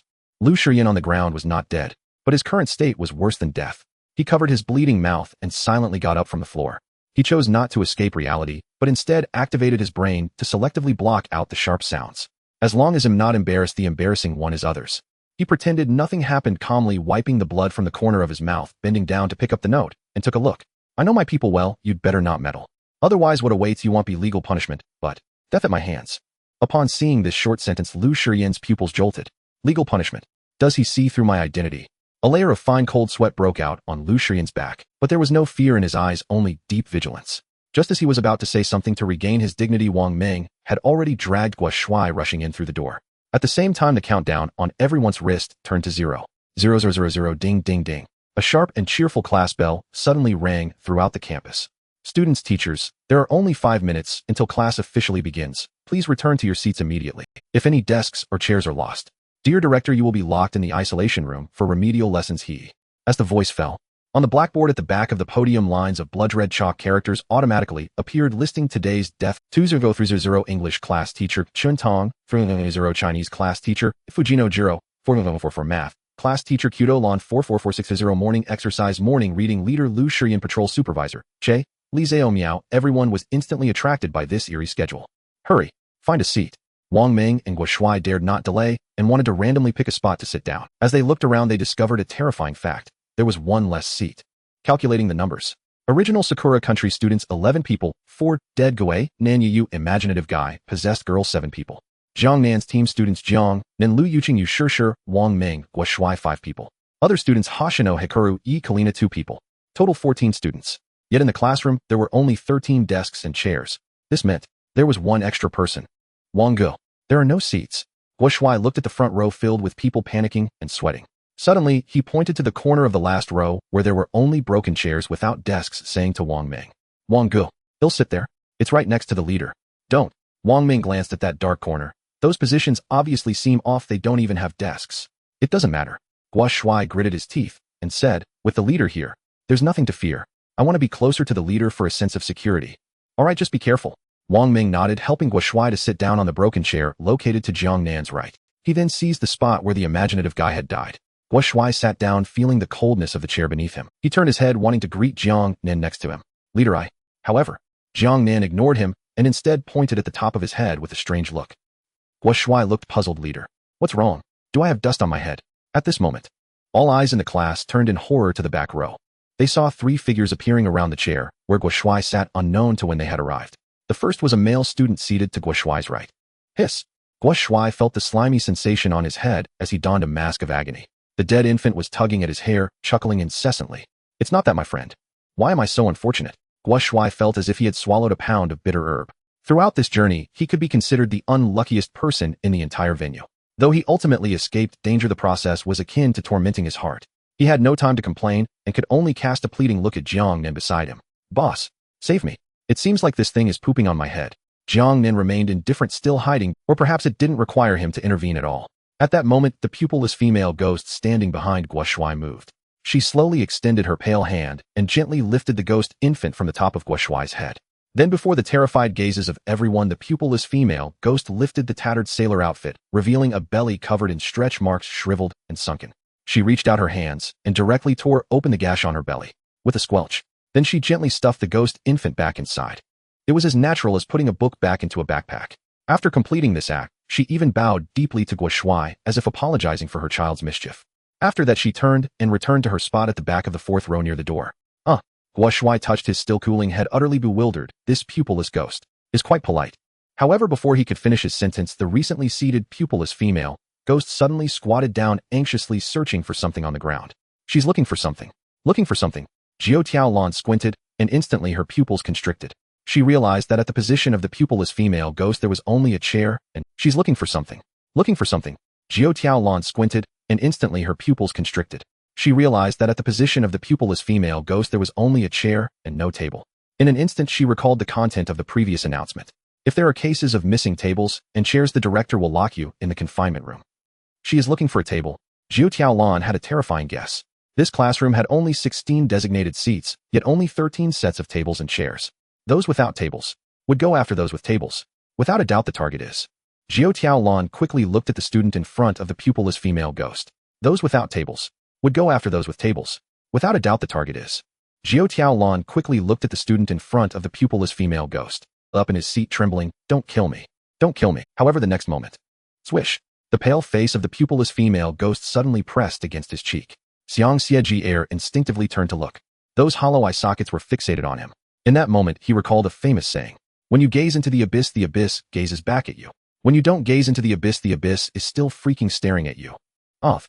Xiang Xieji's legs went soft, causing him to slide off the chair and collapse onto the floor. Whether he was scared insane or just stunned, he ended up prostrating on the ground, triggering bloodline memories, frantically banging his head on the ground. Private Marseille, don't kill me. The hand of the pupilless female ghost reached out. Just as everyone thought Xiang Xieji was about to be torn apart.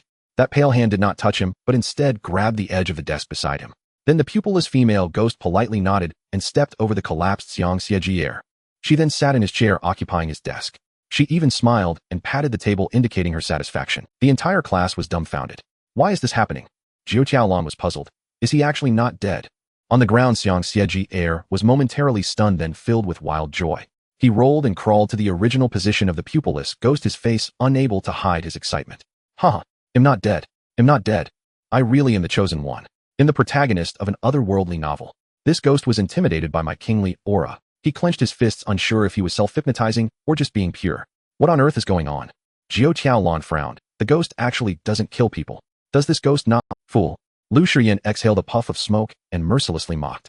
I really don't know how you managed to survive. No wonder you were sold out by your own commander. Your head is filled with mush. Oi. It doesn't kill because the rule is class time. As long as it gets a table, it will naturally not trigger the killing mechanism. Lu Shiyan shook his head. I initially wanted to eliminate you sooner, but it seems I will let it go now. You who can't even notice such details are not worth my effort. You will end up dying on your own. You. Jiao Tiaolan was insulted, his face reddening as he wanted to retort. But just then the third ghost, the buzzcut ghost with half a head, also moved. It slowly stood up, locking onto its target in the front row. Everyone followed its gaze. Sitting in front of it was the already somewhat deranged Xia Shu. Having been splattered with brain matter twice in a row, Xia Shu's mental defenses had collapsed. At this moment, he was grinning foolishly, drooling with his face covered in black filth. Brain matter. So much brain matter. Seeing this scene, no one felt sympathy. Instead, there was a hint, especially the bespectacled boy sitting directly in front of Xia Shu. He gently adjusted his gold-rimmed glasses, a cold smirk on his lips. His name was Shinkami Honan. He was recognized as the strongest brain at Rose Middle School, yet his name had never appeared on the school rankings. This was because he was an extremely arrogant score control fanatic, always keeping his grades at the passing line. Enjoying the thrill of playing dumb while consuming the tiger. Whenever the teacher berated him as a dumb pig, Shinkami Honan felt as if he was soaring to the heavens. Moreover, he was not an ordinary person.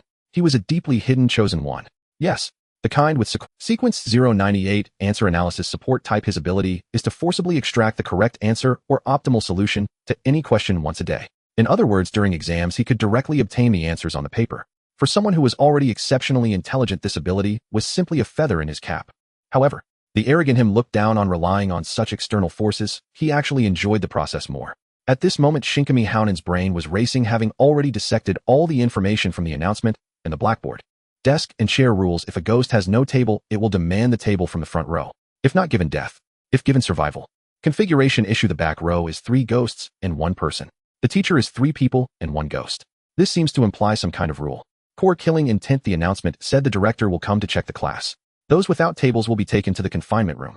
Reasoning result, those selected by ghosts having lost their tables will inevitably die when the class is checked, even if they are not dead now. Conclusion, that madwoman named Xia Shu is doomed. Ironically, that arrogant Chinese talent is actually the safest. Because he is in the last row, the ghosts can't even sit in the same row to steal his position. Additionally, there's the curse of 4. 4 rows, 4 columns. For classes, 4 a.m. For teachers. Yet there is a contradictory point. The number of ghosts is wrong. The pupilless ghost and the ghost infant count as 1. The buzzcut ghost counts as 1. Adding the unseen teacher Fujino Juro makes it only 3. Where did the missing 4th ghost go? Could it be those 2 fakes that were killed? No, that's an outsider. Moreover, it's a parasite. There must be something I've overlooked. Shinkami Honan scratched his head, feeling uneasy about the information imbalance. Forget it, he'll use that. He closed his eyes and silently recited in his heart. Answer analysis. Question, where did the 4th ghost, which should be in this classroom, go? Buzz. A sound that only he could hear resonated in his mind. A few seconds later, Shinkami Honan suddenly opened his eyes, his pupils dilated, filled with ecstatic joy. I see. I understand. It turns out to be him. He cast a sidelong glance at Gua Shuai sitting in the corner of the last row and smiled coldly. Poor unlucky guy. Turns out you disrupted the count. The real fourth ghost position is actually occupied, but you yourself are unaware, treated as a pawn, thinking it was good luck. Huh, this is truly interesting. I never expected that there would be an invisible hand manipulating the future development all along. And it's right among us. After obtaining the answer, Shinkami, Honan no longer pondered confidently, looking back. According to the rules, that buzzcut ghost will definitely go after Xiaoshu's table. Xiaoshu will lose his table and will be taken away by the director later. And I, sitting in front of Xiaoshu separated by a row, am absolutely safe. However, the next moment the smile on Shinkami Honan's face froze instantly, as if frozen by liquid nitrogen. Because the buzzcut ghost walked up to Xiaoshu. It lowered its remaining half head, leaned close to Xiaoshu, and sniffed. Then it actually reached out, pinched its half nose, and displayed an extremely disgusted expression. Ugh! The buzzcut ghost recoiled as if it had seen something filthy, and simply bypassed Xiaoshu's location. It did not steal Xiaoshu's table. Its target turned into the front row of Xiaoshu, which is Shinkami Honan. Shinkami Honan was stunned. He watched in shock as the buzzcut ghost stopped in front of him, pointed at his desk. Then it grinned, revealing an expectant smile. Shinkami Honan's brain went blank in an instant. He instinctively glanced back at Xiaoshu. That madwoman's face was covered with the black brain matter from the fake Yaoyu that Jiang Nan had blown up. The stench was so pungent it made it hard to keep one's eyes open. No way, how is this possible?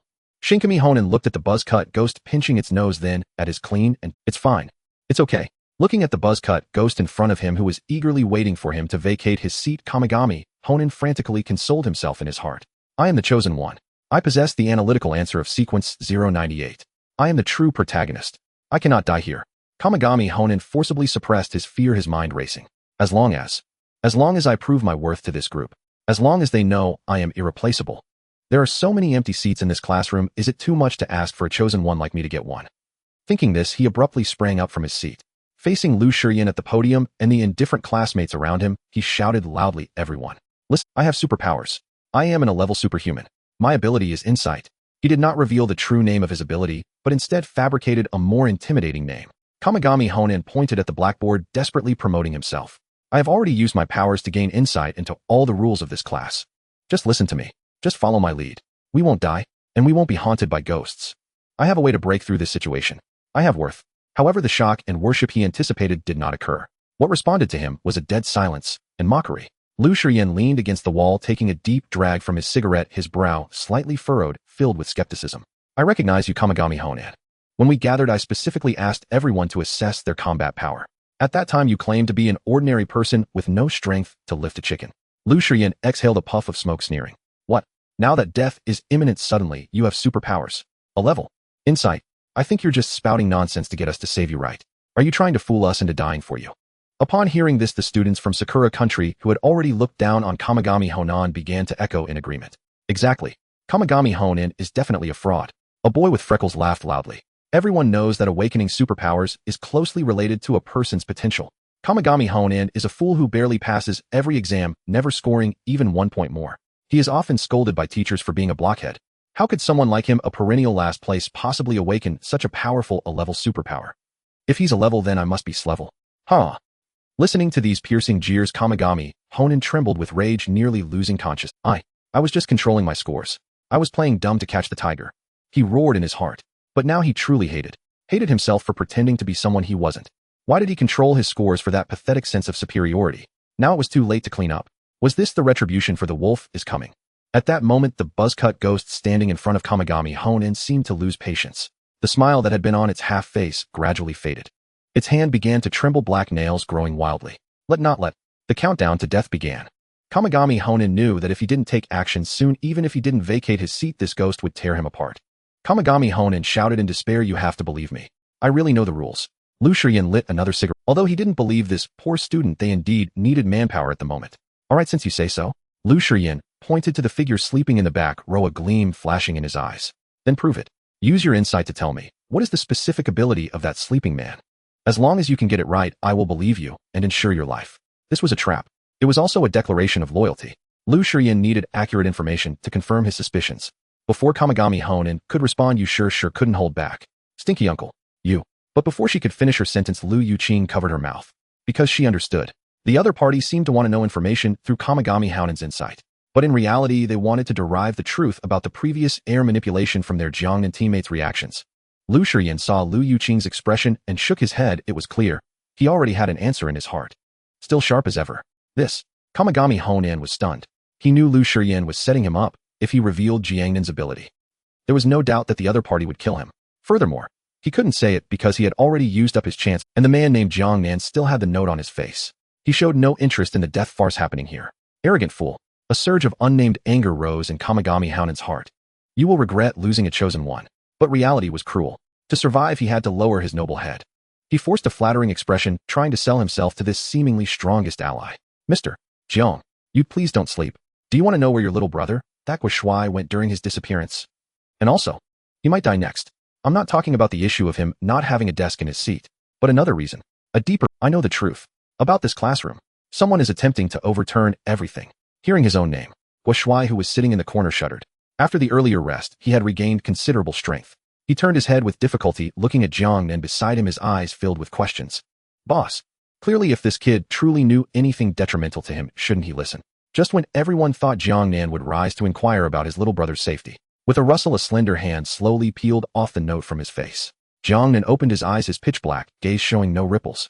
He picked up a pen and wrote a line on that note, then tore it off casually and threw it away. The note floated down to the desk in front of Kamigami Honan. It contained only a cold line of text: speak, without evidence, name my superpower, otherwise die. Everyone present was shocked. They did not expect that at this critical moment Jiang Nan was not concerned with the rules or the safety of his little brother. He would directly ask the same thing as Lu Shiyan. Such an extremely sensitive and easily revealing card issue. What confidence is this? And what disregard for the rules? Kamigami Honan stared at that note, frozen in place. Cold sweat trickled down his forehead, instantly soaking his glasses. A deep sense of powerlessness surged in his heart. He felt as if he were a husband impotent in that area, facing his wife's flirtations without any reaction. Because his sequence ability analytical answer could only be used once a day, and that only chance had just been wasted on the damned question about the curse of 4. Now he was nothing more than an ordinary person. How could he possibly know what Jiang Nan's superpower is? The air seemed to solidify. For some reason, after the extreme despair, Kamigami Honan instead calmed down. He even suddenly felt like this Jiang Nan really is a strange person. He complained in his heart without a trace of anger. Shouldn't a normal person ask me where Shui went? Shouldn't they ask why he would die? Even if it's about the rules of the class, they could ask about the ghost's weaknesses. I've laid out and guided the questions for so long. But this guy directly asks what his own superpower is, like that bastard Lu Shiyan. Totally unrelated. He really is a thorough self-centered lunatic. I lost to luck, and I also lost to this damned human heart. Ha ha. Kamigami Honan suddenly covered his face, bursting into a mad laugh. Since no one believes me, since everyone is going to die, then let me be a madman too. Yar yar. Kamigami Honan suddenly dropped his hands, his eyes flickering with the last glimmer of light. That was the last dignity of the chosen one, and also the final revenge. Since you all don't want me to live, then before I die, let me give you all an answer for free. He widened his eyes, using all his strength to shout at everyone. Listen to me. Among you hides a ghost, and this ghost is among the 3 human elders. Whoosh. Before he could finish it, a silver light flashed by. Kamigami Honan's voice abruptly stopped. He widened his eyes, his hands tightly covering his throat. But blood still gushed out wildly from between his fingers. His vocal cords, his neck, were severed. And at the podium, Lu Shiyan retracted his right hand that had thrown the surgical knife, his face showing no expression, only exhaling a puff of smoke. Gulu. The head of Shun Guanyin rolled a few times on the ground before finally stopping at the feet of the buzzcut. His wide-open eyes held no disbelief, only a sense of inevitability. Thud. The headless corpse fell to the ground, spraying blood. The buzzcut ghost, seemingly oblivious, revealed a smile of anticipation. Ignoring the corpse and pool of blood at its feet, it comfortably sat in Shun Guanyin's chair. Borrowed, the buzzcut ghost patted the table and politely adjusted its non-existent tie. Hey! At that moment, Wang Meng, sitting in the second to last row, could no longer contain himself. He slammed the table and stood up, pointing angrily at Lu Shiyan on the podium. Uncle, what are you doing? Can't you let him finish speaking? What if there really is a 4th ghost? Lu Shiyan stood at the podium, leisurely putting away his scalpel and pulling out haha, little fatso. He exhaled a puff of smoke, his gaze disdainful. You can't seriously believe that guy has any special abilities, right? I've spent much more time with him than you all. I know exactly what kind of person he is. Lu Shiyan flicked the ash from his cigarette, his tone resolute. Just a cowardly liar who talks big to save his life. Such people are not worth mourning in the apocalypse. Don't you agree? Jiang. Just as he cast a provoking smile towards the man in the back row who had been sleeping, his pupils instantly dilated to the maximum, because the figure that was supposed to be leaning against the chair had vanished. Whoosh. A gust of wind rushed at him. Lu Shiyan felt a blur before his eyes. A cold, handsome face suddenly occupied his entire field of vision. Oh no. To be precise, it was a fist the size of a sandbag heading straight for his face. Damn, I should have seen this coming. Lu Shiyan's mental process hadn't even finished. Bang. The sound of impact echoed through the classroom. Jiang Nan's fist struck true. Ugh! Lu Shiyan felt his nasal bone shatter instantly. Before the intense pain reached his brain, his entire body was sent flying by that overwhelming D-grade brute strength. His back crashed against the blackboard wall. Cough. Because of his tough skin and thick flesh, Lu Shiyan did not lose consciousness on the spot, but was instead rebounded forward. Blood, saliva, and the half-finished cigarette flew through the air. Yet at the moment he landed, he did not lose awareness. Instead, he focused his strong spirit on the man charging at him. You haven't had enough. Lu Shiyan's eyes were fierce. Jiang Nan had already arrived before him, throwing another punch. Stop it. Lu Shiyan forced himself to overcome the dizziness, trying to grab Jiang Nan's wrist with his left hand for a hold, while preparing to retaliate with his right fist. However, just as his hand was about to touch Jiang Nan's wrist, Jiang Nan's originally fierce punch smoothly transformed. Bang! The sound of impact echoed through the classroom. Jiang Nan's fist struck true. Ugh! Lu Shiyan felt his nasal bone shatter instantly. Wall.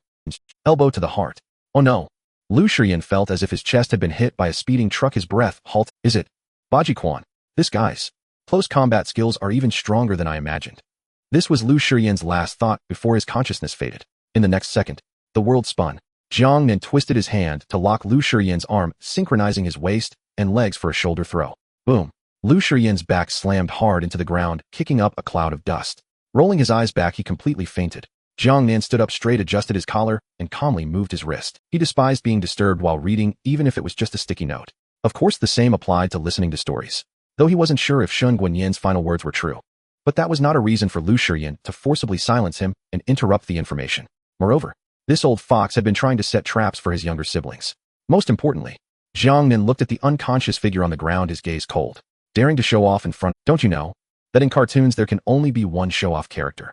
With a flick, Jiang Nan tore off a sticky note and tossed it onto Lu Shiyan's face. If there's a next time, you will die. This was already his greatest mercy towards someone who hadn't attacked him first. They say once is an accident, twice is a coincidence, but never 3 times. But for Jiang Nan there was no third time. Because anyone daring to act foolishly against him was already a dead man. Everyone in the classroom looked stunned. Especially those students from Sakura country, their mouths agape, as if they could fit a chicken egg. They never expected Jiang Nan to be so decisive and ruthless. To them, Lu Shiyan was just a liar who might have killed a potential fraud. And yet, just because Jiang Nan didn't finish the story, he ended up in such a miserable state. How tragic refreshing is this? Big Boss is mighty. Wang Meng was the first to react, excitedly waving his fist. Good job, boss. Lu Yuqing even raised her hand to cheer. I've been annoyed by this smelly uncle for ages. Always pretending to be profound. Beat him up. As Lu Shiyan's apparent teammate, Yi Kalina remained seated, not even shifting in her seat. She simply observed the scene with a calm expression, showing no concern, but rather a hint of amusement. It seemed their relationship was not as solid as imagined. Jiang Nan ignored this group of drama queens. He walked straight to the podium, approaching the still shaken Chen Tong. Swish. Another note. Teach class as usual. I am here. Chen Tong took the note, looking at the powerful writing, her previously racing heart instantly calmed. Sometimes that's how it is. As long as that man says a word, even in hell it feels like standing in a castle garden. She looked up, gazing at the figure turning to leave, revealing a smile. I will. 10 seconds later, Jiang Nan had just returned to his throne. Ding ding ding. The bell that resonates deep within everyone's bones, engraved in their DNA, rang loudly. Buzz. Every person present, even the survivors who had struggled for days in the apocalypse, upon hearing this sound, instinctively tensed up. Even Jiang Nan was no exception. His hand on the table, others merely endured years of hard study. As a transmigrator, he had at least 20 years of fear to contend with. This had already formed a physical memory. The lesson began. English. The teacher, Chen Tong. At the podium, Chen Tong instantly entered the zone. As a lecturer in a 985 institution like Binhai University, at just 28 years old, her English proficiency had long reached a native level. Her teaching experience and classroom management abilities were top-notch. Okay, class, noses up. Chen Tong picked up the chalk and turned to write a few words on the blackboard. Perhaps out of respect for the rules, or perhaps because Chen Tong was genuinely good, the class discipline was surprisingly good during the first half hour. Even the ghost sitting in the seat was listening intently. That faceless female ghost even doodled with an umbilical cord on the table. Except for Jiang Nan, who continued sleeping in the back row, everyone else was immersed in this bizarre, yet harmonious learning atmosphere. However, the good times didn't last long. When the clock above the blackboard quietly moved to 244 buzz, a black pen holder exuding a cold aura suddenly appeared in front of Chen Tong's desk. Inside the pen holder were 3 sticks that appeared to be made from human bones. Each was inscribed with a name. Sakura Nana under Sakuraji Nagano Ling. Following that, a line of blood-red words appeared on the desk. Question session. Please have the teacher close her eyes and shake the pen holder to draw lots within 5 minutes. Students drawn must answer questions, those who answer incorrectly or are not drawn will face punishment. Seeing this pen holder, Chintong's face turned pale. Among the remaining students from Sakura country below, two of them, upon seeing the pen holder instead, let out a long sigh of relief, revealing expressions of having been freed from burdens. Sitting in the front row by the door, Yushur, who had no intention of paying attention, planning to zone out, noticed this scene. She was puzzled and quietly turned to ask the girl behind her who had just relaxed. Hey, classmate, have you attended this class before? What does this pen holder mean? The girl behind her, wearing thick glasses, looked like a diligent student who only knows how to study. Her name was Tao Hualixiang. Seeing that someone from Jiang Nan's team was asking, she dared not hide it and quietly replied, actually, this is not our first class. We have been brought in twice before, but it was always at 4:44 a.m., and each time only a few people would be randomly selected to come, not like today, where everyone is forced. This pen holder belongs to a lucky draw, Tao Hualixiang explained. In the 44th minute of every class, a special event is triggered. If it were any other event, both the teacher and students would likely perish en masse. But this pen holder is already one of the very fortunate items. We all hope no one dies, because once they do, they become. However, Tao Hualixiang's words were interrupted. Her expression suddenly turned to one of sheer terror, her mouth open wide, but no sound came out. Because in her pupils the reflection of a face appeared outside the window. What? What happened? Yushur wondered why she had stopped speaking. At that moment, a foul odor seeped through the Yushur instinctively turned to look. Hiss. She saw a gigantic, elongated, terrifying face pressed against the second-floor window. That face was over a meter long, with sagging skin, bulging eyeballs. Its mouth was split open to the ears, revealing a mouthful of uneven yellow teeth. It wore a blue business uniform that had burst at the seams, glaring intently at the whispering Tao Hualixiang. That was the patrolling director, Chaili, Early Sprout. In the next moment, it opened that massive blood-filled mouth, emitting the same hoarse voice as in the broadcast. Violation. Class discipline. Prohibits talking. Punishment is due. At the moment the words fell, boom. The window glass shattered instantly. That huge horse-faced head seemed to crash in. Crack. It bit down on Tao Hualixiang, who was sitting by the window. Yada. Tao Hualixiang barely had time to let out a scream. PFF. The massive biting force erupted. The entire person, along with the desk and chair, was crushed by that big mouth. Blood spurted out like an explosion from the creature's teeth, splattering all over the classroom. Gulu. The monster tilted its head back, its Adam's apple rolling. It swallowed. Burp. It let out a satisfied belch, its murky giant eyeballs scanning the terrified students. Finally, it revealed a satisfied smile. Delicious. Let's continue the class. However, just as Chaili Zhao Miao was about to turn and leave, she suddenly noticed at the back of the classroom there were two people without desks. One was Guo Shuai, sitting on a broken chair with a greenish face. The other was Xiang Zhiji, who had snatched the last broken chair and was now curled up. Bang! Bang! The ground trembled. Chaili Zhao Miao, dragging her massive figure, stepped forward to Xiang Zhiji. She lowered her head, casting a huge shadow that completely enveloped the timid boy. The foul breath spewed from her mouth, blowing his hair into disarray. This classmate, where's your desk? Xiang Zhiji trembled all over, his teeth chattering, too frightened to answer. At this life-and-death moment, his mind went blank, and he unleashed the ultimate move ingrained in the bloodline of the Sakura nation. Bowing to the ground. Thud. He suddenly knelt on the ground, his forehead hitting the floor heavily, shouting loudly. Private Marseille. Red bean paste, Private Marseille. He prayed frantically in his heart. Please forgive me. The corrupt politicians on TV, the fraudulent entrepreneurs who bowed and apologized were all forgiven. As long as I'm sincere enough, it will definitely let me go. However, imagination is rich, but reality is harsh. Not all spirits have such good tempers. Chaili Zhao Miao opened her mouth wide. If apologies were useful, why do we need the head of discipline? No desk. Violates school rules. Deserves punishment. Before the words fell, Engwu, her massive mouth suddenly opened wide, swallowing Xiang Zhiji head and all. Puff. His lower body twitched weakly a couple of times and fell to the ground. Burp. Chaili Zhao Miao chewed contentedly, then turned her gaze to the next target, Guo Shuai. Holy crap. Guo Shuai's face turned instantly green, even greener than a green hat. He trembled and turned to Jiang Nan beside him, his eyes filled with desperate plea. Boss, save me. What should I do? Although he had rested for a while and recovered a bit of blue health, but this thing looked thicker than an armored vehicle, definitely unbreakable. Jiang Nan was closing his eyes to rest, but was disturbed and felt a bit impatient. He reached up to remove the note on his face and glanced coldly at Guo Shuai. Bang!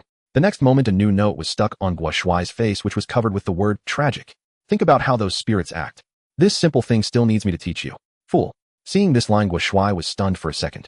How do spirits? The Noid ghost grabbed the desk. The flathead ghost also grabbed the desk. Snatched the seat. Guo Shuai suddenly realized. He realized this was a rule-based horror story. As long as he grabbed a desk, he would qualify as a good student, and the monster couldn't attack him. But Guo Shuai glanced at the trembling Sakura Nation students in the front row. Killing monsters was one thing, after all they were different species. But killing people, having to kill his own kind to survive. Guo Shuai clenched his fists, his nails digging deep into his flesh. Although he was hard on himself, it was his first time taking action against living people. His psychological defenses struggled violently at this moment. Roar! Beside him, Che Li Zhoumiao had already swallowed Xiang Zhiji, and that blood-dripping mouth was approaching him. The shadow of death loomed overhead. Damn it!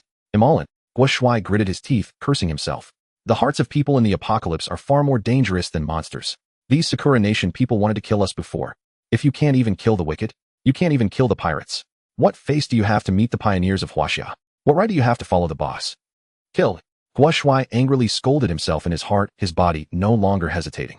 He quickly scanned the classroom, instantly locking onto a target. It was a Sakura Nation boy with dyed yellow hair and a face full of excess flesh. Even in fear, he exuded a fierce vibe, clearly a school bully who bullied the weak. It's you. The ancestor said a person's appearance is born from the heart. I can tell at a glance that you're not a good person. Guo Shuai no longer hesitated and suddenly jumped from his chair, rushing to the yellow-haired boy. Baka, what do you want to do? The yellow-haired boy was startled. I need to borrow your desk. Guo Shuai yelled, angrily grabbing the other's collar and violently pushing him to the ground. The boy hadn't reacted yet and was about to get up to fight back. Heavy wind pressure. Guo Shuai extended his left hand, covering his right eye. Although he had little blue health, he went all in. Boom. A violent downward gust of wind exploded on the boy. Puff. The boy didn't even have time to scream before his ribcage and internal organs were crushed instantly. His whole body became like a puddle of mud, as if pressed by a hydraulic machine. Huff. Huff. Guo Shuai gasped, looking at the corpse on the ground, trying hard to suppress the churn in his stomach. I didn't feed you alive to the monster to experience the pain of being chewed. I gave you a quick end. I've done my best. In the next life, be a good person. After saying that, Guo Shuai sat down heavily on the bloody seat, clutching the desk tightly.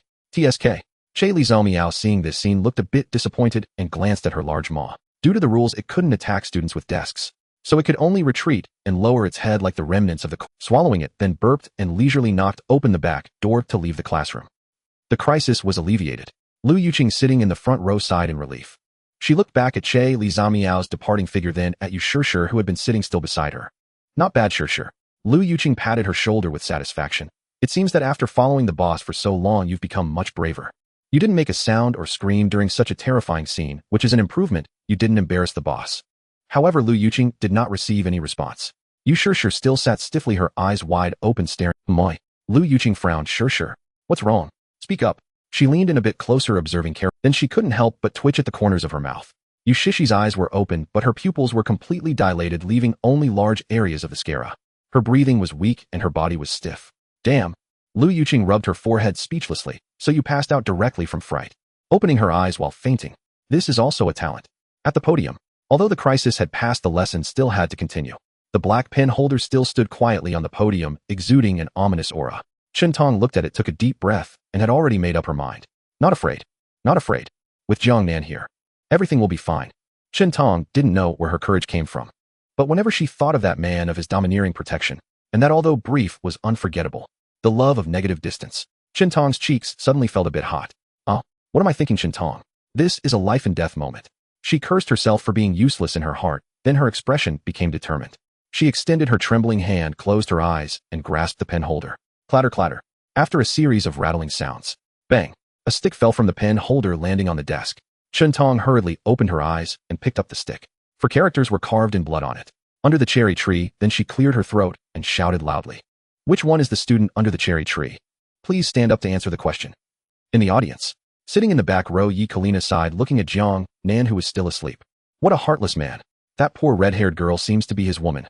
How can he still sleep when danger is about to strike? I really don't understand. Why does the bloodline in my body stir because of him? Yi Kalina covered her chest, where a strong heart was beating wildly. It was not the feeling of a heartbeat. It was the dragon's bloodline shaking for some unknown reason. Strange. Just as she pondered, at the podium, Chen Tong had already called that name 3 times. Student under the cherry tree. Are you here? However, in the classroom, no one stood up. The no-eat ghost was playing with its fingers, the flathead ghost was dazed, and the ghost baby was also motionless. How is this possible? Yi Kalina widened her beautiful eyes, somewhat incredulous. Where's the ghost? This name is clearly that of a ghost student. Where did the ghost go? Does it not want to answer the question, or? Just as everyone exchanged glances, the atmosphere gradually became eerie and tense. Bang! The black pen holder on the podium suddenly turned into a cloud of black smoke and vanished. Immediately after, several bloody large characters appeared on the blackboard, announcing the absurd conclusion of this scene. Notice student under the cherry tree, absent without reason. Question period over. Judgment: due to the absence of the question party, the teacher bears no responsibility. Assessment passed. Teacher Chun Tong's evaluation for this class perfect. Reward: comprehensive physical quality improved by 1 major realm FE. Buzz. A golden light instantly enveloped Chun Tong. Her previously somewhat weak body visibly became firm and strong, and even her skin became whiter and more radiant. Down below, Ekalina held her head in her hands, completely dumbfounded. She looked at Chun Tong, who was also in a state of confusion, and 1,000 grass mud horses galloped through her mind. No way this is possible. In a ghost school to encounter something like a ghost absenting itself from class. Is this woman's luck? Cheating. 1450. The school bell rang, sounding like a celestial melody. For Chun Tong, who had just experienced a life-and-death situation, this sound was more melodious than any symphony. Chun Tong let out a long breath as the black pen holder and the terrifying blood-red rules on the podium vanished. She felt as if she had just woken from a nightmare, but the surging power within her reminded her that it was real. This is real. A great physique. She now felt capable of defeating her former self with a single punch. Jiang Nan. Chun Tong hurriedly walked to the back row in her high heels, her face beaming with a joyful smile that begged for praise. She approached Jiang Nan from behind and gently massaged his shoulders. So how was I? Did I perform well? Jiang Nan remained half reclined in his chair, enjoying the service, and nodded slightly, tossing a note. It's acceptable. Although plain, this was already a high evaluation for him. After all, Chun Tong's earlier performance relied entirely on her incredible luck. However, luck is also a part of strength. In this bizarre and uncertain apocalypse, a teammate with such great luck is sometimes more useful than those who can only fight. If Chun Tong hadn't had that luck, she would never have encountered him on the very first day, nor would she have come this far. But Jiang Nan opened his eyes, glancing at the empty podium. This school for ghosts actually has a system for rewarding successful completions. In other words, this place is essentially a large-scale rule-based dungeon. If possible, I want to give it a try. He needed to grow stronger to conserve the energy expended with each use of his words of power. If there are rewards that directly enhance attributes, it could save him a lot of trouble. Moreover, the earlier incident with Sakuragi skipping class and the unfinished words of Kamakami Honen before his death provided him with an interesting insight. The fourth ghost.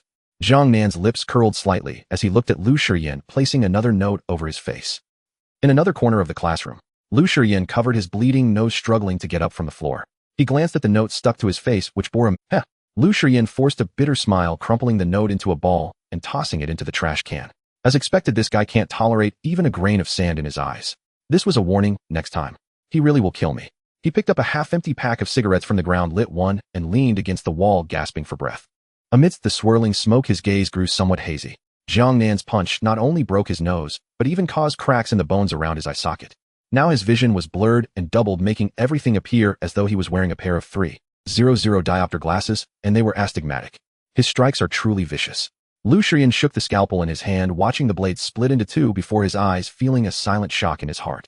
Even I couldn't control my strength so precisely. He was able to incapacitate me while still allowing me to retain basic mobility, preventing me from becoming a burden. This guy is definitely a master. Not only is he exceptionally strong, but he also possesses deep knowledge of human anatomy, knowing exactly where to hit for maximum pain and impact. Moreover, it seems he guessed my identity from the very beginning. Could he be a fellow practitioner? Lu Shiyan pondered, feeling somewhat puzzled. His great ability Super Thought is powerful, but it has a fatal weakness. It requires visual targeting. Without sight, precise strikes are impossible. Using telekinesis to search requires a considerable amount of time, which his physique cannot withstand. Furthermore, with his vision impaired, his combat effectiveness was at least halved. Damn, I'm really unlucky. I didn't check the calendar before leaving home and ran into such a calamity. Lu Shiyan muttered in his heart, turning to look at the girl beside him, Kudo Erasure. Due to his blurry vision, he could only discern a rough outline. Hey, what was it? The 7 tails. Or 8 tails. Anyway, I don't know how many tails. Didn't we just have class? Tell me what happened. It's Kudo. Kudo Erasure. Kudo Arashi's forehead twitched with rage, but she dared not explode, only gritting her teeth in complaint. She then recounted everything that happened during the English class to Lu Shiyan, especially the ending. That ghost called Sakuragi actually skipped class and disappeared, so that woman named Chun got its grade reward for free. Sakuragi disappeared. He was taken aback and did not respond. Instead, he instinctively pulled out an old pocket watch from his pocket, squinting to check the time. He looked again at the cigarette that was burning rapidly by his mouth. Silence. Only the cigarette emitted a faint sizzling sound in the quiet, its flame flickering. Seeing that he wasn't speaking, Kudo Erasure ignored this strange person. Because she had more important matters to worry about after the next language class, it would be her math class. She had to adjust her state. Quickly dying on the podium would be the biggest joke. However, all these subtle movements were captured by Hoshino sitting in the front row. Hoshino had been looking down, pretending to be in a daze, but his peripheral vision was fixed intently on Lu Shiyan. I can't shake the feeling that something is off. Why did Kyudani show no reaction when she mentioned Teacher Chun getting the reward? But when she said Sakuraji was gone, his cigarette's burning speed suddenly increased. Is he nervous? Even though Lu Shiyan's face showed no expression, his suddenly rapid breathing betrayed him. And aside from Hoshino, there was another pair of eyes secretly watching all of this. Hell, old man. I bet you didn't know I've been watching you this whole time. Lu Yuqing sat in her seat, twirling a pen in her hand, quietly sneering in her heart. Her current state was extremely bizarre, with one eye on guard and the other scouting. Not cross-eyed, but truly on guard and scouting. This was a unique skill honed by this top student since elementary school. After finishing an exam, she would use this wide-angle peripheral vision to scan her classmates' answers, conducting real-time comparisons, checking for omissions. Not only was her vision powerful, but her hearing was also exceptional. It was not because her gambling addict father frequently deprived her of food. She could only hone her ability to detect sound and position by squatting at the village entrance, sipping wind. At this moment, Lu Shiyan, with impaired vision and heavy thoughts. He was utterly unaware that he had already been targeted by two people. 300. The school bell rang again. The course schedule on the blackboard refreshed automatically. Course language 300400 instructor Fujino Juro. Upon seeing this name, all the Chinese present except for Lu Shiyan couldn't help but freeze momentarily. Fujino. This surname combined with the position of language teacher. It was hard not to think of that teacher from middle school who once taught great literary figures, Fujino Yajuro. This can't be that one, right? Wang Ming muttered in a low voice. However, the Sakura country boy sitting in front of Guo Shuai began to tremble violently upon hearing this name. It was a fear that emanated from the depths of his soul. Dude, what's wrong with you? Guo Shuai, sitting in the back row, curiously poked his back. What's this Fujino teacher like? Is he a refined and easygoing teacher with a mustache? The boy turned around, his face pale, looking at Guo Shuai with a foolish expression, sarcastically replying. Refined and easygoing. Heh, he teaches pig slaughtering, more like it. Pig slaughtering. Guo Shuai was baffled. Language teachers teach pig slaughtering. What kind of cross-disciplinary teaching is this? Just then, bang, bang, bang. The ground began to tremble violently, even the pins on the desks began to dance. Is there an earthquake? Everyone looked curiously toward the door. Immediately after, a massive shadow loomed over. A terrifying creature that could be described as having devilish muscles forced its way into the classroom doorway. Standing at a height of over 2.5 meters, its muscles bulged like granite. It wore a blood-soaked white coat that had long since been stretched to tatters by its muscles, holding a pig slaughtering knife in its hand. With every step, the floor groaned in protest. It approached the podium and slammed the slaughtering knife onto the desk. Boom. The podium cracked open with a split. It surveyed the room, opening its toothy mouth as it uttered its studying literature. Can't save humanity, but studying medicine. It raised the slaughtering knife, waving it in the air. Can save? What the hell? Guo Shuai looked at the muscular devil squeezing into the classroom, his heart screaming. Is this really the Chinese teacher? With that physique, I feel like a single slap could smash 10 PE teachers against the wall, and they wouldn't be able to peel themselves off. Moreover, studying literature can't save humanity, can studying medicine? Isn't that backwards? Guo Shuai's mouth twitched. If that old man hears this, he'll definitely jump out of his coffin and beat you, the illiterate, to death with the Mad Sun Chronicles. Just as he was ranting furiously on the podium, Fujino Juro's gaze pierced through the crowd and locked onto Guo Shuai. Fujino Juro raised the bloodstained butcher knife and pointed it at Guo Shuai. Come up here. Me. Guo Shuai pointed to his own nose, bewildered. That's right. It's you. Fujino Juro grinned widely, revealing a mouth full of sharp teeth. Come up here. I want to demonstrate the structure of the human body to the classmates. Guo Shuai's legs instantly began to tremble, as if they were equipped with mini motors. He wasn't scared, but he was truly exhausted. Earlier, he had overdrawn his energy using wind pressure just to grab a seat. He was also dragged by Wang Ming up the stairs for a demon pill smash. Now he was completely drained. Heh. The boy from Sakura country sitting in front of Guo Shuai couldn't help but show a gloating expression at this scene. His name was Quan Xiao Wujian. The yellow-haired school bully whom Guo Shuai had just killed was his prison big brother. Now there were only 2 boys and 2 girls left among the Sakura country students. Seeing this arrogant Huaxiao person chosen to go up and die, he was happier than winning the lottery. Die? It would be best if you were sliced into sashimi. Quan Xiao Wujin maliciously cursed in his heart. Guo Shuai felt like crying without tears. If there was a world record for bad luck, he believed he could definitely win the championship, and it would be a clear lead. Hurry up. On the podium, Fujino Juro grew impatient. With a bang, he slammed the butcher knife into the podium and stepped down, reaching out to grab Guo Shuai. Hiss.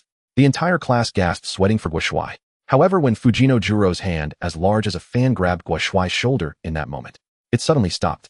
The expression on Fujino Juro's face changed from irritation to bewilderment, then to shock, and finally, to something thought-provoking. It squeezed Guo Shuai's shoulder, and then casually reached down to feel his lower back. Tisk tisk tsk. Fujino Juro shook his head, a look of undisguised disdain showing on his face. The demon pill is severely damaged. It's already irreversible. Kidney energy depletion. More drained than the corpses I've dissected. It released its hand, pushing Guo Shuai back into his seat, as if discarding trash. You are already a solitary warrior. Simply a natural waste. Such a body has no value as a dissection model. It would only dirty my knife. The whole place fell silent. Everyone originally holding their breath felt relieved, congratulating Guo Shuai for escaping with his life. However, looking at Guo Shuai's suddenly petrified face, everyone's lips couldn't help but curl up wildly. They wanted to laugh, but didn't dare to, feeling very uncomfortable. Solitary warrior. More drained than a ghost. I didn't expect Guo Shuai to be like that at such a young age. So tragic. This is worse than dying. At this moment, Guo Shuai slumped in his chair, staring vacantly at the ceiling. For some reason, he suddenly wanted to be a model. At least if he died, no one would know about his becoming a solitary warrior. Now everyone in the class knew. Even the ghosts knew. This is the legendary social death. Ha ha ha. Quan Xiao Wu Jin in front couldn't hold it in anymore and covered his mouth, letting out pig-like sounds. Retribution. This is retribution. Killing my prison big brother and ended up becoming a eunuch. Ha ha ha. However, just when he was laughing the hardest, a powerful hand wrapped around his neck. I see you're laughing quite happily. Fujino Juro's terrifying face leaned in close to Quan Xiao Wu Jin, eyes glowing green. You look good, healthy, and full of energy. It's you. Come be my model. Huh. Quan Xiao Wu Jin's smile did not fade. Instead, it shifted to Fujino Juro's face. I. Quan Xiao Wu Jin looked at the glinting butcher knife, tears instantly falling. He could only reply with a tearful expression, ha. Hi, teacher. Yoshi. Fujino Juro nodded in satisfaction and patted his cheek. You're quite good. If you can survive those few cuts, I will consider hiring you as my assistant. As soon as these words were spoken, not only the students, but even Lu Shiyan and Yi Kalina in the corner couldn't stay calm. Assistant. Wang Ming, though unsure of what this meant, could tell from the serious tone of the ghost that it was definitely something good. He quietly poked the already dumbfounded madwoman next to him, Xiaoshu. Hey beauty, what does this mean? What is an assistant? At this moment, Xiaoshu's mental state could be described as whoever asks answers all questions. She drooled, her eyes glazed over as she explained in a muddled way. Assistant, is a good thing. On the first day of morning reading, that faceless principal said, an assistant is the only life-saving identity in this strange academy. As long as you become an assistant, you will receive protection from the teacher and principal. You can move freely in this academy. Enjoy the same rights as the teachers. No local ghosts dare to harm you. Moreover, you can even obtain a map of the ghostly terminal signal tower. This is also the first time we've seen someone qualify to become an assistant. What? Wang Ming was shocked by this massive amount of information. It turns out that the mouths of fools are the best. Not only do they say everything, but they don't beat around the bush. But what puzzled him was, isn't the terminal signal tower that broken tower on the playground that was activated? Why is there another one? Listening to this madwoman, this is obviously another one, and it's in the ghostly domain. Could it be? Wang Ming's mind flashed. Isn't that so-called map filled with a real map?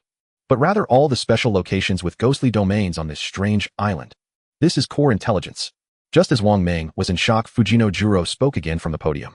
It lifted the trembling Quan Xiao Wu Jin up to the podium and then surveyed the entire class again. Very good. We have a model, but it's still not enough. Next, I need a smart student to assist me during the surgery and hand me the knife. It scanned the crowd with its eyes and finally stopped at the last row. It's you. Fujino Juro pointed at Jiang Nan. That poker-faced guy. Come up here. Baka, come up, you idiots. In the depths of the rainy night valley on the strange island at a hidden camp, a Sakura country team was lined up for training. Compared to the previous Black Dragon team made up of cannon fodder like Hoshino and her group, this team looked unassuming but was armed to the teeth. They wore tight black combat suits. This wasn't ordinary black, but a protective coating dyed with a mixture of black dog blood and secret silver. Each person carried 2 red samurai swords on their backs. The red on the blades came from the heart's blood of the Yalong species from the polar ice fields. Although they weren't real dragons, that utterly young and hard blood was the nemesis of strange creatures. They were the newly formed Sakura country team, the Thunder Leopard team. At this moment, the captain, Senior Sergeant Sengxia, was pointing at the 4 extraordinary team members in front of him who were bowing their heads in apology, reprimanding them with spittle flying. Who told you to act separately to hunt the wandering corpses? Don't you know that the strange things here have the ability to confuse people's hearts? If you die carelessly, how are you supposed to carry out the top secret mission assigned to us by Mr. Village Entrance? Private Marseille. 4 team members facing his pressure could only bow 90 degrees in apology, not daring to breathe. Senior Sergeant Sengxia's expression didn't improve at all upon seeing this. As your older brother, I'm doing this for your sake. If you have any questions, you can ask me, and I will gently tell you. But you shouldn't act alone. We need to look like a team. We need to have the discipline that our Thunder Leopard team should, starting with you. Now reintroduce yourselves. Strengthen team awareness. He pointed at the burly man The burly man immediately stood at attention and shouted loudly. My name is Ishida Ano. I'm 36 years old. I'm a single grand mage. My ability is level earth armor. Although his voice was loud enough to shake the leaves, Senior Sergeant Sengxia still frowned and reprimanded. I can't hear you at all. You want to go up the mountain with such a small voice? Be louder. Hi. So Ishida Ano mustered all his strength, his neck bulging, and let out a roar. Yoshi. Very good. Continue. Then the remaining 3 followed suit and introduced themselves. Level ability Flame Attachment. Level ability Blood Control. Level ability Super Nutritionist. Only then did Senior Sergeant Sengxia nod in satisfaction.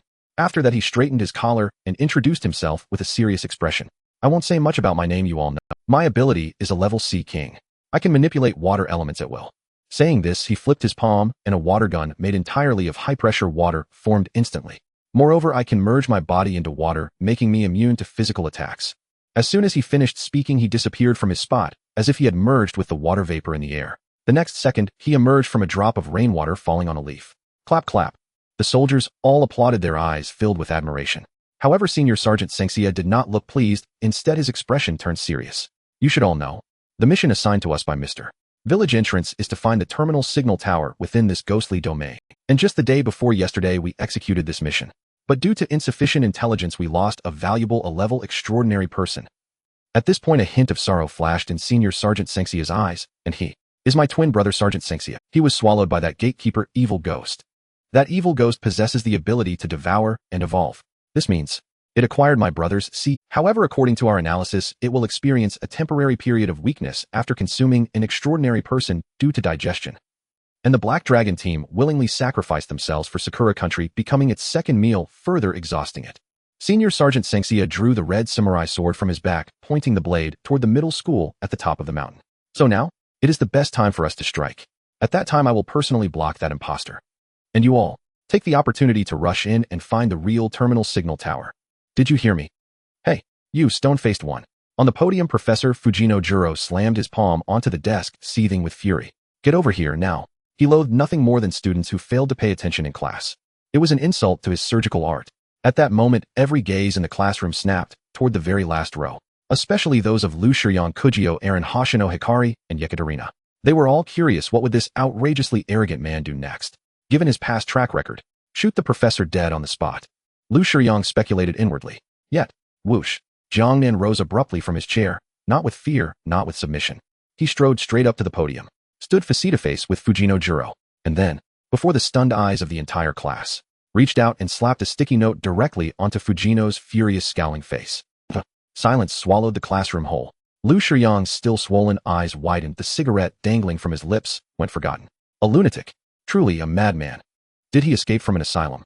He raged inwardly, yet envy inevitably bled into his tone. Admittedly, this audacious act of mocking a specter inches from its face. Even a seasoned man like himself found breathtakingly cool. But as for consequences, well, no one could possibly foresee them. Yekaterina, seated in the second row, clutched her chest tightly, her eyes locked onto Jiang Nan's back. That sensation again. Every time this man radiates such utter sovereign disdain, the blood within me surges boiling.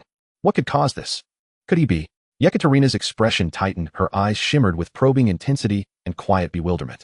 Meanwhile, in the corner, Kujio Aaron roared inwardly, arrogant Chinese. Provoke that ghost, and you'll pay dearly. In the front row, Hoshino Hikari blinked blankly, silently asking herself, should I chime in too? She glanced at the taut, confrontational atmosphere on the podium, and then at Jiang Nan's teammates, utterly unperturbed. Curious, she turned to Guoshui, seated nearby, and asked, aren't you worried? That's a ghost, Professor. At that moment, Guoshui slumped lifelessly in his seat, his face ashen, his spirit seemingly shattered beyond repair. Hearing Hoshino's question, he replied instinctively, worried? You just haven't adjusted yet. We're practically desensitized by now. Standing beside him, a heart rate under 180 is basically wellness practice. Hoshino Hikari. Just then, Fujino Juro on the podium finally reacted. He had been provoked, beyond reason. Ruer. His already imposing frame swelled instantly to 3 meters tall. His white coat exploded outward, revealing grotesque, corded muscle beneath. His enormous pupilless eyes locked onto Jiang Nan, roaring with deafening force. Human, who pray tell did you deem unqualified? Jiang Nan remained utterly unruffled. Calmly, he withdrew another sticky note, and with a swift, crisp motion, slapped it onto Fujino's forehead. Naturally, you fool. You seek death. Fujino Juro erupted. No wind-up, no warning of phantoms, zero frame assault. Shink. The massive cleaver slashed downward, straight toward Jiang Nan's skull. Yet, Jiang Nan didn't so much as blink. VVVVRR. Less than a millimeter from Jiang Nan's scalp, the blade froze midair. The violent gust of its descent whipped Jiang Nan's bangs. but his obsidian-black eyes held only serene stillness.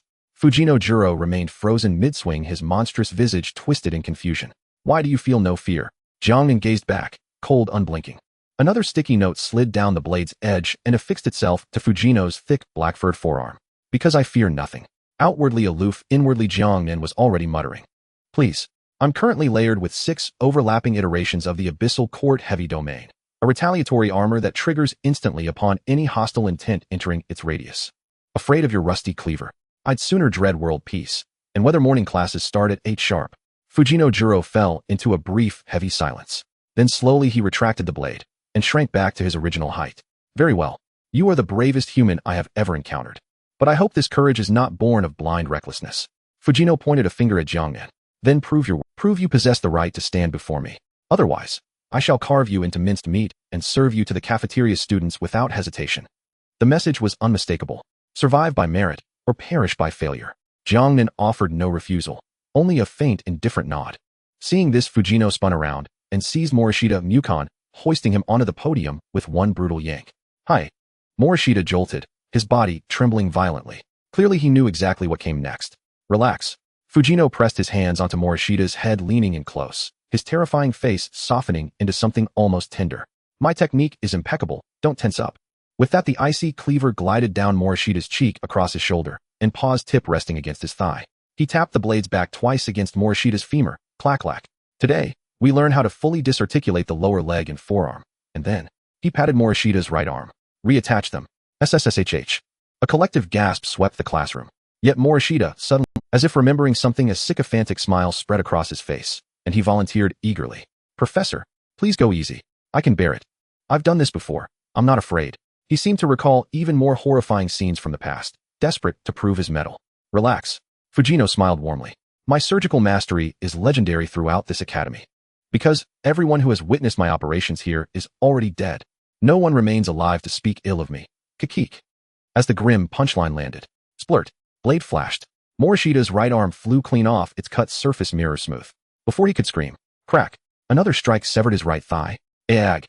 A shriek of pure agony pierced the air. Morishita writhed on the floor, blood flooding the podium in crimson waves. Oh dear, my apologies, my apologies. Oops, I got carried away. I only meant to detach the lower leg and forearm. Hey. With zero sincerity, Fujino pinned Morishita down while grinning like a deranged surgeon. Below, the pungent stench of blood washed over the students, faces paling. Lu Shiyang held a scalpel, watching the podium with a slow, disapproving shake of his head.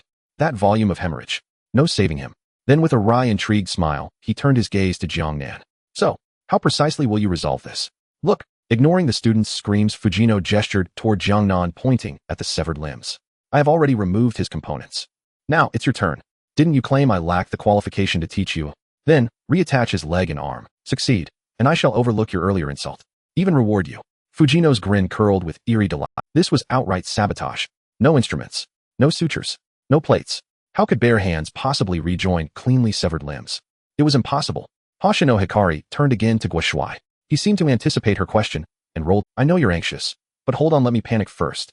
Then summoning his last reserves of strength, Guoshuai slammed his palms onto the desk and rose, challenging Fujino directly. You're deliberately making this impossible. No tools. No thread. How could anyone possibly reconnect them? This is unjust. Fujino didn't flinch. He merely sneered, and raised his cleaver high, bringing it down with brutal force upon his own left arm. Splurt. His left arm hit the floor. He picked it up, aligned it with the stump, and slammed it home. Snap. Fleshy tendrils writhed, sealing flesh to bone in grotesque, instantaneous fusion. Like this, you reattach. Fujino flexed his fully restored arm, then fixed Guoshuai with a chilling stare. Any further objections? Hey. Guoshuai fell silent. A ghost had just silenced him, not with threats, but with irrefutable, visceral demonstration.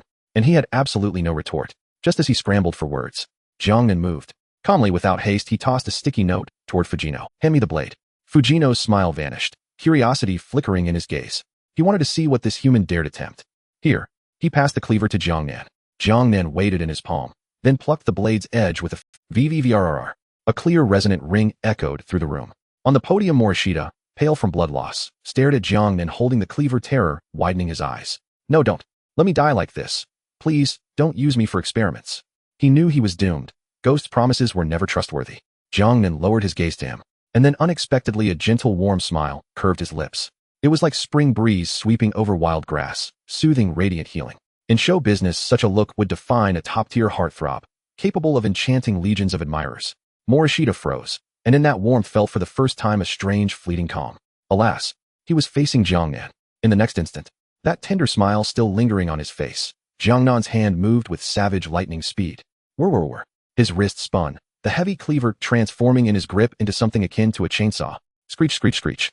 A grating bony-on-bone rasp filled the air, as Jiang Nan drove the blade's tip deep into Morishita's smooth, severed wound, carving and sculpting with ruthless precision, carving a perfect mortise into the stark, white bone, then seizing the severed limb and shaping its end into a flawless tenon. Aoeg. This raw skeletal agony ripped Morishita back from the brink of unconsciousness, unleashing a shriek worthy of a slaughtered pig. Done. Jiang Nan ignored the screams, under the stupefied, wide-eyed stares of the entire class, and beneath Fujino Juro's gaping, slack-jawed astonishment. Jiang Nan snatched up the severed limbs, and with deliberate force jammed them into their matching sockets. Click. A crisp, decisive sound, like interlocking wooden blocks. Perfect fit. Right arm, reattached. Right leg, reattached. Though Morishita had fainted, eyes rolled back, breath shallow, the limb hung solidly immovable, anchored to his body. Task complete. Clang. Jiang Nan tossed the cleaver, splattered with bone fragments and viscera, onto the podium. Without glancing at Fujino, he slipped his hands into his coat pockets and walked calmly down from the stage. His trench coat billowed behind him, leaving only a silhouette of effortless, unshakable grace. He accomplished his deed and departed without trace, leaving legend not name in his wake. Everyone in the class was stunned watching the limb reattachment surgery on the podium. Xingye Guang stood frozen in place, her mouth slightly agape. In this moment, she finally understood why Guo Shuai had said such things before. This is not just a heartbeat of 180. It's a million times more thrilling than riding a roller coaster. Even the ghosts were astounded. In the corner, the cigarette in Lu Shiyan's mouth, which had just been lit, fell to the ground with a thud. Is this really possible? His face was full of disbelief. And that hand rotation with the knife. How did he do that? So fast. Instinctively, Lu Shiyan picked up the scalpel in his hand, trying to mimic Jiang Nan's previous motion. However, hiss. A flash of silver light, the scalpel slipped from his hand, cutting into his palm, and blood seeped out. Lu Shiyan silently clenched his fist to stop the bleeding, his expression growing even more serious. It seems that's not going to work. It's not just a matter of skill, that guy's physical condition feels off. The explosive power in that punch earlier and the precise control of the wrist strength while rotating the knife, an average human simply can't do that. That guy's physique has definitely undergone significant enhancement, even much greater than mine. Lu Shiyan frantically analyzed in his mind, raising his vigilance level towards Jiang Nan once again. On the podium, Fujino Juro finally snapped out of his shock. He hurriedly leaned over the table, his eyes nearly glued to the severed limb of the lifeless body, meticulously inspecting it. But he discovered the mortise joint that Jiang Nan made was shockingly perfect. The skeletal interlock was seamless, and even the blood vessels were barely aligned under pressure. Putting aside whether this thing can be used in the future or whether it will fail, it is now connected, and very securely. Genius. A fervent light erupted in Fujino Juro's eyes. I admit I was caught off guard, but this is simply a genius idea. If the right side can be done like this, can the left side be done too? Thus, under the terrified gazes of the crowd, Fujino Juro looked at the intact left half of the lifeless body. He then employed the same technique, beginning his meticulous carving. Oh, poor lifeless body in the next 10 minutes constantly oscillated between fainting from pain and waking up from pain. Compared to Jiang Nan's decisive and bold cutting, Fujino Juro's technique appeared extremely delicate. He was truly carving the bones bit by bit, striving to perfectly replicate Jiang Nan's masterpiece. Until 350. Dingling. The class bell rang. Fujino Juro reluctantly stopped his motions, looking longingly at his artwork. Then he wiped the blood off his hands. He walked straight to Jiang Nan. Human. Fujino Juro's voice no longer carried the brutality from before, but instead a sense of acknowledgement. You did well, you gave me great inspiration. I admit, you are qualified to challenge me. He paused, speaking with deep meaning. However, in this school, it's better to walk with your head down. After all, not all teachers are as fond of talent as I am. But Jiang Nan simply looked at him coldly, tossing out a note. I acknowledge your peculiar gaze, but please do not. Haha, it seems you are different from them. Fujino Juro seemed to understand the deeper meaning. He first glanced around and saw that several people were watching Jiang Nan with friendly eyes. These people were all without exception weak. So a strong person leading a group of weak individuals in a school, the purpose was self-evident. Undoubtedly, he was using this opportunity to train these individuals. Thus, he maintained a state of casualness. I will give you some convenience. Fujino Juro extended his hand, pulling out a metal badge from his lab coat pocket. He pinned it to Jiang Nan's collar. The badge was engraved with a line of text. Rose Middle School Language Class Representative, this is my gift to you. As long as you wear this badge, all the ghosts on campus will know you are my prized student. You can freely enter most areas of the campus, and also, You can enter the archive room, which even you humans are eager. After completing all this, Fujino Juro straightened up. Now I need to go back to continue honing my knife skills. If you have time, come find me on the second basement floor. That is the new campus. The environment is much better than here. After saying this, he single-handedly lifted the lifeless body that had been mangled and turned to leave through the back door. Clearly, his surgery was far from over. Boss. After confirming the ghost had left, Wang Meng hurriedly approached Jiang Nan, lowering his voice. I just received intel that by becoming an assistant I can get the map of the ghostly terminal signal tower. That thing might contain crucial information about important locations on the entire Erie Island. It's definitely in the archive room. Jiang Nan nodded in acknowledgement. Then he lowered his head, looking at the badge on his collar that was still dripping blood. Language class representative Jiang Nan remained silent for a moment. He quietly took out the disability certificate that he had been carrying with him. He glanced at the badge. Then he looked at the certificate. Jiang Nan's mouth involuntarily twitched. Although he wasn't a true mute physically, he was just pretending to be mute to save words. He glanced at the badge. Then he looked at the certificate. Jiang Nan's mouth involuntarily twitched. Although he wasn't a true mute physically, he was just pretending to be mute. As the class time passed, the shadow of the next lesson loomed over Jiao Tiaolan beside the podium. Course Mathematics 400430 Instructor, Jiao Tiaolan gulp. Jiao Tiaolan gulped nervously, her face pale. Although her class was shorter than others, she couldn't find any joy in it. Chen Tong got lucky and encountered a ghost skipping class. What if she didn't have such good luck and drew a ghost sitting here, or worse, yet a deadly question? What should she do? She only had a class auxiliary ability, and faced with these rules-based ghosts, she had no chance of winning. Just when she was as anxious as an ant on a hot pan, a hand suddenly patted her shoulder. Do you want to live? Jiao Tiaolan turned around abruptly and saw Lu Shiyan covered in blood, but with an unusually bright gaze. What do you mean? Jiao Tiaolan looked at him warily. This Chinese man had humiliated her before and now suddenly offered help, clearly had ulterior motives. Could it be he's trying to deal with that Jiang Nan? Jiao Tiaolan thought to herself, it's also true, he must want to gather allies after he was beaten up like that. Thinking of this, she gritted her teeth. Speak your terms. Lu Shiyan chuckled lightly. It seems you're not too foolish. I don't need you to do too much. Just listen to my commands completely in the next steps. Lu Shiyan leaned in closer, his voice full of temptation. Perhaps I can help you sit on the throne of the Jiao Tiao family. What? Upon hearing this, Jiao Tiaolan's eyes widened instantly. That was a position she had dreamed of. The former family head was assassinated decades ago. Although he didn't die, he relied on medical equipment to extend his life. However, with the crossing of this wild world, the equipment broke down and he directly perished. Now the Jiao Tiao family was in a crazy internal struggle. As the daughter of the second son of the Jiao Tiao family, she naturally had a chance. But how did this guy know about it? He was clearly a Chinese person. Why did he know so much about the power struggle with even being certain he could help me? Just as she was puzzled, Lu Shiyan leaned close to her ears, softly whispering a sentence that only the two of them could hear. Private. Boom. Jiao Tiaolan felt as if struck by lightning, her face filled with disbelief and terror. Who are you? You can't possibly know about the Jiao Tiao family. Lu Shiyan raised a finger, pressing it against his cracked lips. Lower your voice. Secrets are safest when kept in the belly, aren't they? As he spoke, his scalpel had quietly pressed against Jiao Tiaolan's lower abdomen. Jiao Tiaolan's body stiffened. After a moment of silence, she slowly nodded.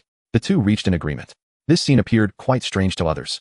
Lu Yuqing had been staring at this side, but due to the distance and low volume, she didn't hear what Lu Shiyan said. TCH. Lu Yuqing pushed her glasses, cursing inwardly. These two guys definitely aren't up to any good. That stinky old man is smiling too sinisterly. And Xingye Guang, who had been avoided all this time, felt an overwhelming sense of loss and sadness. It was clear that these two not only didn't want to tell her, but completely regarded her as an outsider. She could only curl up like an abandoned kitten, burying her head in her arms, silently digesting this loneliness. Meanwhile, in the second base of Huaxia Central Command Building, 0358 a.m., Yan Zhao Yin, just waking up while leaning on the desk, stretched lazily. He rubbed his sleepy eyes and looked at Wan Changjing, who was standing by the floor-to-ceiling window. Chief, what time is it now? You've woken up early, little Zhao. Wan Changjing looked out at the pitch black night, his voice steady. It's only 3:58, not yet 6 o'clock. The rankings haven't refreshed yet. Before dawn arrives, the night is always long. Just wait a little longer. Oh, I should have slept for a couple more minutes. Zhao Yin complained as he stood up, walked to the water dispenser, and drank a cup of cold water, trying to wake himself up a bit. Is there anything interesting? To relieve the boredom, Wan Changjing turned around, took out a document bag still sealed with wax, and handed it to Zhao Yin. Yes. This is the top secret intelligence just sent by Chief Engineer Shun. It's a fragment of the National Bloodline Gene Testing Report for 2027 that was secretly conducted by the government before the nationwide crossing. Blood report. Zhao Yan's eyes lit up, instantly regaining his energy. This is a good thing. Although a bit late, as long as the information is there, we can find those potential stocks in advance for protection and cult. He couldn't wait to open the document bag. However, after flipping through a few pages, his brow furrowed. Wait, Chief. How come there are only photos and a simple line of blood concentration data? Where are the identity information, names, home addresses? It's all a bunch of garbled characters. Wan Changjing shook his head helplessly. There's nothing that can be done. The energy magnetic field that erupted on the day of the nationwide crossing was too terrifying, causing significant damage and loss to the database. Our special anti-interference materials are limited. We can only focus on the key uses. Having photos is enough, other countries don't even have that. Be content. Indeed. One should be content. Zhao Yan sighed, flipping through the document again. He opened the first page of the document. The title was clearly written. Huaxia National 2027 Bloodline Gene Testing Report Top Secret File. This was information derived from 2026. The Huaxia team blade brought back from an ancient ruin in the polar ice cap, which spawned a top-secret plan. The intelligence indicated that aside from the chosen ones, there was also a class of bloodline extraordinary beings hidden among humans. Their abilities belonged to the bloodline category. They would exhibit extraordinary strength even before arriving at Blue Star. For example, those athletes who effortlessly broke world records. Those extraordinary individuals with innate strength. Even some hermits with special abilities. They very likely are descendants of certain powerful races from the wild realm. And at the top of the list was an exceptionally handsome face. Wow. Zhao Yan's eyes brightened, and he whistled. This kid looks impressive. With those sword-like brows and starry eyes, he resembles my younger self quite a bit. Next to him, Wan Changjing was pouring tea, and upon hearing this, his hand trembled and his eyelids twitched. Xiao, one must have self-awareness in life. Do you remember at the selection conference when everyone regarded you, the chief of staff, as a special forces team leader? Look at you, so dark that you could be compared to those night-protecting Mexicans from Eagle Country. Ahem. Zhao Yan's old face turned red as he scratched his head. Chief, look at what you're saying. Just chatting, don't bring up old wounds back, then we hadn't fully matured yet, right? All right, enough nonsense. Wan Changjing waved his hand impatiently, placing the teacup on the table. I've been waiting for you to wake up and analyze this grade dossier together. Stop dawdling and look at the key points. Yes, Chief, looking now. Zhao Yan put away his playful smile, lowered his gaze, and looked at the bloodline concentration data beneath the photo. However, the next second he froze. He rubbed his eyes, thinking he had misread. Leaning his face almost against the document, he carefully counted the decimal point. Wan Changjing raised his teacup and glanced at him. What's wrong? Did a nap leave your eyes blurry? Do you want me to get you a pair of reading glasses from the logistics department? No, Chief. Zhao Yan straightened up, pointing at the number on the document with a ghostly expression. This information is incorrect. Did the old geezers in the think tank get confused again? Hey kid, stop being critical of the think tank, alright. They are authorities. Perhaps you misread it yourself. Wan Changjing shook his head and put down the teacup. The data can't be wrong, it was sent over after central verification. But Chief. Zhao Yan pointed at the line of red data, his voice trembling. This 99 concentration. Did they really not misplace the decimal point? Puff. The mouthful of good tea that Wan Changjing had just sipped instantly spewed out. How much it? Without bothering to wipe his mouth, he snatched the document. Document number BH001. Bloodline source Dragon Clan unknown. Bloodline concentration 99. 9. Analysis: this individual possesses an extremely high genetic concentration of dragon blood, nearly perfect. However, due to the excessively high concentration, it is impossible to determine the specific dragon branch, and its danger level temporarily rated as great. Personal information lost due to data corruption.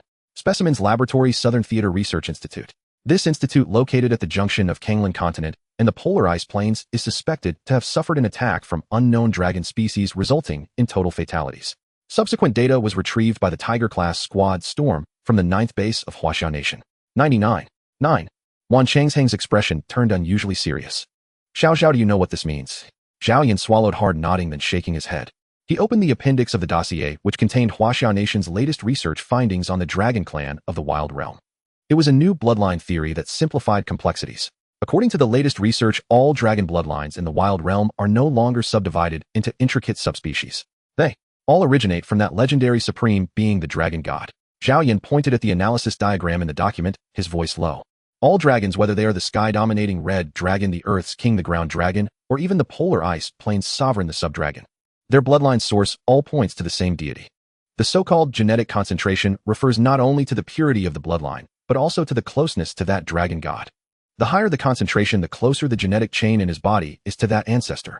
Unlike humans, the bloodlines we possess determine the strength of our abilities. This concentration. Zhao Yan looked at that number, feeling a chill run down his spine. This is no longer a matter of regression.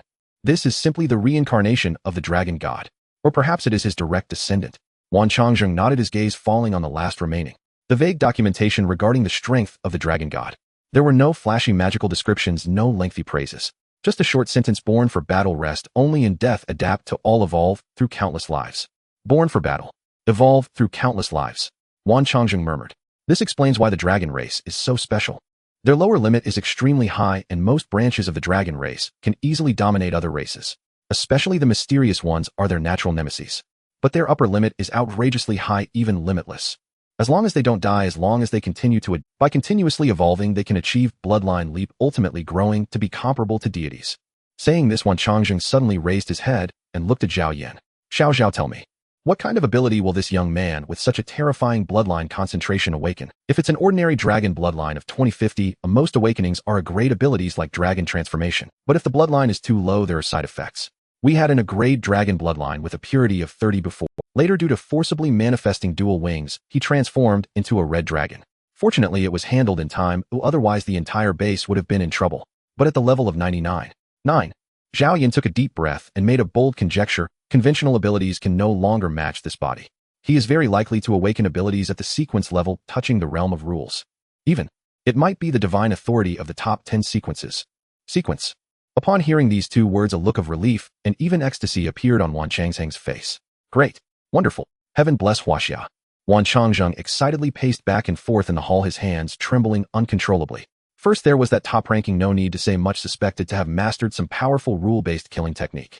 Then there's this son of the dragon god with a bloodline concentration of 99, destined to awaken sequence abilities. Our Huaxia nation is really about to take off this time. As long as we can find these two individuals, protect them well, and cultivate them, how can we not secure our position in this wild realm? Zhao Yan also laughed, the wrinkles at the corners of his eyes easing. Yes, Chief, this is double the joy. It seems this nationwide crossing isn't all bad for us. The two exchanged smiles as if they could already see the future of Huaxia nation, shining with twin stars, standing atop the world. However, they didn't know. This so-called twin stars were actually the same person. Moreover, that so-called sequence ability was merely a small skill of his. Just as the two were immersed in their beautiful fantasies. Bang! The door to the confidential archive room was suddenly pushed open. Shun Lian rushed in, holding a freshly decrypted urgent telegram. Her expression hurried, breaking the joyful atmosphere in the room. Chief of Staff Zhao. Shun Lian didn't even bother to salute. Don't celebrate too early. Something has happened, but it might also be a good thing. What happened? Wan Changzheng reined in his smile, restoring his authority. Shun Lian handed over the telegram, speaking gravely. It's the latest intelligence sent back by the storm squad from the 9th base. They discovered an ancient ruin at the edge of that mist-covered forbidden zone deep in the polar ice plains. After preliminary deciphering by experts, the content is about the dragon god. Moreover, it seems to mention the legacy left for future generations. Just in time. Seeing the intel in Shun Lian's hands, Wan Changzheng and Zhao Yan's eyes lit up, instantly casting aside their previous disputes. Wan Changzheng eagerly asked, quickly tell us, what kind of legacy is it? A peerless divine weapon, or an invincible technique? Shun Lian did not answer immediately. The famously cold beauty walked expressionlessly to the big screen and connected her tablet for projection. Her tone was icy and her words were few. The screen lit up, revealing a high-definition live exploration map. It depicted a hidden cave ruin deep within the polar ice field, covered by millennia of profound ice. On the mottled and weathered rock walls, rows of majestic and imposing armor patterns were drawn. Some armor was surrounded by blazing flames, some seemed forged from ice, while others were as heavy as the earth. Beneath each set of armor, an ancient script was engraved along with a corresponding percentage number. According to the analysis of the think tank and the comparison with a large number of ancient documents found locally, Shun Lian pointed at the text on the screen and explained coldly, those unknown languages are chanting incantations used to activate and summon these armors to equip oneself. As for the percentage numbers below, Shun Lian paused. They represent the rigid requirements for bloodline concentration. For example, this red lotus dragon armor requires a concentration of 30, while this Earth's Fury requires. Wan Changzheng and Zhao Yan followed Shun Lian's finger and fixed their gazes at the top of the mural. Their set of armor was depicted positioned the highest and most prominently. However, unlike the other dazzling and cool-looking armors, this set appeared extremely tattered and worn. It looked like it was hastily pieced together with a few rusty iron plates. It even lacked arms and legs, resembling something salvaged from a junkyard. This? Zhao Yan was stunned. Is this the best? Exactly. Shun Lian nodded. Despite its tattered appearance, it was still ranked the highest by the legendary dragon god, surpassing all divine armors. Beneath it, the incantation used to activate the armor seemed to have been deliberately erased, leaving only a deep scratch. Only the number representing the bloodline requirement remained clearly visible. More surprisingly, and absurdly, was the bloodline requirement representing the highest threshold, which was 0 points. Jiu Tiaolan covered her bleeding right eye socket, retreating in disbelief until her back hit the blackboard. The sharp pain twisted her entire face, but what shattered her more than the pain was the absurd result. 100. This is obviously an easy question. Why is it wrong? Jiu Tiaolan yelled hysterically, blood flowing down her fingers. Time rewinds 10 minutes ago 414. Due to the punishment class, the schedule was tight, forcing Jiao Tiaolan's math questioning segment to be advanced. Buzz. On the podium, the black smoke dissipated, and the familiar black pen holder appeared out of nowhere. Jiao Tiaolan was filled with trepidation. Her trembling pupils could not conceal her inner panic as she subconsciously glanced down at the students. In the corner, Lu Shiyin made an okay gesture towards her. Seeing this gesture, Jiao Tiaolan forcibly suppressed her inner fear. Calm down, I am the teacher. The rules state that the teacher asks the students. As long as I ask a slightly difficult question that they can't answer, I win. She took a deep breath and looked at the blood-red words on the table. Sakura Nanao under the cherry blossom Nagano Ling questioning segment. The teacher must close their eyes and shake the pen holder to draw lots within 5 minutes. The selected student must answer the question. Those who answer incorrectly or are not selected will face punishment. The rules were clearly stated. Jiao Tiaolan breathed a sigh of relief. Oh, fortunately, it was the same process as with Qin Tong. She at least had some room to maneuver. She extended her trembling hand, closed her eyes, and shook the pen holder. Clink. A bone slip fell. Sakura Nanao, who? Jiao Tiaolan felt a wave of relief. Sakura Nanao was the girl with no eyes sitting in the 4th row near the back door. Although she looked scary, as long as she was a student, she had to listen to the teacher. Jiao Tiaolan cleared her throat and took on the authority of a teacher. Sakura Nanao, please stand up. With a rustle, the girl with no eyes slowly stood, her dark hollow eye sockets facing Jiao Tiaolan. Jiao Tiaolan was about to throw out a calculus problem she had prepared, intending to stump the ghost. However, before the girl with no eyes suddenly opened her mouth and let out a hoarse laugh. Hee hee hee. Teacher, since it's a math class, can I ask you a question first? I don't understand. Jiao Tiaolan was taken aback. She instinctively glanced at the previous rules. It clearly stated that the teacher asks the questions. But on second thought, as a teacher, helping students with their questions was also part of her duty, right? If she didn't answer, would it violate the ethics of teaching and lead to punishment? Moreover, this ghost seemed to be very polite. You can't trust ghosts. A hint of wariness flashed in Jiao Tiaolan's mind, but looking at the other party's expectant expression, she inadvertently nodded. Okay, go ahead and ask. The girl with no eyes was overjoyed, waving her thin, bony finger. Teacher, may I ask, what is 11? Hearing this question, Jiao Tiaolan was completely stunned. Then joy surged in her heart. 11. Haha, it seems this ghost has goodwill towards humans. This is clearly a gift for me. Even an idiot knows the answer. Jiao Tiaolan laughed happily, all her tension dissipating in an instant. This was simply a windfall. Without hesitation, she picked up the chalk and confidently wrote a huge number on the black. Kazakura, this simple question obviously has the answer of 2. Nakitoka turned around, puffed out her chest, feeling she had already won. However, the eyeless ghost did not sit down. The smile on its pale face instantly vanished. Teacher, you are wrong. That is math. What we need to discuss is reality. Before Nakitoka could react, a shadow flickered. The eyeless ghost had somehow appeared on the podium. Its hand gripped Nakitoka's pop. The eyeball still attached to the optic nerve was forcefully ripped out. Aya! The scream instantly echoed throughout the classroom. Nakitoka covered her hollow eye socket, writhing in pain as blood gushed out between her fingers. Why, 1 clearly equals 2. Where did I go wrong? The eyeless ghost chuckled. It slowly lifted its tattered sailor uniform in front of Nakitoka. Then those blood-stained hands reached inside its emaciated belly and pulled out a bluish-purple ghostly infant. The infant lay in its mother's embrace, letting out a chilling laugh towards Nakitoka. Giggle. The eyeless ghost pointed at itself, then at the ghostly infant in its arms, and finally extended a finger. You see, me at one corpse. When we were in mother's belly, we were one ghost. Nakitoka understood its meaning, nearly spitting out a mouthful of blood in anger. Is this what they call the answer? This ghost is cheating. It never intended to reason from the beginning.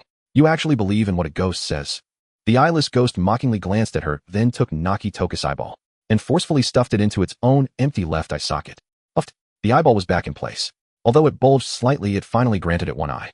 Thank you for the reward, teacher. The eyeless ghost revealed a sweet smile, cradling the ghostly infant and contentedly returning to its seat. Nakitoka leaned against the blackboard, gasping heavily. Although she was blind in one eye and suffering excruciating pain, she felt a sense of relief in her heart. That man once said, except for the head teacher, ordinary ghost students are restricted by the rules and cannot directly kill teachers. It seems to be true. As long as I obediently concede and hand over what they want, they cannot take my life. It's okay. I can still live. I can still live.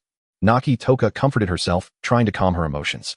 However, at that moment, bang, the flathead ghost sitting in the 3rd row slowly stood up. At the same time, the blood letters on the podium changed again, heralding the continuation of the nightmare. Question failed. Punishment has been executed.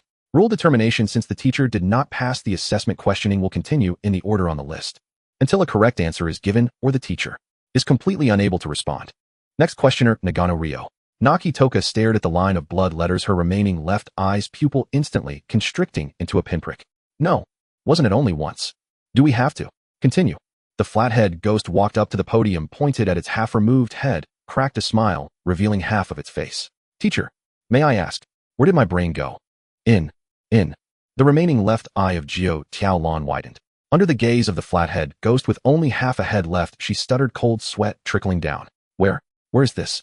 This is a life or death question. Because unsurprisingly, if I can't answer, or if I answer incorrectly, the other party will definitely take my brain to complete it. Jiao Tiaolan felt despair. At this moment, she suddenly turned her head to look at Lu Shiyan in the corner, her eyes filled with pleading. Please save me. You promised. Sigh. Lu Shiyan leaned against the wall, looking at the woman, who was almost scared to the point of urination, shaking his head helplessly. A fool is a fool. But at least she's obedient, a decent pawn. Since the deal was struck, he naturally wouldn't watch Jiao Tiaolan die. Without any nonsense, Lu Shiyan swung his right hand fiercely. Swish. A spherical object tightly wrapped in black clothing flew towards Jiao Tiaolan. Catch it.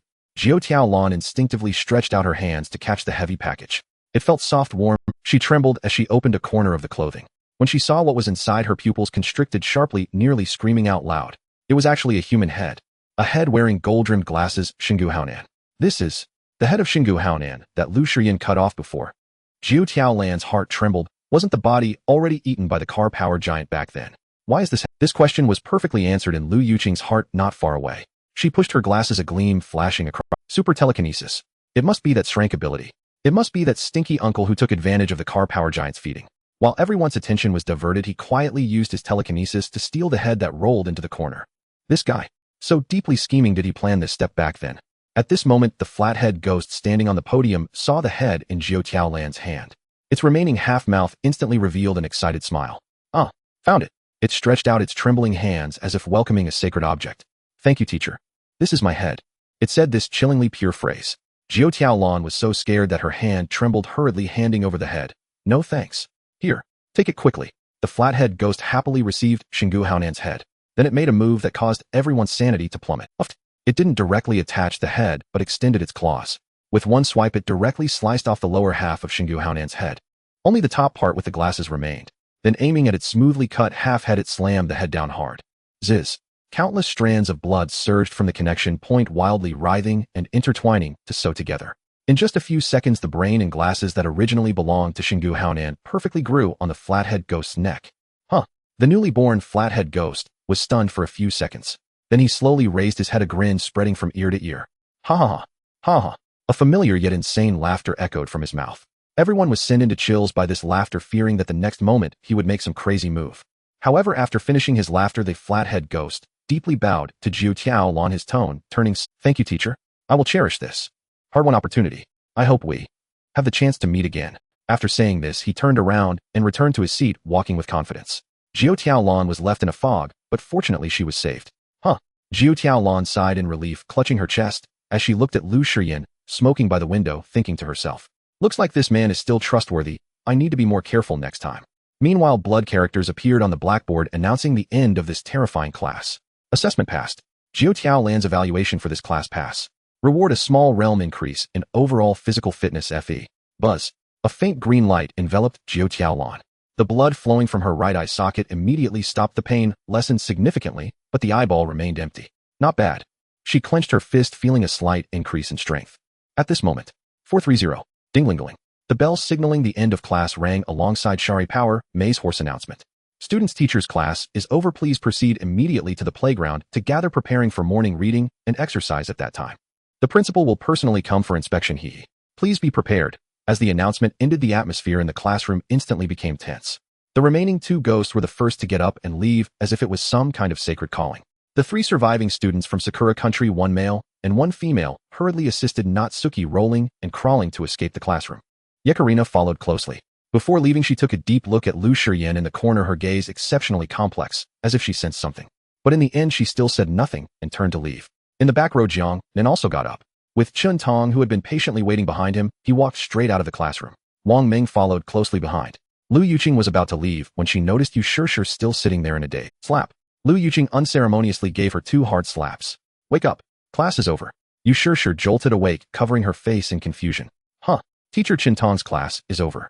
So fast. Lu Yuqing was puzzled, her mouth twitching. No, Jime, we've already finished 3 classes. Even the ghosts are full. Why are you still stuck in the first class? You can't be scared, silly, right? What's silly scare? Lu Qing, don't joke around. You sure firmly denied. Do you still remember Shari Power Mai? Shari Power Mai. I'm still talking about the carve. You sure dismissively waved her hand. Don't know, never seen. Lu Yuqing was speechless. This girl. Could it be that she was so scared that her brain activated the automatic deletion protection mechanism? Or is her ability, cleaning, able to wash away memories too? Forget it, this is better, at least it's better than peeing your pants out of fear. Lu Yuqing pulled her. Hurry up and keep up with the boss. Don't fall behind. After sending Yu Sure away, Lu Yuqing did not leave immediately. She found Guo Shuai, who had deliberately lagged behind. Guo Shuai, listen. Lu Yuqing lowered her voice, her expression serious. That Lu Shiyan. His ability is strength telekinesis. And he was staring at the boss just now with a very strange look. You are one of the 2 combat powers in the team. You need to keep an eye on him. Guo Shuai nodded seriously at her words. Don't worry, Lu Jia. They'll keep a close watch on him. Good.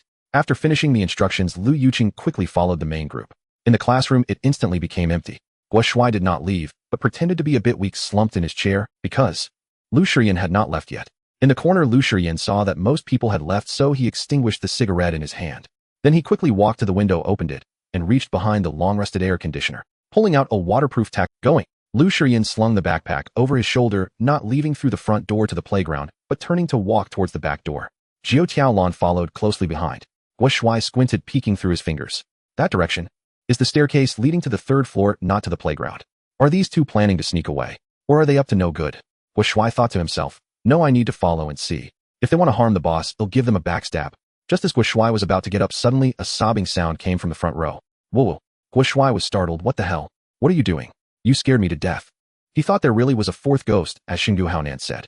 Looking closely, he found it was the Sakura country girl Hoshino Hikari, who had been overlooked. At this moment, she was lying on the desk, her face covered in tears, and snot, crying heartbreakingly. Sister Jiao doesn't want me anymore. My comrades don't want me anymore. Whoa. I don't want to die. I want to go home.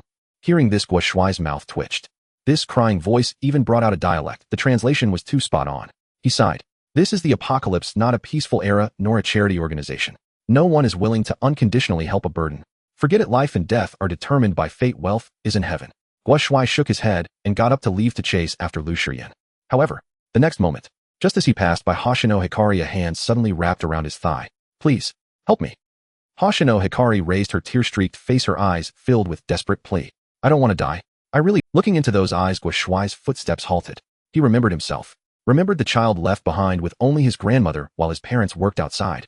If it weren't for the boss giving him a chance back, then he might have become a scarecrow in the wheat field. Sigh. In the end, he still sighed. Since I am a little brother, I must think for the team. So he learned to ask like Jiang Nan did, looking down at her. Stop crying, tell me, what ability do you have? Hoshino Hikari seemed to grasp a lifeline, quickly answering. I am. Brank healing light. Oh, Brank.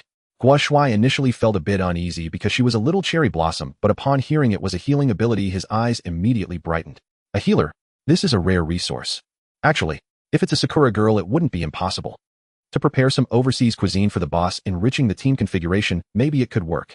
Though he was happy inside, Guo Shuai still put on a troubled face, frowning. Only Brank. Just barely acceptable. Alright, since you also come from the countryside like me, I'll give you a chance. You go to the playground for class first. If you can survive tonight, I'll recommend you to the boss. Remember to perform well then. I have no decision-making power. Hoshino Hikari, upon hearing someone was willing to take her in, was so excited that she almost prostrated herself immediately. Thank you. I will definitely perform well. Alright, hurry up and go, I have things to do. Guo Shuai waved his hand, pulling his leg out. Hoshino Hikari wiped her tears, nodded vigorously, and quickly ran out of the classroom. Guo Shuai watched her departing figure devoid of any worldly thoughts. Not because he had no interest in women, but because the firepower demon Pill King youth never endures. That collision of styles took away too many of his worldly desires. Goodbye, my youth. Guo Shuai revealed a painful mask, a drop of demon pill tear sliding down the corner of his eye. Then he suddenly remembered the main matter.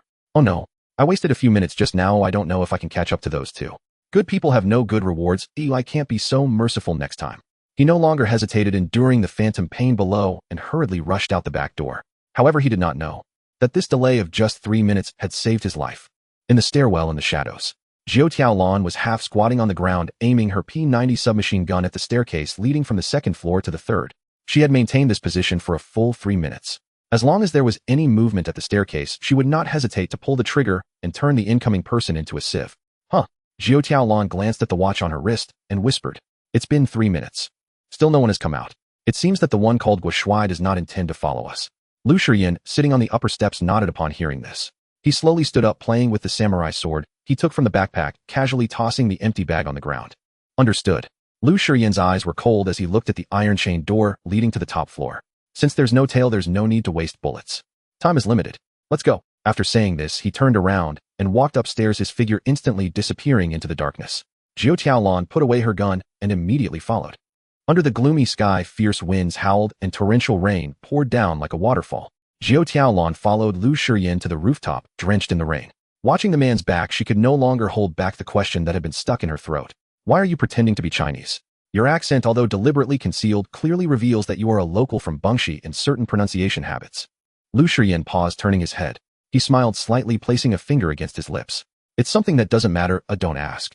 Otherwise. He leaned in closer, as if whispering to a lover. You might die, you know. Gulpy. Jiao Tiaolan swallowed hard. She immediately looked down, not daring to bring up the topic again. This man. How many secrets was he hiding? To ease the awkwardness and fear, she changed the subject and asked. So where are we going now? Aren't we supposed to attend class? You are the lead teacher for morning exercises. Lu Shiyin walked to the edge of the rooftop and patted the rust-covered drainage pipe. The intensity is acceptable. He then turned to Jiao Tiaolan. Of course we have to attend class. That faceless man is not to be trifled with. But, before that we must first go to a more important place. A more important place. Jiao Tiaolan's words had not yet fallen. Whoosh. Lu Shiyin unexpectedly leaped over the railing and slid down the drainage pipe. Hey, this is the 5th floor. Jiao Tiaolan was shocked and hurried to the edge to look down. She saw Lu Shiyin already landing gracefully like a nimble gecko, standing in the shadow below and waving at this madman. Jiao Tiaolan cursed under her breath. But she did not dare to defy him. She could only take off her jacket, wrapping her hands and P90 submachine gun, and grit her teeth as she slid down. Sizzle. Bang. When she landed, her foot slipped and she fell onto her bottom, wincing in pain. TSK, TSK, TSK. Lu Shiyin looked down at her from above, mercilessly mocking her. You truly are a cannon fodder. Your military skills at best are that of a new recruit who has barely spent a month in training. Jiao Tiaolan got up and brushed the dirt off her bottom, not bothering to refute. She was originally a pampered young lady without specialized training, joining the Black Wolf group merely to embellish her resume. Fortunately, she had more advantages in family competition. Thinking of this, she couldn't help but say sourly, compared to me, that Xingye Guang is even worse. She's just a filthy country bumpkin student who farms. What right do I have? Why should I, a noble from a prestigious family, have a lower ability level than some farmer? Jiao Tiaolan's tone was filled with jealousy and resentment. Lu Shiyin sneered, a hint of disgust in his eyes. You really are filled with a sense of superiority, and you project it onto others. After so many years, the Jiao Tiao family still maintains this disgusting demeanor. But it doesn't matter. I have long ceased to care about it. Lu Shiyin looked toward a certain direction in the distance. What I care about is only her. Her? Who? Jiao Tiaolan was even more puzzled. What do you mean by that? Lu Shiyin did not answer. He turned and walked toward an abandoned area behind the school. A few minutes later, the two arrived at a standalone warehouse located at the back of the teaching building. The warehouse looked somewhat old, with the iron door covered in dark red stains and rust. Above the door frame, 3 large characters were scratched out with claws. Isolation room. Jiao Tiaolan couldn't help but widen her eyes, her voice trembling. This is the isolation room. Why did you bring me here? I heard from the students that only those who are severely punished would be locked up here. Once inside, it's certain death. Lu Shiyin took out a cigarette from his pocket, but did not light it. Instead, he gently placed it on the steps outside the door. This place is not for imprisoning people, and it isn't an official facility of this school. As he spoke, he surprisingly took out a key from his pocket and inserted it into the padlock. Click. The lock opened. Not from the school. Not for imprisoning people. Jiao Tiaolan watched this scene, her fear reaching its peak. What? What are you doing? She suddenly raised her P90 submachine gun, aiming at Lu Shiyin's back. Retreating. Don't move. Raise your hands. However, the next moment, Jiao Tiaolan suddenly felt as if her limbs were entangled by countless invisible wires, losing control in an instant. Crack. Off. Her wrists were forcefully bent backward by a tremendous force. Bang, bang, bang. But she still pulled the trigger. The bullets stopped in front of Lu Shiyin, who gently brushed them aside. The submachine gun fell into his hand. What a disobedient little one. Lu Shiyin turned around, playing with the gun, a chilling smile on his face. Is this how you treat your savior? And this is the second time. Ah! Jiao Tiaolan screamed, her legs forcefully folded as her entire body became like a ball suspended in midair. The excruciating pain of her dislocated bones twisted her expression, but she still gritted her teeth and cursed. You demon. Your ability is not metal manipulation at all. It's telekinesis. You've been lying to me. You want a demon, huh? Lu Shiyin nodded, seemingly pleased with the title. That's quite an apt evaluation. But impotent rage can't change anything. As he spoke, he flicked his finger. Jiao Tiaolan crumpled into a ball. Lu Shiyan gently pushed open the warehouse door, casually tossing the submachine gun into the grass outside, then led Jiao Tiaolan inside. A figure slipped down from the drainage pipe, sneaking behind the bushes. It was Guoshuai. He happened to see them on the rooftop while searching for the two and had followed them here. He looked at the open warehouse door and the three large characters that read isolation room. Hiss. For some reason, Guoshuai suddenly felt a sharp pain in his head. This place. Why does it feel strangely familiar? Why does my head hurt so much? And where did I go before? Why did Albert suddenly fall asleep at that time? Guoshuai clutched his head, a strong intuition rising in his heart. All the answers are hidden in this isolation room. Inside the warehouse sizzle, Lu Shiyan struck a lighter. The faint glow illuminated the dim interior of the warehouse. Upon seeing the scene inside, Jiao Tiaolan, suspended in the air, felt her pupils quake and broke into a manic laugh. Ha! Ha ha! You really are a madman. You actually keep ghosts here? Inside the warehouse were several giant cages. One of the cages had its iron bars twisted and deformed by brute force, clearly indicating something had escaped from within. And beside that empty cage, another cage held a male student wearing a rosy middle school uniform. He was covered in filth, emitting a foul stench. His limbs were locked in specially made shackles, and his eyes were filled with hatred and madness. The moment he saw Lu Shiyan enter, the boy shouted with a hoarse voice, "You damn Sakura person! If you have the guts, kill me! Kill me!" His speech was somewhat unclear because half of his tongue had been cut off to prevent suicide. As for the language, it was Chinese. Jiao Tiaolan understood. After all, there was a translation mechanism. At that moment, she finally realized. So, this is the true most affectionate in China. A Chinese student studying in Sakura country. And you, Lu Shiyan, you are nothing but an imposter. You've been manipulating this chess piece behind the scenes, using his identity to disguise yourself. You are a complete. But that was not the most terrifying part. The most despairing thing for Jiao Tiaolan was the largest cage located in the center of the warehouse. The decor there was completely different from the other cages. Inside was a pink carpet, dolls, and even a princess bed. It was simply like a young girl's boudoir. Except, sitting on that bed consuming food was something. It was a girl in a sailor suit, her skin a deathly gray with long hair flowing down. She was holding onto a half-eaten skeleton, savoring the remaining blood and flesh on it. No, that wasn't human. The flesh remaining on that skeleton was grayish-white. That was a ghost. Soon Jiao Tiaolan followed the tattered clothes on the skeleton and saw a student ID lying on the ground. It was written in blood-red letters.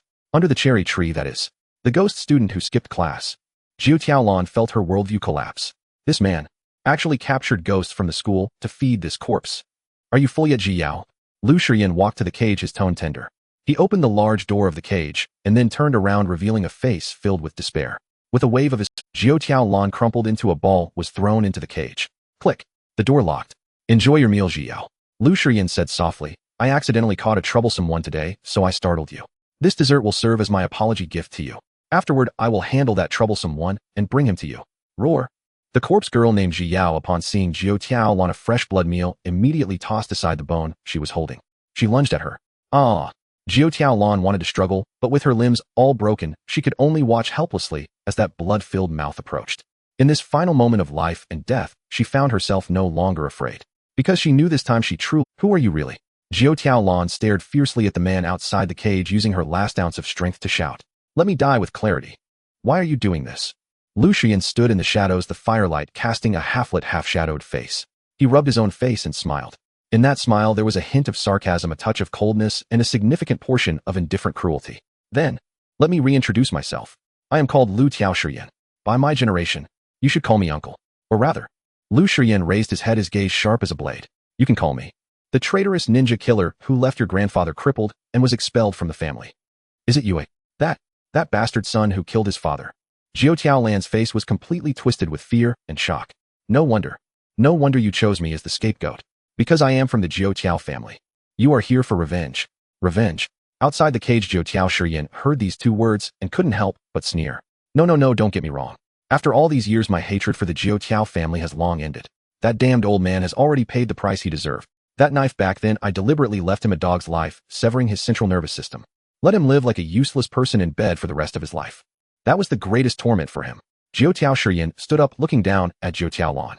As for why I chose you, it's because I know very well that those who carry the filthy blood of the Jiao Tiao family will definitely make attempts for their own interests.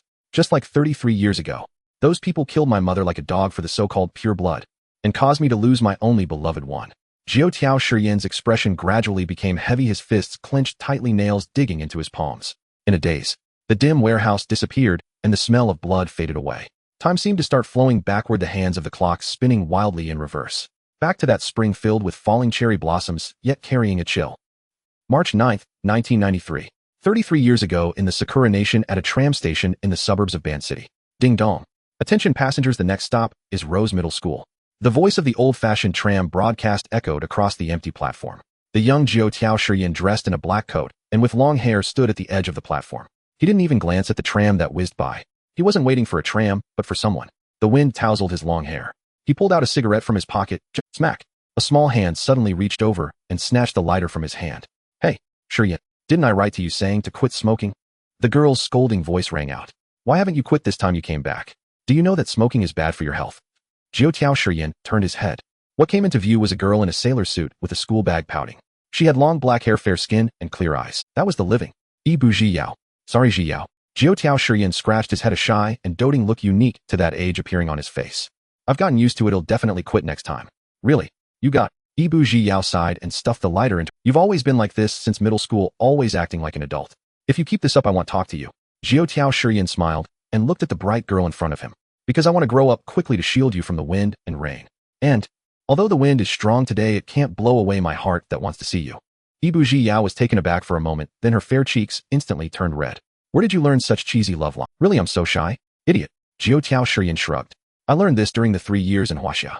I learned a lot, and this is one of them. Ibu Zhiyao played with her long hair, a look of heartache in her eyes. Is that so? Then how have you been over there these 3? Back then you chose to drop out and wander abroad just to leave this place of sorrow. You really don't regret it. Jiao Shiryan looked at her and sincerely shook his head. No regrets. Because only by becoming stronger can I protect the people I want to protect. Once you graduate from school this year, it'll take you and mom on a trip to Huaxia. By then, you'll discover that the world is really vast and the place we are in is just a drop. However, upon hearing the word mom, Ibu Zhiyao, who had originally been bright, suddenly lowered her head. Jiao Shiryan keenly sensed something was off, a sense of ominous premonition rising in his heart. Zhiyao, do you have something on your mind? Ibu Zhiyao remained silent for a long time before finally lifting her head, her eyes already red. Shiryan, actually, mom is no longer here. Boom. This sentence struck Jiao Shiryan like a bolt from the blue, directly hitting the top of his head. He staggered back 2 steps, his face instantly pale. Zhiyao, what are you saying? Mom is gone. Huh. Haha, please don't joke with me, that joke isn't I've been sending money and letters home for all these years, mom even replied. How could she die? Ibu Zhiyao could no longer hold back. She stepped forward and grabbed his sleeve, crying out. It's true. Calm down. Mom disappeared suddenly in the winter a year ago. We searched for a long time. When she was found, she was hanging on a withered tree by the roadside. She was murdered, naked, and hung there. As if to show off. The letter was written by me to prevent you from worrying and affecting your career in place of mom. The withered tree. Hanging there. Jiao Shiryan's pupils instantly constricted into needle-like slits. That was the usual method of the Jiao family to deal with traitors and stains. It's them again. It must be that old bastard from the Jiao family. With this happening, are they still unwilling to let mom go? A torrent of hatred erupted from Jiao Shiryan's eyes. Don't be fooled by the fact that his name carries the Jiao, a noble surname of the Sakura Nation. In reality, his mother was just a hostess working in a dance hall, and he was the illegitimate child left behind by the current head of the Jiao family, Jiao Wu Yi, after a drunken night. The other party never intended to acknowledge him as their son, viewing his existence as a stain on the family. After he was born, he was kicked into the slums, receiving only a meager monthly hush money, being ignored. But mom was beautiful and kind. Even though she was a hostess, even though she had to force a smile to support her child. Nobility has never been about occupation, but about the person. Ibu Zhiyao was the abandoned baby she picked up on a snowy night on her way home from work. That year, Jiao Shiryan was only 3 years old. Even though the family was so poor they could barely make ends meet, mom still gritted her teeth and raised the girl. He never forgot the day mom gently asked him, Shiryan, do you want a little sister? Growing up in a dance hall, Jiao Shiryan looked at the little face that was turning purple from the cold and nodded heavily. From that day on, he swore to protect this sister forever. Life was tough, but relatively peaceful. Until mom was hospitalized due to abuse by a customer. That day he overheard those guys mocking his mother in the hospital court. Hey Gu, is this the head of the family's woman? How does it feel to play with her? Average, I don't know what the head of the family saw. Should keep it down. If the head of the family finds out you did this, he will definitely kill you. What are you afraid of? She's just a prostitute who knows how many people she's been with. The head of the family won't care. These words reached the young Jiao Shiryan's ears, and without hesitation he rushed up to hit them. But because he was too young and frail, he was instead tied up and beaten badly. He ended up with injuries and the cruelest truth of this world. The weak are not even worthy of dignity. It wasn't until a passing doctor appeared that these guys finally stopped. He took Jiao Shiyin to the office using his exceptional skills in surgery and acupuncture to untie the ropes and stitch up the wounds. During their exchange, Jiao Shiyin learned that the other party was a doctor from Huaxia in Sakura Nation for technical exchanges to learn Western medicine. But what drew Jiao Shiyin's attention wasn't the medical skills. Rather, it was the scalpel in the other party's hand dancing on his fingertips as if it had a life of its own. If I had such surgical skills, could I kill all those who bullied Mom? Thus he knelt down on the spot and asked to be accepted as a disciple. But the doctor decisively rejected him. Your eyes are filled with hatred. My medical skills are meant to save lives. My knife is only used to remove tumors. Take care of yourself. Come find me again when you understand. Jiao Shiyin bowed in disappointment. Thank you. I won't bother you again. The meaning was clear. He couldn't let go of his hatred. But after hearing this, the doctor paused, a smile appearing at the corner of his mouth. Snap. Without looking back, the doctor flicked his finger. A card instantly flew out, embedding itself deep into the wall beside Jiao Shiyin's neck. You're still too young. Your bones haven't fully developed. Come find me when you're 15. My name is Huang Han. Remember, my knife does not kill, only slays the demons. After saying that, the doctor left. Jiao Shiyin trembled as he pulled out the card. It had 3 words written in gold foil: Desolate God Association. He had seen this name on television news. It was a top-tier assassin organization that sent shivers down the spine of all countries, gathering 12 members with unfathomable abilities. Jiao Shiyin committed the address firmly to memory, then stuffed the card into his mouth and swallowed it whole. 5 years later, at 15, he saved enough fare by doing odd jobs and resolutely headed to Huaxia. There he found the doctor. As for what happened next, under the hellish training from the other party, his strength soared, and he went through countless assassination missions in Southeast Asia. Eventually, he ranked 6th on the international assassin list. Jiao Shiyin took a deep breath. He looked at Ibu Zhiyao, who was in tears, and forcibly suppressed the surging killing intent within. This time he returned. He took a mission, and it was also to seek justice for himself. That is to assassinate the head of the Jiao family, Jiao Wu Yi. Zhiyao stopped crying. Jiao Shiyin reached out to wipe her tears. I will handle this matter, trust me. But for now it's inconvenient for me to show up. The people from the Jiao family might already know I've returned. They'll take you to school first, it's safer there. After I finish my business, we will leave here and never come back. Ibu Zhiyao grabbed his hand, her eyes filled with worry. Shiyin, don't do anything foolish. Promise me no matter what happens, stay alive. Jiao Shiyin nodded, his eyes flickering. I will. Then, the two boarded a tram heading to the suburbs. Half an hour later, they arrived at a private boarding school located on a hillside. It was a beautiful school filled with red roses. The plaque at the school gate read Rose Middle School. However, Jiao Shiyin never expected that this place he sent Zhiyao for safety would become the most regrettable, the most unacceptable, and the most terrifying nightmare of his life. Inches away, this school turned into hell. Hell. If one word were to describe the scene at this moment, it would be the most fitting. Jiang Nan stood at the edge of the playground, reaching out his hand to catch the falling raindrops. Rose High School playground. 4:38 a.m. A torrential downpour, dark clouds filling the sky. Beside him were Chen Tong, Lu Yuqing, Yu Shishir, Wang Ming, and other humans. Their bodies trembled involuntarily. Water droplets slid down their cheeks, making it hard to tell whether it was cold sweat or rainwater. Because not far away in front of the flag-raising platform, boom, boom, boom, countless strange students missing arms and legs surged out from some corner of. They marched in perfect unison, their footsteps resonating in a way that made one's heart vibrate. Clearly, this school truly lived up to the name of a Chinese enterprise. Even the teaching model was perfectly replicated. Leading the flag-raising team, what they held was not a vibrant national flag. Instead, it was a school flag sewn together from the skins of countless people with the words Rose High School written in black blood. Soon these hundreds of ghostly students reached the front of Jiang Nan and the others standing quietly lifeless. Who? Wang Ming took off his foggy glasses, gasping for breath. This oppressive atmosphere is truly stimulating. Even if they don't attack us now, just the stench of decay and resentment is enough to choke us. Lu Yuqing did not take off her glasses. With her severe nearsightedness of 600 degrees, it made no difference whether she took them off or not. She couldn't see this hellish scene in the downpour. She adjusted her glasses and concurred, that's right. The most pressing issue now is what exactly is the so-called morning reading and morning exercises. And why hasn't Lu Shiyin arrived yet? Yeah, he is the teacher leading the team. Wang Ming squinted at his wristwatch. There are still 6 minutes until 4:03. By the way, where's Guo Shuai? Lu Yuqing sighed and briefly recounted how she had seen Guo Shuai chasing after Lu Shiyin. It's my fault, though I should have made it clear to him at that time. I only asked him to keep an eye on him, not to chase after him. Guo Shuai probably misunderstood and chose to follow Lu Shiyin elsewhere. Wang Ming's heart tightened, hastily looking at Jiang Nan. Does the boss know? Lu Yuqing nodded. Yes, I mentioned it to the boss when we came. The boss just nodded and said nothing. Sigh. Wang Ming sighed, silently praying in his heart. Old Guo, take it easy. Don't really die. Otherwise no one will be there to chat with me during our drives in the future. Meanwhile, at the back of the school, under the dim light, the stench of blood filled the air. The brief chat time has passed. Do you like my story? Jiao Shiyan stood in front of the iron cage, elegantly wiping the blood off his hands. Inside the cage, Jiao Tiaolan had already lost a leg to Ji Yao. She lay limp in a pool of blood, weak and pale as paper. Yet she still gathered her last breath to ask the question that troubled her the most. It is not an ordinary ghost. It is of the same kind as the gatekeeper at the school entrance. Both are evolving. What have you done? Answer me. Jiao Tiaolan could clearly feel her clever ability fading as her body was eaten. The physique that had just risen to E was rapidly collapsing. Of course, Jiao Shiyan seemed quite willing to answer, smiling as he spoke. Such a delightful story, I wouldn't want it to lack even a single listener. After I assassinated Jiao Tiaowu E that night, I fled back to a Southeast Asian country, and then... Wait. Jiao Tiaolan interrupted him, her voice trembling. How did you end up here? Your current appearance, though young, has such a weary gaze, so calm in the face of ghosts.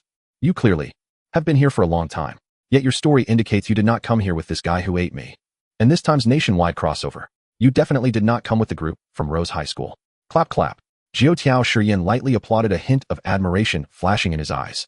As expected, when one is close to death, their mind becomes incredibly clear. You actually noticed this flaw. It's fine. Jiao Shiyan leaned closer to the cage and whispered, I arrived here in the same manner as you. Just 10 years ago. Jiao Tiaolan's voice suddenly rose like a flash of light. 10 years ago, the nations around the world had no concept of the wild realm. Many people, even most high-ranking officials, had crossed over in a state of confusion. But how did this man manage it? Why did he have access to level items back then? Moreover, it was under the premise of never having visited the wild realm. Suddenly, Jiao Tiaolan recalled the doctor from the earlier story and that mysterious organization, the Wild God Society. All the fragmented clues were instantly connected. So that's how it is. That is not an ordinary assassin organization, but a group that had already rooted itself in the wild realm and could move freely. Do you realize? Jiao Shiyan sneered. Then I must continue my tale. Back then I successfully arrived at the Eerie Island through the organization's method and ended up in this school. But all I saw was my beloved, who had long since turned into a wandering corpse. Jiao Shiyan's expression instantly became pained and twisted. That seemingly precious vow of mine became a complete joke under the unreasonable rules of the wild realm. I gained level power yet lost everything. But I did not give up. Thus, under the compulsion of becoming a teacher at this ghost school, I continuously learned their principles, dissecting the structure of ghosts. In the end, I found the answer to save Ji Yao. And that is evolution. As long as the eerie beings continue to evolve, they can gradually regain their sanity, which means rebirth. So I began the experiment. Jiao Tiaolan's eyes widened. So that starving ghost is also your masterpiece. Exactly, it was my... Jiao Shiyan nodded in acknowledgement. From my observations, the evolution process of wandering corpses is nothing more than feeding and devouring. But they are too weak. Even low-level eerie beings like the pighead brother can easily kill hundreds of wandering corpses in a short time. But once they successfully evolve passing that weak phase to become a starving ghost, they can rival any slave because they have no limits. Just like that gatekeeper, I raised him for 3 years. He was initially just a clever starving ghost, but after eating your water-type superhuman, he began to spiral upwards. Even I must be wary of him. Saying this, Jiao Shiyan sighed with a hint of regret. I originally wanted to observe him for a few more days to feed him to my Ji Yao. But who would have thought I'd encounter a roadblock, and before I could succeed, I was already dead. Even his underlings are not simple. That Gua Shui should have become Ji Yao's food. But it turns out his eerie device actually took him away. I wasted my effort feeding that girl named Yu to the wandering corpses to create a false impression of being locked in isolation. Then I went through great lengths to capture a parasitic whirlworm to replace them. What a pity. Jiao Shiyan shook his head, gazing at the inside of the cage. Why aren't you talking? Is my story uninteresting? Inside the cage, there was complete silence. Jiao Tiaolan's neck had already been bitten off by Ji Yao, her eyes wide open, long gone. Sigh. Jiao Shiyan shook his head in self-reproach. Sorry, I should have added some seasoning to the dessert before serving it to you. He then took out a pocket watch and glanced at the time that had been calibrated countless times. 0441, it's time to go. Otherwise, that faceless man will be furious. Saying this, Jiao Shiyan adjusted his collar and turned to leave the warehouse. However, just as he stepped over the threshold, a sudden killing intent targeted him. The instinct of a killer to evade. Jiao Shiyan did not hesitate, rolling sharply to the right. Boom. The very step where he had been standing was instantly crushed into dust by a heavy force. Despite his quick reaction, he was still a beat too slow. His entire left arm along with a chunk of flesh from his shoulder vanished in an instant. All that remained were stark, white bones and strands of flesh hanging from them. The lower leg was also caught by the residual wave, leaving a massive gash. Hiss. A sharp pain surged, but Jiao Shiyan's expression barely changed. He quickly stopped the bleeding, his gaze directed at the figure in the rain. I thought it was him who had arrived. I didn't expect. In the curtain of rain, Gua Shui was panting, the muzzle of his P-90 submachine gun emitting smoke. His expression was somewhat pained, his face pale as paper. But he did not fall. After using wind pressure twice and overexerting himself, he seemed to gradually adapt to this, but it was limited to barely standing. That's right, it is me. Guo Shuai gritted his teeth, glaring fiercely at Jiao Shiyan. I heard everything you said just now. You freak. At the same time, he had already activated the Disaster Eyes automatic combat, hosting mode. You want to kill me? Jiao Shiyan covered his severed arm, laughing in anger. He slowly stood up, walking toward Guo Shuai as the rainwater was pushed aside by his telekinesis. Come on, shoot. Guo Shuai's eyes flashed with fierceness, ready to raise his gun for a finishing blow. However, buzz. The Disaster Eye instantly took control of his legs, forcing him to retreat rapidly. As Guo Shuai retreated uncontrollably, he shouted, Do you think I'm stupid? After saying that, he turned and ran. Trying to run. Jiao Shiyan revealed a fierce expression, frantically, closing in on Guo Shuai. You think you can leave after breaking my arm? How boring. Super telekinesis. He raised his remaining right hand, grasping at the air. An invisible force instantly enveloped Guo Shuai's legs, attempting to crush his leg bones. Take off. The Disaster Eye predicted the attack and leaped out. Bang. The ground where he had been standing was crushed into a large pit by telekinesis. Guo Shuai landed on a nearby stone pillar and immediately fired a burst. Da-da-da-da-da. Bullets poured out. Jiao Shiyan was forced to retract his attack, creating a transparent shield with telekinesis in front of him. Ding ding ding. The bullets hovered in midair, then were swatted back with greater speed. Taste your own bullets. However, Guo Shuai performed an incredibly flashy maneuver, twisting like seaweed in the rain, his waist. He successfully dodged all the bullets. I won't get hit. Frustrate you. Huh? Guo Shuai taunted as he ran. Jiao Shiyan advanced again. But as he moved in, Guo Shuai would retreat. Whenever he stopped, Guo Shuai would turn back and fire 2 shots to harass him. The two engaged in a textbook-like guerrilla warfare in the rain, where the enemy advanced while he retreated. Damn. Jiao Shiyan frowned, halting his steps. This guy's eyes have something special. He can precisely identify the range of my telekinetic attacks, and the wind-up staying just outside my limit to kite me. What a hassle. Meanwhile, Guo Shuai glanced at his watch. 044249. There are 71 seconds left until class starts. I can't drag this out any longer. This guy's level telekinesis is too troublesome. Although he has lost an arm, his defense is impeccable, and I can't kill him at all. I might as well hurry back to tell the boss. Let the boss deal with him. Resolving this, Guo Shuai decisively retracted his gun and raised a middle finger at Jiao Shiyan. You son, Grandpa won't play with you anymore. After saying that, he stepped on the gas, not looking back as he dashed into the rain. Jiao Shiyan watched him leave, but did not pursue. His body swayed, nearly collapsing into the muddy water. That earlier sneak attack had indeed severely injured him. Coupled with excessive blood loss and the expenditure of telekinesis, his current state was dire. I almost fell here. What a blunder. I must have caught the bad luck from that stupid woman Jiao Tiaolan. Jiao Shiyan gritted his teeth, covering the stump of his arm. Now that I've been exposed, I definitely won't make it to morning exercises.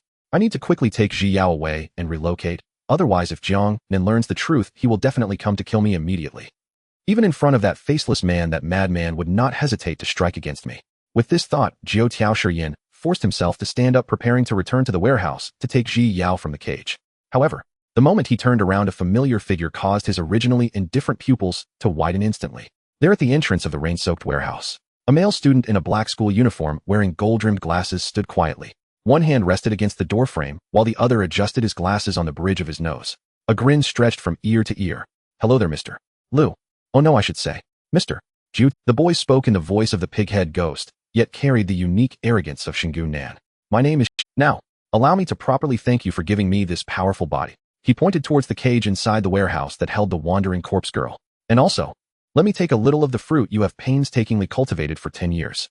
At Rose Middle School on the playground, the sound of raindrops echoed as footsteps and heavy breathing approached from afar. Guo Shuai dashed into the playground crowd, not bothering to wipe the rain from his face, and quickly leaned close to Jiang Nan's ear. He revealed the true identity of Jiao Shiyan and everything that had transpired. After listening to his little brother's report, Jiang Nan maintained a calm expression, merely nodding slightly. He was not surprised. He had sensed something was off the first time Liu Shiyan had acted arrogantly in front of him. After warning the other party, he had not intervened further, merely wanting to use this as a sharpening stone to train the vigilance and adaptability of his little brothers and sisters. After all, not long ago, they were merely students living in an ivory tower. And Jiang Nan himself. He chuckled. Having lived 2 lives and experienced so much, what kind of monsters had he not seen? He had plenty of ways to deal with this self-righteous old schemer. Well done. Jiang Nan reached out and patted Guo Shuai's trembling shoulder. Although no words were exchanged, this simple gesture was already the greatest affirmation for Guo Shuai. Yes, Guo Shuai silently cheered in his heart, and his body, which was on the brink of exhaustion, was suddenly filled with strength. He puffed out his chest and stood at the far left of the row where Jiang Nan was, right next to the weeping Sakura girl, Hoshino Hikaru. Phew. Hoshino Hikaru sighed in relief upon seeing his safe return, a smile of survival after disaster appearing on her face. That's great. I want that, will I? However, the next moment, the chilling ringing of a bell echoed precisely on time. Time was up. Good morning, students and teachers. Kamishiro now opened her mouth wide at the flag-raising platform. Thank you for braving the wind and rain to arrive punctually at the Rose Campus playground.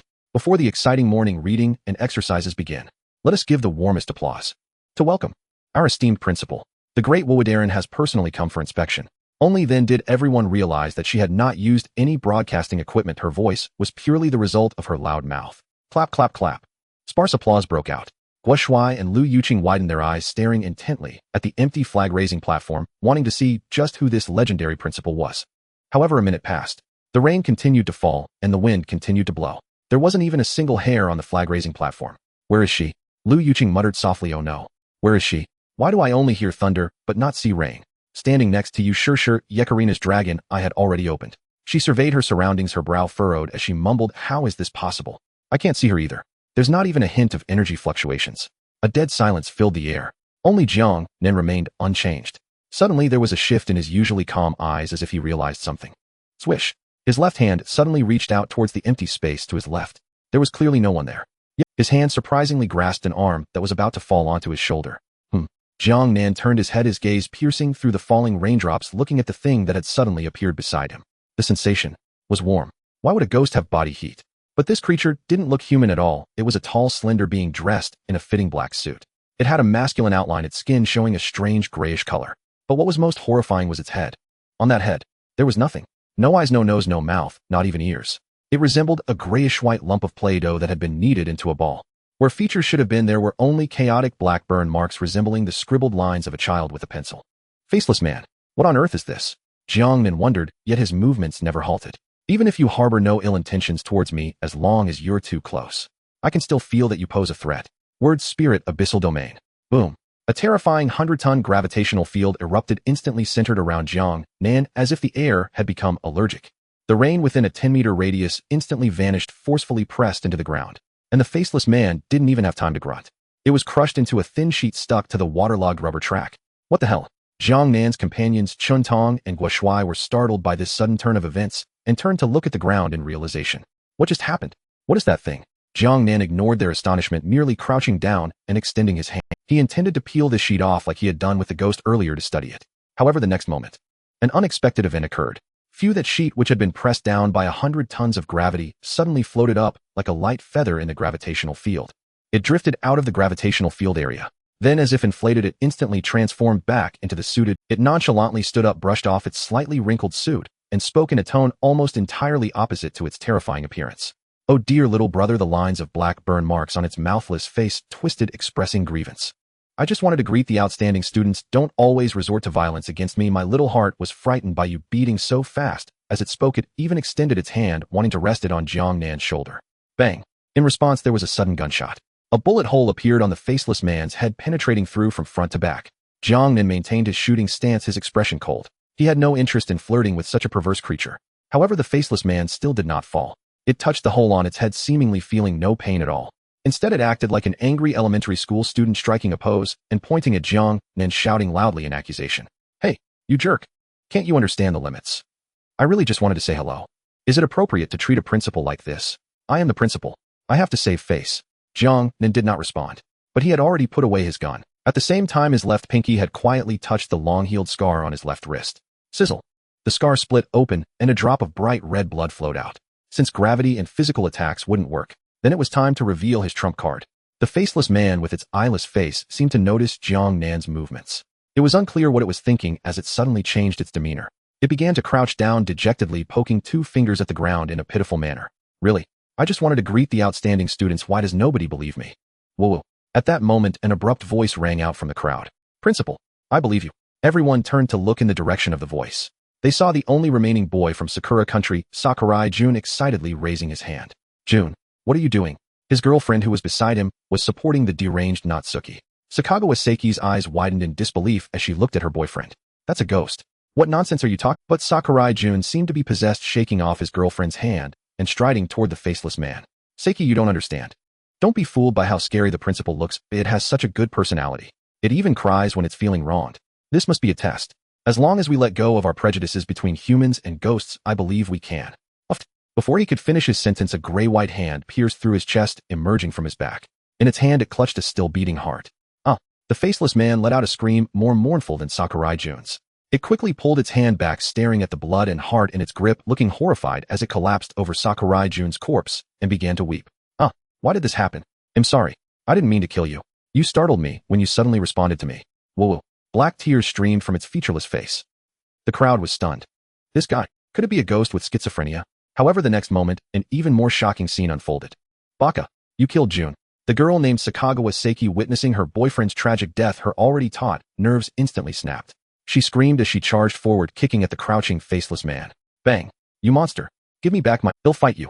She cried and cursed, using all her strength to punch and kick the faceless man. Yet the faceless man allowed her to strike, curling up on the ground, holding its head and continuously apologizing. Whoa, I know I was wrong. Please stop hitting me. I really didn't mean to. It was he who startled me while I was trying to greet the outstanding student. It's all his fault. It's all your fault. As it spoke, the faceless man's voice changed. Its originally grayish-white skin instantaneously turned pitch black. The black burn marks on its face also reversed into a deathly pale color. An oppressive and terrifying aura instantly enveloped the entire playground. It's all your fault. Why do you force me like this? The next second, the faceless man ceased its weeping. It slowly stood up, and although its face lacked features, the aura it exuded was entirely different. With a flash, its black hand suddenly grasped the head of Sakagawa Seiki, who was still striking it. Assaulting the principal is against the rules, and now I shall punish you. Sakagawa Seiki's head exploded instantly. Red and white splattered all over the faceless man. The rain continued to fall. The faceless man crushed 2 human heads in an instant, showing no hint of madness. Instead, it caught the falling raindrops from the sky, wiping its bloodstained hands. After finishing all of this, it turned around, facing Jiang Nan. Ultimately, its gaze fixated on the metallic badge at the collar of Jiang Nan's trench coat. The faceless man stroked its chin as if assessing or recalling. Is the class representative for Chinese? The disciple of that rough man, Ting Yi. It adjusted its tie and slowly walked up to Jiang Nan. A rustle. Surprisingly, this ghostly principal actually bowed in a gentlemanly manner to Jiang Nan. I apologize. Its voice was no longer sharp, but deep and cultured. That rude fellow inadvertently slipped out this morning while I was sleeping, causing a bit of a ruckus. I brought you trouble and startled you. Now he has gained some self-awareness and has hidden himself away. As the principal of Rose High School, I extend my sincerest apologies for my earlier indiscretion. Jiang Nan looked at it coldly, but his mind was racing.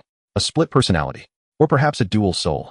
The black personality is clearly the high intelligence type that adheres to reason and rules.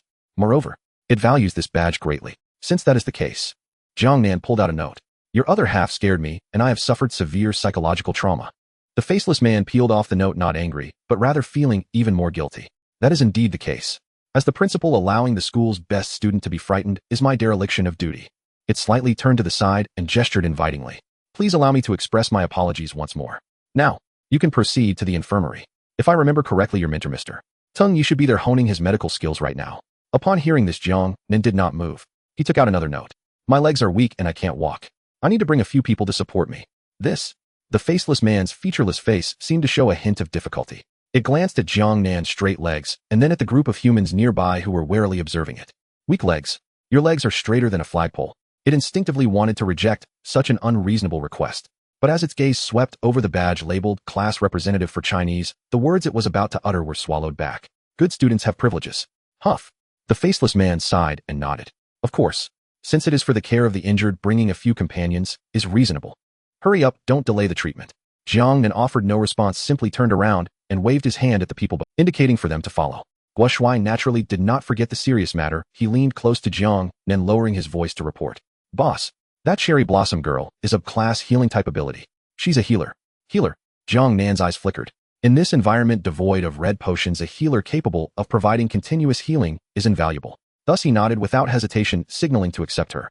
Send her to find Lu Yuqing to report. Such a windfall should not be missed. Especially since this guy clearly appears to be the type who isn't very bright and is particularly easy to deceive. I must secure her. It's not because my team lacks a lowly figure to balance the composition. Jiang Nan silently sighed in his heart. But just then an inexplicable wave of heat suddenly surged from his lower abdomen, shooting straight up his spine to his brain. Buzz. His heart raced violently, as if his blood were boiling. Moi. Jiang Nan frowned tightly. Why have I been feeling so suppressed lately? Especially my body. Always inexplicably hot. This feeling is like an animal in spring when nature awakens. But wait, that doesn't make sense. I've been able to hold my silence for 18 years in my heart, like still water. How could I lack even this little bit of composure? Jiang Nan forcefully suppressed the strange sensation within his body, realizing that this physique must have undergone some changes he did not know about. But now was clearly not the time to delve into it. He prepared to leave the playground with the others. Just then the previously silent Yekarina suddenly spoke up. She quickly walked to Jiang Nan's side, her voice cold. Take me with you. I can provide crucial intelligence about Lu Shiyan that even you don't know. Jiang Nan stopped in his tracks and turned to look at her.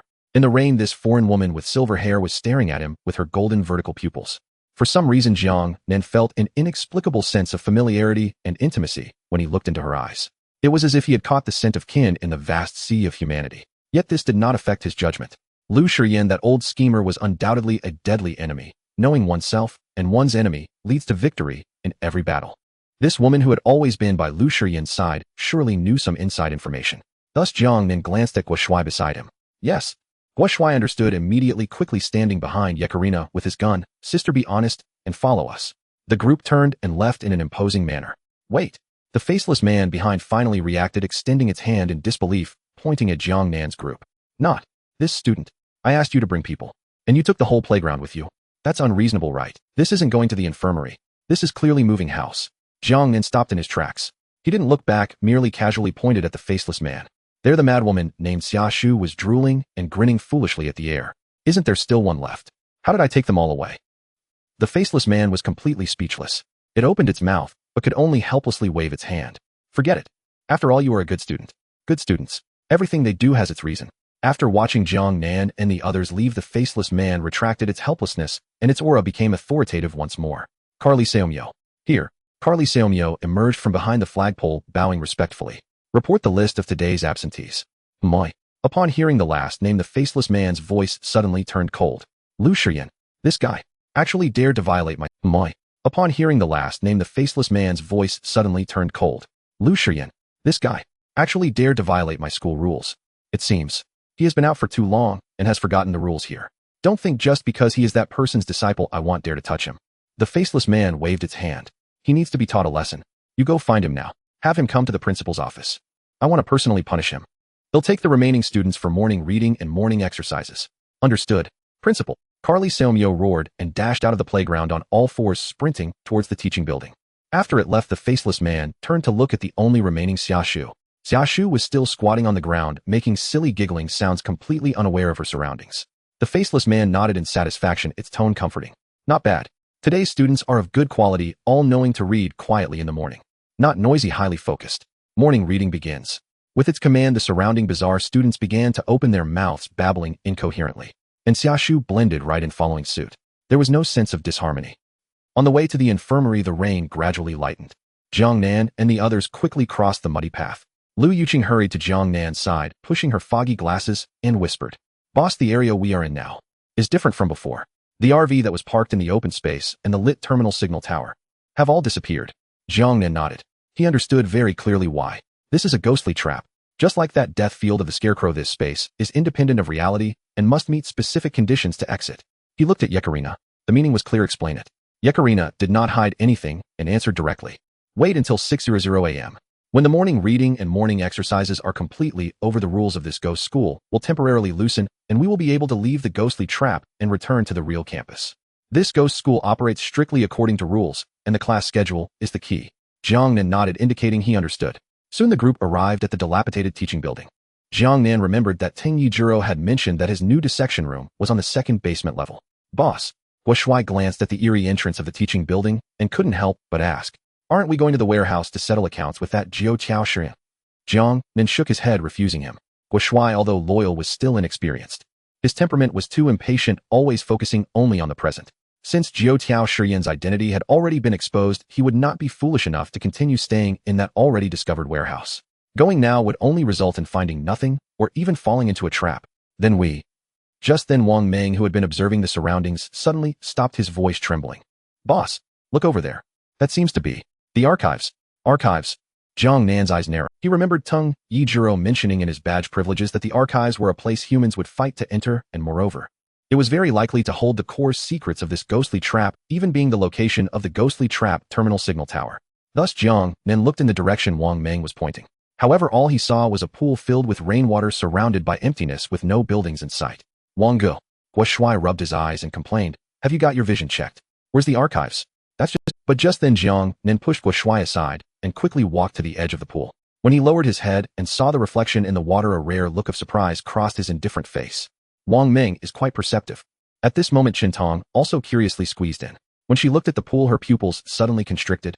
She looked at the dilapidated and blood-stained teaching building before her. Then she looked at the pool beneath her feet. In that calm water surface, an almost brand new teaching building filled with a sunny aura was actually reflected. And on the plaque of that reflection were carved two large characters. Rose High School. Everyone was stunned. It turned out that not only were the students of Rose High School drawn into here, even the entire Rose High School itself, moreover it existed on the other side of this ghostly trap in a form of mirror reflection. But the question arises. Qintong wondered, how do we get in? Do we jump into the water? Jiang Nan said nothing. He instinctively took a step forward, his body close to the water surface. Buzz. At that moment, the ghostly face mark on his chest, which had existed since entering the subinstance, suddenly began to heat up violently. Simultaneously, the badge of class representative for Chinese pinned to the collar of his trench coat also started to emit dazzling red light. The two forces resonated. Not good. The next second, a dense black smoke appeared out of nowhere, instantly enveloping Jiang Nan's body. Boss. Guo Shuai was taken aback, reaching out to grab Jiang Nan's clothing. Whoosh. He missed. Jiang Nan's figure vanished into thin air in front of everyone, disappearing into the rainy night of the Rose campus. The world spun around. When Jiang Nan opened his eyes again, the sound of rain by his ear had vanished. The air was fresh with no trace of blood. He looked around and found himself standing in a spacious and bright archive room. And on the table directly in front of him lay a huge map. The map was densely marked with coordinates, levels, and the location of the terminal signal tower on the Erie map author's creation. In the Rose campus, in the archives room, Jiang Nan stood before a sheepskin map, emitting a faint glow, his dark pupils swiftly scanning the information on it. This was an incomplete map, revealing only half of the whole. At the top of the map, there was a line indicating the danger level: green, blue, purple, red, orange, yellow, black. Jiang Nan stroked his chin, his gaze wandering across the map. On the map, two blue location markers lit up the terminal signal tower.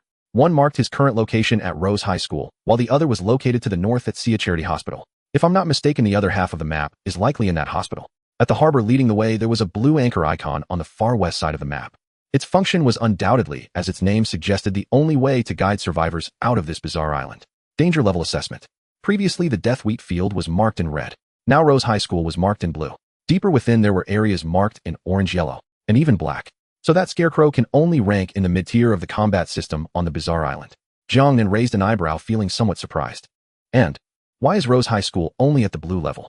Although the rules here were deadly terrifying, they were still preferable compared to the monsters that could kill upon sight. Here humanity was indeed granted many opportunities to survive by the rules. Except for that faceless man. That guy gives me a strange feeling. Jiang Nan recalled the encounter on the playground. It looks too much like a human.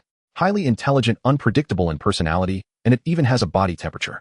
It doesn't seem like a ghost, but rather like a person that looks like a ghost. Forget it, no matter what it is, as long as it dares to show its health bar, it will eventually die.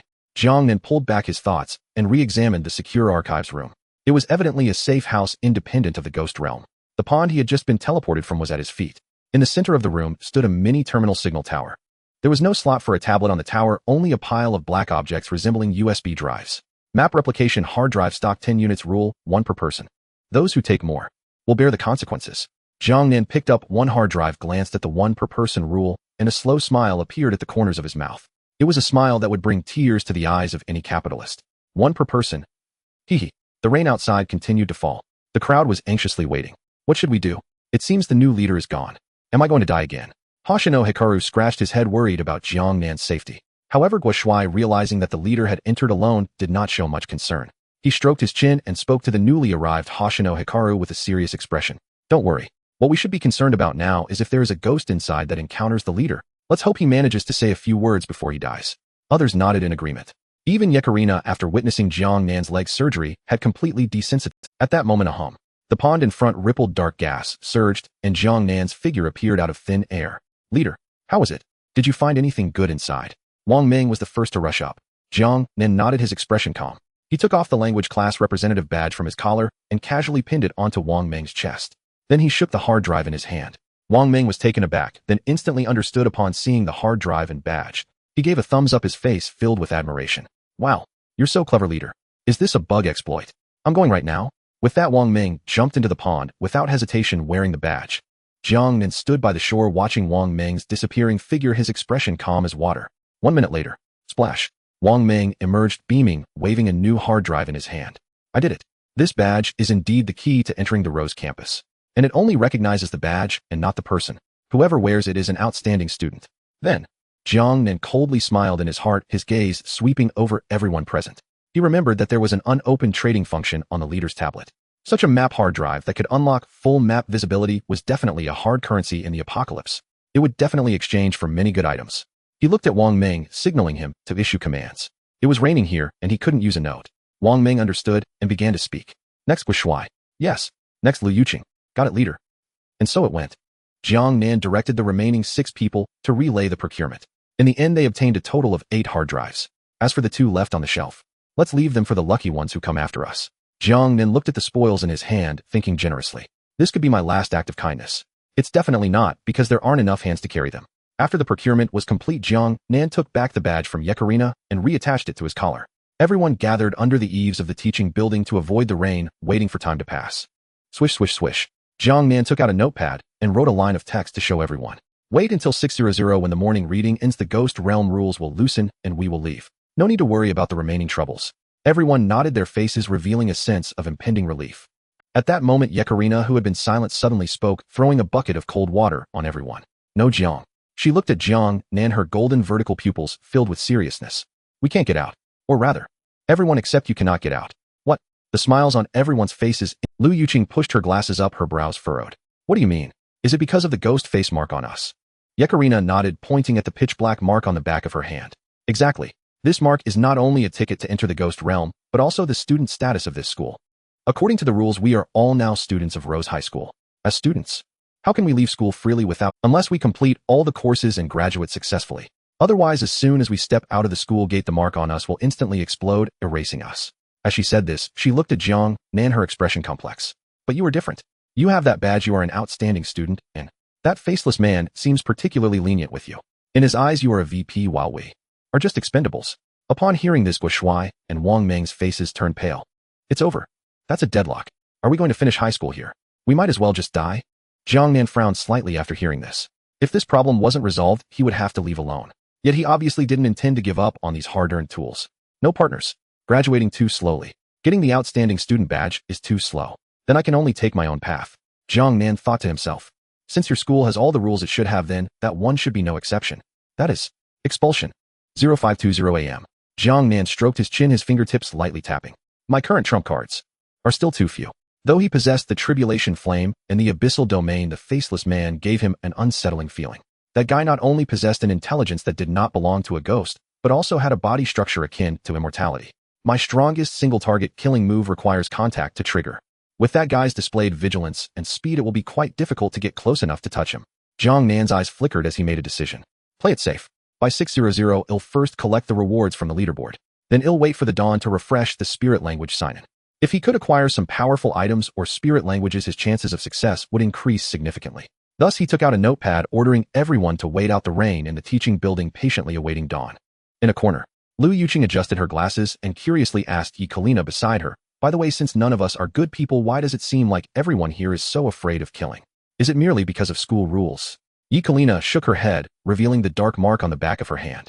Actually, according to the rules, killing does not directly lead to death. The consequences are indirect. Killing increases the school's resentment value, leading to classes starting early or even triggering hidden punishment mechanisms. Here, no one wants to attend classes early. That would be gambling with their lives with immense risks and little reward. It's a typical losing deal. Liu Yuqing nodded thoughtfully. I see now, it's just driven by interests. Everyone quietly waited. The rain continued to fall. Guo Shuai sat on the ground, gazing out at the gloomy sky, unable to refrain from complaining. This damned place. When will the sun come out? It's too oppressive. He sighed, a trace of sadness in his eyes. If only someone could jump down from the Tower of Babel burning like the sun and make this damned rain stop for a while. Hearing this, Wang Meng beside him was momentarily stunned, then the dormant DNA of a longtime novel enthusiast stirred within him. He grinned. Haha, Laogua. Compared to the sun, I think high bridges and Maybachs fit the current atmosphere better, don't you? The two exchanged glances, instantly understanding the joke in each other's eyes. Ha ha ha. They both burst into laughter, their laughter tinged with a hint of nostalgia for the old world. It also carried a touch of finding joy amidst the suffering in this damned apocalypse. Meanwhile, at the Rose campus, in the storage room of the confinement area at the back of the school. Click. Accompanied by the sound of a lighter, a small flame flickered to life in the darkness. The firelight danced, illuminating a bizarre face with a grin stretching to the roots of the ears. Yo, Shinkami Honen squatted in front of a massive iron cage looking at the grotesque mass inside that had long lost its human shape, his tone mocking. Mr. Kyujo, where's your arrogance? Where's your supernatural ability? When you stabbed me with a scalpel you weren't in this pathetic state. Why have you stopped moving? Inside the cage, Kyujo Shirien gasped weakly. Beside him lay a scalpel that had been At this moment, he resembled his niece. Kyujo ran with limbs brutally broken and his body curled into a ball. As for how he could still be folded despite missing arms. Figure it out yourself. You damned pervert. Kyujo Shirien lifted his swollen eyelids, his voice weak. Cough cough. Huh, I should have crushed your head into powder back then. Otherwise you wouldn't have taken advantage of me. How unfortunate. Shinkami Honen chuckled, shaking his head. But it's too late to say anything now. There's no medicine for regret in this world. You can only accept your fate now. Accept this tragic fate of the prince named Failure. With that, Shinkami Honen stood up, revealing his body, which had been twisted into a mess by psychic energy. He walked slowly and resolutely toward the central cage that held the princess. There the corpse girl Ji Yao stared at him, blood dripping from her mouth, her eyes filled with hunger. Kyujo Shirien's eyes widened, his pupils trembling violently. What do you want to do? Under the extreme fear he found, he spoke slightly more clearly. What do I want to do? Shinkami Honen opened the large door of the cage and turned back with a smile. Of course. I'm here to pick fruit, delicacies. Stop. Shinkami, stop right now. Kyujo Shirien screamed with all his might, blood bursting from the corners. That was the beloved he had protected all his life. That was the only meaning for his existence. But Shinkami Honen, smiling, opened his arms, as if embracing a lover, plunged into the embrace of gluttony. Roar. Ji Yao wasted no time lunging forward to frantically consume Shinkami Honen's body. After devouring Kyujo Ran, her level of evolution had significantly deepened. Her appetite grew and her consumption speed increased nearly tenfold. Crack, crack. The sound of bones shattering echoed. Yet, Shinkami Honen laughed. He looked at Kyujo Shirien's broken gaze, laughing with immense joy and madness. Thanks to you, I finally understand. I can be this clever. My brain consciousness has reached an unimaginable. It's like my supernatural ability has been resolved. I don't need the process. I just want the result. Just as Ji Yao opened her mouth wide, about to snap his neck. Swish. Shinkami Honen's hand suddenly transformed into a blade, slicing through half of Ji Yao's grayish-white head. At the same time, he slowly removed his own head, which was wearing glasses, and was left with only the upper half from the neck of the flathead ghost.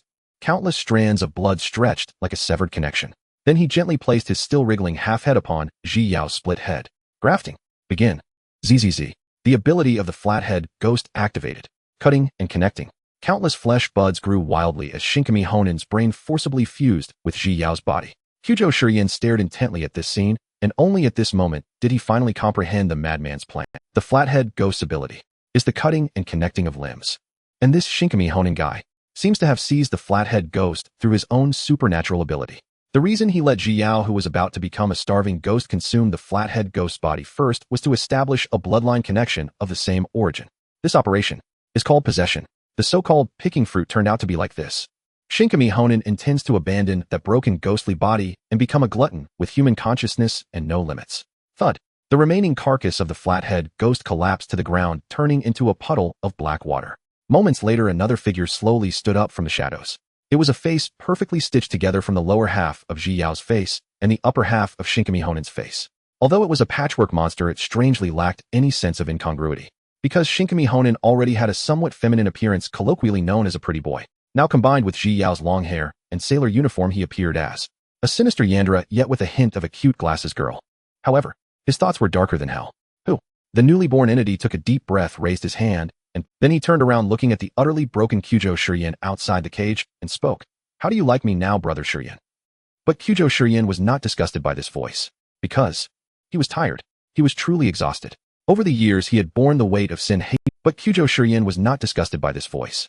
Because he was tired. He was truly exhausted. Over the years, he had borne the weight of sin, hatred, lies, and immense pressure. To resurrect Ji Yao, he had done too many contrary things and killed too many innocent people. Now seeing his plan completely fail, with Ji Yao's body seized and her soul completely dissipated, he instead felt no emotion. There is no greater sorrow than a dead heart. Heh. Kyujo Shirien slumped to the ground, self-mocking. If there were a psychologist, I might be diagnosed with advanced depression. Seeing him like this, Shinkami Honen became bastard. All the preparations I made, this perfect artwork, it was all to break you, the one who has caused me pain, to make you suffer, to make you scream, and yet you have no reaction. Shinkami Honen clenched his small fists.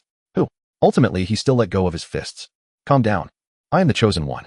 I am destined to become the only true god in this world of being revered. This emotional fluctuation is merely a minor setback on the path to godhood. Why bother with a mere ordinary person? After that, he expressionlessly opened the cage holding Kyujo Shiryen. Looking at the twisted mass of flesh before him, although he still felt some physiological discomfort, he forcibly suppressed it. He opened his mouth wide. Nom. He took a bite at Kyujo Shiryen's neck. Ji Yao's body, after consuming half of the flathead ghost, had completely evolved into a glutton. And according to the rules, after devouring Kyujo Shiryen, the owner of Slevel's supermind ability, he would inherit the other's supernatural ability. Splat. Blood splattered. Kyujo Shiryen did not move or scream. His gaze gradually dimmed, and his consciousness began to dissipate. He knew he was not the protagonist of this world. This world was cruel. Cruel enough that after planning for 30 years and giving everything, he ultimately just made a wedding dress for someone else. In his dying moments, he just wanted to apologize. I'm sorry, Mother. It's all because of my filthy bloodline that caused your death. I'm sorry, Teacher. I let you down, not becoming the blade that slays ghosts, but instead becoming a slave to them. I'm sorry, Ji Yao. I shouldn't have gone to assassinate that day. If I hadn't left, you wouldn't have died. And to all those innocent people I harmed, I'm sorry. I'm a fraud. I'm a selfish villain. I don't deserve your forgiveness. A tear slid down from the corner of his eye. Kyujo Shiryen slowly closed his eyes. He became the nourishment for Shinkami Honin's evolution. Minutes later, crack. Shinkami Honin spat out the last piece of bone. He tilted his head, feeling the surging new power within him. Slevel's supernatural ability, Supermind. What a thrill. This power is exactly what I've dreamed of. Buzz. With a thought, the iron cages around him instantly twisted and deformed. The foreign exchange student in the nearby cage from Rose High School did not even have time to scream before being crushed into a mushy mass along with the cage. He found liberation. With the boost of Slevel's supermind, Shinkami Honin felt incredibly powerful even in ha. He covered his stitched face, letting out a manic laugh. His already hypocritical and vain personality was magnified under absolute power, becoming sharp and overbearing. Jiang Nan. He recalled that arrogant figure. If I devour that guy, who else in this world could be my opponent? Shinkami Honin thought to himself, adjusting his blood-stained sailor uniform, and stepped out of the warehouse. As he crossed the threshold, he saw a massive figure standing in the rain. It was a long-faced horse dressed in a blue suit. It was Director Chiri Sona. She was sent by the principal to settle accounts with Kyujo Shiryen. Their eyes met. Chiri Sona looked at the unfamiliar female student before her, sniffing the air with a puzzled expression. Is this a human? Or a ghost? And Shinkami Honin licked his lips. Just right. Eating that waste is a bit slow. They'll take you, big guy, as my dessert to speed up my evolution. At 5:50 in the morning, as the rules of the ghost realm loosened, the space began to warp. Everyone felt a fleeting blur before the oppressive and bloody campus under the downpour vanished instantly. In its place was the familiar and comforting interior of a mobile home. Due to the early conclusion of the morning exercise class, everyone was ejected from the ghost realm 10 minutes earlier than expected. Not only Jiang Nan's small team, but even the temporary addition of Yi Kalina and Hoshino Hikaru were transported into this mobile sanctuary due to being in a team state. Oh my god. Yi Kalina looked at the luxurious interior of the vehicle. In the apocalypse, can we really live in a place like this? Who on earth is this guy? Is he here on vacation? Hoshino Hikaru, sitting next to her, reacted even more directly. Like an innocent soul entering a grand garden, she cautiously touched the sofa, a blissful smile spreading across her face. Soft, fragrant. Is this where I'm going to stay from now on? No more sleeping in the mud, no more getting wet in the rain. This is just too wonderful, sob. However, as the host, Jiang Nan did not pay attention to these two naive women. He sat in the main seat expressionless as he gazed. Understanding his cue, Qintong immediately pointed at the surveillance screen inside the vehicle, her expression serious. Jiang Nan, look. There's something outside. Jiang Nan raised his eyelids and looked at the screen. Through the magnification of the high-definition camera, it became clear that just over 100 meters away in the shadow of the teaching building, 5 fully armed individuals in black tactical suits were stealthily hiding behind a pillar, gazing suspiciously in this direction. Their eyes were vigilant, seemingly wary, and they hesitated to approach. What's going on? Lu Yuqing closed the door. As soon as she returned, she got out to retrieve a tablet from the terminal signal tower, while Guo Shuai, who was responsible for her protection, returned to the driver's cabin. Who are those guys? Dressed like ghosts, pitch black. Guo Shuai muttered, gripping the steering wheel while glancing in the rearview mirror. Although on this island, in a sense, people are scarier than ghosts. Wang Ming leaned closer to the screen, adjusted his glasses, and immediately saw the clues. Each of them has 2 red samurai swords on their backs. They must be from Sakura Nation. They have been staring at our vehicle, but are too scared to come closer. Wang Ming chuckled. They must be afraid of the layer of skin covering our vehicle. After all, that isn't glass, eerie skin exuding pressure. Hearing the words Sakura Nation, Hoshino Hikaru, who was immersed in the feeling of the sofa, suddenly raised her head. She glanced at the screen and then made an unexpected move that caught everyone off guard. Taking a deep breath, her gaze became resolute as she unhesitatingly activated her betrayal mode. I know them. In that brief day of special training, I've seen these 5 people. They are from the Thunder Leopard group. Hoshino Hikaru pointed at the leading man on the screen, speaking rapidly, as if spilling beans. They are the direct elite subordinates of the giant tree at the village entrance. Only they are qualified to wear this outfit. The leader is named Sergeant Morishita. He looks just like that big brother from our Navy drama, particularly fierce. As for their abilities, I'm not too sure because they think I'm too rustic and never take me along. As she said this, Hoshino Hikaru clenched her little fist. Since my compatriots don't want me, since my companions don't want me, then I will join a new team. I was born a member of the Huaxiao team, and I will die a ghost of the Huaxiao team. Even if they knelt down and begged me, I would never go back. Watching Hoshino Hikaru suddenly become eloquent, stripping her compatriots bare to stay, everyone was momentarily stunned. Guo Shui sighed in the driver's seat. Is this the power called survival? Even social anxiety can be forced into a social butterfly. After receiving the information, Jiang Nan leaned back on the sofa, a hint of disdain flashing in his eyes. Thunder Leopard Group. If they are scared to this extent by a mere layer of skin peeled from the roadside, how can such riffraff be called elite? Do I, who personally peeled off its glass eerie skin, still have to be afraid of a few stinky fish and rotten shrimp? Jiang Nan pulled out a notepad from his pocket, wrote a line, tore it off, and stuck it on the table. No need to worry. Wait for the leaderboard. Meanwhile, in the shadow of the teaching building, the atmosphere had become extreme. Sergeant Morishita dared only to glance with the corner of his eye, cautiously peering at the massive black beast of a vehicle. His cold sweat had already soaked through his back. Damn, where did this monster team come from? Sergeant Morishita's voice trembled. They actually put in glass eerie skin as a coating for the entire vehicle. This is too extravagant. Too crazy. Yes, Sergeant, said the nearby team member Ishida Hironobu, swallowing hard, his eyes filled with horror. Although I've never seen it firsthand, I've heard from the village head that glass eerie skins come with a rule force field. If made into a cloak or armor on this eerie island, hardly any wild eerie's would dare to approach you. Even if it's another glass eerie, they would have to weigh whether they can break through your defenses. This is simply an invaluable treasure. But these people actually made it into a vehicle film. This is a complete waste of resources. Sergeant Morishita took a deep breath, forcibly suppressing the fear within him. He was a smart man. Those who could kill glass eerie's and were extravagant enough to use their skins to coat a vehicle were definitely not something this special forces team, with only class average strength, could provoke. Fortunately, Sergeant Morishita comforted himself. Our primary goal is not them, but to find the real terminal signal tower hidden in the ghost realm. Try to avoid unnecessary complications. He turned his head and ordered the 4 team members. Now, prepare on the spot, replenish your stamina. Right here, let's eat in front of them. We need to express through our actions that we are just passing by, harboring no ill intentions, and do not wish to fight. Hi. The 4 team members responded in unison. Then this originally intimidating elite team from Sakura Nation actually sat down cross-legged on the spot. They took out what they called military rations from their tactical backpacks. Although it was called rice, it was actually a mixture of wild vegetables and some unknown jerky wild grass rice balls. Clearly their supply situation was not as glamorous as their equipment, and one could even say it was quite shabby. Inside the mobile home, Boss Wang Ming looked at the surveillance footage, his lips twitching involuntarily. They sat down to eat. It looks like they are eating grass balls. Jiang Nan glanced at the screen and nodded slightly, a hint of approval flashing in his eyes. It seemed he had self-awareness. It appeared the leading Sergeant Morishita was a clever man capable of bending and stretching. Since the other party was this perceptive, he was too lazy to waste bullets to clear them out. Then Jiang Nan turned his gaze to the timestamp on the main control panel. 055900. The novice leaderboard is about to refresh. At 6:00 in the morning, as the first rays of sunlight completely dispelled the shadows of the night, a voice, both eagerly awaited and deeply revered by all, rang out punctually across the skies. At this moment, the world stood still. Hello, my dear warriors. A day has passed, feeling like an eternity. We meet again on this beloved 4th day.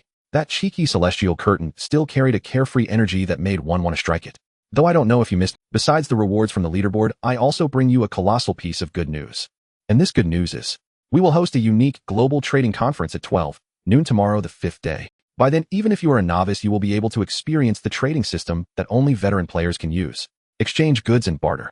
Upon hearing this, the global survivors erupted in excitement. Trading. This meant that the junk in their hands could be transformed into treasure. It meant the circulation of resources, and it meant that the hope of survival had multiplied.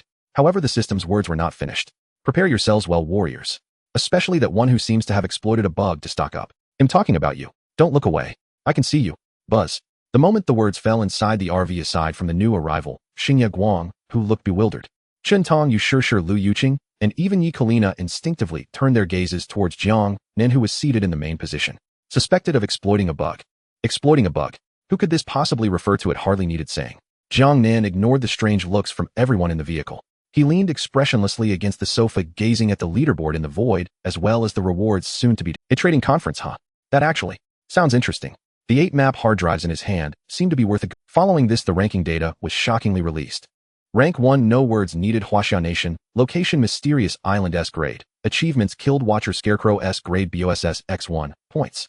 Rank 2, Alia Alice Eagle Nation. Location, Mysterious Island S grade. Achievements, Killed Wraith D grade X16, Killed Water Ghost C grade X1, points 9500. Rank 3, Village Entrance Day Sakura Nation. Location, Mysterious Island S grade. Achievements, Killed Tyrant B grade X1, points 5000. Rank 4, Stalking Bandit Huaxia Nation. Location, Mysterious Island S grade. Achievements, Killed Miser C grade X1, Killed Insurance Ghost C grade X1, points 3000 inch. The leaderboard continued downward until rank 19, a familiar yet strange name appeared. Rank 19, Lone Warrior Yang Wei Huaxia Nation. Location, Mysterious Island S grade. Achievements, Killed Wraith E grade X3, points 300.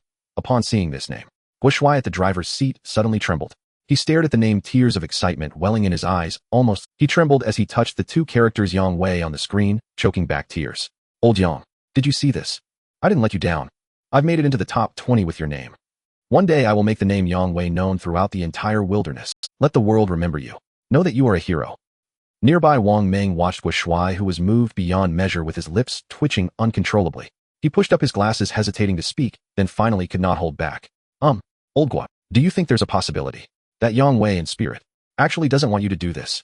Guo Shuai sniffed, waving his hand with righteous fervor. Come on, buddy. Don't mind those details. As long as it can make his name go down in history, what does this little misunderstanding matter?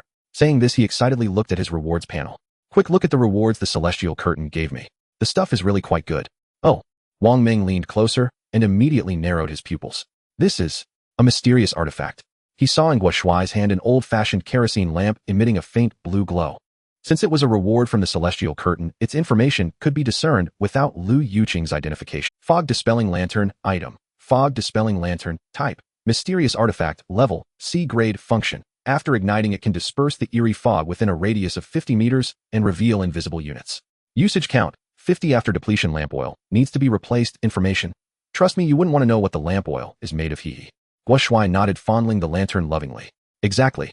It is indeed a mysterious artifact. It can dispel fog. How about that? Pretty impressive, right? Wang Meng nodded vigorously, his eyes glowing. Of course, in this ghostly place visibility is life. Although we haven't encountered large-scale fog, yet it's always good to prepare for the worst. This thing could save lives in a critical moment. Brother One, you think just like I do. Guo Shuai grinned foolishly, then made a decision. He'll take it to the boss now. The boss is at the front. Visibility is crucial for him. He will definitely be happy. Saying this, he was about to get up and walk to the back of the vehicle. However, before he could stand up, a message suddenly popped up on the main control panel. Don't give it to me. Keep it for yourself. Protect yourself. In the back row. Seeing this, Guo Shuai froze. He sat back down, feeling somewhat dejected, his head drooping. Brother Wang, does the boss think I'm too weak? Did I do something wrong? Not even giving me the chance to offer my tribute. Wang Meng sighed, patting his shoulder in comfort. You're overthinking it, old Guo.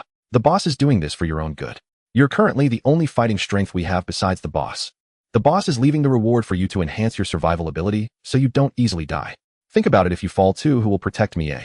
Upon hearing this, Guo Shuai's eyes reignited with light. Brother Wang, you are right. The boss trusts me. He has entrusted his back to me. Phew. Hearing you say that makes me feel much better. Guo Shuai gazed out at the Celestial Curtain, his expression becoming deep and sorrowful. It seems that I have indeed been too afraid of losing recently. I don't want to see people around me die like old Yang. In front of me, anyone could see the knots in Guo Shuai's heart. He still couldn't let go of the past, couldn't let go of Yang Wei, who died in the wheat field, and couldn't let go of his once cowardly self.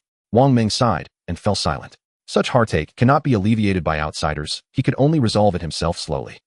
Meanwhile, Jiang Nan, standing in front of the RV's main control panel, thought the same. He had long since seen through Guo Shuai's issues. That seemingly carefree guy full of chatter was actually living under a heavy burden of guilt and shadow.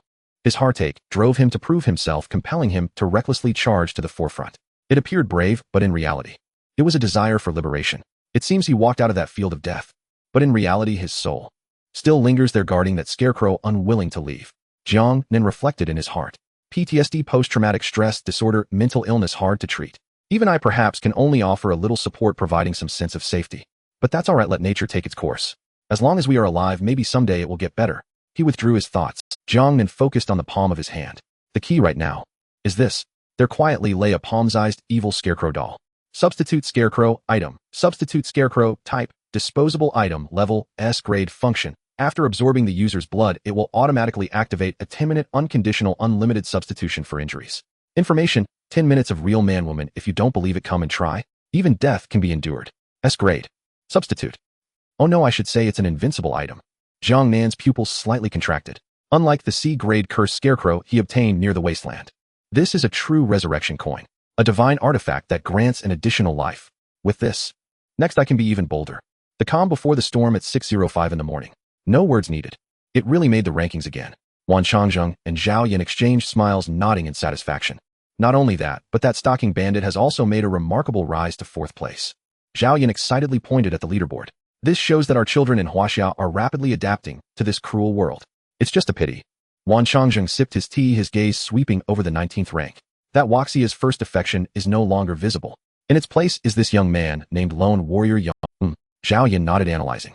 I watched the replay from yesterday, and this lone warrior should be the boy who was previously chased by the scarecrow. Most likely he has entered the no words needed team. To survive and come out, he has both luck and strength. Besides, there's another great news. Tomorrow's trading function will allow novices to experience it. This not only helps those children who landed in remote places, but perhaps we can also use this opportunity to contact no words needed. Hope so. Wan Changzheng set down his teacup, standing up to adjust his military attire. Do our part and leave the rest to fate. We can only do our best. He glanced at the wall clock. It is now 6 o'clock and 5 minutes. The initial experiment of the dragon god armor on Shun Lian's side is about to begin. Shall we go take a look? Yes, we must go. Zhao Yan immediately perked up, smiling. That will be our Huaxia's future individual killing weapon. We must witness it with our own eyes. Outdoor experimental site. Dozens of researchers in white lab coats were busy adjusting the equipment. Surrounding them were armed guards. In the center of the venue stood 2 participants in the experiment. With a somewhat timid short-haired girl. Hello, Commander. Hello, Colonel Zhao. As the project leader Xin Lian, with 2 large dark circles under her eyes, hurriedly saluted upon seeing the 2 elders arrive. Thank you for your hard work, Chief Engineer Shun. Wan Changzheng returned the salute and got straight to the point. First, could you introduce to us what this Dragon God Emperor armor is all about? No problem. Shun Lian said decisively, leading the way while quickly introducing. After an overnight analysis by the think tank of Base 9, the strongest armor that was deliberately erased from the relic murals is called the Dragon God Emperor armor. It is said to be the strongest armor ever created by the Dragon God, yet it is also the weakest armor. The strongest is also the weakest. Zhao Yan raised an eyebrow. Could it be related to that saying? Exactly. Shun Lian nodded. More specifically, there are actually 2 phrases. The first is the dragon words created by the Dragon God, which also serve as the activation incantation. Born for battle, resting only in death is the first phrase. Adapting to all, evolving for eternity is the second phrase. Each dragon word represents a stage of unlocking the armor. According to intelligence, to activate the final form of the complete Emperor armor, there should be 9 dragon words. What we currently possess are just the first 2 phrases. 9 phrases. Wan Changzheng pondered. So how do we use them? We can't just shout and transform, can we? Good question, Commander. Shun Lian stopped, pointing to the experimental platform ahead. This is exactly what we are going to experiment on next. Practice brings true knowledge. Please keep an eye on us, elders. The 3 arrived at the observation area. Shun Lian pointed to the 2 individuals in the center of the field and introduced them. The first is our volunteer selected from the Special Forces, Pu Bo. He is 30 years old, has no abilities, and is a grade-enhanced human. The second is a survivor girl we took in yesterday at the base, Qining. She is 19 years old, has an grade physical quality, but has awakened 8B level dragon bloodline with a purity of 20. Wan Changzheng and Zhao Yan exchanged glances, instantly understanding Shun Lian's intentions. Without a doubt, this was to conduct a comparative experiment between those without a bloodline and those with one. Have safety measures been implemented? Wan Changzheng asked in a deep voice. Don't worry, Commander. Shun Lian pointed to a woman at the side, radiating coldness, eating ice cream. That is Shui Rong, a transcendent I borrowed from Base 3. She possesses a level ability ice and snow control and has 3 years of survival experience in the wild, having developed a healing branch independently. She can effectively suppress the boiling dragon blood and can terminate the experiment at any time. That's good. Let's begin. Wan Changzheng ordered. Attention all units. The first phase experiment of the Dragon God Emperor armor is officially starting. The announcement echoed across the spacious field. The Special Forces soldier Pu Bo glanced at the somewhat trembling girl Qining beside him and smiled broadly. As a soldier of the people, how could he let the young girl go first? Let me show you how it's done first. You can learn from the side. After saying that, he looked at Shun Lian and shouted loudly, report. I request to proceed with the experiment first. Shun Lian nodded, approved. Thank you, big brother. Qining looked at him gratefully. She had just escaped to the base. Her parents were killed by werewolves while trying to protect her and her younger brother. To secure a good life for herself and her brother in the base, she voluntarily signed up for this high-risk experiment. Pu Bo took a deep breath, his expression becoming solemn. According to the data, the Dragon God Emperor armor is powerful enough for anyone to use, but the prerequisite is, you must be able to bear its cost. Swish. Pu Bo drew a tactical dagger and sliced open his wrist. Blood gushed out, but he didn't even flinch, dousing his entire body with his blood. Immediately afterward, he pried open a specially made test tube strapped to his waist and poured the boiling dragon blood onto his chest. Sizzle. The sound of flesh burning echoed. Pu Bo gritted his teeth, facing the expectant gazes of his comrades. Enduring the unbearable feeling of being overly dramatic, he shouted out the incantation. Born for battle. Resting only in death. Boom. The moment his words fell, Pu Bo felt as if that drop of dragon blood was alive, instantly drilling into his heart. Then his entire blood began to heat up and boil at a terrifying speed. Pu Bo could no longer hold back, roaring as his skin turned bright red. The smiles of his comrades who were originally laughing froze in an instant. This was completely different from the flashy transformation seen on TV. This was simply suicide. Report. The monitoring researcher shouted loudly. The subject's temperature has exceeded 49 degrees. The blood is transforming into dragon blood. Transformation rate 8. 9. Zhao Yan watched in horror, his hands clenched tightly. Will this cause a problem? Don't call it off. Wan Changzheng pressed down on his hand, his gaze resolute. That kid knows what he's doing. Shun Lian calmly added, don't worry, this is a normal situation. The Dragon God Emperor armor will temporarily transform the blood of those without a bloodline into dragon blood to adapt to the armor, and afterwards it will return to normal. Just then, roar. Pu Bo let out an inhuman roar. Transformation rate 10. The critical point was breached. Hiss. A large amount of steam burst out from his pores. The dark red blood flowing from his body miraculously solidified. Finally, an incomplete dark red bone armor formed on his chest and limbs. This is the initial form of the Dragon God Emperor armor. Pu Bo half kneeled on the ground, breathing heavily. It's really exhilarating. He looked at his arm covered in bone armor and said with a wry smile, wearing this thing is simply more uncomfortable than being executed by 1,000 cuts. It's like someone is eating hot pot in my veins. Test the strength. Shun Lian ordered. Pu Bo forced himself to stand up and threw a punch at the testing target. Bang. Then the speed and defense tests began. The data fluctuated. Strength increased 10, defense increased 15, speed increased 10. Is that it? Pu Bo was stunned. I risked my life for this.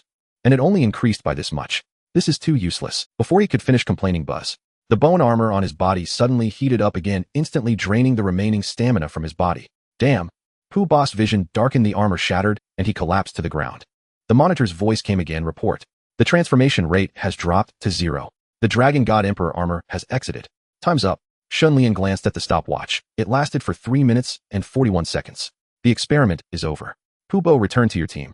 Go find Shui Rong for treatment. Yes. Pu Bo instinctively saluted, then dragged his burned body and stumbled towards the side of the field. Before leaving, he didn't forget to give Qin Ying a thumbs up. Yes. Pu Bo instinctively saluted, then dragged his burned body and stumbled towards the side of the field. Before leaving, he didn't forget to... Don't be nervous, you are different from Pu Bo. You have the dragon bloodline, you are essentially a descendant of the dragon god. In theory, you can activate the armor through blood resonance without needing dragon blood as a guide. Moreover, you can try to activate it to the second stage. Each dragon word corresponds to a 10 depth of the bloodline. Your purity is 20, so theoretically you can recite the first 2 phrases. Qin Ying nodded, took a deep breath, and closed her eyes. She continuously hypnotized herself in her mind. Qin Ying, don't be afraid. There are many people in this world who are worse off than you, and they don't even have the right to live. You must cherish this opportunity. Your parents are gone, you must become stronger and protect your brother. You can do it. Suddenly opening her eyes, Qin Ying shouted loudly. Born for battle. Buzz. As she recited half of the incantation, a faint red light instantly illuminated her body. A semi-transparent energy armor quickly covered her entire body. No pain, only power. So strong. Qin Ying exclaimed with joy. She felt filled with strength, unable to resist the urge to finish reciting. Resting only in death. However, as soon as the word "in" left her lips, boom, an unexpected change occurred. Qin Ying's face turned pale. In an instant, the dragon blood within her seemed to lose control and began to run rampant.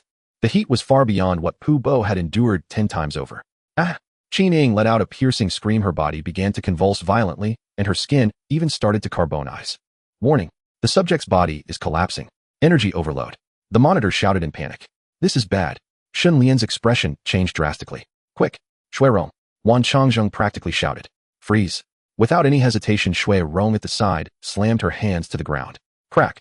A beam of ice blue light instantly enveloped Qin Ying, freezing her entire being into an ice sculpture, forcefully suppressing the rampaging dragon blood. A few minutes later, Qin Ying was sent for emergency treatment. What happened? Zhao Yin was sweating profusely. Why did the dragon bloodline user lose control instead? Shouldn't they be easier to control? It's the physique. Wan Changzheng looked at Qining being carried away and pointed out the issue directly. Although her ability is a B-level dragon bloodline, her physical quality is only F-level.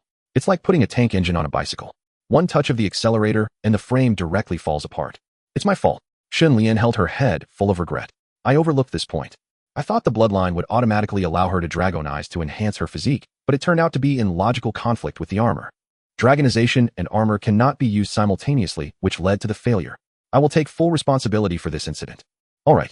Wan Changzheng waved his hand, patting her shoulder. The reason it's called an experiment is that it is full of unknowns and failures. First, it's urgent to save the person. Provide her with the best treatment, and compensation should be issued at the highest standard. Everyone disperse. The two elders turned to leave, their backs heavy. Although the experiment encountered some unexpected issues, they all understood one principle. The Dragon God Emperor armor is indeed a divine artifact. However, to master it requires not only a bloodline, but also a body strong enough to bear divine power. At this very moment, far away on the strange island, Jiang Nan was holding the death substitute Scarecrow, lost in thought. He did not know that the S-level tool in his hand was the final key to perfectly mastering this armor. On the fourth day of the global descent into the wild realm at 2330, time passed swiftly as the night descended.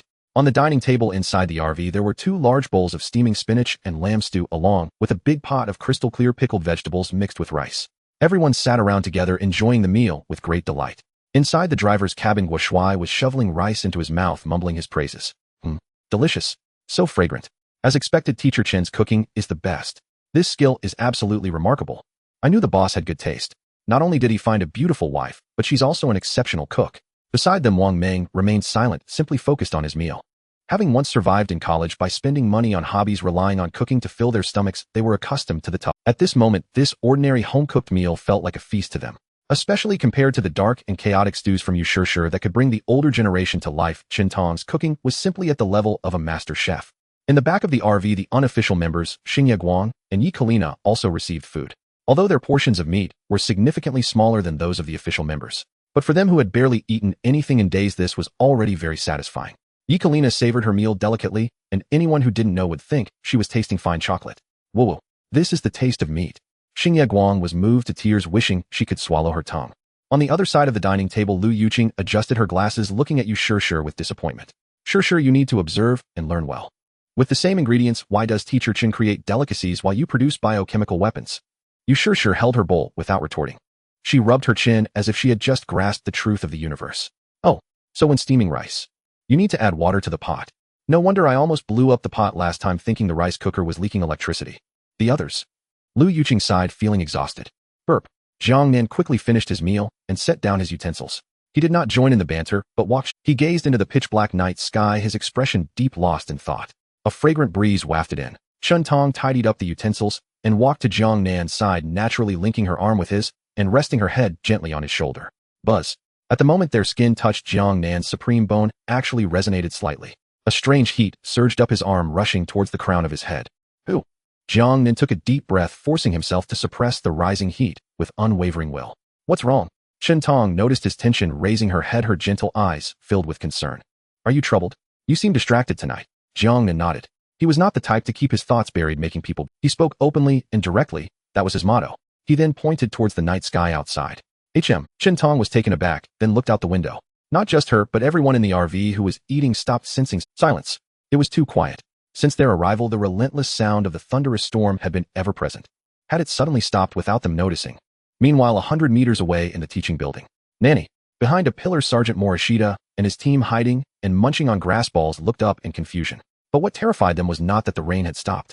Rather, Zizi, the originally quiet black ghost face mark on their hands, suddenly erupted with black mist.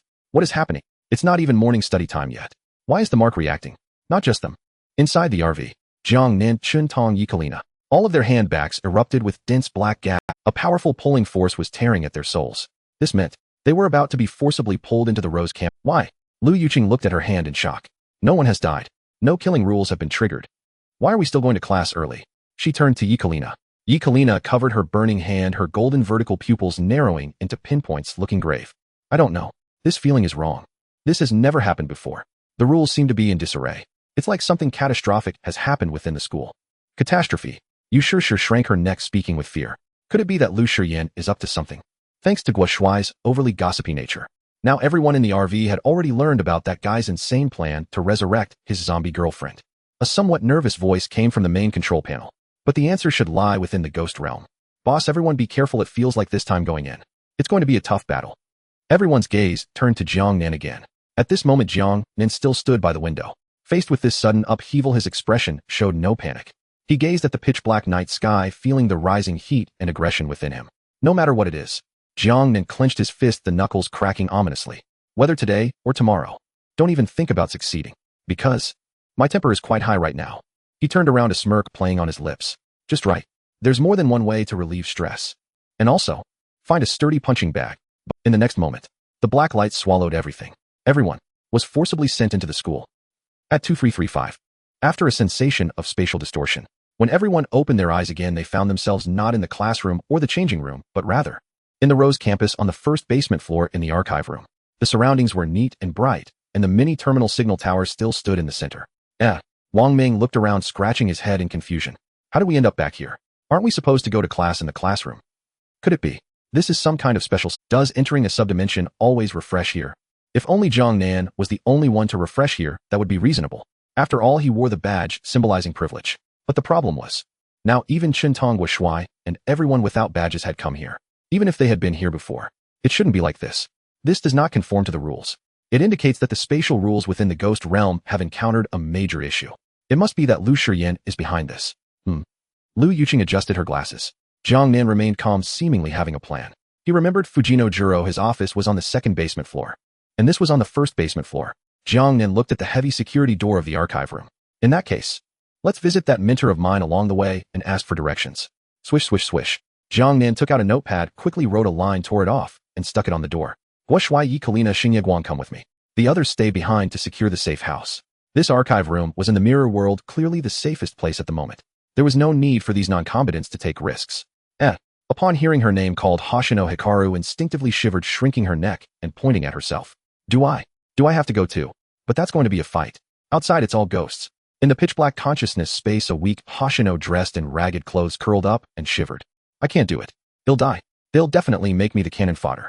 However, the next moment, a darker version of Hoshino appeared out of nowhere and slapped her down to the ground. Baka, what are you doing? The dark Hoshino grabbed her collar and scolded, get it together. Don't embarrass. Have you forgotten how those comrades abandoned you? Have you forgotten how Kyutaro ignored you? Grandma once said the opportunities missed due to weakness are far more regrettable than mistakes made from taking risks. Grandma also said if you can't be the big tree, then be the vine that climbs it. If you see a thigh, cling to it tightly. Even the leg hair must not be let go. This is your only chance to turn things around. Charge. In reality, Hoshino Hikaru's expression changed in an instant. The cowardice and fear vanished. She suddenly raised her head, transforming her question into a statement. I will go too. My ability is class healing light. I will heal anyone who is injured. Nearby Guo Shuai gave a thumbs up. While the girl is quite determined. Looks like I didn't introduce the wrong person. Yekalina also wanted to join the team. Don't worry, I will fight to the best of my ability while ensuring my own safety. She still has many questions that need answers from Jiang Nan. Seeing the three ready, Jiang Nan said nothing. With a crack, he pushed open the heavy security door, his trench coat fluttering as he signaled them to follow. Behind him, Qintong and Wang Ming waved goodbye. Safe travels. Meanwhile, in the Ghost Realm Rose campus, rumbling. Unlike Jiang Nan's VIP, since it was their first time entering the Ghost Realm, Sergeant Morishita led his 5-person Thunder Leopard team. They were directly teleported into the changing room. Hiss. As soon as they opened their eyes, seeing the flayed corpse hanging from the ceiling, all 5 gasped in horror. Ishida Hidenabu gripped his katana tightly, his voice trembling. What a terrifying place. Is this the Ghost Realm? Sergeant Morishita nodded gravely, forcing himself. Although I don't know why that ghost that devoured my brother has disappeared, whether it has anything to do with that convoy. But our main task now is to find the terminal signal tower hidden in this Ghost Realm. As long as we find it, we will. Rumbling. Before Sergeant Morishita could finish, the ground suddenly shook violently. The plaster fell in chunks as if the entire teaching building was about to collapse. The 5 nearly lost their balance and fell to the ground. What the hell? Sergeant Morishita was taken aback. Is it an earthquake? How could there be an earthquake in the Ghost Realm? At that moment, a team member who had been scouting at the door suddenly spoke. No, big brother. It seems it's not an earthquake. It's someone fighting outside. Oh no, it's Nanny. Sergeant Morishita was puzzled. He gathered his courage and peeked out. The next second, his eyes widened in shock.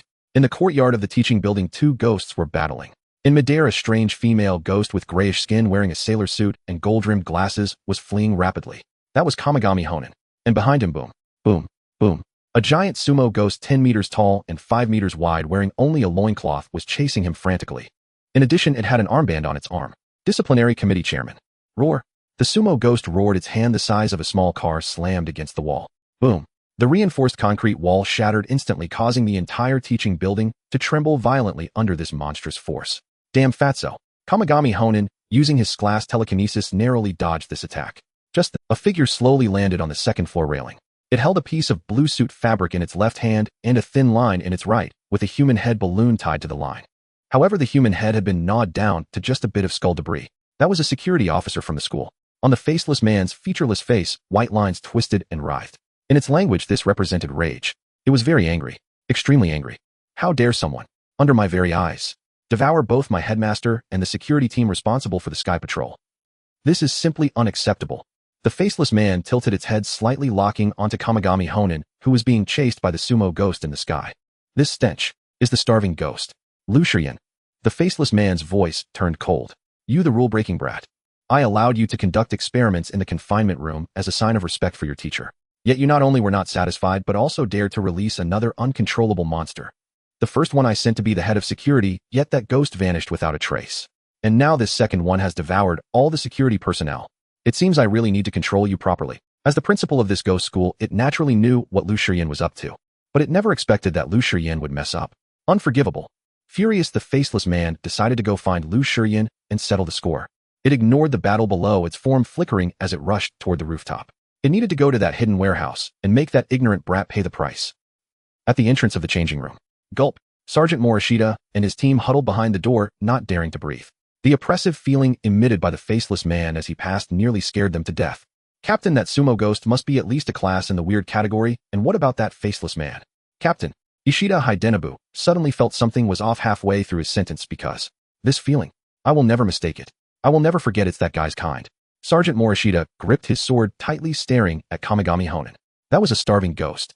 The culprit who killed his brother. Though not the same one. He could never forget that aura. In the courtyard battlefield. At this moment, Kamigami Honen, being chased by the sumo ghost and flying all over the place, was feeling quite frustrated. Damn it. This body. This starving ghost's body. The desires are too overwhelming. While dodging attacks, Kamigami Honen was frantically complaining in his heart. Ever since I successfully took over, my appetite has been insatiable. When I came out just now, I only looked up at the sky. His memory flashed back to 6 in the morning right after he had taken over. At that time, he was full of vigor, feeling invincible. First, he devoured Sneezin, originally planning to find Jiang Nan and devour him too. But when he looked up, he saw countless black clouds floating in the sky of the ghost realm. Driven by the starving ghost's instincts, he looked at those clouds and saw them as delicious cotton candy. So, he couldn't resist. He flew up and took a big bite of half the sky's clouds. But upon tasting it, he realized that was no cloud. That was a human head balloon made by the water ghosts, meant for monitoring and controlling weather. All the security personnel were made of water ghosts. He didn't realize the implications of what he had eaten. He directly crippled the school's security system. It stopped raining. Before he could digest it, that 10-meter-tall disciplinary committee chairman showed up to enforce the law. Damn it, I only ate your security personnel and the headmaster. Is it really necessary to hunt me down to the ends of... Shinhua Haonan licked his lips, a smile curling at the corners of his mouth. But that's fine. The gaze that made me feel apprehensive has vanished. Then let's seize this opportunity and have another meal. Shinhua Haonan sighed to himself. Currently, he could be considered the ultimate amalgamation. He not only possessed and shrank ability telekinesis, he had also acquired the devouring of the hungry ghost and the cutting and connecting of the flathead ghost. Moreover, because Ji Yao had evolved into the preliminary form of a hungry ghost when devouring the nine-tailed storm, he had perfectly inherited the crank ability Eagle Eye from the nine-tailed storm. This was also the reason he could instantly perceive his surroundings and calmly dodge under the pursuit of the sumo ghost. There's still food waiting for me. Shinhua Haonan's Eagle Eye instantly locked onto the direction of the changing room. Over there. It smells deliciously of blood and flesh. Buzz. In the next moment, he wrapped his entire body with telekinesis, disregarding the furious roar of the sumo ghost behind him, and dashed straight towards the changing room. Big brother, we've been discovered. Ishida Hidenabu shouted, looking at the terrifying figure swiftly approaching. I know. Everyone don't panic. Sergeant Morishida's eyes were bloodshot as he tightened his grip on the twin blades. Even if it was not the hungry ghost that devoured my brother, killing one of its kind would still count as avenging my brother. This is just what I want. Although the other team members sensed that the leader's current state was a bit off. However, the opponent was experienced and was a direct subordinate of the terrifying village chief. If the leader died, they would also meet a fate of seppuku upon returning. Let's go for it. We can only attack now. Team member Fukuchuan Ao, who possessed a Brank ability super nutritionist, immediately unleashed his signature skill, Invincible Mega Egg. He rapidly rubbed his hands together as if making dumplings, creating 5 black eggs that emitted a strong foul odor. Everyone, quickly eat this. It can increase combat power and regeneration ability by 30. Although the side effect is that it will cause diarrhea for 3 days. He threw the eggs to the 4. As a well-coordinated team, they hesitated not at all, even if the eggs smelled like the sweaty socks of a girl who had run for an hour in boots. The stench of socks left in a pickle jar until spring they swallowed it whole. Ugh! They fought against their nausea as power surged through their bodies. Flame attachment. I will lead the charge. A soldier drew his twin blades engulfed in flames, roaring as he leaped out the door to slash at Shun Guahaonan, who was flying towards the sky. Blood manipulation. Behind him, another soldier to cover him directly performed seppuku on the spot. The blood spraying from his abdomen instantly transformed into countless sharp, blood-colored darts shooting towards Shun Guahaonan. Nishiniai. Cough cough. Flame blood blade. Prepare to meet our fiery combination attack. The two were filled with confidence. This combination of flame blood blade had slain many unusual foes. However, Shun Guahaonan smiled. He looked at the 2 food sources charging towards him, his gaze akin to that of observing 2 hopping grasshoppers. Ants. He raised his hand and gently squeezed. Bang! Bang! Without any warning, the heads of the 2 soldiers exploded from within, showering the air with red and white matter. Nanny. Sergeant Morishita looked at this scene in disbelief. But as a seasoned soldier, his eyes quickly turned fierce, reacting with extreme speed. Is it a telekinetic attack? Ishida. Defense. Hi, big brother. Ishida Hidenobu slammed the ground, shouting angrily. Earth armor. Crack. Crack. A thick layer of rock armor instantly enveloped the remaining 3, turning them into stone men. At the same time, water escape. Sergeant Morishita's body swayed and plunged into the pool of blood left by fallen comrades. Swish. As that drop of blood flowed to the back of Shun Guahaonan, Sergeant Morishita's figure reappeared, the samurai sword aimed directly at Shun Guahaonan's neck. Die for me. However, Shun Guahaonan didn't even turn his head, merely scoffing coldly. Did you think I wouldn't see? I've already seen the battles of the previous Hungry Ghost, so I naturally understand the weaknesses of this ability. As long as I can anticipate it, it's fine. As he concentrated, he was about to use telekinesis to crush Sergeant Morishita behind him. Suddenly, he saw the corners of his opponent's mouth lift. Pop! Sergeant Morishita's figure shattered like a bubble and vanished. Water clone. Faint. Shun Guahaonan was stunned, having fallen for the experience. I see now. I've been fooled. In the next moment, killing intent erupted. In front of him, Ishida Hidenobu, clad in rock armor, charged in with his sword drawn. Above him, the real Sergeant Morishita descended from the sky, his sword wielding the might of thunder as it slashed down towards Shun Guahaonan. To the left, nutritionist Fukuchuan Ao also drew his dagger, cutting off his escape route. A triangular encirclement. Go die, you man-eating monster. Sergeant Morishita roared, feeling victory was assured. Puchi. 3 sharp blades simultaneously cut through Shun Guahaonan's body. Ishida slashed at the waist. Fukuchuan slashed at the legs.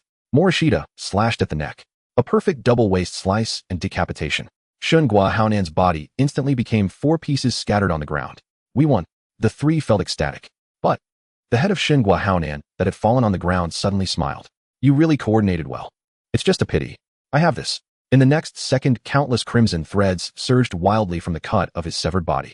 They intertwined and tugged at each other as if they had a life of their own. In the blink of an eye, those severed limbs were forcibly pulled back and reassembled. The ability of the flathead ghost connection. What? The 3 were taken aback, completely not expecting that the opponent could still survive like this. And in the next second, let me try my newly developed technique. Shun Guahaonan's long legs kicked hard, propelling his body into the air. He spread his arms wide, unleashing a new ultimate move developed from telekinesis, simultaneously repelling all air and matter around. In other words, Shun Luo Tianzhong. Boom. An invisible repulsive wave erupted, centered around Shun Guahaonan. Pooh. In an instant, the earth armor on Ishida Hidenobu and Fukuchuan Ao shattered. Both were blasted away, deeply embedding into the concrete wall of the corridor, severely injured and unconscious, with countless bones likely broken. Sergeant Morishita reacted the fastest, but was also knocked back 10 meters. He crashed into a pillar, spitting out a mouthful of blood. Fortunately, with the earth armor, his internal organs were only lightly injured. Cough cough. Sergeant Morishita struggled to lift his head, looking at his teammates embedded in the wall. Ishida Hidenobu slowly extended his bloodied hand, his gaze unfocused. Big brother. Run. Fukuchuan Ao also wore a face of despair, mouthing the word, run. Avenge us. Sergeant Morishita gazed at this scene, memories seemingly returning to a few days ago when they had just arrived at Rose High School. At that time, his twin brother Sergeant Morishita had said the same to him to cover his retreat. Alt. Sergeant Morishita let out a reluctant roar, gripping his knife tightly. He looked at Shun Guahaonan, and then at the sumo ghost that was charging from afar. In the end, reason triumphed over emotion. Swish! He transformed into a beam of light and dove into the blood on the ground frantically, fleeing down the drainage pipe. Such a pity. Shun Guahaonan watched the fleeing mouse, shaking his head, not pursuing. He turned to look at the two embedded in the wall, as well as the two whose heads he had just crushed. But, with you four, and that big guy who came to me, that's enough. Shun Guahaonan sneered. Then he suddenly opened his mouth wide, his jaw dislocating, becoming as large as the devouring Car Li Zao Miao. This was the ability just digested after devouring Car Li Zao Miao. Ong. He swallowed the two headless corpses on the ground, chewing them a couple of times. Phew. He spat out two tail. Ugh, I don't like this. Just right then, by the door of the confinement room warehouse, the faceless man picked up the tailbone. On his featureless face, the white, dashed lines trembled slightly. This aura. Is it Lu Shiyan? Did he? And only this piece of bone left. Could it be that hungry ghost's doing? The faceless man crushed the bone. This is troublesome. After all, Lu Shiyan is that person's disciple. If he dies, that person will definitely cause trouble. I better notify his teacher proactively so as not to involve me. And I also need to discuss compensation with him. So he took out a black talisman from his suit pocket and then ignited. Whoosh! A ghostly green fire appeared out of nowhere. A lifeless male voice emerged from it. What's the matter? Your disciple is dead. The faceless man stated calmly. Which disciple, eh? The response from the other side was devoid of any emotional fluctuations, as if the one who died was merely a dog. The faceless man immediately became furious. It's Lu Shiyan. He was conducting confinement experiments at my school, ruining my school. Now he has released a hungry ghost, killing many of my ghost employees. You must give me an explanation. Explanation. The voice in the ghost fire remained calm. He violated my teachings and was long expelled from my school. I don't need a fool who loses his mind for the sake of so-called love. Twilight. The faceless man clenched his fists, his aura erupting. Don't act so high and mighty here. If you really didn't care about him, would I have allowed him to stay as a teacher 10 years ago? Would I have tolerated him for so long? Get over here quickly. Stop pretending. You deal with the trouble your disciple caused. Considering we both serve that great person, don't force me to turn against you. With these words, the ghost fire fell into a momentary silence. After a long while, the voice spoke again. I understand. Buzz. In the next second, the ghost fire suddenly expanded, transforming into a young man dressed in a white lab coat, exuding a scholarly, yet gloomy aura. This legendary Dr. Twilight looked much younger than Lu Shiyan. I am currently dealing with the dragon god ruins in the polar ice fields. This spiritual body clone won't last long. Twilight spoke indifferently. Take me to see that hungry ghost. The faceless man snorted coldly. Would it have been so hard to do this sooner? Why so much nonsense? Then it led Twilight, vanishing with a flicker, heading towards the teaching building. In the teaching building's courtyard, when the two arrived at the scene, the sight before them caused their expressions to fluctuate. They saw. In the courtyard lay a gigantic skeleton, and a ghost girl in a sailor suit was sprawled atop the pile of white bones, contentedly burping. Burp, you.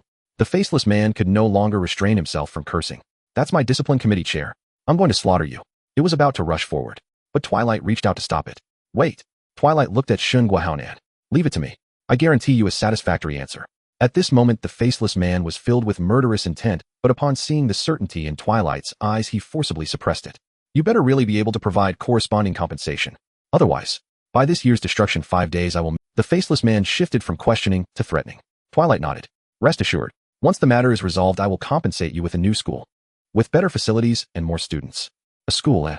The faceless man's anger instantly dissipated by half. You better deliver on that promise. It released its grip and then turned, waiting with its back to the two. Twilight then stepped towards Shun Guahaonan. At this moment, Shun Guahaonan also sensed the presence of these two terrifying beings. He sat up from the pile of bones and looked at the young man in a white coat, tentatively asking, You are Twilight, right? Twilight raised an eyebrow. You recognize me? Did you devour the memories of my rebellious disciple? Shun Guahaonan did not deny it, smiling widely. Indeed, I ate your disciple, took his achievements, and ruined his corpse. Don't you want to kill me? Kill you? Twilight shook his head expressionlessly. There's no need for that. He was originally a traitor, a failed. Even without your input, I would need to clean up the sect. Furthermore, I don't like explanations and pointless chatter. Twilight extended 2 fingers. Now I present you with 2 choices, chosen one. 1. Join my sect, become a member of the Wild God Society, and take over that waste as my disciple. 2. Be killed by me here, and I will take your brain as a specimen. Hearing the other party recognize his identity, Shun Guahaonan not only showed no fear, but instead became extremely excited. Clap, clap, clap. He applauded, his eyes filled with fervor. As expected of a monster that has lived for who knows how long. Your vision is indeed extraordinary. That fool Lu Shiyan, actually letting go of such a good opportunity and going for pure love. Shun Guahaonan jumped off the skeleton, adjusted his sailor suit, and respectfully performed a bow. I agree to you, teacher. I am willing to join the Wild God Society. A wise choice. Twilight nodded in satisfaction, able to bend and stretch, understanding the situation, and sufficiently ruthless. You are much better than that, fool. Take my hand, and I will lead you to another place. This place is not suitable for— However, Jiang Nan did not extend his hand immediately. He raised his head, revealing a pleading expression. I have one important little matter. Please allow me to finish it before we leave. Oh, what is it? Jiang Nan, one person. I want to eat him and gain his ability. That guy supposedly possesses shrank air manipulation. Twilight stroked his chin, his eyes filled with interest. That's a rare and good ability worth spending some time on. Very well, I will accompany you on this trip. Then he turned to the faceless man who was still sulking. Help me find someone. Once the matter is resolved, I will recruit 100 living students for you. The faceless man did not turn around, but merely turned its back to them, shaking 2 fingers with a haunted tone. The person you want to find is my excellent student. It has to be double. It was 2355 at night. Pushing open the door to the infirmary, aside from the displayed pig-slaughtering knife hanging at the entrance, the interior of the infirmary was exceptionally tidy. Clearly this was the domain of Fujino. As Jiang Nan entered with the 3 others, he saw Fujino engrossed in carving his latest masterpiece. Hearing the sound of the door opening, he looked up and immediately revealed a heartfelt smile. Oh, is this not my class representative? Fujino put down the scalpel and wiped his hands. Coming to see me so late? Are you looking to discuss medical skills? Perfect timing, let me show you my new work. Stepping aside, he revealed the dismembered body that had been sewn together like a puppet on the dissection table. Hiss! The 3 behind Jiang Nan collectively gasped. They saw that the student from Sakura country had all 4 limbs completely severed, then reattached to his buttocks and back. It looked like a human-shaped spider. However, this was just the bizarre nature of things, nothing to be surprised about. Jiang Nan shook his head expressionlessly, took out a note he had already prepared, flicked it with his fingers, and tossed it over. What happened at school? Why did we have class early? Why did the rain stop? Fujino caught the note, took a glance, then opened his palm helplessly, saying, Sorry, my class representative. I have been busy carving artworks, immersed in the joy of creation, and I'm not aware of what happened outside. Ding ding ding. Before he could finish, the retro phone, made of human skulls on the nearby table, suddenly rang. Fujino frowned slightly and stepped forward to pick up the receiver. On the other end of the line was a familiar voice. It was the faceless man. Fujino, have you seen your outstanding student? An emergency has occurred at the school, and to protect the student's safety, I have used my authority to transfer them urgently to the Rose campus. The crisis has now been resolved. If you see him, immediately let him out of the Rose campus. I need him. Upon hearing this, Jiang Nan and the others' brows furrowed tightly. From the seemingly calm tone of the faceless man, they sensed something was clearly off. Combining the sudden forced transfer and the phenomenon of the rain stopping. Need? What kind of need? Or as a bargaining chip? The faceless man's tone sounded urgent, even somewhat impatient. Fujino held the receiver, tilted his large head, and glanced at Jiang Nan standing in front of him. He pondered for a moment and slowly spoke. Principal, I understand your meaning. However, I need a reason. The silence on the other end lasted a few seconds before a response devoid of emotion came through. I know you are reluctant, and I am too. But only by doing this can I expand the scale of the campus and spread the ghost school throughout the entire wilderness. We need to grow strong. Someone has offered a new school plus 200 living students just to exchange for an out. This deal does not lose. By then, I will hand over full authority of the Rose campus to you, and you will be promoted to vice principal. Hearing the faceless man treat Jiang Nan as a commodity in this trade, everyone's expression became unsettled. Especially Guo Shuai, who had already gathered a miniature vortex in his hand, preparing to unleash wind pressure. Yakarina also activated her golden dragon eyes, her muscles tense. Although Hoshino Hikaru was scared, he also began to emanate green light, ready for healing. One school, 200 students, promotion and salary increase. This condition was too tempting. Would a ghost really? However, Jiang Nan, the party involved, remained completely still. Not even a hint of emotional fluctuation. He simply gazed quietly at Fujino. Fujino was also looking at him. Their eyes met. Suddenly, the devilish grin appeared at the corner of his mouth. He said to the phone, I accept your terms. I knew it. Guo Shuai was furious and was about to strike. Wind power. Slap. A hand pressed down on it. It was Jiang Nan. Jiang Nan shook his head at him, his gaze calm. Guo Shuai was confused, but in the next second, he was shocked by Fujino's next words. However, Fujino's tone shifted, and he spoke with a hint of regret. It's quite unfortunate. He did indeed come to see me earlier. However, he should no longer be at the Rose campus. You know he has that badge, his legs are on him, and he should have left the school. After all, good students always yearn for freedom. If he returns, I will notify you. Guo Shuai, Yakarina, and Hoshino Hikaru all fell silent. They never expected that this teacher who took pleasure in dissection would lie to protect a human student from his superior. He even gave up the promotion opportunity that was within reach. But then the next second, a questioning voice came from the faceless man on the other end of the line. You are lying, Fujino. I hired you to be a teacher, not to oppose me. My perception has covered the entire school. Sorry, principal. Fujino's voice turned cold, no longer pretending. I came to this school to explore literature and medicine to educate the youth. not to sell out my proud student. Without rules there can be no order. Selling out students without principles can— Once these words were out, the facade was completely ripped apart. The faceless man's tone instantly turned violent. Enough of your nonsense. Either hand him over and I will promote you. Or, I will kill you right now. Bring him to me yourself. Fujino Juro smiled. He tightened his grip on the receiver, preparing to respond again. A long, powerful hand suddenly reached over from the side, snatching the phone from his hand. You? Fujino Juro was taken aback. Jiang Nan gestured for him to remain silent. Then in the shocked eyes of the three and the ghost, this man who had been tight-lipped since entering the school spoke into the receiver in a cold, arrogant tone, slowly uttering 4 words. Go wait to die. Crash. The moment he finished speaking, he smashed the human bone phone hard onto the ground, shattering it to pieces. The infirmary fell silent. Those 4 words were filled with a pride that could make even ghosts tremble. But most importantly, the three and the ghost looked at Jiang Nan, their eyes filled with astonishment and collapse. So it turns out, boss, you are not mute. The most surprised was Guoshuai, although he had witnessed Jiang Nan kill the scarecrow with his own eyes. But at that time, because of the presence of the word spirit silence, he had never heard Jiang Nan speak. As for the previous bang, please, even a real mute could make that sound.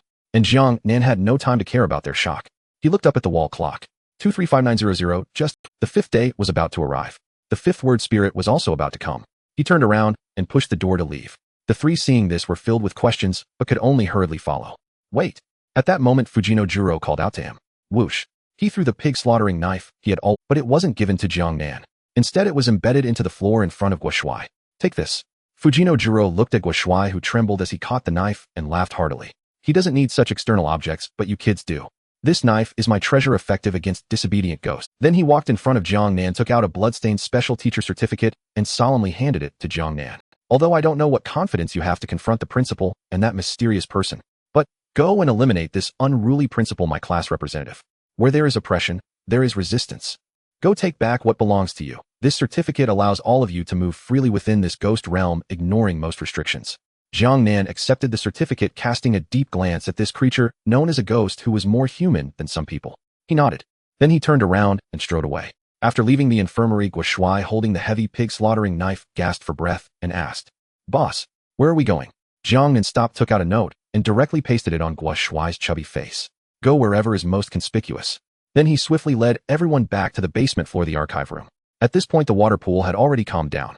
Jiang Nan once again instructed Qintong and Wang Ming, who were left behind, not to go out no matter what happened outside.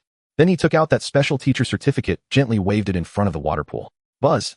A thick black smoke instantly enveloped the 4 of them. Space shifted. Meanwhile, in the Rose campus inside the teaching building courtyard, the faceless man who had just hung up the phone emanated a terrifying, murderous intent as he strode out of the principal's office. At the doorway, the Twilight asked faintly, Did you find out any news? Shinkami Konan also grinned widely, mockingly laughing. Let me guess, that guy, did his little brother mock you? Like, who do you think you are? The faceless man halted his steps, raised his head, and spoke in a deep voice. No, it was his own words. He said, to wait to die? Upon hearing this, Shinkami Konan immediately laughed, shaking with glee. Ha ha ha, it does sound like his character. Arrogant, conceited, ignorant. Twilight also shook his head, his gaze disdainful. Humans are like this. They always get blinded by a bit of insignificant power. Little do they know that his ridiculous level anomaly is merely the threshold for us wasteland god society. The faceless man did not get angry. Or rather, he had already been angry. Fujino Juro's betrayal made him furious, yet there was also an inexplicable guilt. However, the faceless man's eyes turned cold. In the face of righteousness, all personal feelings can be sacrificed. Yet he did not notice the white lines on his face rapidly twisting. At that moment, Buzz, the courtyard water pool in the distance suddenly began to violently ripple, for figures slowly emerged from the thick black smoke. Jiang Nan brought his small team arriving. The two sides gazed at each other from a distance of 100 meters. Dong! The clock struck midnight. The 5th day has come. In Jiang Nan's mind, the familiar mechanical prompt sound arrived as expected. Ding! It is now midnight. 000 daily settlement completed. Word quota refreshed. 1 current balance 6,175. Current location Rose Academy, Ghost Realm Campus. Sign-in successful. Congratulations, host, you have obtained the Word Spirit Dragon God Emperor Armor. Level. Word Spirit Dragon God Emperor Armor function summons the strongest armor crafted by the Dragon God, a conceptual level weapon that everyone can wear. Mechanism: for every corresponding dragon word spoken, the Emperor Armor will enhance the purity and power of the dragon bloodline by 10, gradually becoming stronger until the final form is unlocked. Characteristics: no lower limit, no upper limit. To wear the crown, one must bear its weight. When the bloodline and physique meet the requirements, there are no side effects and the duration is infinite. If the requirements are not met, the armor will forcibly elevate the user's bloodline and physique. If unable to endure, they will become a mindless aberration or die from the boiling dragon blood. After reading the introduction of the word spirit, Jiang Nan's lips curled up. He recalled the scenes from his previous life. This time, there was no pain, only a gentle feeling. Truly, a perfect countermeasure card. I wonder how much my physical fitness can unlock. But it doesn't matter, because I have this. He glanced at the replacement scarecrow at his waist. Then he looked up at the three powerful figures exuding a terrifying aura across from him. Jiang Nan slowly put away the scarecrow. A chilling and eerie laugh broke the silence. Shinkami Kunen's face twisted with extreme excitement. He took a step forward. The waves of psychic energy surrounding him shattered the ground. Jiang Nan. Didn't expect, huh? We meet again so soon. Shinkami Konan spread his arms wide, as if showcasing his perfect body high above. Look at me now. How perfect. How powerful. Do you regret it? Regret not saving that poor me in the class? If you had reached out your hand back then, perhaps I would still be that little follower trailing behind you.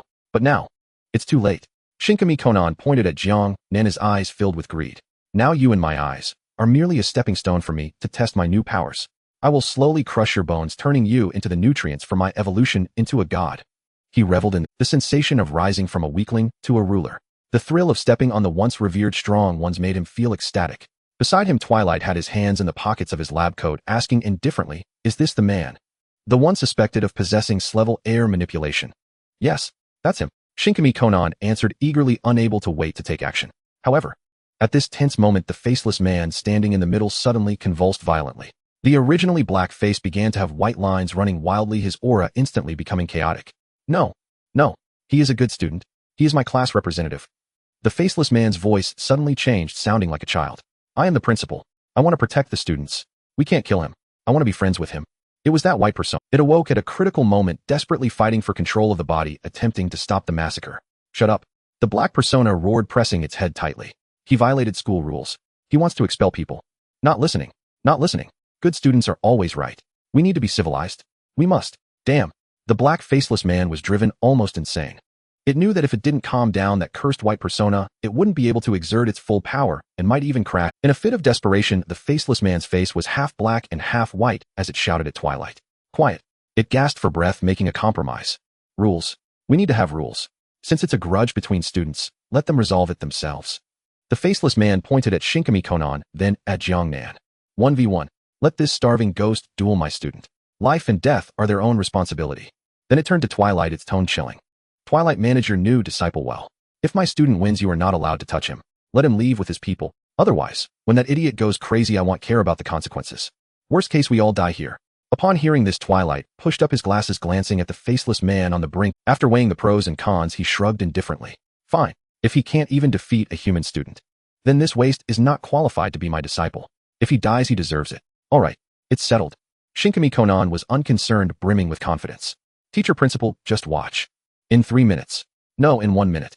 I will take care of him. Facing the arrangements and disdain of these three lofty figures, Jiang Nan suddenly laughed. Ha ha ha. Ha ha ha. Boss. Guo Shuai was so startled by this laughter that he dared not speak, for he sensed that the opponent was genuinely angry. Hoshino, Hikaru, and Yekarina felt perplexed, having never witnessed Jiang Nan's terror unlike the other three. Yet Jiang Nan continued to laugh happily, his shoulders trembling slightly, for he had heard the funniest joke in the world. Now he completely did not care about the consumption of these words. As a strong person, how could he be bound by such trivial matters? Moreover, this little expenditure compared to when he killed those crows on the first day was simply a drop in the bucket. What is the purpose of living a life? Many people spend their entire lives without knowing the answer to this question. Is it for power, or just to survive? But if it were Jiang Nan, he would answer without hesitation. A clear Tao heart. In simpler terms, that is joy. If there is no joy, then what's the point of living? To have a bunch of ghosts riding on your head, dictating your fate. To be berated by a little cherry blossom in front of you. No. Jiang Nan slowly lifted his head. He felt the pure excitement within him. Yet his blood was even hotter. He felt that fierce battle intent that was about to tear through his chest. Whoosh, whoosh, whoosh. Jiang Nan's fingers blurred into shadows, sending the notes flying forward. Every word like a knife, every sentence piercing the heart. Stop talking nonsense here, you scraps. On what grounds do you think you are the judges? Don't look away, the one in the white coat, and that faceless one. I'm talking about you too. Jiang Nan's eyes were disdainful, seeing through all the rules and oppression. Now I inform you. You are only worthy of hearing my death proclamation and laughter. The boss of this game is not you, but me. You are the challengers. The air after the rain was exceptionally cold. Yet colder than the air was the voice of Xingu Haonan. Challenger. Jiang Nan, have you been scared, silly? Who do you think you're facing? The ruler of this school. The twilight of the desolate God society. And a chosen one. And you, just an ungraduated human insect. Before his words fell, Jiang Nan abruptly stopped laughing, his expression turning grim. Boom. The Slevel super psychic erupted, and the surrounding debris floated into the air, signaling that he was about to strike. Since you're in such a hurry to seek death, then I shall grant you that. I will tear off your hand that only knows how to stick notes, and sew up your arrogant mouth that only knows how to play dumb, as a collection piece. Meanwhile, Twilight merely adjusted his glasses indifferently, not stopping his disciple's rampage. In his eyes, this human was somewhat interesting, but nothing more. He was not worth his personal intervention. The faceless man stood in place, one side of his face twisted, while the other was ruthless. Clearly engaged in a fierce internal struggle, he was temporarily unable to intervene in the battle. However, facing the overwhelming ferocity of Jiang Nan, Jiang Nan made a move. He pulled out a note from his pocket and casually handed it to Guo Shuai behind him.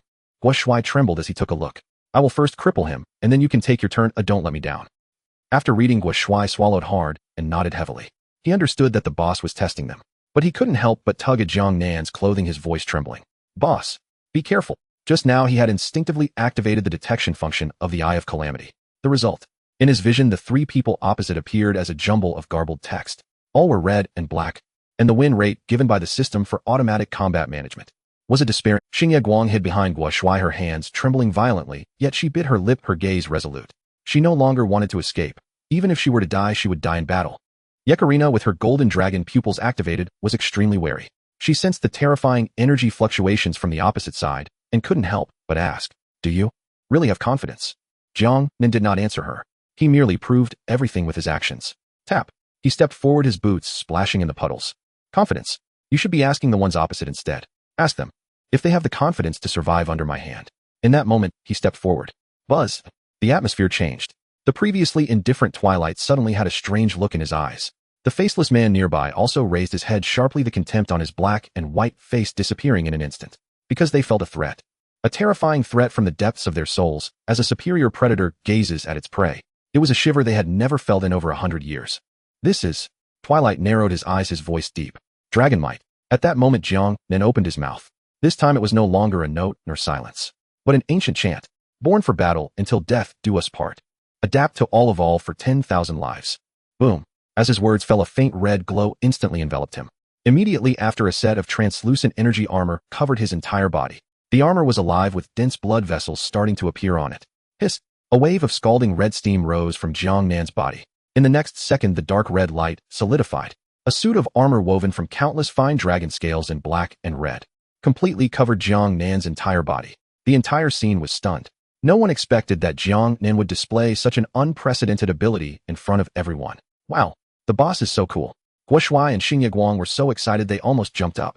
Yekarina, however, stared at that figure, her golden pupils trembling. This guy truly is the person I've been looking for. This is...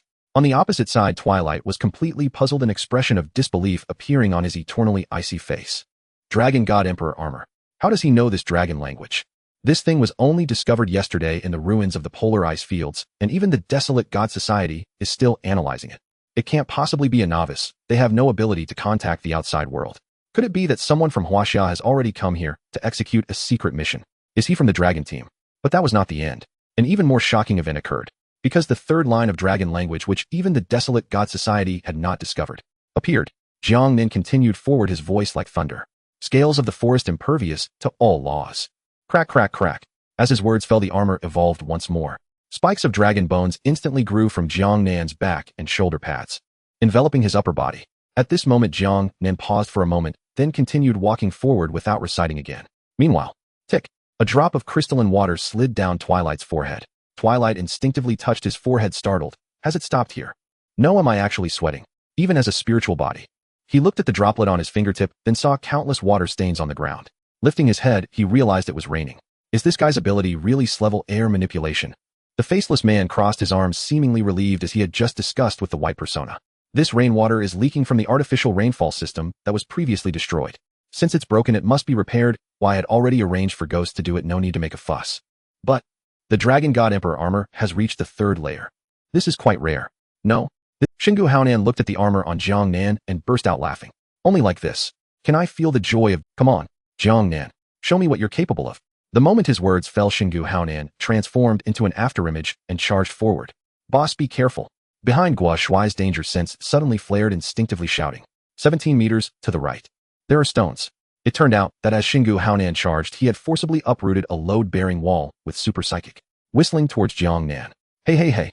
A reminder from outside in a 1v1 is not good, Xingu Haonan sneered. But since that's the case, let me take you all on. I will crush your dignity into the ground, Jiang Nan. Blood manipulation. Stab. This is one of the abilities he absorbed from those special forces from Sakura country. At once dozens of blood threads extended from the tips of his fingers, attacking Jiang Nan and the three behind him. For the boss. Guo Shuai shouted loudly and activated automatic combat. Even if the win rate was 0, he would not retreat.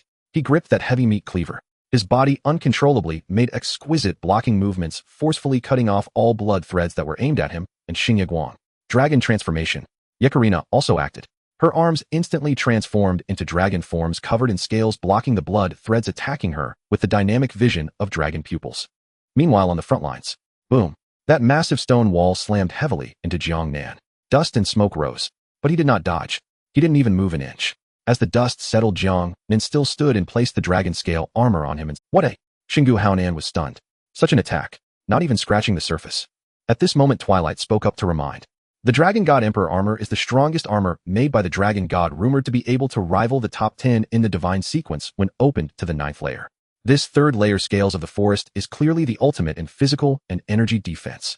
Do not underestimate it. Understood, teacher. Xingu Haonan gritted his teeth, now not daring to underestimate him. The guy in front of him was too confident, too strange. He must not hold back. Thus he used the abilities of the super nutritionist and produced a big supplement egg, swallowing it in one bite. Buzz. His aura surged by 30. Get out of my way. Xingu Haonan pushed with both palms, unleashing his super psychic to its full extent while repelling all matter around him. Divine Luo Heaven Suppression. Boom. A terrifying repulsive wave slammed toward Jiang Nan, attempting to shatter him and his armor. But Jiang Nan kept enduring this psychic force, step by step moving forward. Crack, crack.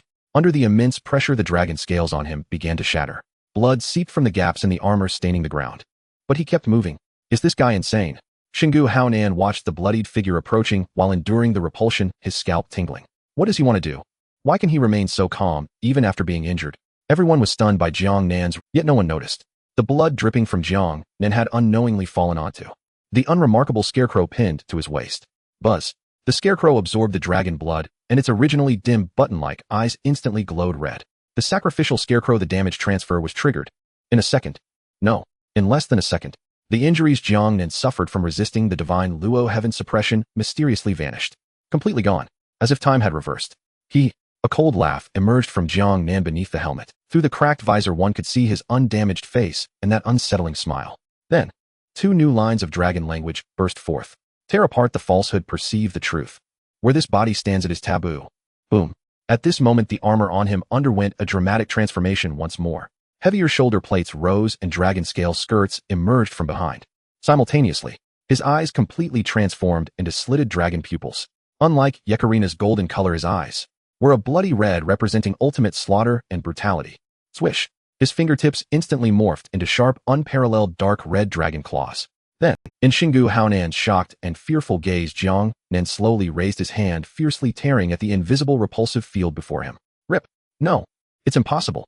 Xingu Haonan was incredulous. But in response, there was only that ever-enlarging dragon claw. With a swipe, Jiang Nan struck down. There was no obstruction. Xingu Haonan was torn into countless fragments on the paper. Scraps danced in the sky. Fuck. Fuck. Fuck. At the 7th base of the Kinglan continent, in the commander's office, Mike was staring at the reconnaissance report in front of him, engulfed in a fit of impotent rage. While we had just made a slight lead over Huaxia in the exploration of Weird Island. Why are they so lucky? They turned around and discovered the Dragon God relics in the polar ice field. That's the Dragon God. It's the legacy of one of the top powers of the legendary Wild Realm. If they get it. Mike dared not think further. Beside him, his female adjutant Jessie cautiously tried to comfort him. Sir, please calm down. In fact, according to the analysis of the think tank, Huaxia has not completely surpassed us. Jessie reported earnestly while holding her tablet. They are only ahead in the number of awakeners, the base's defensive power, individual combats, the core technology level, food reserves, medical technology, and so on. They have temporarily surpassed us in 103 indicators. And the gap is not significant. For instance, their individual strength is only about 10 stronger than ours. In terms of the core unknown area exploration progress, our Great Eagle Nation is still leading. Jessie felt that her words were quite reasonable. However, she did not notice that as she reported more items, Mike's face had turned from red to a dark purple. Enough. Mike turned his head. 103 items. Are you fucking kidding me? There are only 120 assessment indicators. They surpassed 103 items. You don't feel embarrassed saying that. Do you really think him a giant baby who needs such ridiculous comfort? Jessie trembled in fear, hurriedly shielding her tablet against her chest. Sir, please calm down. There is actually an important piece of intelligence. Waxia's exploration of the Dragon God relics has not gone smoothly. Just yesterday afternoon at 3 o'clock, according to intelligence, the Wild God Association got involved. The Wild God Association. They've appeared again. Hearing those 3 words, Mike's previously angry expression instantly froze. Jessie continued her report. Yes, and high-level combat forces are directly involved. The Wild God Association clashed with Waxia's Storm Squad, resulting in significant casualties. It is said that the team is led by 3 of the top 6. The 2nd seat Nightmare, the 3rd seat Dusk, and the 6th seat the Clown. The situation is extremely critical, and the central base of Huaxia has dispatched the Dragon team. And it is led personally by that legendary war god for support. Hiss. Mike slowly sat back down in his chair, trembling hands lighting a cigar. If the Eagle Nation and Huaxia are competitive rivals, then the Wild God Association is the absolute nemesis. It should be the nemesis of all humanity. They are a group of lunatics who betrayed the human race, willingly degrading into monsters. They are the remnants of the old era, sacrificing their own kind to survive in the apocalypse, reviving the evil god of the wild realm, becoming its minions in exchange for so-called immortality. And within the Wild God Association, the most powerful are the mysterious 12 seats. The seat does not represent strength, but the time of joining. From 1 to 12, they are Void, Nightmare, Dusk, Magician, Madman, Clown, Gambler, Sage, Nose Elf, Vacancy, Vacancy, Merchant. Except for the 10th and 11th seats, who were killed in the 5 Days of Destruction battle 2 years ago by the joint dragon teams of various countries. There are still 10 old monsters alive. All are chosen ones along with countless class ability candidates. Mike took a puff of his cigar, and amidst the swirling smoke his eyes grew exceedingly complex. I didn't expect them to appear again within 2 years. Humans only choose to cooperate when facing an insurmountable common enemy. After a long silence, Mike extinguished the cigar and issued the highest order. Jessie, notify Yinghua Nation to immediately cease all probing and assassination actions regarding that unspoken matter. This is a joint agreement among countries. Whenever the Wild God Association appears, humanity must stop internal conflicts and unite against external threats. Tell the big tree at the village entrance that if he dares to make any little moves at this critical moment, without Waxia's intervention, we will be the first to eliminate him. This is not Blue Star. We do not possess the military power to act recklessly, so we can only abide by the rules. Yes, sir. Jessie saluted and quickly left. Only Mike remained in the office. He stood up and walked to the wall safe, and after passing 3 levels of iris verification, opened the heavy alloy door. He retrieved 3 black dossier bags marked as top secret. These were the bloody histories of the Eagle Nation over the years, having suffered attacks from the Wild God Association. He opened the first one. Document 1 time July 7th, 1311, location Twilight Forest, Eagle Nation, 3rd base, event-based destruction incident. Including the base chief, who was in class transcendent, 1001 people died, and only 3 survived. Perpetrator Wild God Association, 5th seat Madman. Ability unknown. Survivors reported that an inexplicable collective self-mutilation occurred within the base, and everyone was laughing. No records have been found in the sequence ability table. Mike's fingers trembled slightly as he opened the second document. Document 2 time June 8th, 1309, location Polar Ice Field, event the Eagle Nation's Tiger class Ace Team Hurricane was attacked, all members perished, and no one survived. Perpetrator Wild God Association, 3rd seat Dusk. Ability sequence 047, Master of Space. A warning message from the opponent was found on the scene along with residual high concentration spatial ability aura. After comparing with the sequence ability table, it was temporarily identified as sequence 047, Master of Space. Description: no detailed records. Primary ability is to create space. Dusk. Mike looked at this name, recalling the conflict regarding the Dragon God relics that Jessie had just reported. No wonder this guy wanted to warn us. The polar ice field hides many secrets. He took a deep breath and opened the last document, the one that terrified him the most. Document 3 time October 23rd, 1305, location Weird Island Rose High School, event the Eagle Nation's Dragon Class Team SEAL was on an exploration mission. Chosen 1 team leader Al Haytham went missing, 3 team members died, and only 1 observer survived. Survivor status: extremely confused mentally. 2 days after returning to the base, left a suicide note and shot himself. Perpetrator Wild God Association, 9th seat No Self.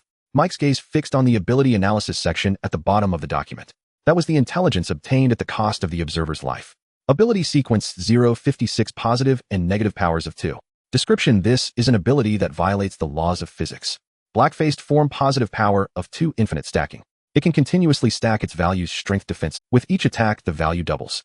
At first we could resist, but as the values exponentially stacked, even class defense crumbled like paper before it. White-faced form: negative power of 2, infinite folding. It can continuously fold its body, making itself as thin as paper to evade all physical attacks. The survivor's last words, Rose High School is not dangerous, rather it is the safest place on Weird Island, a place for novice development. But we are forever stuck here, because its source of danger does not mainly come from the weird, but from humans. Finally, never force the guy to use both faces at the same time. When black and white merge into one, when positive and negative powers act on a single point. Believe me, you definitely do not want to witness that scene. Clap. Mike closed the dossier, feeling a chill run down his back. The ninth seat. No self. That monster should still be on Weird Island. He turned his head to look out toward the distant east. Without saying much, will we encounter it? In the courtyard, the sky was filled with blood mist bursting in the rain. Shun Gu Haonan disintegrated in an instant. Countless pieces of flesh scattered in the air, his two eyeballs still reflecting shock and fear. Yet his brain remained intact, held in the left hand of Twilight. The palm of Twilight's right hand faced forward, and an invisible barrier appeared out of thin air. It blocked all the splattered, filthy blood and flesh in front of him like a painting stuck to glass. The fourth sentence. The fifth sentence. Twilight's gaze grew serious for the first time. Who exactly are you? Are you a minion of the dragon god? Or are you a descendant left behind on this earth? Jiang Nan ignored his questions entirely. The only response was a loud bang. Boom. Jiang Nan stepped forward, his dragon claw pointing directly at Twilight's chest. Swish. At that moment, the faceless man who had been watching the battle moved. His form was incredibly fast, appearing in front of Jiang Nan in an instant. He actually caught Jiang Nan's invincible dragon claw with his bare hands. Even as his palm was pierced in an instant, blood splattering his body, remained motionless, not even swaying slightly. Under the mask, Jiang Nan's lips curled slightly. This guy is indeed not a mere anomaly. His palm has warmth, pain feedback, and even a skeletal structure. He is human. Or perhaps once was human. The faceless man looked down at his pierced palm, his tone eerily calm. The Dragon God Emperor armor of the 5th layer. Interesting. This is the first time I have fought against the strongest armor in the legend of the Dragon God. I take back my previous words. That starving ghost is simply unworthy to contend with you. You have the right to be my opponent, my good student. With those words, boom. The faceless man delivered a straightforward punch to Jiang Nan's chest. Jiang Nan did not dodge. Clang. The heavy punch struck the dragon scale armor, only sparking a shower of sparks. Very light. Jiang Nan assessed inwardly. It's like a tickle. Then he moved. In the vision of the dragon eye, a red dot appeared on the faceless man precisely at the intersection of the white line on his face. Swish. The effect of the 4th sentence of the dragon language is to see through. The red dot indicates the opponent's gap area. In an instant, Jiang Nan's other dragon claw aimed at the faceless man with an extremely tricky angle. My. The faceless man clearly froze for a second. He was obviously much faster and stronger than Jiang Nan. Why could the opponent precisely find his gap? Bang. At this critical juncture, the faceless man had to abandon his attack. He suddenly lifted his leg and kicked Jiang Nan 5 meters away. His blank face was filled with confusion, prejudgment, or X-ray vision. Jiang Nan steadied himself without any pause, exerting force again to attack. Before the faceless man could move, Twilight, who had been observing from the rear, took action first. Buzz. A scalpel appeared in his hand out of thin air. He gently sliced through the void. Z. An invisible dimensional slash silently headed toward Jiang. However, Jiang Nan was completely unafraid. He didn't even glance at it. Buzz. The battle skirt woven from dragon scales on him fluttered slightly, and a strange dark red wave instantly emanated. The lethal invisible slash, upon touching this wave, actually deviated from its original path. Boom. The slash grazed Jiang Nan's shoulder and hit the ground beside him, carving a trench. My. Twilight's eyes narrowed slightly. It deviated. Is there a problem with this spiritual body? Did my attack precision actually decrease? Or is it this armor? Suddenly he realized something. The cold sweat that had dripped from his forehead earlier was, and what Jiang Nan had said earlier, "You are the challengers," was not just empty words. The situation had reversed. Twilight took a deep breath and spoke coldly. No self. Understood. The faceless man tilted his head. The wound on his hand that had been pierced began to squirm and heal. Without needing many words, the two old monsters reached a tacit understanding. Boom. The faceless man charged forward, blocking Jiang Nan's assault. He no longer defended, allowing Jiang Nan's dragon claws to tear open wounds on his body. His iron fists battered Jiang Nan's armor like a storm. An eye for an eye. Meanwhile, Twilight took the opportunity to retreat. He looked at the brain of Shun Gu Haonan in his hand. His right hand pulled out an invisible needle and thread, only reflecting light from his white coat. Swish, swish, swish. He threaded the needle with one hand, moving so fast that it left afterimages. This. In the distance, Gua Shui and Yi Kalina were so stunned they could not speak. They watched as Twilight executed his miraculous suturing technique. The scattered pieces of Shun Gu Haonan's flesh on the ground were forcibly stitched back together in a matter of seconds. A broken and ugly body instantly took shape. Old teacher. The just resurrected Shun Gu Haonan was still somewhat weak. No need to say more. Twilight interrupted him, his tone icy. Now I need to deal with that guy. You handle those minions. He pointed to Guo Shuai and the others in the distance, his eyes. Don't disappoint me.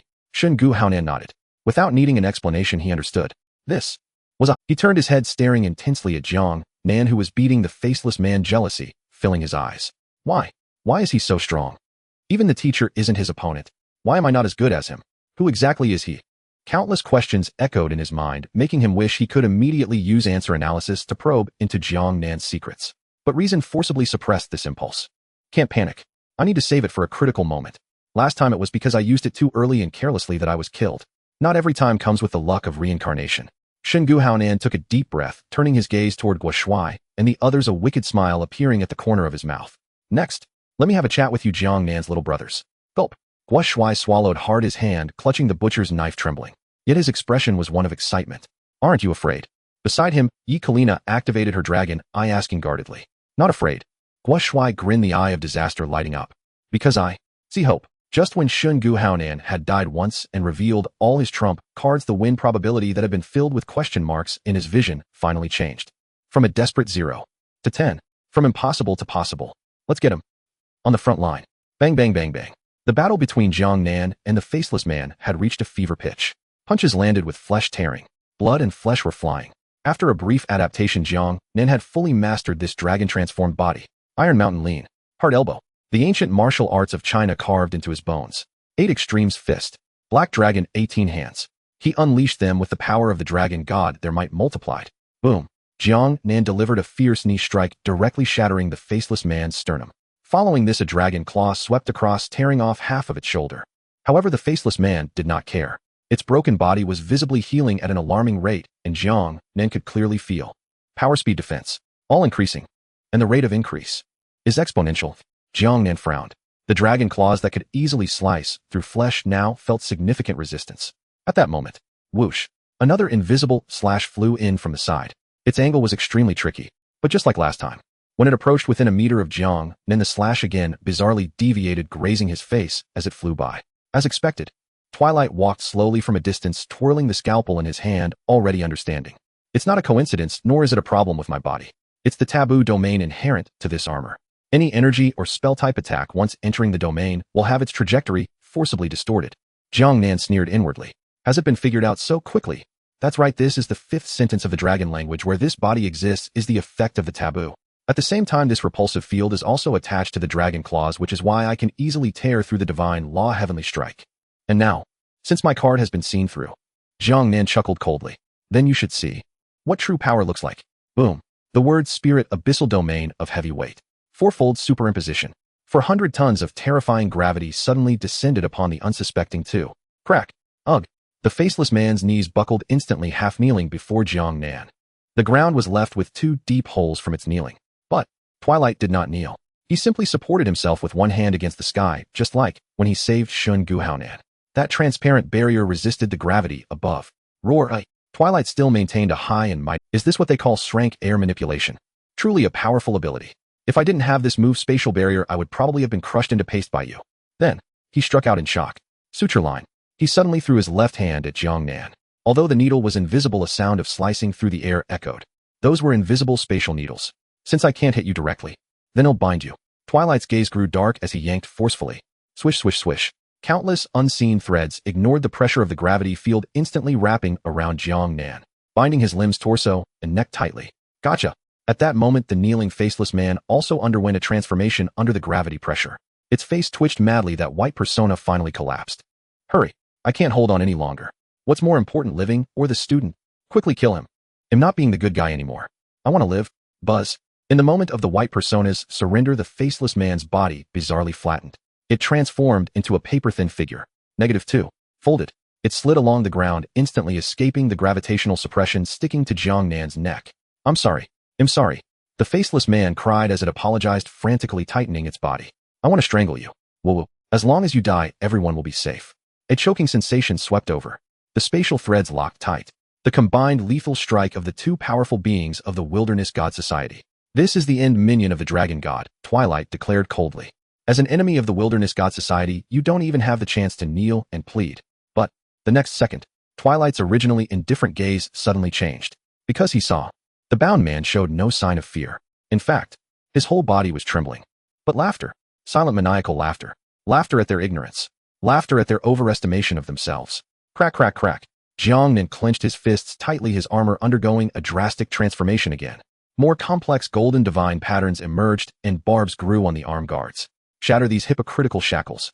The sixth sentence of the dragon language. Z. Scalding dragon blood seeped out from the seams of Jiang Nan's armor, instantly boiling. Oh. The faceless man stuck to his neck, let out a piercing scream from the scalding dragon blood. He was instantly blasted away. He landed outside the gravity zone, reverting to his original form, rolling on the ground. So painful. So painful. What kind of monster is this guy? Twilight stared in shock at this scene. In his once calm eyes, an emotion called fear finally appeared. The sixth sentence. He actually recited the sixth sentence. The next moment. Boom, boom, boom. Those spatial threads under the scorching dragon blood's erosion were forcibly severed by Jiang Nan with terrifying brute force. But the spilled dragon blood did not stop. It gathered in the air, solidifying and shaping into a dark golden dragon spear burning with red flames. It was grasped in Jiang Nan's hand. Tremble, O lamenting beings. The seventh sentence of the dragon language. Boom. A sonic explosion erupted beneath Jiang Nan's feet. The dragon blood transformed into the most violent power, propelling Jiang Nan to instantly vanish from the spot. Too fast. Fast enough that Twilight couldn't react. Uft. That was the sound of a blade piercing flesh. Jiang Nan's figure appeared before Twilight in an instant. The dragon spear in his hand pierced through his proud spatial barrier without obstruction, and then brutally pierced through his chest. Cough. Oh. Twilight spat out a mouthful of blood, his entire body sent flying by the dragon spear. Boom, boom, boom. Jiang Nan shoved him crashing through wall after wall of the teaching building. Finally, a loud crash echoed through the air. Twilight was forcefully pinned against a massive rock wall 100 meters away.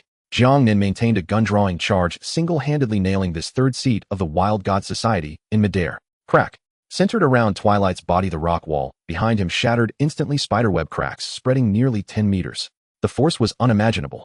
Cough, cough, cough. Twilight's body began to gradually disintegrate, yet his gaze grew even more ferocious and filled with resentment. He gripped the scorching gun tightly, blood flowing from his 7 orifices as he stared at Jiang Nan.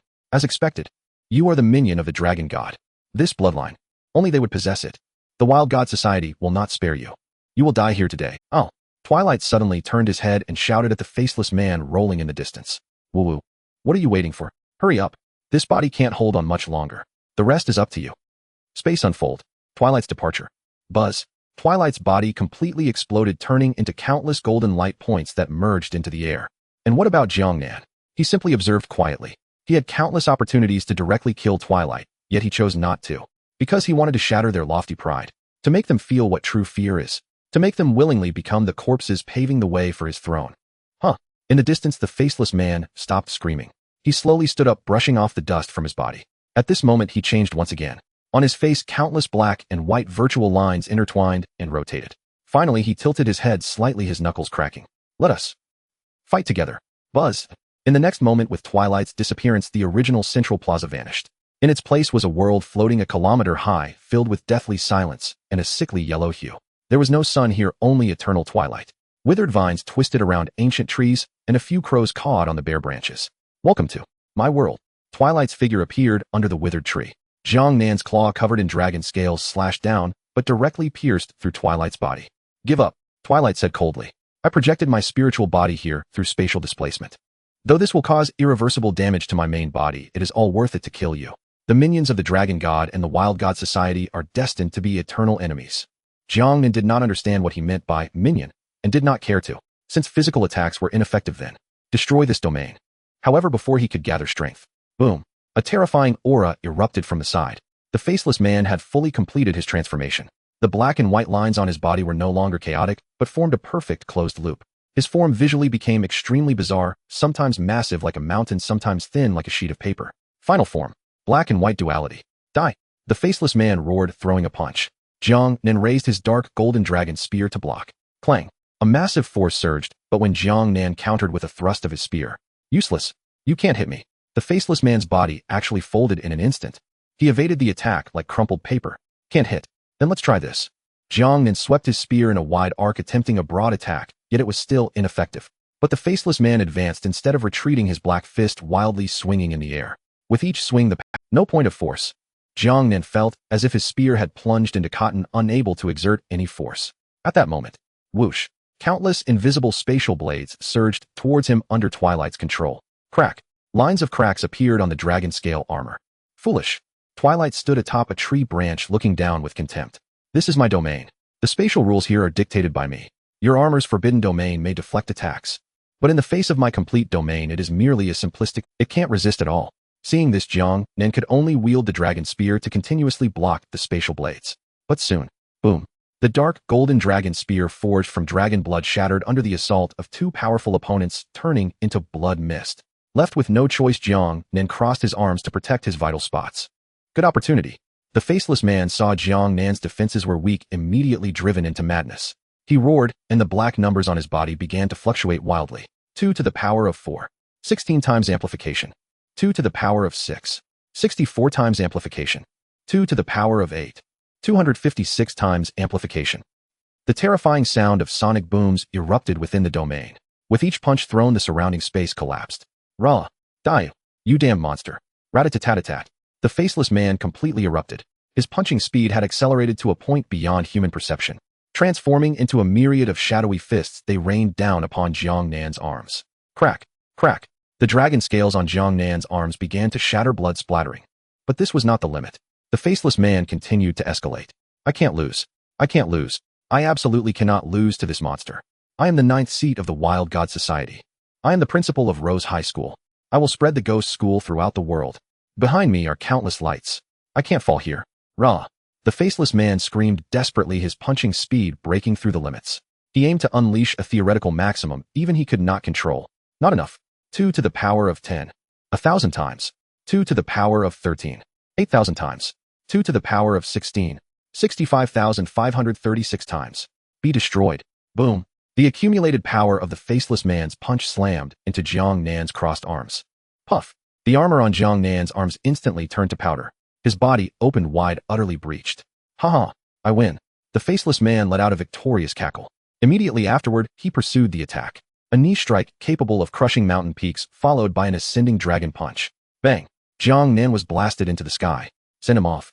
Twilight's spiritual body, witnessing this, directly waved his hand to open the sky dome of the domain. Get out of here. Die, minion of the dragon god. To die under the full force of our cooperation is your honor. Outside the domain, thousands of meters high, the howling wind battered against his ears. Jiang Nan's body uncontrollably soared towards the higher heavens. However, even facing such a dire predicament, even with bloodied, mangled arms and shattered armor, his expression showed no change. Not even a hint of emotional fluctuation. In those deep red pupils, there was only profound disappointment. Is this all there is? This so-called cooperation really disappoints me. He felt himself passing through layer upon layer of clouds. Gradually, the ascending power weakened and his speed slowed. Just as he was about to fall, buzz, he suddenly felt a blinding light. He instinctively looked towards the east. There, a massive, scorching, life-filled red sun was piercing through the sea of clouds, bursting forth. That was not yet illuminating this place. The true sun. Heh. Jiang Nan suddenly smiled. In this life and death moment, time seemed to slow down, freezing. What a beautiful sight. It seems you didn't completely waste your effort in sending me up here. He extended his already broken dragon claw, slowly reaching towards the blazing sun, as if intending to grasp the entire sun in his hand. Buzz! Jiang Nan spoke again. The 8th dragon saying resonated through the skies. Grasp the blazing sun, shatter the starry river. Boom! In that instant, the sun seemed to respond to his call. Endless solar flames transformed into a golden beam shooting towards him. The light instantly dispelled all surrounding dark clouds. Caught those hidden within the clouds. The thousands of water ghosts turned into an artificial rain system. Before they could even scream, they were turned to ashes by this surge of sunlight. Immediately, that vast radiance surged into Jiang Nan's body. Restoration, reforging, evolution, crack, crack, crack. The shattered armor instantly restored. The originally dark dragon scales, under the baptism of solar power, instantly shed their blackness, transforming into dazzling pure gold. Whoosh! A pair of golden dragon wings capable of shading the sky violently tore out from Jiang Nan's back, allowing him to hover in the sky thousands of meters high like a deity. But he did not choose to fly.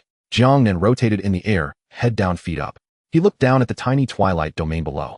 A monster that can adjust the impact area, while infinitely amplifying its values. A being immune to physical attacks where the domain itself is its spiritual body. Then, Jiang Nan slowly raised his right fist, channeling all his strength, along with that vast solar power, all concentrated in this punch. I wonder if you can withstand this move. The golden dragon wings suddenly flapped. Jiang Nan transformed into a golden meteor plummeting down. At the same time, the final dragon sang. Also, the ultimate judgment followed. Dragon God descends. The judgment has arrived. Twilight and the faceless man exchanged a glance, both seeing the fatigue and delight in each other's eyes. Huh. The faceless man panted, dispelling his black and white form, chuckling. It's been a long time since I've experienced such a thrilling battle. That monster should be dead by now, right? However, just as this question escaped his lips, buzz, the entire dim domain suddenly brightened like day. The two instinctively looked up. Suddenly, they discovered a sun seemed to have appeared in the sky. Moreover, it was one that was rapidly growing larger, burning with golden flames. That is. The faceless man gazed at the falling meteor, his body involuntarily trembling violently. It was a fear stemming from biological instinct. Twilight was also stunned. Are you kidding me? However, unbeknownst to him, this was the last clear moment before he, in the next second, boom, the sun crashed down. No flashy techniques, only pure power and heat. That punch struck directly at the stunned faceless man. The faceless man let out a chilling scream. His prideful folding defense. His infinitely amplifying values. Before this punch, they were nothing but a joke. His body was instantly ignited and melted by the solar energy capable of fusing the earth. At the same time, crack, crack, Twilight's domain began to shatter inch by inch, unable to withstand the overwhelming power crashing down from the sky. Oh, block it for me. Twilight desperately mobilized all his spiritual energy, attempting to construct a spatial barrier to resist. But before the complete Dragon God Emperor armor's final form, his power was nothing but a mayfly shaking a tree. Bang! The spatial barrier exploded. Twilight's domain shattered in an instant at 1,000 meters high. Without the domain's protection, Twilight's spiritual body dimmed instantly. His face turned ashen as he gazed at the figure drenched in golden light. His eyes filled with unprecedented despair and regret. No.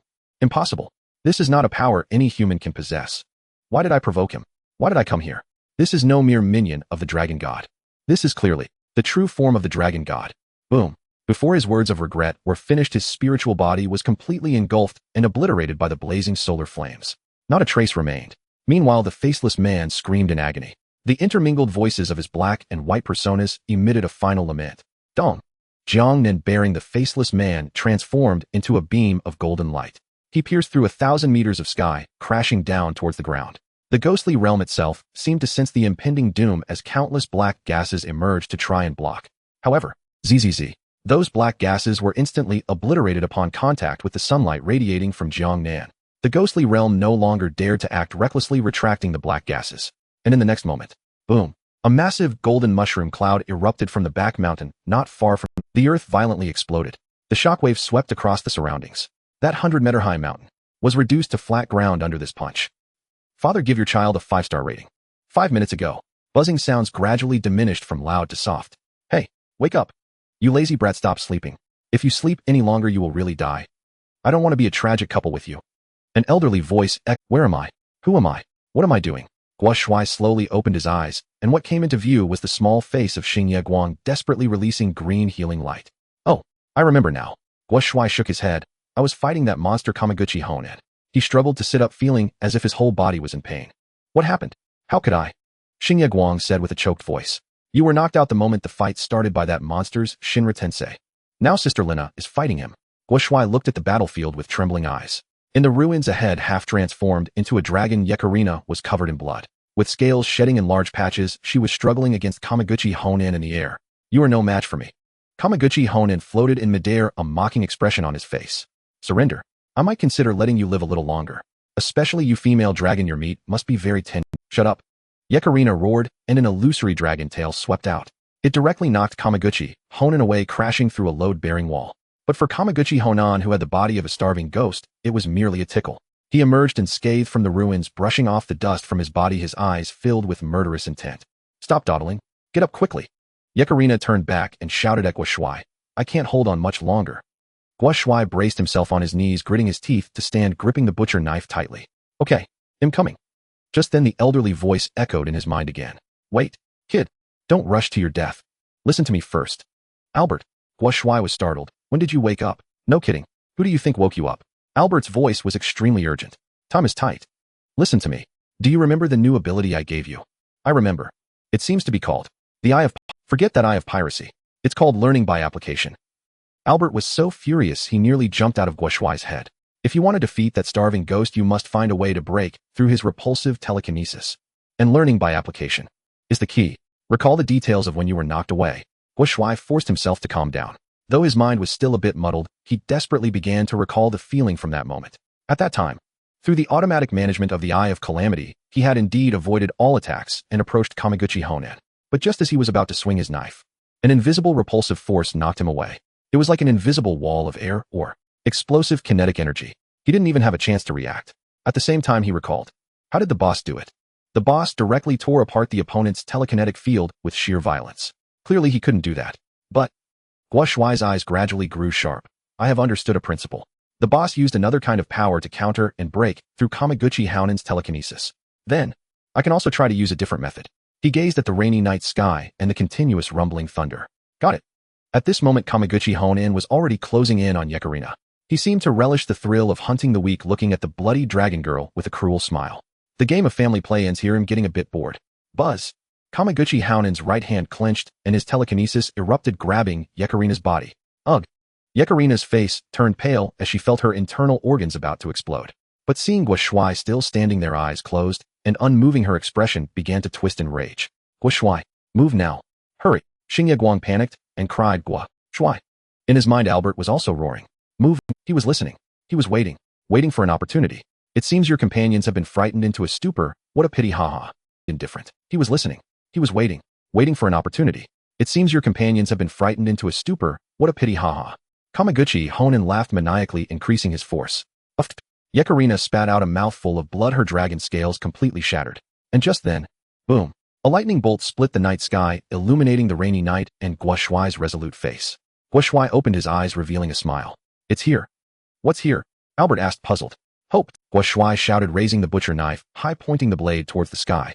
Like a lightning rod. You kid. Albert suddenly understood something, and then laughed in shock. You actually grasped the essence of learning by application. Not just imitating skills, but using elemental resonance to create magic. Shh. You truly are someone recognized by this god. You have the potential to become the god of magic, ha. Spare me the flattery, old man. Guo Shuai replied, and if you have the strength, help me out. I'm still not used to your level ability, elemental resonance. This is easy. Before he finished speaking, the lightning bolt that was originally striking the ground under the guidance of elemental resonance, it abruptly turned and struck the tip of Guo Shuai's raised knife. Boom. Oh. The current instantly coursed through Guo Shuai's body. He let out a scream, smoke right. Do I have to be electrocuted too? Xingye Guang nearby was also affected by the dissipated current, rolling her eyes and fainting. Am I also going to be electrocuted? What a reckless madman. Albert sighed, daring to go all out on the first try. Then let this god lend you a hand. Buzz. At this moment, the Eye of Calamity did not forcibly take control of the body as usual, but chose to synchronize. Guo Shuai felt that the violent power of thunder was no longer a weapon to harm him, but had become docile. That feeling was like during the time he was a left-behind child. His grandmother taught him how to ride a bicycle, guiding him to balance and harness power. Hey, you brat, Albert suddenly mocked. Don't imagine me as a kind old lady. If it were Grandpa, I wouldn't be complaining. Guo Shuai's forehead bulged with veins as he twitched and cursed. You old man. Truly lack of romantic sense. In the next second, he exerted all his strength to throw the butcher knife, which had turned into a blade of thunder, into the air. Then he kicked it hard with a flying kick. Go. Boom. Guo Shuai did not choose to imitate Kameguchi Honan's Shinra Tensei, but opted for innovation.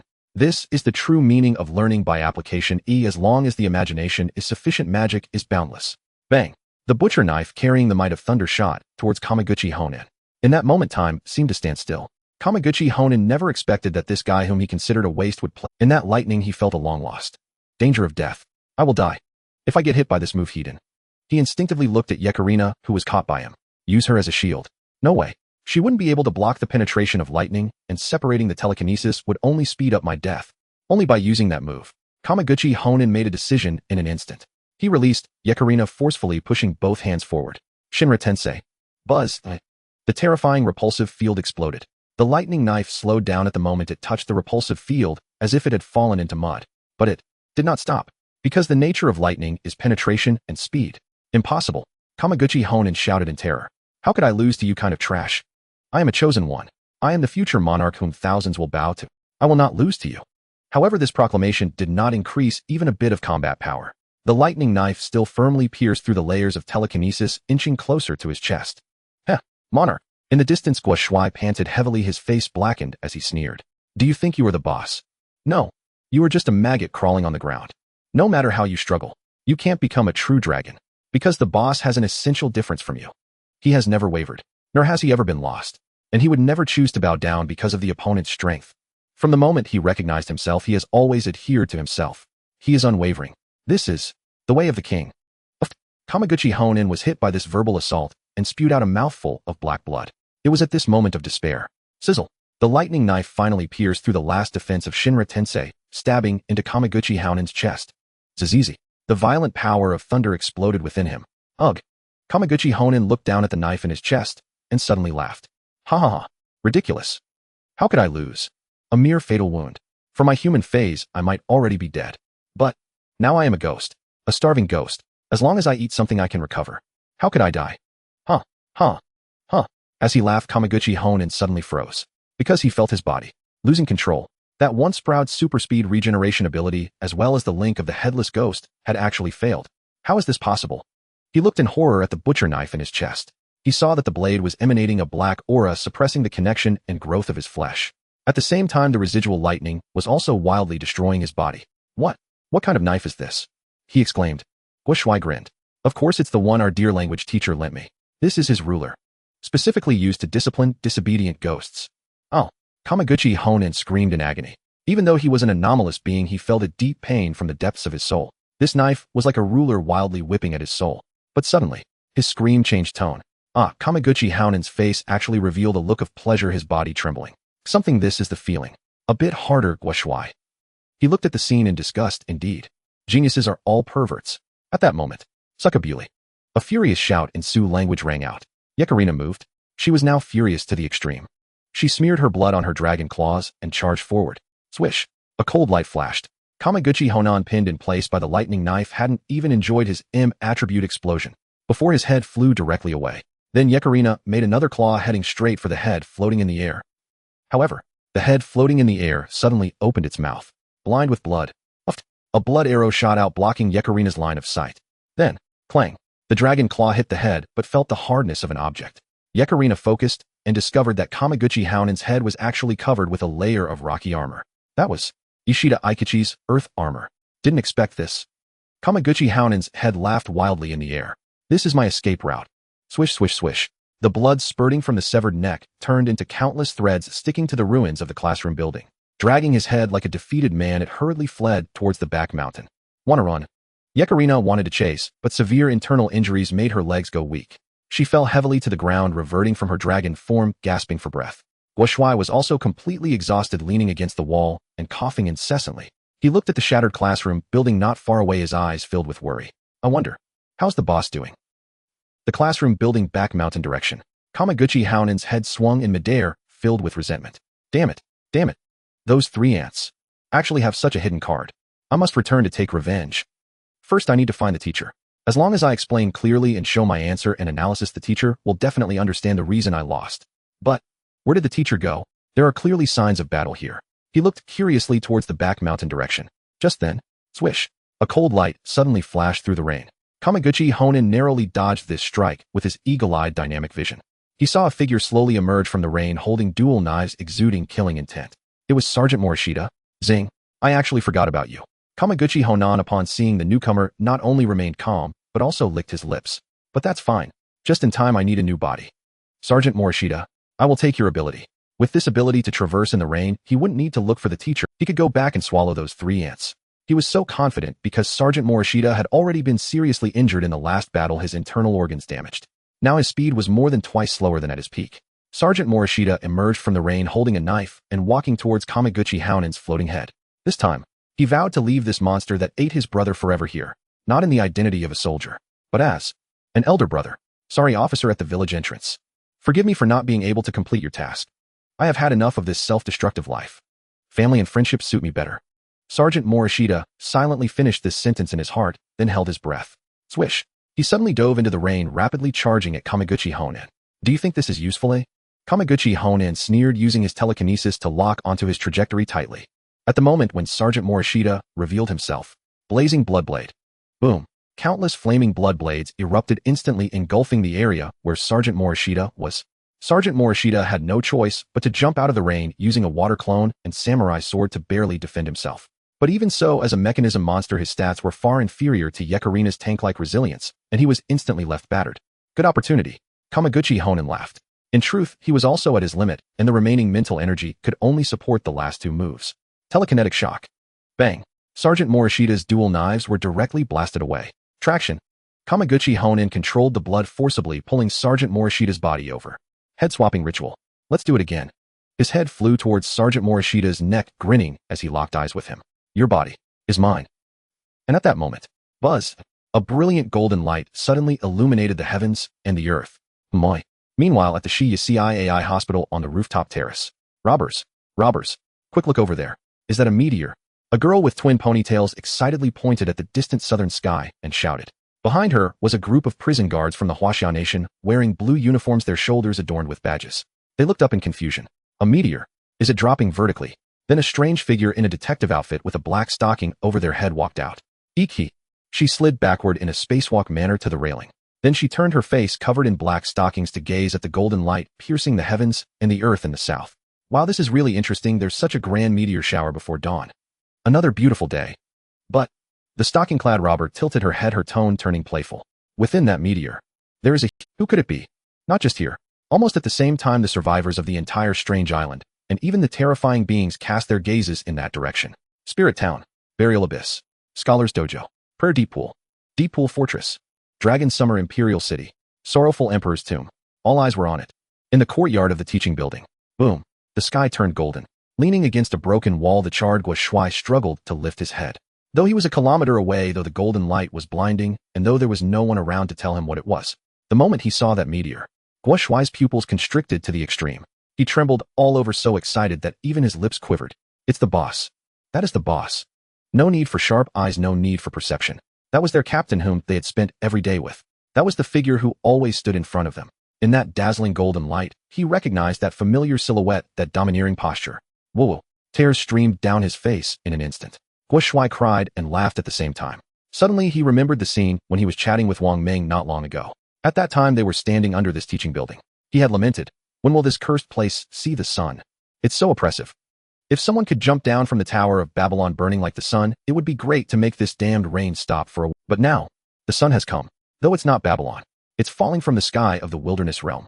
Go for it, boss. Crush them, Guo Shuai shouted with all his might. At the Rose campus on the back mountain, until that golden light pierced through the clouds, facing the earth directly. Ah, so painful, so hot. Shen Guo Nan let out a desperate scream. The vast solar energy had not yet landed, even its residual power began to melt his skin. This energy. I need to escape. I need to escape. He immediately stopped the head-switching ceremony, pulling at the bloodied strands to flee in the opposite direction. But a hand held him tightly. It was Senior Sergeant Sun Xia. Senior Sergeant Sun Xia was covered in blood, but smiled brilliantly.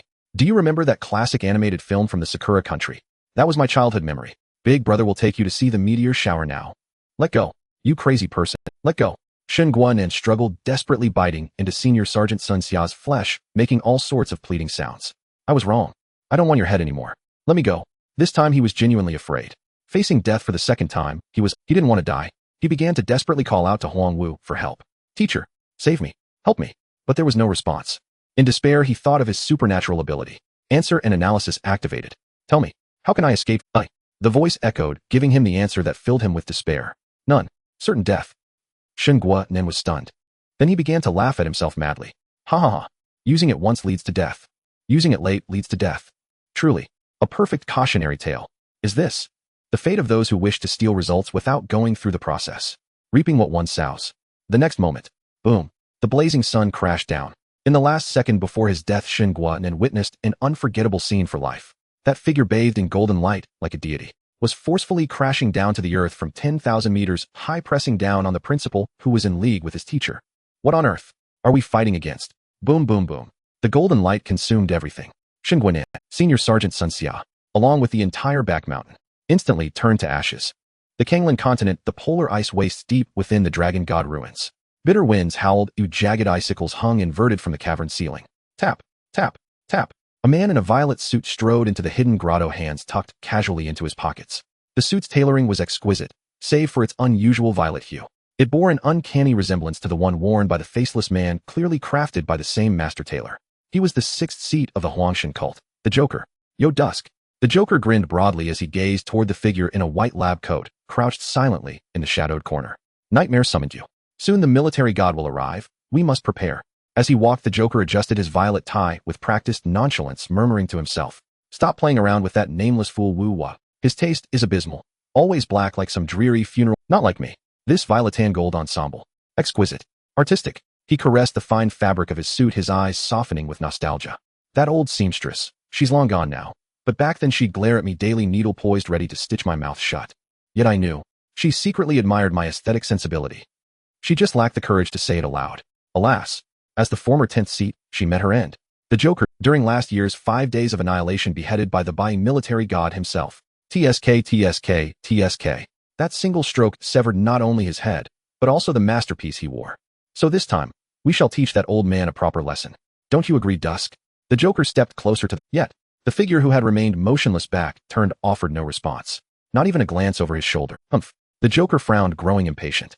I'm speaking to you. Did you hear me? What's with the brooding act? The Joker reached out and seized Dusk's shoulder, wrenching him around. Look me in the eyes and smile. But then, the moment he beheld Dusk's face, the Joker froze, utterly rigid. Then, Ahawk. A piercing shriek tore through the frozen cavern. Boom. In the next instant, a dense violet mist surged violently into the grotto from outside, coalescing instantly before the Joker into the form of a man clad in a trench coat. None other than the second seat of the Huangshan cult, Nightmare. What happened? Purple smoke coiled around Nightmare's clenched fists as he scanned the chamber warily. What are you screeching for? Don't you know China's long team is conducting a grid search for us? Do you want Lin Bai on our doorstep, you imbecile? Yet, facing the second seat's rebuke, the Joker seemed deaf. He pointed wildly at the drooling man slumped on the floor, convulsing with laughter, tears streaming down his cheeks. No, don't blame me. Look for yourself. Ha ha ha. Just look at Dusk. He's hysterical. This is performance art at its absolute zenith. Nightmare's brow furrowed as he followed the Joker's trembling finger. One glance, and even he lost his composure. There sprawled before them was the third seat. Dusk, cold, calculating, perpetually aloof. Dusk. Now his gaze flickered with vacant intelligence, his mouth twisted, askew, saliva dripping onto his white lab coat. His entire demeanor resembled nothing so much as a village simpleton playing with mud. ABA. Ababa. Dusk giggled foolishly, fingers fluttering aimlessly in the air. This. Nightmare's pupils contracted sharply. This is a complete shattering of the spiritual body. He forcibly initiated ultra-long-range spatial projection to assassinate someone on the ghastly isle, and suffered catastrophic backlash. No, it's more than backlash. Nightmare knelt and examined Dusk's pupils. His spiritual body was crushed, on sight, by another's hand. Such devastation has inflicted irreversible damage upon his cerebral cortex. He is utterly, irrevocably broken. Silence. Only the Joker's manic laughter echoed through the ice. Ha ha ha. The third seat has devolved into a feeble-minded wretch. This is the greatest humiliation in the Huangshan cult's history. Nightmare drew a slow, steadying breath, forcing down the storm raging within. Something catastrophic had occurred on the ghastly isle. He surmised they'd encountered an enemy beyond all reckoning. And not just Dusk alone, but Dusk and the ninth seat Wu were acting in tandem. They hadn't merely failed to eliminate their target. They'd reduced themselves to imbeciles. Cease your laughter. Nightmare growled low. What do we do now? Without him, how do we confront Lin Bai? A devastating question. Lin Bai, the ace of China's long team, wielded an extraordinarily perilous Sequence 081, the military god. His mere presence granted all allies an invincibility buff. They could not die, and stamina regenerated endlessly. The sole known countermeasure was Dusk's domain, a spatial rift capable of isolating Lin Bai and dismantling his power piecemeal. Now Dusk was irreparably shattered. What hope remained? Joker, what's your verdict? Nightmare, bereft of options, turned to the madman.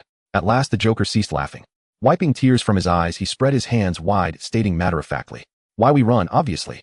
Or would you rather offer ourselves as sacrificial heads?" Though I must admit, I quite enjoyed Dusk's new expression. So festive, so cheerful. But without his domain to trap the military god once that immortality buff spreads across his entire squad, will simply be worn down by fearless Chinese soldiers who cannot fall nor tire. The Joker tapped his own throat, miming a sharp, decisive slash. Remember how the seamstress died? Her beloved puppet dolls, her proudest creations, were little more than punch bags before undying Nightmare paused, deep in thought, for several long seconds. Indeed, direct confrontation meant certain annihilation. Very well, we'll follow your counsel. Full retreat. Abandon this ruin immediately. Gritting his teeth, Nightmare issued the order, then added. Also contact the seventh seat, the gambler. She's operating near the ghastly isle. Send her to investigate what transpired there. Why did Dusk descend into and locate Wu-Wa? He must still be there. Ugh, always delegating. The Joker waved dismissively and strode toward the cavern entrance.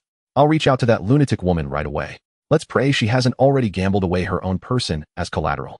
After the Joker vanished into the blizzard, Nightmare looked down at Dusk lying motionless on the ice. There, this once formidable third seat was now digging absent-mindedly fervently inside his own nostril. At last, he extracted a sizable lump. He held up his finger beaming with childlike delight at the morsel. Nightmare watched, then uttered a quiet existential question. Is it tasty? Ha ha ha. Dusk offered no reply, but his actions spoke volumes. Awoo. He slid his finger into his mouth and began licking the glistening candy bead with blissful reverence.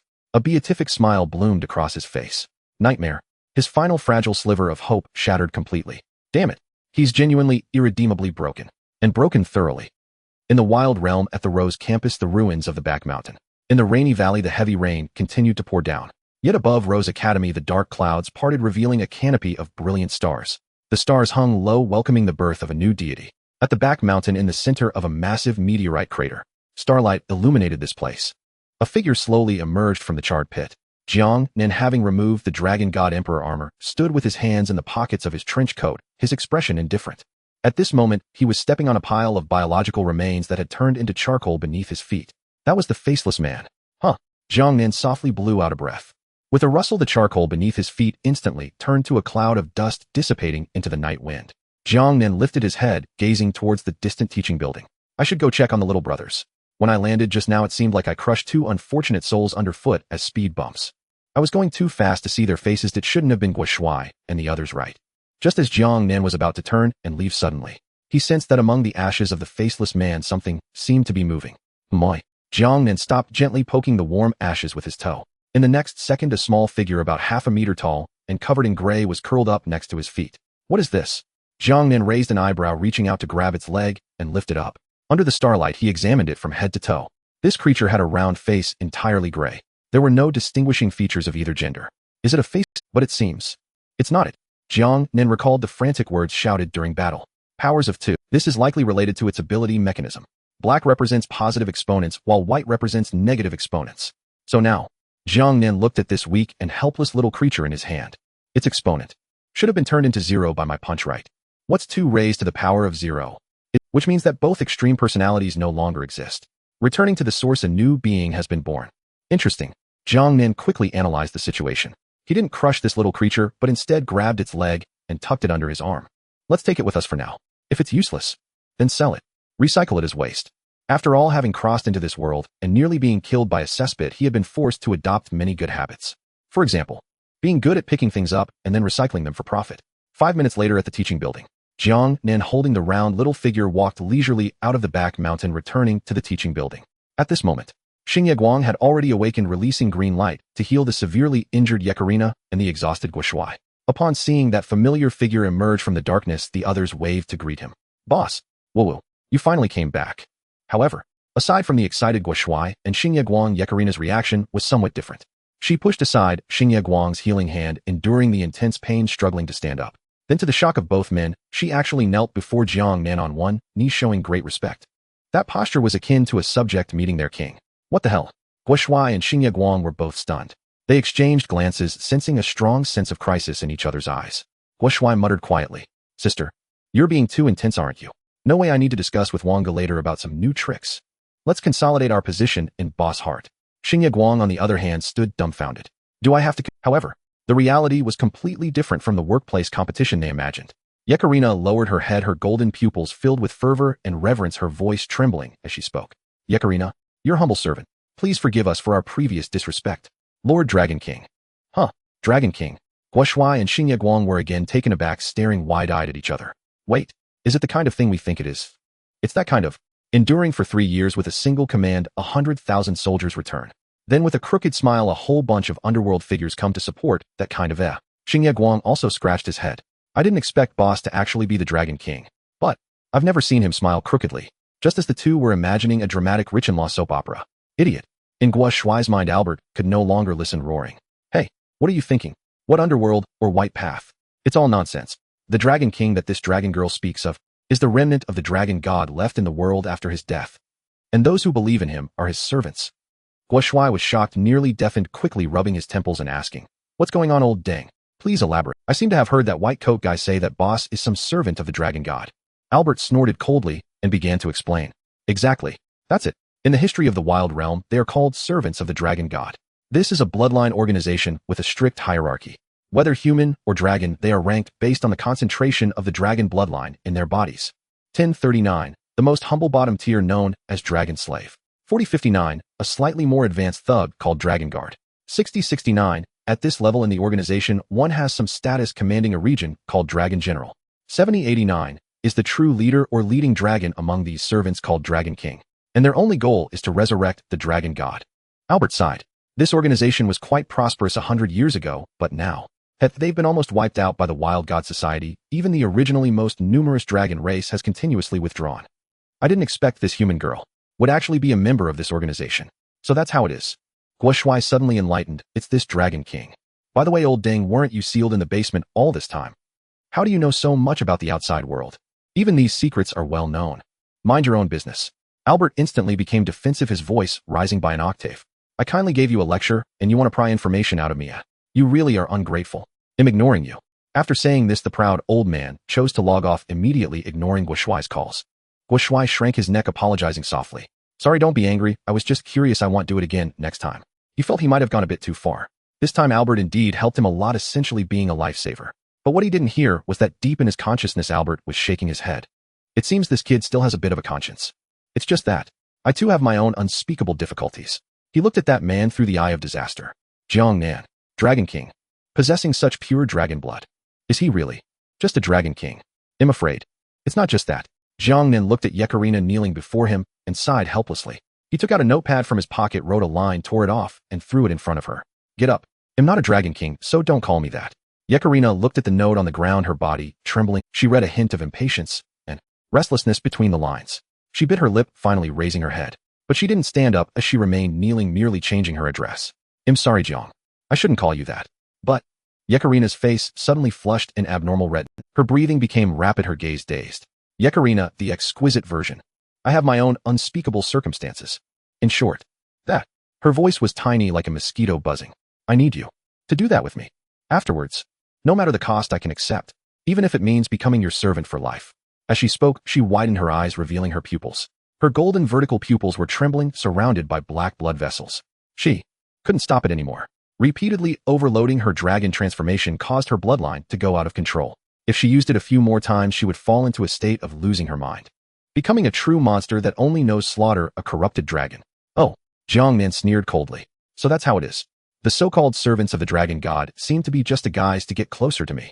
This fellow's true purpose is to use my blood to suppress the agitation within her and alleviate her corrupted transformation. However, directly drinking my blood would cause her inferior bloodline to be unable to withstand it and explode, leading to her death. And the more gentle yin-yang harmonious method, there is only one. Dragon nature. Well, you know, to be honest, Jiang Nan found it a bit hard to bear at this moment. He thought that a vigorous battle would relieve his stress. But unexpectedly, after activating the Dragon God Emperor armor, the dragon blood boiled even more and the pressure increased. He now felt a heat all over his body, almost unable to hold on. Just right. Each to their own needs. Thus Jiang Nan casually tossed the round little figure he was holding to Guo Shuai, clumsily caught it. Hey, boss, what is this? Jiang Nan offered no explanation, simply throwing out a note. Keep an eye on it. If this thing does anything strange, act immediately, no need for hesitation. I need to go take. Then he turned around, looking down at Yekarina kneeling on the ground, his gaze profound. Come with me to the restroom. Consider this a reward for your considerable help in this battle. Yekarina saw the note, and her face turned. Her body trembled violently from excitement and shame. She nodded vigorously, stood up, and stumbled after Jiang Nan. As they were about to step into the shadow of the teaching building, she tugged at Jiang Nan's clothing, her voice as faint as a whisper. Could you be gentler? This is still my first time. Jiang Nan stopped. He didn't turn around. The note fluttered down into her. Then it depends on your performance. The air after the rain was particularly fresh, but Guo Shuai's mood was mired in mud. He squatted on the ground, cradling the round-faced figure that had been tossed at him by the boss. With a face twisted in discomfort, he exchanged wide-eyed glances with Hoshino Hikaru. What on earth is this thing? Guo Shuai poked the figure's bullseye-like face. It looks a bit like that dead principal. Could it be his illegitimate child? Hoshino Hikaru curiously leaned in and poked the figure's rear with her finger. It's soft and warm. As long as it's not creepy, I'm good. Otherwise, I really fear it might suddenly bite me. Just buzz. The little figure that had been curled up, playing dead, suddenly moved. It slowly lifted its head, and the gray circular patterns on its face began to rotate. Then a white light flickered. It opened its non-existent eyes. In its first moment of existence, it saw Guo Shuai, who was staring at it with disdain. The disfigured boy appeared to it as the most endearing presence in the world. So it opened its lipless mouth and let out its first cry. Mommy. The next second. What the hell? Guo Shuai was completely at a loss. What are you yelling for? Who the hell is your mom? I'm a man. A real man. With a thing. Guo Shuai was so scared that he almost lost his mind and instinctively wanted to throw this thing away. The boss said we could take action if there's anything unusual. This is seriously jeopardizing my mental health. Can you imagine a big, burly man like you? Just finished a battle and now being called mom by a creature that looks... My SAN value is about to drop to 0. Hoshino Hikaru, seeing this, silently shrank back, hiding behind a pillar in the ruins. However, she was also quite afraid of being recognized as this creature's parent. After all, who wants to suddenly become a mom? She quietly took out the teacher's certificate she had found on the ground. It was dropped by Jiang Nan during the battle. He'll go notify Sister Lu that they are safe and be back soon. After saying that, she jumped into the water and entered the Rose campus. On the other side, splash. Just as Guo Shuai threw it away, the round-faced figure instantly bounced back and clung tightly to Guo Shuai's thigh. Mommy. Whoa. Mommy, don't abandon me. It clung to Guo Shuai's leg, crying heart-wrenchingly. Who knows where the tears and snot came from? It smeared Guo Shuai's pants completely. Guo Shuai truly couldn't stand it anymore. His leg was already a mess. Wind pressure cleansing. He lifted his foot, ready to give this creature a physical amputation like cleaning. And at that moment, stop. In his mind, Albert suddenly came online, his tone serious. Kid, don't make a move. Otherwise you'll regret it for a lifetime. Why? Guo Shuai stiffened, retorting with annoyance. Weren't you hiding away? None of your business. I come out whenever I want. Albert huffed proudly, then said seriously. Listen to me, kid. This little thing on your leg is not an ordinary monster. It is the legendary.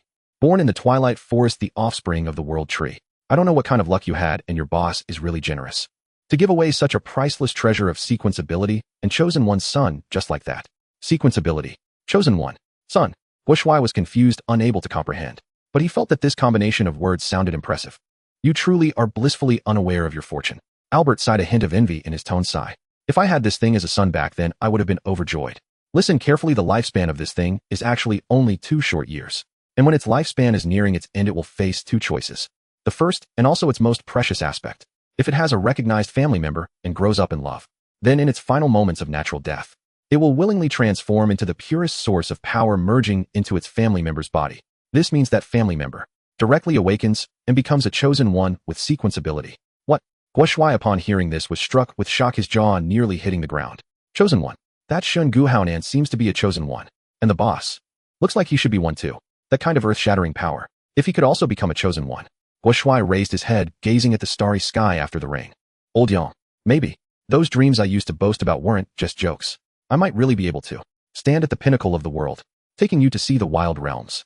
However, before he could finish feeling moved, Albert poured cold water on him again. Don't get too happy too soon, kid. I haven't mentioned the second scenario yet. The second? Guo Shuai's heart sank. Could it be? He widened his eyes, recalling the terrifying faceless principle. That's right, just as you imagined. Albert sneered. If that family member dies, or if the family member abandons it or abuses it, then during its growth, the evil buried deep in its heart will emerge. It will turn around, devour its family member, and become the chosen one, just like that faceless man. And the corresponding sequence ability is fixed at sequence 056, positive and negative powers of 2. As for what abilities you can gain from the first scenario, they are also fixed, but the specifics depend on your own exploration. As he said this, Albert warned, by the way, don't even think about killing it to end everything now. Even if your boss has the ability to kill it once, he can't protect you for a lifetime. Because the offspring of the god has the protection of the World Tree. After it dies, it will immediately be reborn at the World Tree. Then, carrying the resentment from its past life, it will cross mountains and rivers to find its family member for revenge. Love can bring power. Similarly, it can also bring destruction. With that, Albert went offline again. Guo Shuai fell into deep thought. After a long while, he sighed and looked down at the round-faced creature. He helplessly rubbed his forehead. It seems I am destined to be a male mom in this life. Otherwise, it would be too much trouble for the boss. And besides, this doesn't seem entirely bad, as long as I take care of it for 2 years. In 2 years, I can stand on my own and become the sharpest knife in the boss' hands. Thinking of this, Guo Shuai took a deep breath, patted the round-faced figure's head, and gently comforted, all right. Don't cry, but I can be your daddy. The round-faced figure stopped crying. It lifted its silly face with tears still hanging and stared at Guo Shuai blankly. Daddy, good son. Guo Shuai felt a surge of joy in his heart, thinking this was working out. The round-faced figure posed a soul-searching question. Then, Daddy, I want to drink milk. Can you give me milk? As it spoke, it pointed its little finger at Guo Shuai's chest, looking expectantly. Guo Shuai's smile froze. He looked down at his chest muscles, then glanced at the innocent-looking child. Drink milk, huh? Guo Shuai narrowed his eyes, smiling sinisterly. All right, Daddy will give you as much as you want. He yanked the round-faced figure over and pressed it onto his knee, delivering a set of rhythmic slaps. Slap, slap, slap, slap. I'll make you drink milk. They'll make you find milk to drink. This is muscle. It's muscle, got it. Not a cafeteria. The sound of slapping echoed in front of the ruins, mixed with the cries of the round-faced figure. Wah, I don't want to drink anymore. I don't want milk. Daddy hits people. Help me. At this moment, Guo Shuai had completely gone insane. This isn't raising a son. This is raising an ancestor. He really couldn't stand it anymore. Meanwhile, in the teaching building's restroom, though somewhat dilapidated, it was still relatively concealed. Jiang Nan stood by the window. In front of him, low murmurs could vaguely be heard. Suddenly, outside the window came rhythmic drum beats and faint cries for mercy. He raised an eyebrow, looking out at the night, his eyes flashing with confusion. He instinctively misidentified the commotion as a ghost. Is this spring? Indeed, nature is so sinful. Animals and humans are one thing, but even ghosts are not spared. And this speed, are they competing with me? Then. I'll start accelerating now. On the 5th day at 5:55 in the morning, time slips away in an instant. As the sun, powered by Jiang Nan, fully leaps over the horizon, the golden morning light finally pierces through the continuous rain, illuminating the only place in this rain-soaked valley blessed by light, Rose High School. Under the sun's scrutiny, the terrifying specter enveloping the campus seems to sense fear. It chose to retreat further, completely shutting down the outer world's Rose campus and curling up within the inner world's Thorn campus. Everything seemed to return to calm. Jiang Nan stood beside the caravan, waiting for the impending sound from the heavenly curtain. At the same time, he was also waiting for someone. Oh no, it was a ghost. Tap, tap, tap. A tall and burly figure slowly emerged from the shadows of the teaching building, standing at the junction of light and shadow, waving at everyone. Boss! The sharp-eyed Wang Meng pointed in that direction and shouted excitedly at Jiang Nan. It's that Chinese teacher. Fujino. Jiang Nan nodded. He naturally saw it too. He stepped forward, took out a notepad, and swiftly wrote down a line. Hey, what brings you out here? Aren't you afraid of the sun? Ha ha ha. Fujino Taro took the note and laughed heartily. Even at the edge of the sunlight, his skin crackled, yet he seemed unconcerned. Of course, I'm here to congratulate you, my class, and by the way, to thank you all. Saying this, he pulled out a black certificate edged in gold and hung it around his neck. That was the principal's certificate. From now on, I am no longer a Chinese teacher. Fujino straightened his back. After the previous principal's death, the Spectre's rules automatically selected the strongest to succeed. So, I am now the principal of Rose High School. Moreover, with the recently amended school rules, from today on, everyone can freely come and go at Rose High School. This is no longer a dead zone where entry is allowed but exit is forbidden. Jiang Nan slightly nodded in congratulations. At that moment, Guo Shuai, holding the already exhausted and asleep round-faced divine fetus, hurriedly ran over. He reluctantly unstrapped a pig-killing knife from his waist and handed it over. Teacher, this knife is returned to you. Thank you for lending it to me for self-defense. It was really quite useful. However, Fujino waved his hand, pushing the knife back. No need. This knife is a gift for you. Guo Shuai was taken aback and instinctively retorted. But teacher, didn't you say you wanted to abandon literature for medicine? This knife should be very important to you as your surgical knife, right? Not at all, not at all. Fujino shook his large, haha, that's right, I did abandon literature for medicine. But I never said I couldn't abandon medicine for literature. Now that I'm the principal, why would I still be a doctor? Such rough work should be left to the teachers under me. Saying this, he smiled mysteriously and pointed to the shadow. Don't believe me. Look, this is my newly appointed Chinese teacher and school doctor. Extremely capable. Jiang Nan and Guo Shuai looked in the direction he pointed. In the next second, both of them were taken aback. They saw a woman in a bloodstained nurse's uniform standing there drooling. It was the previously frightened Xiaoshu. At this moment, her eyes were vacant, clearly showing no signs of recovery, and her condition seemed to have worsened. This? Guo Shuai's mouth twitched. Fujino, however, felt nothing was wrong. He spoke loudly in front of the two, showcasing how excellent his new employee was. Teacher Xiaoshu, tell me, as a Chinese teacher, what is your sole teaching purpose? Upon hearing the voice, Xiaoshu's body trembled as if triggered by some muscle memory. She drooled and then showcased her figure, answering loudly. Reporting to the Godfather. The purpose is to obey, no matter the posture. Oh no, no matter the method, I can accept. Clearly. She was in a daze, mistaking Fujino for the wealthy Godfather she recognized in Blue Star. However, Fujino suddenly slapped his thigh. Xiaoshu, you are truly a TMD genius. I have never heard such a satisfying answer. Fujino turned to Jiang Nan, his eyes full of admiration. Listen, what a great awareness. Being able to accept any method means she is willing to try various educational, absolutely obeying the principal's management. Your IQ must surely exceed TMD 250. I'm going to award you the annual Outstanding Teacher Badge now. Ha ha, Xiaoshu laughed foolishly, allowing Fujino to pin a skull badge to her chest, looking thoroughly pleased. Jiang Nan's eyes twitched. Guo Shuai's mouth dropped open, nearly hitting the ground. Boss, Guo Shuai whispered, are you sure these two are on the same server? What does it feel like? This is completely cross-server chatting. One talks about absolute loyalty, while the other talks about absolute obedience. Though the literal meanings are similar, the connotation is worlds apart. Forget it. Jiang Nan shook his head. At least fools have their own blessings. Under the protection of Principal Fujino Xia Shu, the fool would at least not die in the short term. She might even live well. They also wouldn't feel any guilt about leaving a living person in a ghost school. Although, Jiang Nan didn't possess such unnecessary things as guilt at all. Alright, enough reminiscing. Fujino looked at the sky and clapped his hands. It's time to get down to business. Clap, clap. As the applause fell, bubbles suddenly emerged from the water pool beside the teaching building. Following this, several strange figures wearing disciplinary committee armbands continuously lifted one car after another from the water. They were the vehicles belonging to the other unfortunate teachers who had crossed over with Thorn Campus. Various luxury cars. There were dozens of them. These scrap metals are of no use to us ghosts. Fujino pointed at the pile of cars forming a small mountain, speaking grandly. They are a gift for you. Consider it a token of gratitude from the new principal to the outstanding graduates. Wow. Wang Meng's eyes instantly lit up brighter than headlights at this sight. He rushed forward, touching and examining those cars. So many cars. We're rich. We've hit the jackpot. Is this the paradise for mechanics? Wang Meng turned his head and shouted at Jiang Nan. Big boss. With these materials and parts, our caravan can definitely undergo a major upgrade. Jiang Nan, hearing this, also flashed a hint of satisfaction in his eyes. He tore off a piece of notepaper and handed it to Wang Meng. It's up to you. Can you finish it before sunset? Wang Meng thought for a moment. Don't worry, big boss. I will do my best. From my estimates, there might be some issues, but my ability makes disassembling this mundane iron easier than playing with building blocks. Jiang Nan nodded. At that moment, Fujino adjusted his suit and spoke. Alright, after taking over as principal, I have a lot of backlog paperwork to handle. I'll be leaving now. Feel free to come back and visit. The doors of your alma mater will always be open for you. After saying goodbye, Fujino took Xia Shu and a group of ghost students diving back into the shadows, disappearing from sight. The school gate was empty. Only the pile of cars nearly forming a mountain remained. Wang Meng had already dived into the pile of cars, starting to dismantle them extensively. Meanwhile, Jiang Nan stood quietly in the morning light, slowly raising his head. Buzz. Time skipped. 0600. He squinted slightly. The leaderboard is due for on the 5th day at 0605 in the morning. That annoying voice rang out punctually in the sky. Hello, warriors. Today is yet another beautiful day. Especially for everyone on the strange island, the meteor shower before dawn is truly a sight to behold. This is all thanks to the efforts of our sky display. If it weren't for my premium services, don't be fooled by someone's seemingly invincible strength. Without my props, he definitely, might not manage. The sky display said. It seemed like the sky display wanted to complain about something, but it hesitated and swallowed the rest, forcefully changing the topic. Ahem. It's better to discuss serious matters. Today at 1:00 noon, the Global Trading Conference will open as scheduled. Attention!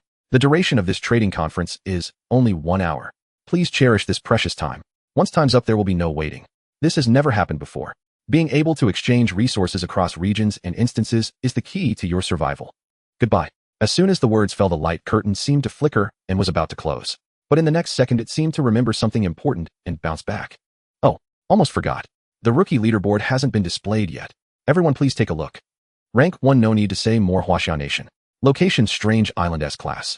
Record, killed a starving ghost A class X1, killed a parasitic worm D class X1. Points 10500. Rank 2, Alalia Alice Eagle Nation. Location, Strange Island S class. Record, killed a shadow of death A class X1. Points 10000.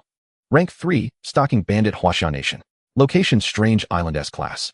Record, killed an ice-sucking ghost B class X1, killed a lending ghost C class X1. Points 6500. Rank 4, Village Entrance Days Sakura Nation. Location, Strange Island S class. Record, killed 11 Bone Pirates D class. Points 5500. Rank 5, Speed and Passion Eagle Nation. Location, Strange Island S class. Record, killed a racing ghost B class X1. Points 5000. As dawn broke, the air was fresh. Jiang Nan stood beside the RV, playing with a dark sphere that had mysteriously appeared. This sphere was about the size of a basketball, its surface covered with intricate electronic patterns. What is this? Curiosity sparkled in Jiang Nan's eyes. Item, Xianlong No. 3 Power Core. Type, Core Component. Level S Class. Function, Universal Energy Conversion Vehicle Core, capable of simultaneously replacing both engine and generator. It can efficiently convert sunlight, gasoline, wind power, and even human power into high-purity electricity. Conversion rate 90. Information, one of the final technological crystals left by the Longxia Empire before being tainted by the evil god. It bears the future, it represents hope. Regardless of how harsh the environment, it can produce that ray of light. Jiang Nan looked at this introduction, a slight smile curving his lips. What a coincidence. It seems that whether it's the sky display or my word spirit registration, what they provide is always the most suitable for the moment. Just then, sigh. Wang Ming scratched his messy hair, walking over with a troubled expression. Boss, there's been a serious problem. According to my calculations, after expanding our RV's volume 3 times using those scrap vehicle parts, the original power and engine simply cannot keep up and cannot support the additional defense systems and living. It's hard to make a meal without rice. Just as he was about to apologize, whoosh, a black sphere was shoved into his arms. Immediately after, a note was stuck to the sphere. Use this. This is an S-class core, don't spread the word. What is this? Wang Ming instinctively glanced at the sphere in his hand, his pupils instantly shaking. As a mechanic, he immediately recognized the value of this item. S-class. Universal Energy Core. Wang Ming almost kneeled before Jiang Nan. Boss, you're incredible. This is simply solving my urgent problem. With this, don't mention just pulling the RV. Even moving a mobile castle is sufficient. He'll get to work right away. I guarantee it will be finished by noon. Watching Wang Ming rush under the vehicle like he was on fire, Jiang Nan nodded in satisfaction. Hiss. At that moment, the car door opened. Yekalina leaned against the car door, stepping down with a somewhat awkward inward-facing gait. Her complexion appeared unusually rosy. Seeing Jiang Nan standing there, her gaze instantly became evasive, not daring to meet his eyes. After all, the treatment process from last night had been too intense. She had even fainted unexpectedly from the overwhelming impact. Are you all right? Chen Tong, who had been waiting nearby, stepped forward and gently patted her shoulder, revealing a smile of someone who had been through it. You'll get used to it. From now on, we are, good sisters, sharing the same vehicle. Yekalina shyly nodded. Although they didn't speak the same language, her woman's intuition made her understand Chen Tong's meaning. They were now considered kindred spirits. An inexplicable sense of intimacy arose between the two. They leaned together and began to discuss some private topics in low voices. Not far away, Lu Yuqing adjusted her glasses. Watching Yu Shishir, who was foolishly giggling, she felt a pang. Sigh. Shishir is such a fool. She actually let that newly arrived Russian girl take the lead. That Russian girl's level is too high. She actually used bloodline instability as an excuse to frame the boss. I want to see if it really works. With that thought, Lu Yuqing's gaze sharpened. Initiating identification. Her eyes locked onto Yekalina. Upon seeing her, she rubbed her eyes, thinking she had made a mistake. Name Yekalina. Race human hybrid. Overall body data, E level. Status bloodline purification in progress, potential greatly enhanced. Qualification B level. Special ability dragon bloodline A level. Note current bloodline concentration at 28. Odd. Lu Yuqing screamed in her heart. She actually changed. The originally a level special ability and the original 23. 3 bloodline concentration. Just from that one time, the bloodline concentration increased so much. Even breaking through the level barrier, could the boss really be the legendary reincarnation of the Dragon King? What kind of human walking enhancement agent is this, eh? She gasped in shock, but then she thought this might actually be better. The stronger her boss is, the safer they, the little brothers and sisters, would naturally be. But it seems that, even with this Russian girl, she still isn't a match for the boss. Lu Yuqing glanced again at Yu Shishir, who was cleaning up with Hoshino Hikari, and silently thought, let's take it slow. Perhaps one day the boss will feel inspired and take care of Shishir. As long as she doesn't get ahead of that Sakura girl. As she spoke, she cast a glance at Hoshino Hikari. Her gaze swept over the unimpressive chest. Seeing how underdeveloped she is, the boss probably won't have the desire to make a move. Hoshino Hikari was taken aback by Lu Yuqing's gaze filled with pity. She scratched her head, looking quite confused. What's wrong with me? Is there something on my face? Just then Jiang Nan walked over. He went straight to Lu Yuqing and handed her the 8 map copy hard drives. Swish. A note was handed over. These are the map hard drives. You will be in charge of operations during the trading conference at 1200. Make sure to address your foundational strength issues first. Foundational strength. Lu Yuqing took the hard drives and suddenly had a flash of inspiration. She recalled her earlier discovery. If Yekalina could become stronger through that method, could they also? Thus, she hurriedly used her special ability to glance at Chen Tong beside her. Upon seeing her eyes widened even more. Name Chen Tong. Race human hybrid. Overall body data, E level. Status bloodline purification in progress, potential greatly enhanced. Qualification B level. Special ability dragon bloodline B level. Note current bloodline concentration at 13. I want that too. Lu Yuqing exclaimed excitedly. She immediately shared this hypothesis with Jiang Nan, her eyes filled with a desire for progress. Boss, since you can empower others, can we also? Bang. Before she could finish, Jiang Nan raised his hand and gave her a light flick on the forehead. Ouch. Lu Yuqing covered her forehead.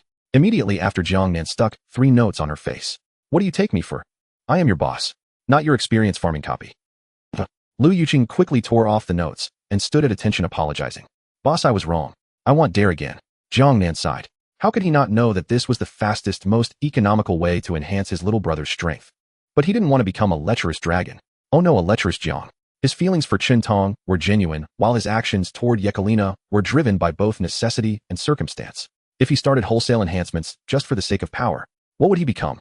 A breeding dragon. However, Lu Yuqing's words had merit. This cursed place is too cruel for ordinary people without cheats. Gradual growth is quite unhealthy for the current. So he sighed again and stuck the last note on Lu Yuqing's face. I will consider whether this method is feasible. And your task during the trading conference is to keep a close watch on items like enhancement potions. That's the right way, understand? Understood. Lu Yuqing nodded vigorously. Then she shook the hard drives in her hand. So boss, how do you plan to handle these hard drives? Is there anyone you don't want to sell to? The meaning of this question was clear. This was a map of the S-class area with immense strategic significance. Should he sell it to potential enemies? Jiang Nan pondered. Memories of his past life floated in his mind. The welfare home that raised him, those faces that were poor yet filled with warmth. If it weren't for the country and the welfare home, he might have perished from the start, let alone have the chance to traverse worlds. One must repay kindness and avenge grievances. This is Jiang Nan. Swish. He tossed out a note. Prioritize selling to the official organization of Huaxiao Nation. If they don't want all, then sell to the highest bidder. However, the price cannot be low. Blood is thicker than water. Clear accounts must be kept. Understood. Lu Yuqing stood at attention, saluting. This was the man she chose to follow. He has vision. He has principles. I will prepare the trading dialogue. We must strategize to get a good price. After finishing all arrangements, Jiang Nan leaned alone against the car door. He raised his head, gazing at the blazing sun in the sky. That familiar warmth provided a slight comfort to his. The sun. The light I can never forget in my lifetime. Jiang Nan squinted, a torrent of thoughts surging within him. The wild realm is not my homeland. But where did you come from? Why are you here? Why can only you restrain those anomalies? Why does the legend of the dragon god persist here? Can it be found? Of course not. Huh. At the top floor rooftop of the Xia Compassion Hospital, a slightly manic androgynous voice echoed across the rooftop. There stood a peculiar figure clad in a detective's trench coat with a black stocking pulled over their head. At that moment they stretched out their arms as if embracing the sun, standing at the edge of the 20-story rooftop. Below them lay an abyss of unimaginable depth. Even a slight breeze could send a person tumbling down into a puddle of flesh. Yet she walked as if strolling through her own backyard. She even tiptoed, enjoying the warm morning sun and the spring breeze. I'm just a bandit. The stocking-clad bandit turned her head. I only rob, kill, and win. Finding people. That's what detectives do. As for this detective outfit I'm wearing, it's just a trophy I won from those dead souls. And behind her stood a girl with twin ponytails. Yi Yilin was looking at her with pleading eyes. Please, bandit. Yi Yilin clasped her hands together, her voice choked with emotion. I really want to know where my dad went. We came together, he must be in this hospital too. If you just tell me where he is. The girl bit her lip, her eyes filled with determination. I'll go save him myself. Okay. Hearing this, the stocking-clad bandit at the edge froze for a moment. Then, as if she had heard the greatest joke in the world, she suddenly leaned back, laughing heartily, her whole body swaying dangerously at the edge of the rooftop. You, go save him. Oh no, I can't take it. You're killing me with laughter. Yi Yilin, my dear young lady, could you not make your mother laugh so early in the morning? Huh. The stocking-clad bandit wiped away the tears of laughter. With your great physique. Or is it because you can cry? In this man-eating hospital, you can't even afford the registration fee, yet you want to go save someone. Yi Yilin's face turned bright red in an instant. She lowered her head, tears brimming in her eyes, but could only nod silently. I'm sorry. I shouldn't have said such unrealistic things. But I really have no other way. If those prisoners capture my dad, they will definitely kill him. He is the warden, those people hate him. So please, on behalf of us being fellow Chinese, help me. At this moment, the 5 young prison guards standing behind Yi Yilin also lowered their heads, their expressions complex, yet they dared not speak. Tap. The stocking-clad bandit ceased her laughter. She jumped down from the edge of the rooftop. She walked step by step to Yi Yilin, staring intently at the daughter of the warden. But the stocking-clad bandit spread her hands. Dear Miss Yi, daughter of Warden Yi Dishing, have you ever considered that I am also a criminal? And as the warden, your kind father, how did he treat me back then? Splash. Without any warning, the stocking-clad bandit suddenly flung open her detective trench coat. Hiss. Everyone present gasped in shock. On her abdomen and ribs there were grotesque scars everywhere. Burns, whip marks, and even dents left by blood. Those were old wounds layered upon new ones, shocking and nauseating. Yi Yilin covered her mouth, trembling and unable to speak. Having lived in the ivory tower built by her father, she had never seen such a hellish sight. You can't answer, can you?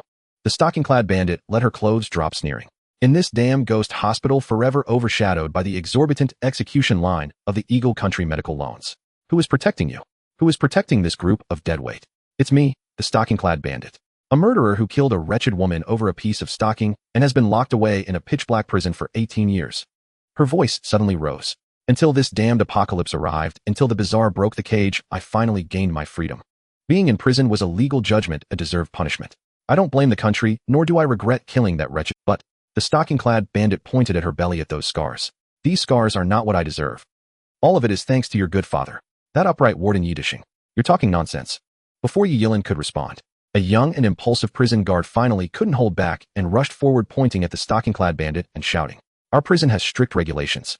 It's a model unit of civilized law enforcement. The warden treats us so well, how could he abuse power? Those injuries. Surely they are what you brought upon yourself outside.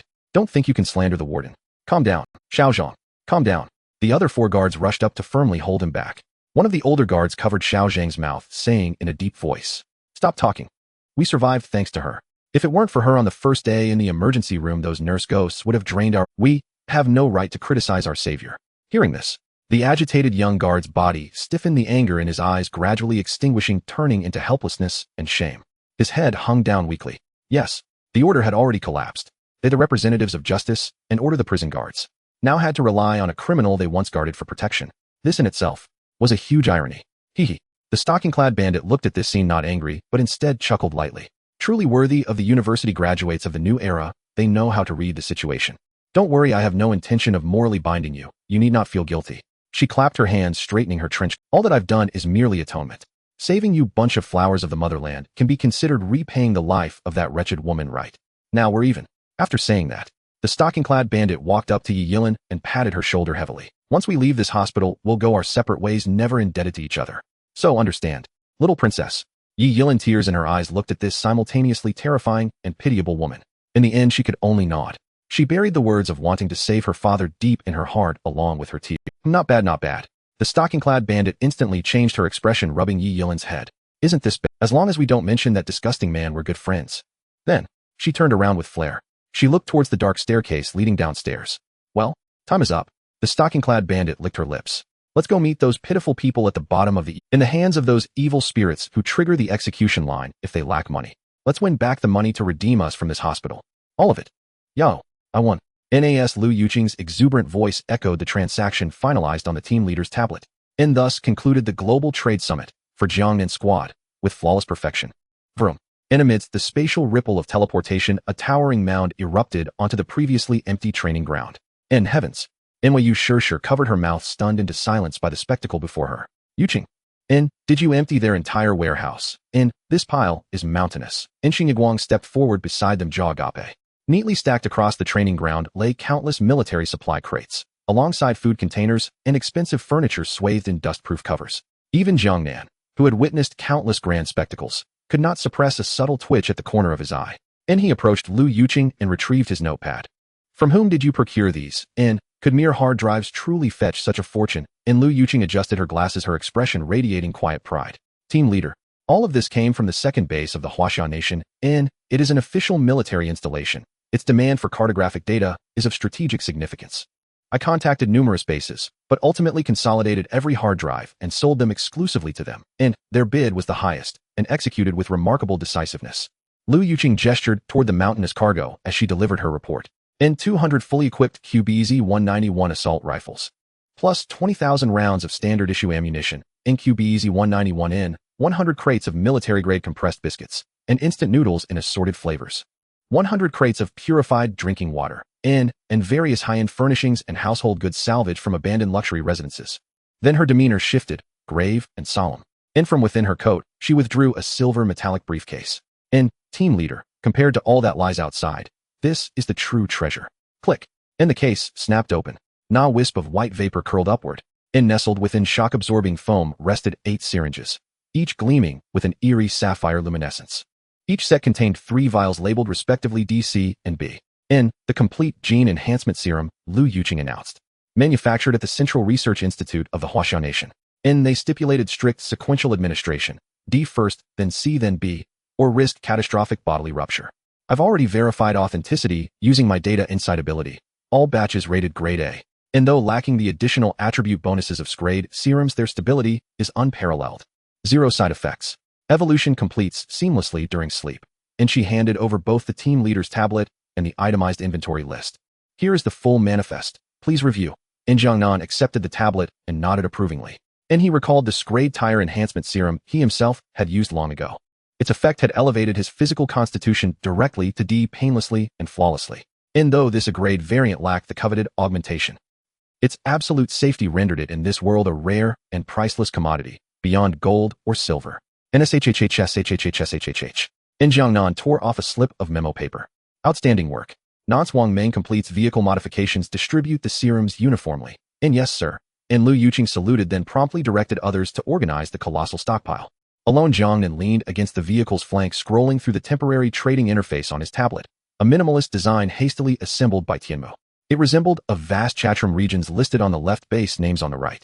In-trade mechanics were deliberately streamlined. Barter alone was permitted. Jiang Nan browsed the backend log. In Kanglan Continent's second base of the Huaxiao Nation Inn, thank you for your trust. In future transactions, please consider us first. Price is never a constraint. In-trade completed. Beyond that entry, dozens of red notifications pulsed. In Tropical Rainforest, fifth base of the Eagle Nation Inn. Hey friend, we want that map. We'll trade cutting-edge exoskeleton armor. Declined.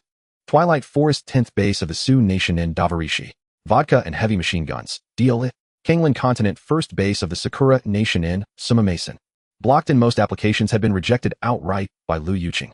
Others after price negotiation were summarily removed from her contact list, an act of ruthless efficiency. In through comparative analysis, Jiang Nan gained sharp clarity on the current economic hierarchy.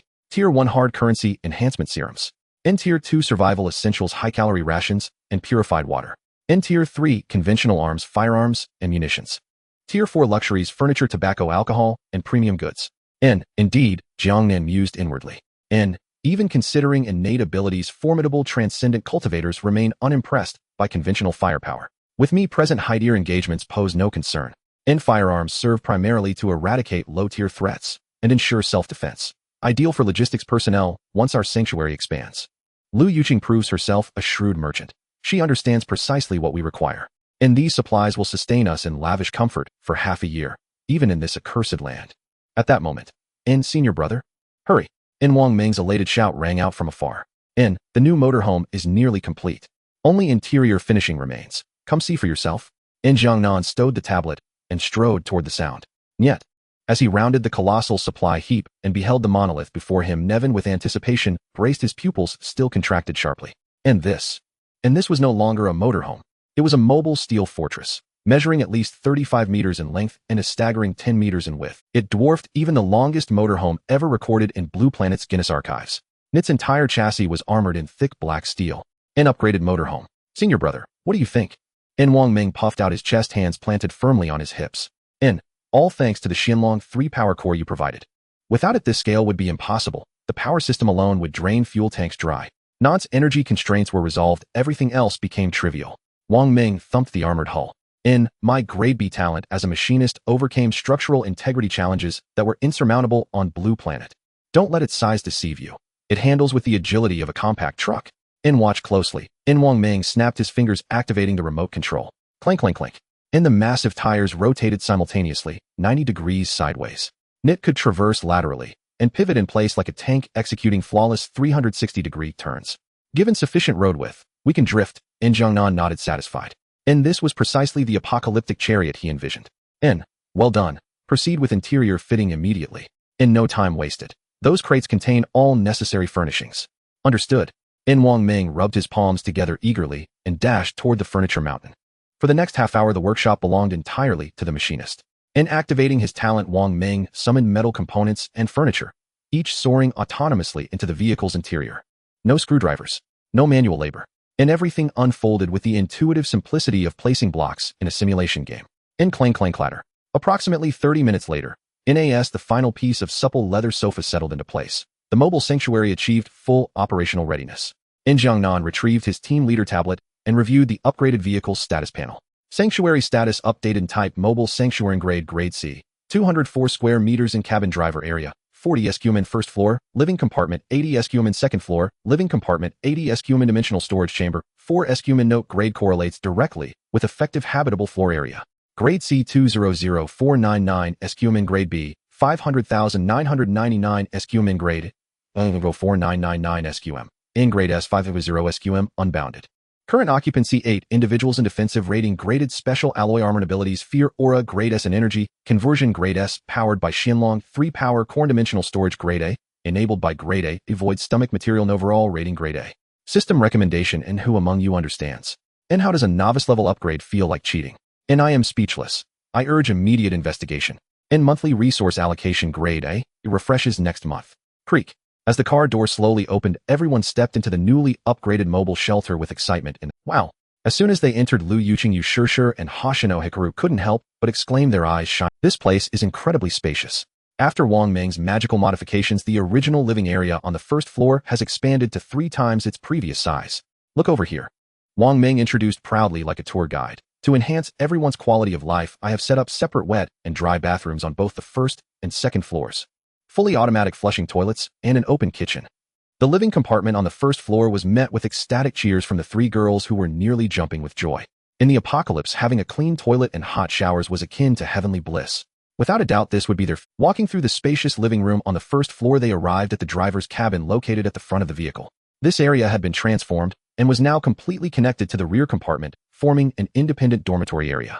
However, to ensure safety and privacy, access could only be made from inside the compartment. It couldn't be opened directly from the driver's cabin. Guo Shuai looked around. The decor here was entirely in the style of a high-end university dormitory. Although it had bunk beds, it exuded a warm, cozy vibe. He gave Wang Meng a thumbs up. Brother Wang, you really thought of everything. This way we can avoid suspicion, and when the boss needs us, we can communicate face-to-face immediately.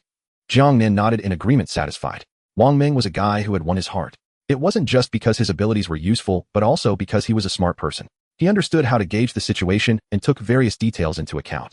He was an excellent candidate for infrastructure and logistics, deserving of special training. At that moment, the little creature with a round face who had been clinging to Guo Shuai's leg looked up. Daddy, is this going to be our home from now on? Guo Shuai squatted down and patted its head, saying, That's right, Kun. This is our home. Jiang Nan, observing this, couldn't help but twitch his mouth. He really wanted to complain. Why are you so naturally raising this picked-up creature as your son, and even naming it something so casual as Kun? But forget it. Seeing Guo Shuai's blissful expression, Jiang Nan decided not to say much. As long as this thing didn't go out of control, it was fine if the other party liked it. Just consider it a reward for the brutal battles endured. After touring the driver's cabin, everyone returned to the living room. Wang Meng walked mysteriously to an unremarkable metal door. Additionally, boss, I've prepared a surprise for you. Click. The door opened. Inside looked empty, only a few square meters in size, but it exuded a sense of spatial fluctuation. This is the dimensional storage room. Wang Meng explained. I used the core from the void stomach of that hungry ghost you crushed at the school gate to create it. Don't let its small size fool you, its actual capacity is enormous. I've already stuffed all the weapons, food, and water we just traded into it. From now on, you can access supplies as needed without having to pile everything in the living room. Jiang Nan, upon hearing this, tore off a sticky note and affixed it to the door. Good job. He then turned to Lu Yuqing and pointed at the silver suitcase in her hand. Distribute the enhancement potions. Hoshino Hikaru and Yu Shishir will each receive 1 grade potion. The rest will get a full set 1D, 1C, and 1B. Additionally, you are allowed to go to the second floor to sort valuable supplies. Lu Yuqing was taken aback and instinctively asked, Boss, what about yours? Jiang Nan waved his hand and tossed out a sticky note. I don't need any. In fact, he could easily claim better rewards through the leaderboard settlements. There was no need to compete with his subordinates for these resources. Of course, it certainly wasn't because he had obsessive-compulsive tendencies. The grade potions had spoiled him, making him forget his roots. Absolutely not. Understood. Lu Yuqing stood at attention, saluting without any objections. Although Yu Shishir and Hoshino Hikaru only received grade potions, they looked enviously at the full sets in the hands of others, but soon reconciled. One must be content. After all, it was better than risking their lives like Guo Shuai and the others. Their contributions in this battle had indeed been relatively small. Having grade potions to enhance their bodies was already a tremendous blessing. So, after I distribute the remaining grade 2 grade and 1 grade potions, I will help you place them in the storage cabinet on the second floor. Lu Yuqing said thoughtfully. After the distribution was completed, Jiang Nan nodded and beckoned to Yi Kalina and Chen Tong, who were behind him. Go upstairs. The 2 girls exchanged excited glances, their cheeks slightly flushed. The second floor, that was the boss which would also be their future bedroom. They followed Jiang Nan closely as they ascended the spiral staircase. This was designed as a duplex structure. Although the space on the second floor was only 80 square meters, it had been transformed into an exquisitely luxurious presidential suite. A soft wool carpet, a large bed that could accommodate 3 to 4 people, an independent luxury bathtub, the living compartment on the second floor. Heavens! Chen Tong and Yi Kalina's mouths dropped open, unable to believe this was in the apocalypse. This was even more luxurious than where they lived before the catastrophe. Jiang Nan, I love you. Chen Tong exclaimed, her eyes reddening with excitement as she rushed forward and kissed Jiang Nan's cheek. Yi Kalina, seeing this, felt a bit shy, but also gathered her courage, tiptoeing to lightly peck Jiang Nan on the other cheek. Then the two of them, as if they had discovered a new continent, cheered and ran off to explore the room and the walk-in closet. Jiang Nan stood still. Still wearing that cool demeanor, he walked to the massive floor-to-ceiling window. Gazing at the gradually setting sun outside, he looked toward the distant north. It's time to decide the next destination, he silently pondered. Now that they had a mobile fortress, sufficient supplies, and a preliminary strengthened team. So what comes next? What is the purpose of adventure? It is to become stronger. And the first step to becoming stronger is to open the map. Jiang Nan pulled out the incomplete strange island map he had brought from the archives. The previous hard drive had only unlocked the southern region. And where was the key clue to unlocking the other half of the map?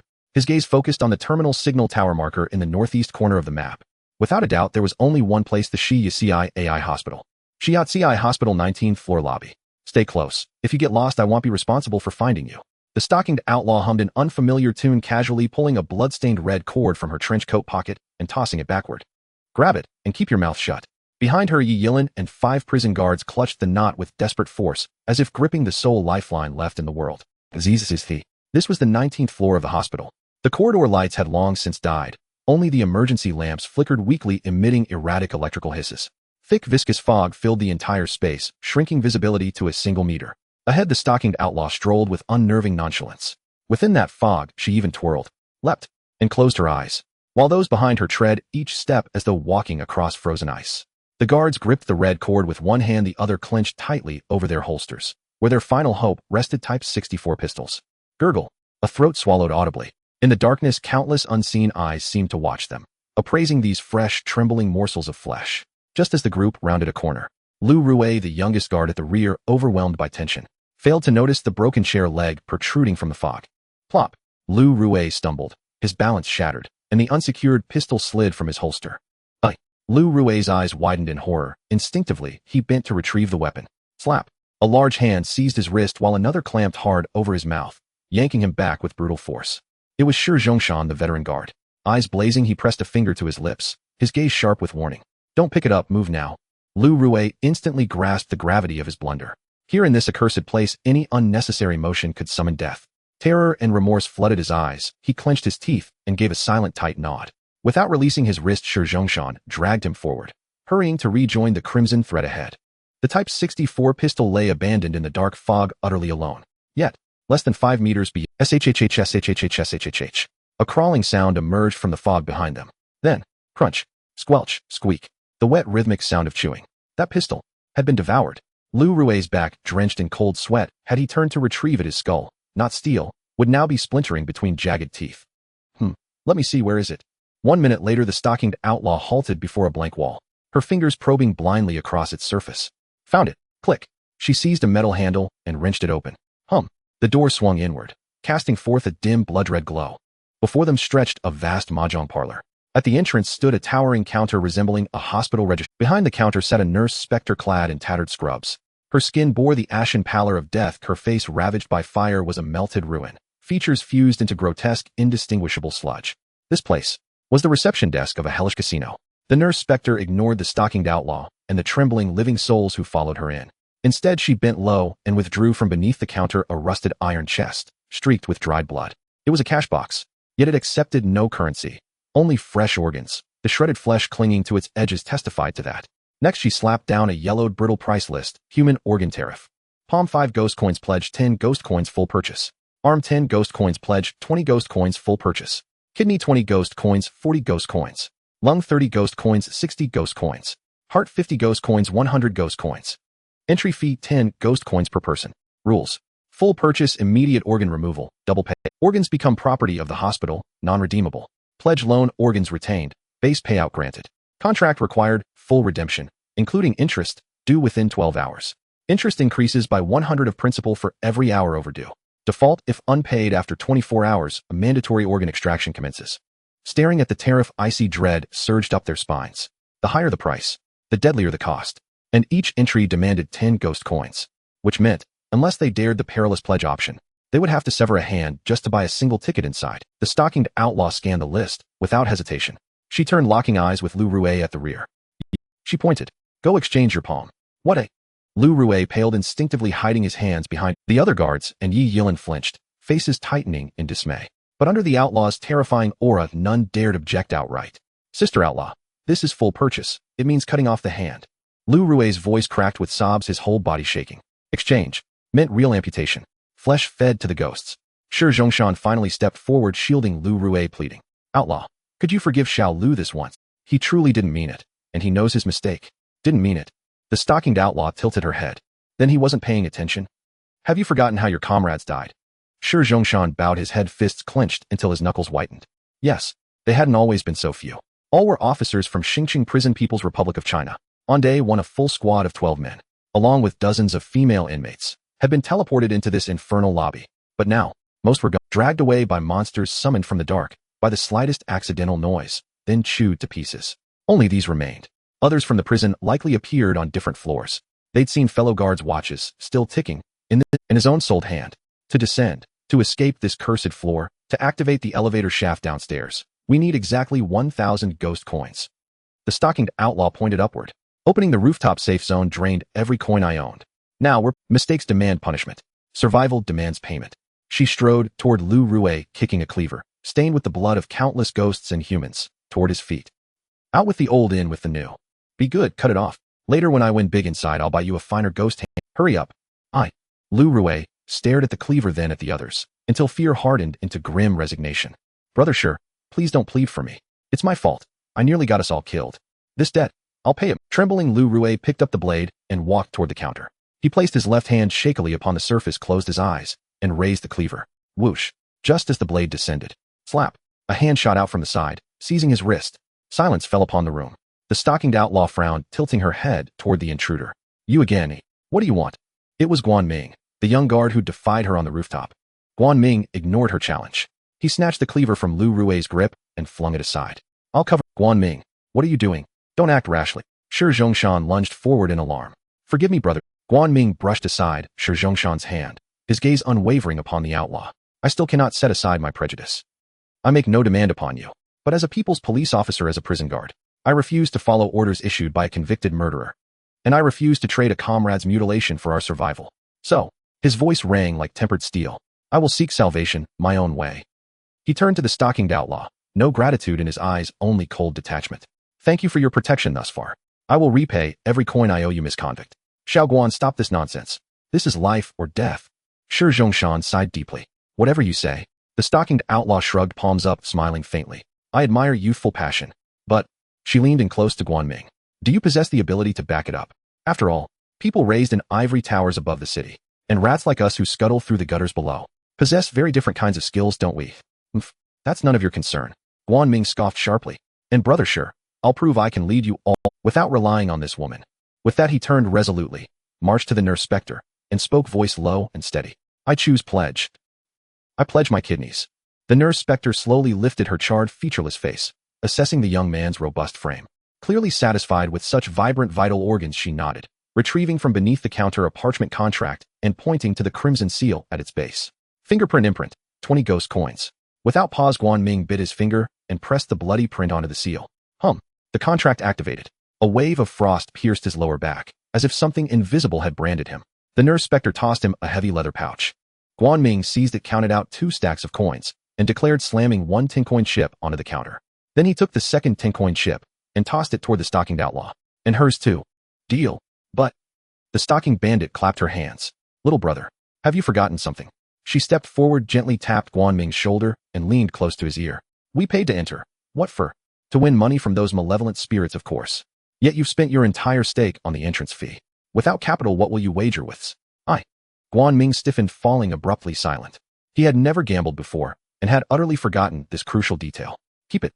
Sister doesn't need. The stocking bandit burst into laughter, executed a flamboyant spin, and braced both hands upon the counter. They'll pawn every salvageable Gundam component I possess, including my heart. At these words, not only did the onlookers freeze, but even the nurse spirit, previously lounging lazily, snapped upright in stunned disbelief.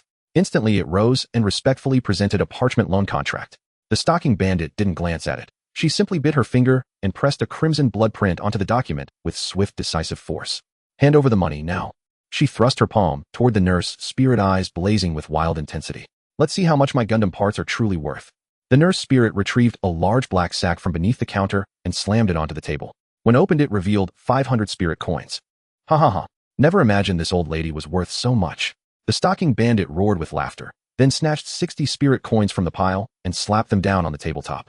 Besides this proud little brother's entrance fee, all others. I'm covering them myself. Ha ha ha. Hands planted firmly on her hips, she laughed with unrestrained audacity. The crowd stood paralyzed, their scalps prickling with dread, speechless before her reckless borderline suicidal bravado. Yi Yilin approached, timidly tugged gently at the hem of the stocking bandit's trench coat, and whispered softly, "Sister Bandit, none of us know how to gamble. Is it really wise to go in? What if we lose all the money you just won?" Waving it off, no. The stocking bandit dismissed the concern with utter nonchalance. "Little princess, didn't you watch your wretched father play cards as a child? Around his card table, didn't a whole chorus of spectators always stand by it? Now you are my audience. It's been too long since we arrived in this spectral realm. I ought to show you the world." A sharp jolt surged through Yi Yilin's chest. How could she possibly know my father hosted poker games at home when I was young? But now was clearly not the time to dwell on such minutiae. As long as she kept this group of novices from stepping onto the gambling floor, and certain death, Yi Yilin obediently nodded. "Yes, Sister Bandit. Well, follow your lead." Nearby, Guan Ming's expression darkened profoundly. He loathed this constant sensation of being overshadowed, yet a grim concession flickered in his mind. Still, perhaps it's for the best. At least I won't have to pawn my organs for capital, he reassured himself inwardly, then spoke coldly, "If you refuse it, I won't press you." With that, he clenched the 10 spirit coins the nurse spirit had just returned to him, and strode resolutely through the doorway into the mahjong parlor. What a delightfully stubborn child. The stocking bandit chuckled lightly, snatched up the coin sack, and led the group inside in single file. The moment the door swung open, Guan Ming choked violently on the thick, acrid smoke within. The hall lay shrouded in gloom, its gambling tables eerily vacant. Guan Ming did not hesitate. He marched straight to an empty mahjong table, glanced once, and sat down. Then, a chair scraped sharply against the floor. An adjacent seat was instantly occupied. Guan Ming fixed his gaze upon the newcomer and frowned deeply. Why are you following me?" He suspected this madwoman held a grudge from earlier and intended to unnerve him at the gaming. The stocking bandit crossed her legs atop the mahjong table. "Don't tense up, little brother. Take a good look around this parlor. Only this one table is active. So if we wish to gamble, we must sit together naturally." Guan Ming said nothing, merely withdrew his gaze, his senses sharpened with wary vigilance. In the distant observation area, Lu Rui trembled slightly as he tugged Shi Zhongshan's sleeve, voice laced with anxiety. "Brother Shi, will Guan Ming survive? That's gambling with spirits, for your very soul." Shi Zhongshan sighed heavily. "It's in heaven's hands now." Guan Ming was once a prodigy of the Criminal Investigation Division, top scorer across every examination. But his unyielding pride and bluntness offended superiors. So they exiled him to our prison. He carries more than meets the eye. Guan Ming's brow glistened with cold sweat. As Shi Zhongshan had said, he truly had served in the CID, and had even undergone undercover training, including advanced gambling techniques, yet had been dismissed mid-training due to temperament, and temporarily reassigned to prison guard duty to avoid conflicts of interest. Even with rigorous instruction, this remained his first real gamble, and it was with spirits. Beside him, the stocking bandit appeared utterly at ease. Clang! She slammed the entire sack of spirit coins onto the table with theatrical flair. Guan Ming followed suit, placing his meager 10 spirit coins before him. At the instant the chips settled on the a column of black mist erupted from the center of the mahjong table, coalescing rapidly into its screen displayed 3 spinning reels flashing wildly with symbols. The Joker, a revolver, the werewolf, a deck of playing cards, and dice. These represented the chosen mode of the wager. After 1 minute, ding, ding, ding, all 3 reels halted simultaneously, landing on revolver. Guan Ming stared dumbfounded. From his training, he possessed confidence in Texas Hold'em blackjack, even mahjong or pai gow. But what in blazes was this revolver nonsense? What did it have to do with a mahjong table? Could it be? His pupils contracted sharply, horror dawning as he grasped the true nature of the game. Exactly. The stocking bandit rested her chin upon her palms. The infamous Russian roulette. Well then, little brother, are you afraid? It's among gamblers' most beloved and deadliest games. Here losers pay no coin, only their lives. Guan Ming drew a deep, steadying breath, forcing his hammering heart into submission. You do well to worry about yourself, madwoman. I still intend to repay you alive. Unexpectedly, upon learning this was a game of pure chance and mortal stakes, Guan Ming's composure stabilized, miraculously, almost supernaturally. The stocking bandit tilted her head, faintly puzzled. Why has this boy suddenly stopped trembling? Could he be hiding some cheating advantage? How intriguing. She chuckled softly, then spread her arms wide and addressed the empty gambling floor. Then let me watch closely, little brother. And you hidden players. It's time you emerged. Whoosh. No sooner had the words left her lips than 2 plumes of black smoke materialized violently from 2 other vacant chairs, both emanating overwhelming height-ear spiritual malice. The one on the left wore a banker's suit, stained dark with dried blood. A ghastly bullet wound marred its forehead, oozing viscous black fluid mixed with crimson gore. Above its brow floated a line of blood-red numerals. Win rate 539. To the right stood a black thief spirit clad in tight-fitting nitrate attire. Though the outfit seemed superfluous, it clearly adhered to professional decorum, refusing to appear indecent. Likewise above its head hovered glowing numerals. Win rate 786. Brother sure, what are those numbers above them? Lu Rue asked, bewildered from the observation zone. Yi Yilin raised her hand and murmured, I know. They're battle records, showing how many matches they've won and lost here. Lu Rue nodded, and instinctively sucked in a sharp, chilling breath. Good heavens, their win rates are astonishing. Combined, they've claimed over 100 souls, human and spirit alike. Can Sister Bandit and Guanming possibly win? Yet, at these words, not only the prison guards, but even the two newly arrived spirits froze in unison. Because every pair of eyes had locked onto the stalking bandit's brow. Guanming's gaze quivered violently. Both malevolent spirits gaped, eyes bulging, as if witnessing the impossible. There, floating above the stalking bandit's head, gleamed a searing, blinding numeral. Win rate 651. HSSSS. The banker spirit and the thief spirit exchanged glances, and in each other's eyes saw unmistakable wariness. They'd stumbled upon a peer, a master-level predator. Had they come to hunt minnows, only to find themselves hunted instead? 65 life-or-death rounds, and only one loss. What manner of monster was this woman? Yet, when their greedy gazes slid toward Guanming beside her, win rate 00. Ha ha ha. Both spirits emitted a bone-chilling chuckle. Such an innocent little zero. Uncles will take very good care of you. Trapped under the unblinking stare of two high-tier spirits, Guanming felt his blood congeal entirely. Yet he gritted his teeth, refusing to break. For he possessed his greatest trump card. Runka ability. By closing his eyes, he could foresee every event unfolding in the next 10 seconds. An absolute cheat code for Russian roulette, where a single trigger pulled determine life or annihilation. Once this revolver reaches my hands, and this chamber is empty, then success is inevitable. Guanming calculated probabilities inwardly. Since all players are assembled, the stalking bandit rapped the table, shattering the silence. Let the game begin. I'm going, Alan. Play as you wish. With that, she shoved the entire sack, 540 spirit coins, toward the center of the table. Both spirits stared stunned. Alan on the first round. Was she truly this audacious? I fold. The banker's spirit rasped hoarsely. It withdrew 300 spirit coins from its coat and pushed them forward. The thief spirit silently contributed 200. Meanwhile, Guanming stood utterly dumbfounded. Staring at his pitiful 10 spirit coins, despair washed over him. According to the casino's unwritten law, turn order in life and death games was dictated by bet size. In that instant, both malevolent spirits turned toward Guanming and smiled. Their gaze resembled that of wolves spotting a defenseless plucked rabbit, eagerly awaiting the moment he would part his legs, so the uncles could make their move. A wave of profound foreboding crashed over Guanming.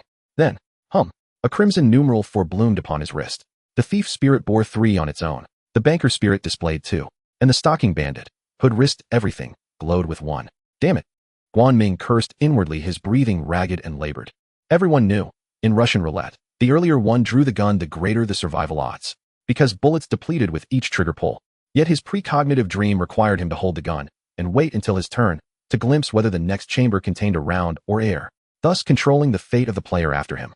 If preceding players exhausted all live rounds, or if his turn brought a loaded chamber, his ability would be rendered utterly useless. 4th position. The most perilous, most hopeless place imaginable. Don't panic. Stay calm. Guanming frantically reassured himself. The chamber hasn't been loaded yet. If someone fires early, he'll get my chance. But in the next breath, he froze completely.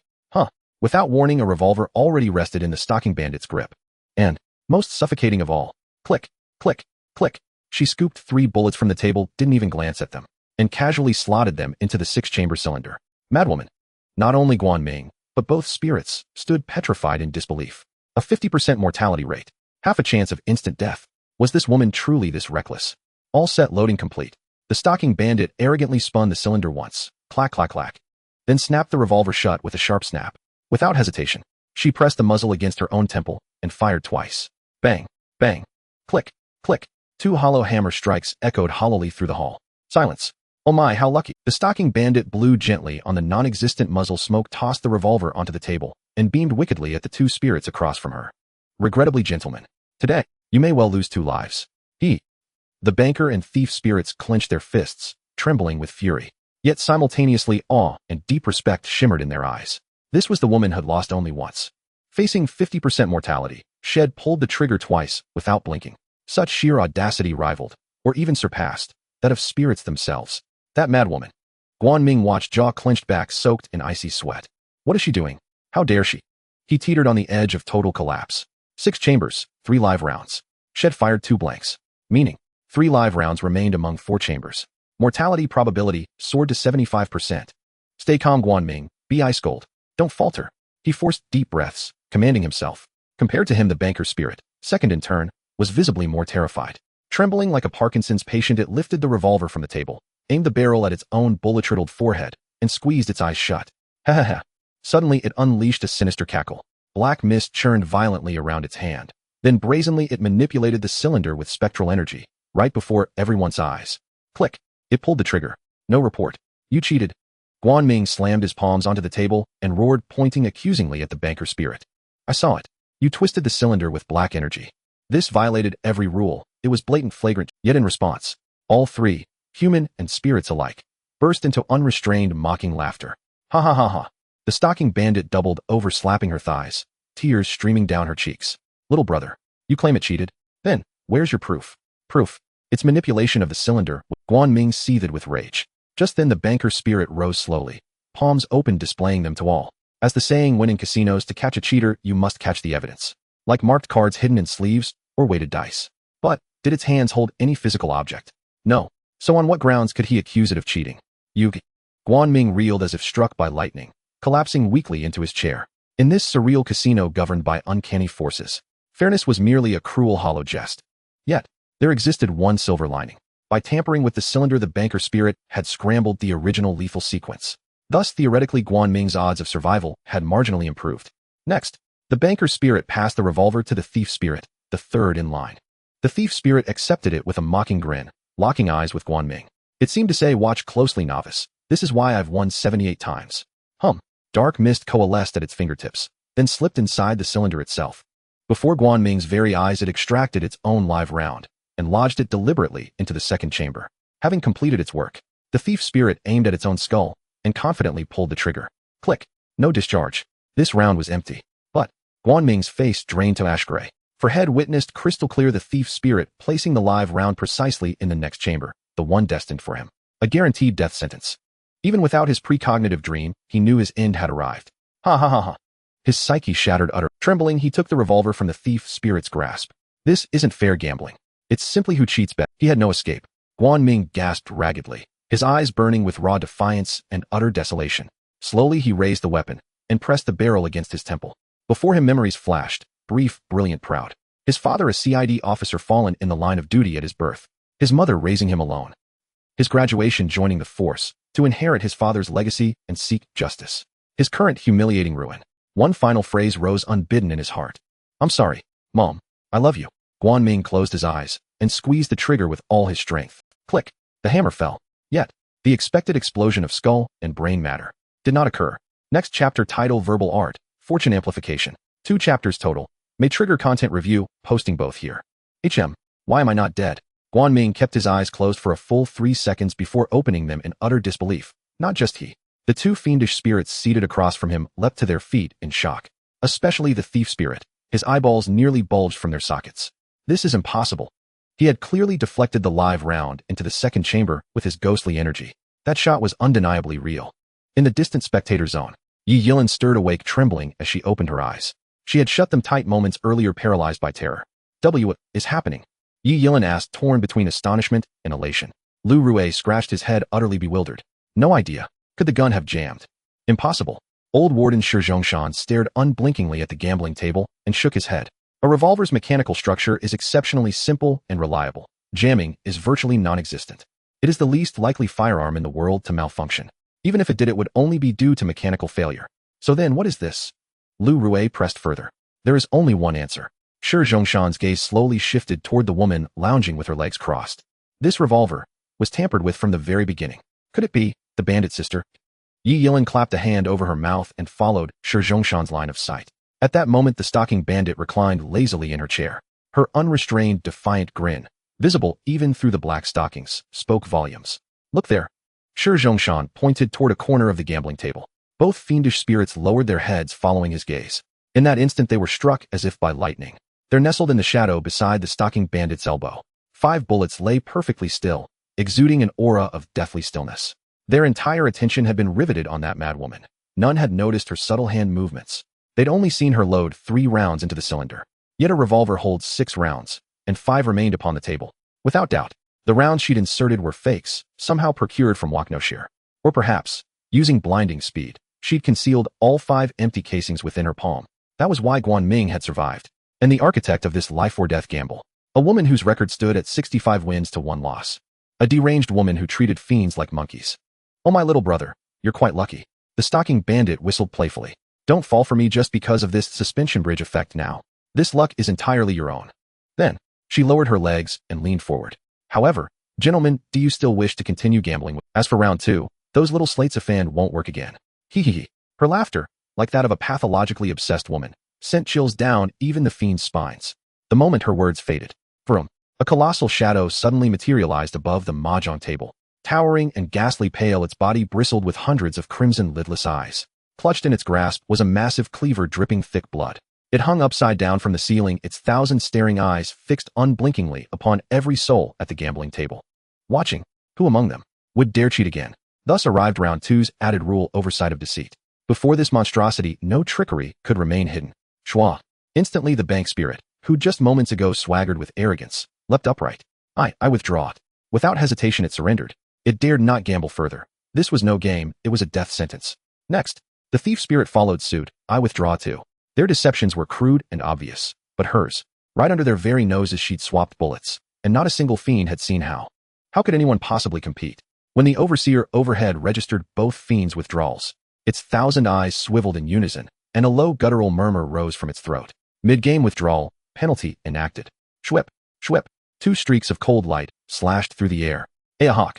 In an instant the cleaver descended, severing the bank spirit's and thief spirit's left hands at the wrist. Then gripping the severed hands it shoved them into its maw, and crunched them to pulp, swallowing them whole.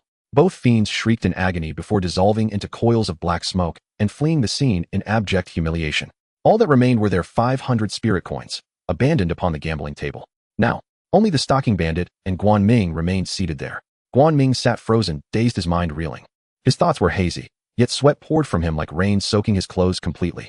The stalking bandit arched a brow, glancing toward Guan Ming.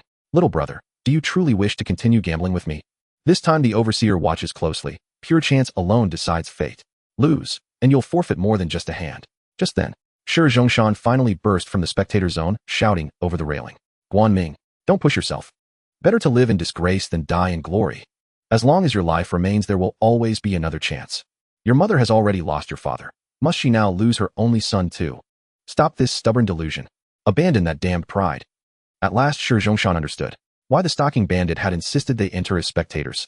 From the outset she intended to win every coin on that table, to fulfill her vow, to lead them all alive out of. Other wardens and Yi Yilin, eyes red-rimmed, joined the cries.